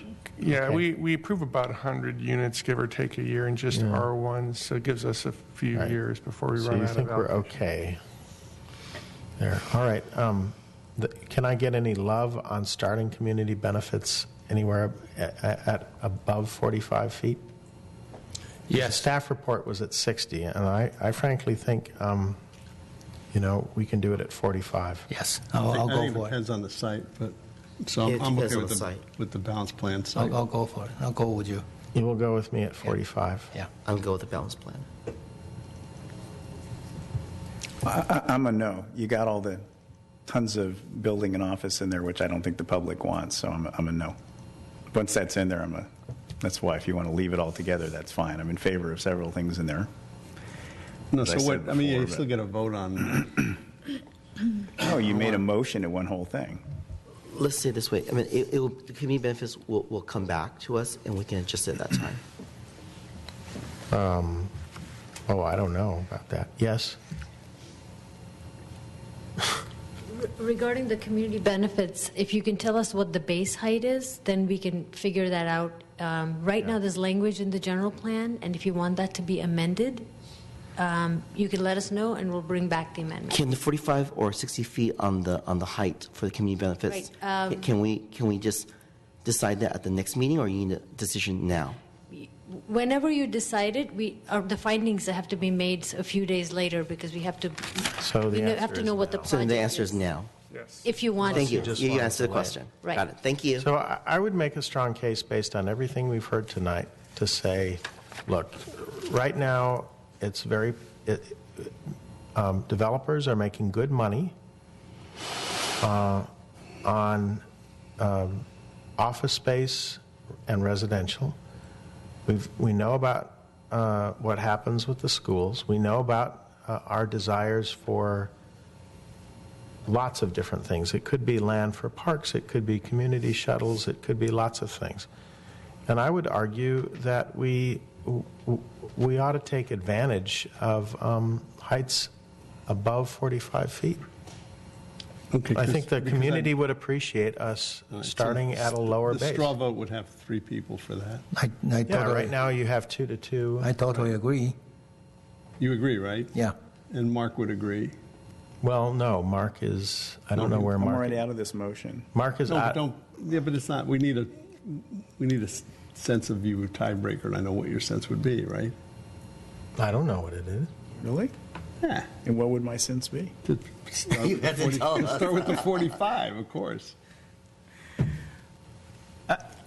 The problem I have is it really depends on what it is. I mean, I don't like the current retail component language, and so you're asking me to sign a blank check without saying what's in there. Forget the increase. What do you want for the? Do you want 40? What I think Rod is suggesting is 45 is the new height limit I think in we the have city. certain areas that we've looked at for higher zonings is naturally, and so I think it should be, if you want to give it a height over whatever it's zoned for. I mean, so basically, you just set 110 for a hotel, so that you basically going to tax them 15% of. I'm going from 70% 45 to hotel. whatever the height is, Okay. and that's the community benefit. Right. And it has to be quantified, and if it's not good enough, they can build a 45, have a nice day.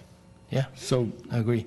But what I think I heard you say, let me, because I'm looking to you, I'm looking for your sense even on the thing. You don't believe in a community benefits thing, so let's take that out of it for a second, because that's just what you do when you get over X. Do you think X should be the balance plan or 45 in the city? I need to look at the balance plan. I'm actually. Well, it had all the different. Yeah, I know. It's complicated. Yeah, it's very. I mean, we already made 2 exceptions. I don't know why we'd. I mean, we have sites that are only 30 feet, so then it's like, do they get to go to 45? I mean, we're not changing the basis for everybody. I'm just talking about where I don't- the community benefit would start. That's all. I understand. So I'm we not have. suggesting that, we're automatically going to let everybody build a 45 either. We have 30 at Glenbrooks, for example. But what I am saying, Well, you're capping 45. I'm basically Or you're saying recommending a cap no. of 45. Yes, I am. I'm saying that we Without community above 45. I'm not buying into this so-called retail thing. So are you going to argue that? So right now, Valco's 45 feet or 60 with retail. You only Yeah. want to just change that one? To No, I say- want to change every damn last one of them. So you want to let every one of them have the opportunity to go to above 45 feet? And that's Right, not, no, the issue. no. No. What Okay, I'm- so what right I'm now they're all saying limited to is- 45 or 30, except for one that has a higher if it has a retail component. So if you're saying you're going to cut, so that's the only one that would matter. That's the only one right now that has an additional bump, unless you want to give it to somebody else. Is this No, the I mean- whole height, RT, is this the whole chart of heights, or is there more? There's more.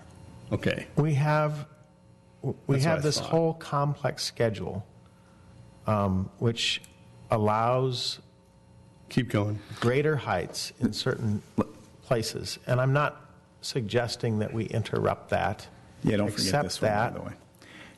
Except that our standard becomes 45, and anything above that is calculated with the net present value formula to yield So a community benefit that is a tangible, bear with me, quantified thing. Rod. There's only certain areas allowed to go over 45, and all of them require right now retail components. I'm saying you could just take that same list and change the retail component to a Right. whatever. Yeah. All of the other ones don't allow to go over 45, so they're not in the mix. Well, there is. Is there anything that allows over 45 Yeah, I without a thought retail component? North De Anza, right? No, is 45 it today anyway?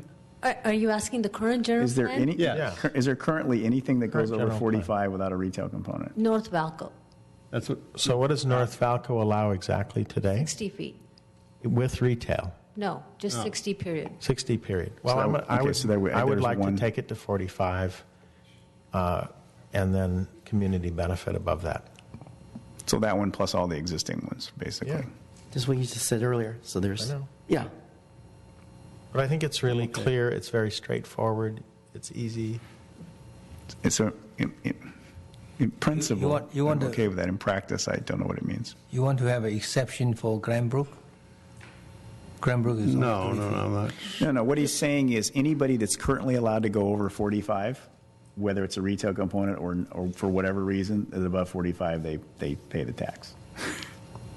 It's not a Whatever tax. that is. It's the opportunity to have a benefit Okay. To go higher with a community benefit under a calculated formula to the benefit of whatever Right. future council decides. But it's quantified and it is clear. So the only difference that we'd be talking about, because we were talking about saying community benefit including retail instead of just retail, right? That's clear. The only difference is North Valco with Rod's idea? Well, what I understood Councilmember Singh's idea was to go with the balanced plan heights, but then to start at the base height of 45, and anything above that would require community benefit. Am I incorrect? Yes. Okay. What does that mean, start with the balance? So that means, let's take the Oaks Gateway, for example. No, that's clear. That's Right. easy because it's 45 today and he's proposing 45. Find one that's 60 today and he wants to go to 45. Right, so in the balanced plan, it recommends 45 and 60 with retail. Under Councilmember Singh's plan, it's 45, but 60 with community benefits. No, I understand. Right. That's great, but I thought there were some 60s today without retail. Today, there's only 160 without retail, and that is North Valco. And that includes the Cupertino Inn, the Hamptons, and the Apple campus area. That's North Valco.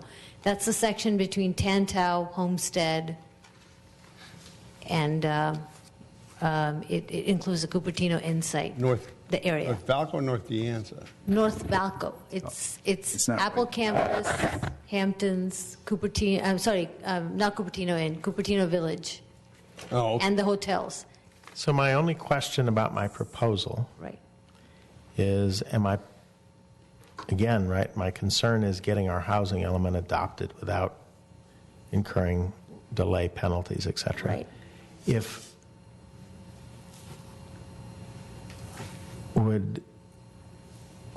Maybe I'll forget about asking that question. The reason I don't think you should, Yeah. since I don't think you know the detail of it, I don't think you want this in your motion because you're not going to get through What it. detail are we talking about? I'm sorry. Okay, so the question is, what is the thing that public benefit constitute? And you said to leave that to a future council. Does that constitute a adopted general plan? I don't think so. No, I want the specific formula that staff has recommended. That is, we go through the pro forma validated by our economics expert. We enter into a development agreement. We can't exactly dictate exactly what that would look like. I'm being redundant, okay. We can't say exactly what that is right now, but we would go through a numerical calculation and expect a benefit equivalent to that, which could be money or, yes, some other benefit. Could be park dedication or some such thing. But we're not We'd going have to have the economic value that follows from the formula. So the only difference from the motion I was going to make was in North Valco, whether we start at, it's one place, whether we start at 60 and 45 there. Can we just go with balanced plan? I mean, it covers 90% of the city for your thing.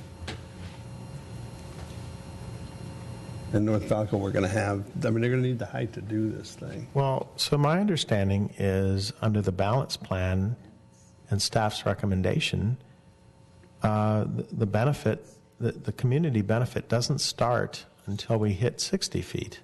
Is that correct? So I want to lower that to 45. Right. That's all. In our case, in some areas, there is no community benefit required, and some areas You could build 60 feet without community benefit, The correct? only place under you can- staff recommendation. Only in North Valco. Only in North Valco.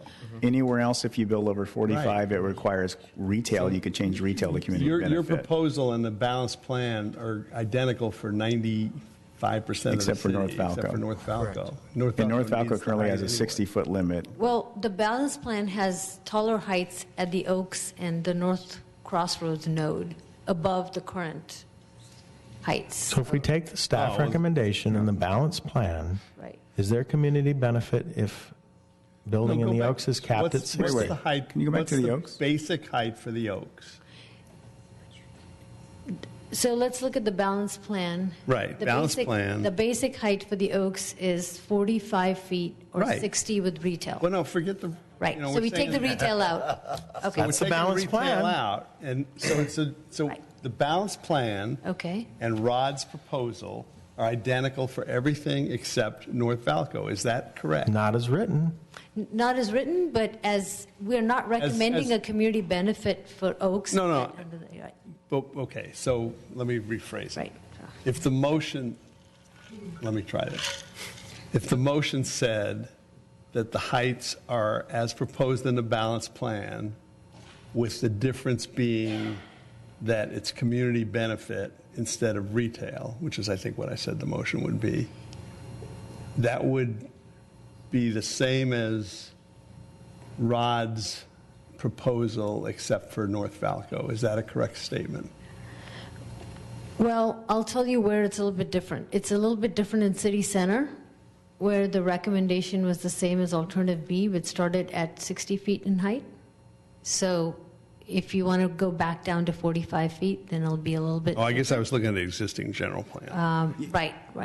So you tell us what you'd like, and The we can balance set it up plan that is way. considerably more aggressive than the current then general what I plan. really meant was Right. I would take a close look at the balance plan. Right. It- 'Cause it what would we help said to was- go I think what through we said, everybody was site by talking about site. was taking the existing general plan where we are and increasing the heights for two locations.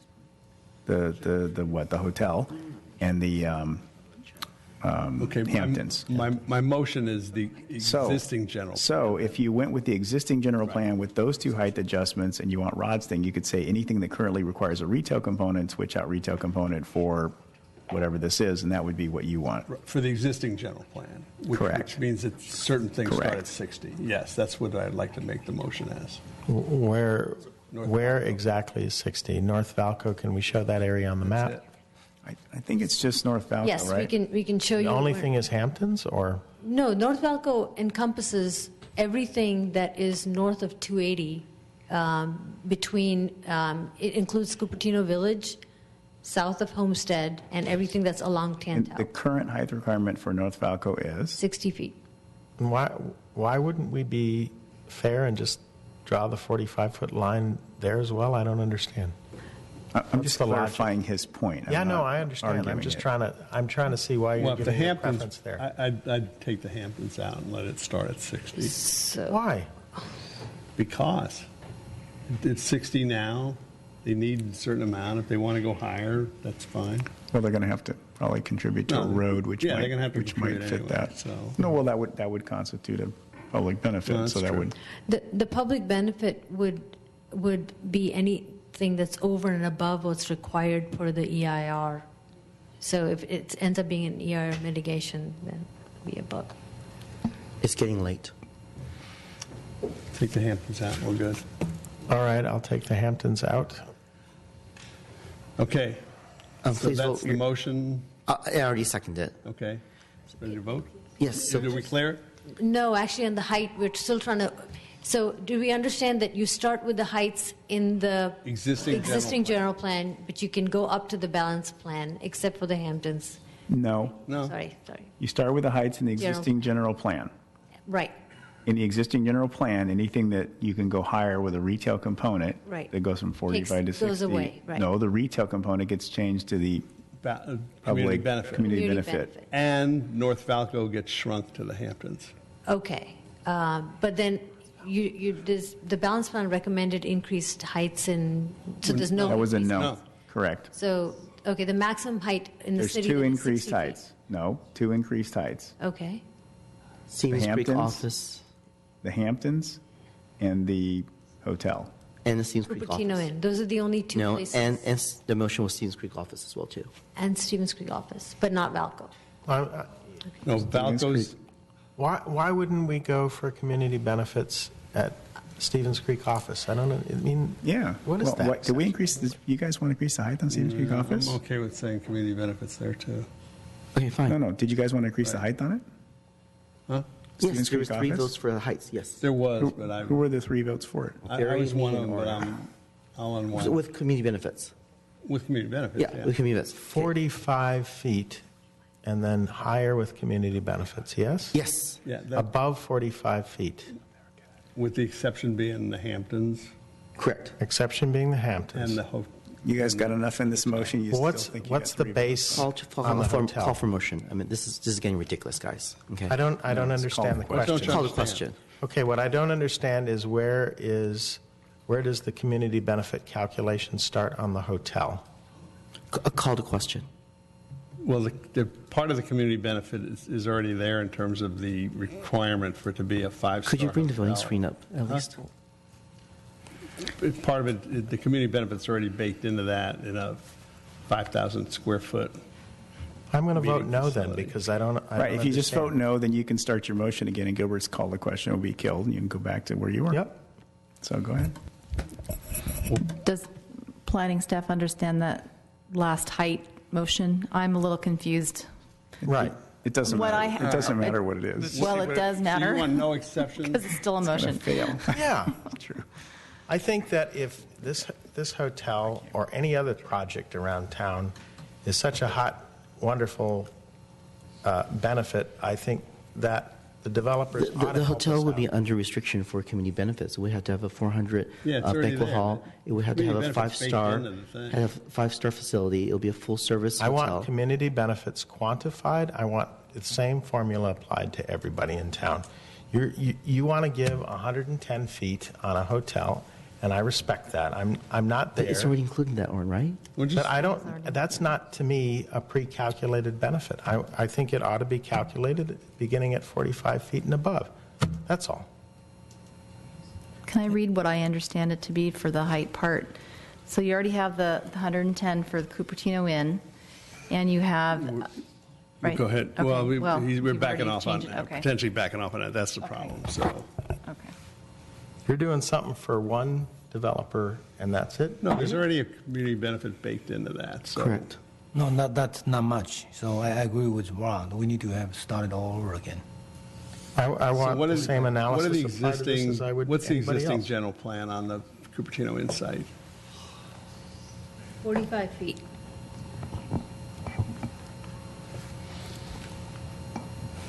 You're okay with the Hamptons or not? Yeah, fine. I mean, I know we need to make it go as a housing element site, so. And what was the proposal for Valco? It was only for the Hamptons. No, It's no, but I mean- 45. Everything's, right now, I think it was 45, but maximum, 45, what's the maximum 40, height? With 45. So No, what with do you say? community Oh, with community benefit? Minimum. So, or when you say 110 feet with community benefits, without 110 feet with community benefits.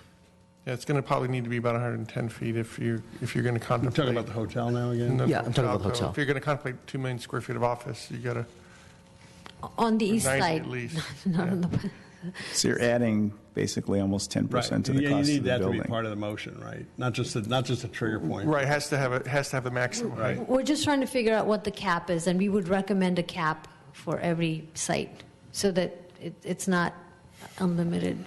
Are we okay with the balance What? plan caps? No, I don't know why. I mean, I hate the cap on the art thing.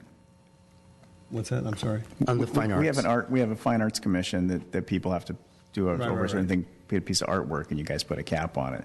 So if you build a $2 billion building, you still only pay the same amount as somebody who builds a $5 million building. No, when we said cap, a cap on maximum heights, that's what we meant. We're just talking about Oh, cap on the sorry, heights, I right? thought you meant maximum. No, Sorry. no. No, no, no, Misunderstood. no. No, we're talking about, yeah. We can walk you through the recommended plan to say, these are the areas where the heights are over and above the current general plan, and you can tell us if you agree or Okay, disagree. walk us through. No, Let's look- I don't want to go through it. We have 3 locations only. We have 2. Okay. We have 2 we've agreed on, and 1 I'm not sure if we would agree on it or not. We've agreed on the hotel. We've agreed on the Hamptons, and then maybe on. He hasn't Stevens agreed on Beach. the hotel, or unless you, yeah. No, I think there's 3 of us that did agree on the Okay. hotel. Starting at what for the community benefit calculation is my question. 90, 90. 60. I mean, to me, the community benefit's baked into that one, so. Right, no matter what, in You can order to either- build it. You can either measure it later. So we required him to put in big conference room Yeah. thing, and then do you want to take those requirements out and then call it a community benefit, or do you want Yeah. to make them put it in? Yeah, I want it calculated just like we do for any other project. I don't know why we would make an exception No, for but one what developer. if, so they could come back and say the conference room is the community benefit and. All right, show us all but, of but that. show us the pro forma, show us, quantify that for us, just as we would for any other body that wants to come in with, a height exception, especially with this being so darn tall. Conference room won't be the community benefit. I'm not arguing right. about So, the merit of what you're conference saying, room. yeah. But to say this one is exceptional seems to me to be inherently unfair, inequitable. We're doing something for one project that we would do for nobody else in town for what? No, if any I'm other looking for hotel some wanted- justification. No, we've always talked about meeting space when we do hotel stuff. Okay, so why not quantify it No. as we would a community benefit? I mean, people ask for a- any other project here. So I agree That's with all. you. That's all. Yeah, I agree with you. I'm not trying to make this more complicated. I'm simply Well, you saying. are. No, I'm not. I'm trying to may not make be it. trying. I'm trying to. You may not be trying. I'm trying to have a uniform and fair standard, and I don't. No, you're trying to have a uniform standard. I'm not sure you're trying to have a fair standard, but It's Well, fair. Fair in the sense that Yeah. there's a calculation to go through, and if our economic analysis shows that the conference center, as proposed, right, brings the community benefit that gets quantified by the added height, great. Then we could enter into Okay. a DA and do that. Now I'll explain why I have issues with this, okay? Okay. So that's fine. We'll tag it 15%, everything over 45 feet. Right. I'm good with that. So what's the community benefit? I think the community wants the big meeting space.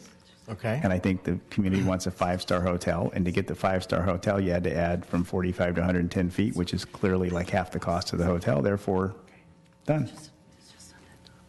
So how do you qualify? So whatever somebody wants to call community benefit later, they can assign enough money to that to make it work. Okay, but Which my point is there's a process, and the community, we're going through a process that is quantified and not just trying to figure it out tonight.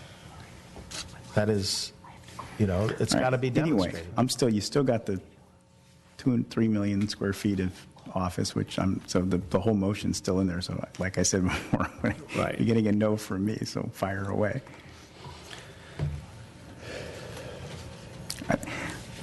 I'm not into building stuff. all right. That's So why I always vote no on these things, and I don't take money from developers, and there we okay, are. so the motion is 45 feet, unless there's a community benefit, except for the Hamptons. I'm good with that. Except for the Hamptons. No, And Hampton, you cannot accept. he's good with that. It could be if Hampton want 110 feet, you don't want us No, for then the we- community. No. And the envelope is defined in the balance Right. plan, right? The maximum that we can Right, the consider. maximum is defined in the balance plan. So, but the standard is 45 with the I would exception just of like the to note that the balance plan has increased heights in a number of locations. No, we're not. I understand. This is the Only caps. for... The cap. No, Yeah. only for the okay, once again... Got it. Everything heights is as is, except for the Hamptons, which he's proposing taking out of the balance plan. Right. The Cupertino Inn At at 110. 110? And other sites, because we've got to say, okay, we've set the floor at 45. No, just bear with me. Okay. All of the heights stay the same as they currently are. In other words, if they have 45 and they're allowed to go to 60, fine, whatever. What he's saying is anybody over 45, except the Hamptons, Right. pays the public I benefit. agree, and then the question is, how And much then- can they pay for? We need that cap. And I'm saying that's the balance plan. How much? No, that's the height limit, so that automatically covers that. Well, yeah, it's the height limits in the balance plan. Only for the Hamptons and the Cupertino Inn. No. So we're saying if you have a community benefit, you can go above 45. Let's take site X. Right. How far So above what 45? everybody said earlier was there was only 2 sites and maybe a third that they wanted to go over the current height limit. Correct. Fee or not. There's a Oh, no, whole I bunch don't- of things in here that go higher, tons. No, I think there's a bunch of applicants that would like to go higher and maybe come in with community benefit to go. I know you think that, but what I heard was that only the two and maybe the third site was this group considering letting go higher. No, that's not. So what I'll ask Rod. So you want to let everybody build in the sky? No. What Rod is saying is there's two things. If you have a trigger point of 45, that imply, and you say you can go higher. Now we need to say, what does higher mean? You can't say it's 45. Okay, in the current general plan, there's a bunch of sites that have 45 and you can go higher if you have a retail component. Right. There's North Valco, which has a 60, and then there would be the Hamptons and the Cupertino Inn that would all be higher. Okay. That's not I thought the balance. The balance plan has a whole bunch of other things that can go higher, which we've never discussed. No. I thought there were other things in the existing general plan where you go higher with retail. There's a bunch of things that are 45 and you can go 60 with a retail component. So those are not the ones in the balanced plan that you keep referring to. There's a whole bunch of other things that aren't in the current general plan. No. If that's in the existing general plan, then those are the fine. If there's caps in there, that's fine. There are. There's 45. You can go to 60 with retail. So you're changing the retail component out to the. But you keep refer to a balanced plan. We did not approve the balance. No, I'm not. I'm backing off on that. So. Right. Why keep going back to the balanced plan? Because there's no majority there. Because it's almost 5 o'clock in the morning and it's tired. Well, we might have a majority, right? We're very close. I didn't say that. He said, why are you going back? And I said, because it's late. No, he's saying, why go back because we don't have a majority. No. So, okay, so if the motion is the existing general plan, but we're substituting. I thought the original motion was a balanced plan, and then 45 feet with community benefits. There's no balanced plan. No, the original proposed motion was the existing general plan with additional heights for the Hamptons and the Cupertino Inn. I thought it was a balanced plan with the exception of those 2 or 3 sites. Your original motion. Oh, original motion was, but that Rod won't do that, so we won't get a third vote. Well, I mean, currently in the city, there's no place where we can build over 60 feet. Is that correct? Correct. My belief is there are places in the city that are going to need more than 60. We've talked about some of them. You talked about the business park, right? And we imagine that Valco is going to need more than 60. Yeah? Mm-hmm. So I'm generally okay with considering caps that are referred to in the balanced plan, but with a floor with community benefits starting at 45. Okay, that's my motion.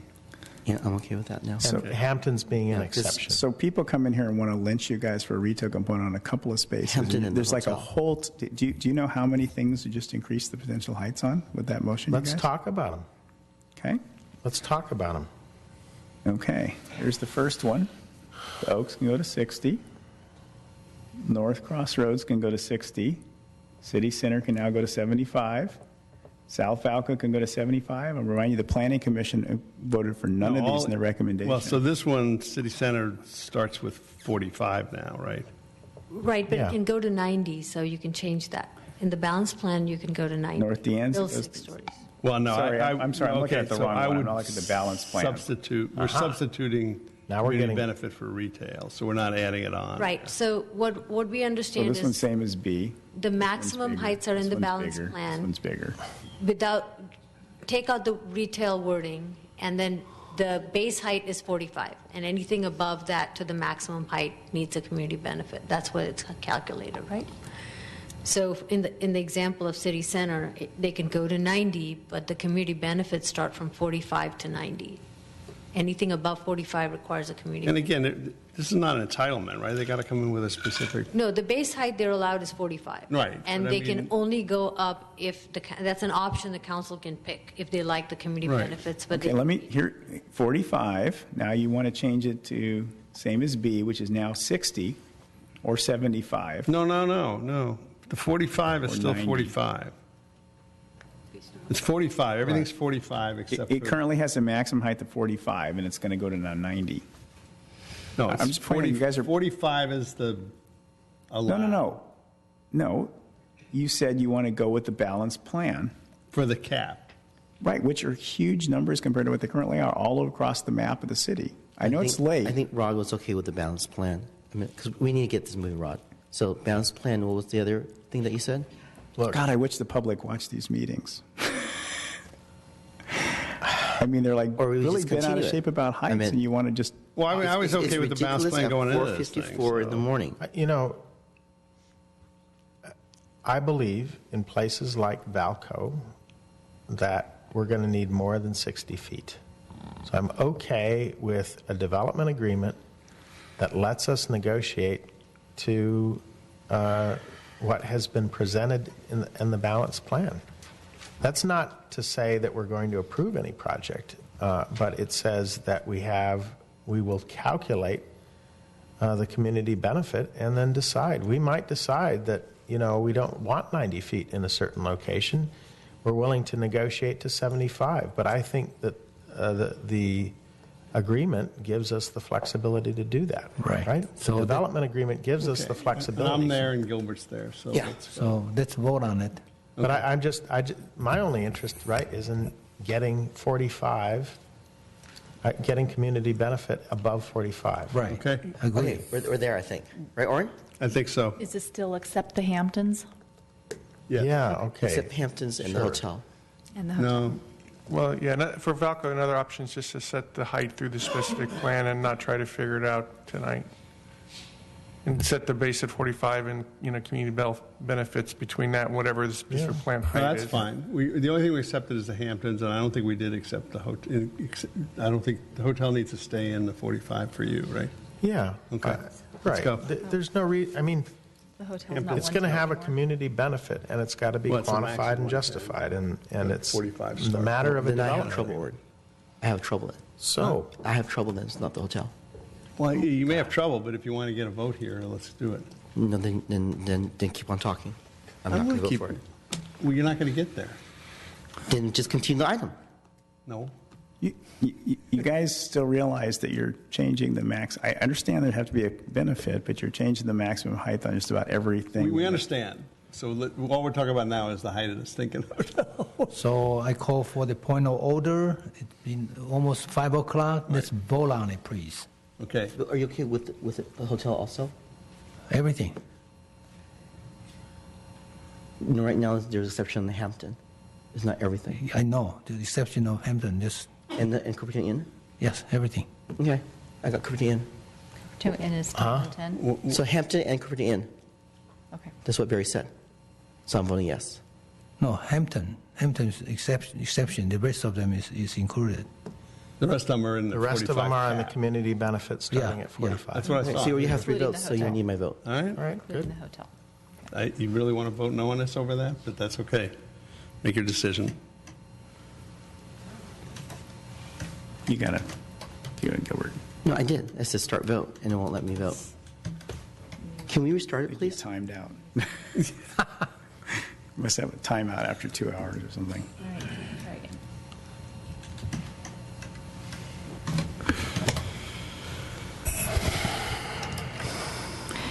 Okay, and the motion carries with Santoro and Wong voting no. Okay, so the city attorney wants me to make a motion that I move the city council meeting to be adjourned to November 18th at 6:45 p.m. at this location for continued public hearing, consideration, deliberation, and decision on all matters listed on the November 10th, 2014 agenda for all others businesses as listed in the agenda. Do I have a second? So when is that? That's our Tuesday regular meeting? That's our Tuesday regular I'll second meeting. that. Next week. Correct. Can you read that again? I move the city council meeting, this is from the city attorney. I move the city council meeting be adjourned to November 18th, 2014. I move the city council meeting to be adjourned to November 18th, 2014 at 6:45 at this location for continued public hearing, consideration, deliberation, and decision on all matters listed on the November 10th, 2014 agenda and for all other businesses as listed in the agenda. I'll second that. I think I already did. Yeah. We lost the city attorney. Right. Does that mean we have to take public input again? If you've closed the public hearing, which I think you have to reopen it, and that would be a council action. We did they that would for the take, planning commission they as would well, take too. when you reconvene the meeting. Yeah, we take public hearing first. If, again, if you. Okay, if I'm you good. I'm elect to hoping do they'll it. come and talk about the heights. Everybody, please show I up. mean, do we do or we do not? Nope, we do. If there are 3 votes for council to reopen the public hearing, then you do. If there are not 3 votes, then you don't. No, we adjourned the meeting, and it's a new adjourned item, so I believe they have a right to have public input, correct? Well, I'll check. It'll be clarified with the city attorney's office. I'll check with the city attorney. She indicated before she left that no, that would require council to reopen the public hearing. She already closed it. Because we closed it. Right. I'll check. That's what she said. Yeah, before no, she we left. should closed make that. sure we do it right, whatever that is. Okay, please vote your lights. Please bring up the screen. Motion carries to adjourn. So I go ahead and move to adjourn the meeting to November 18th, 6:45. Now, that's a record.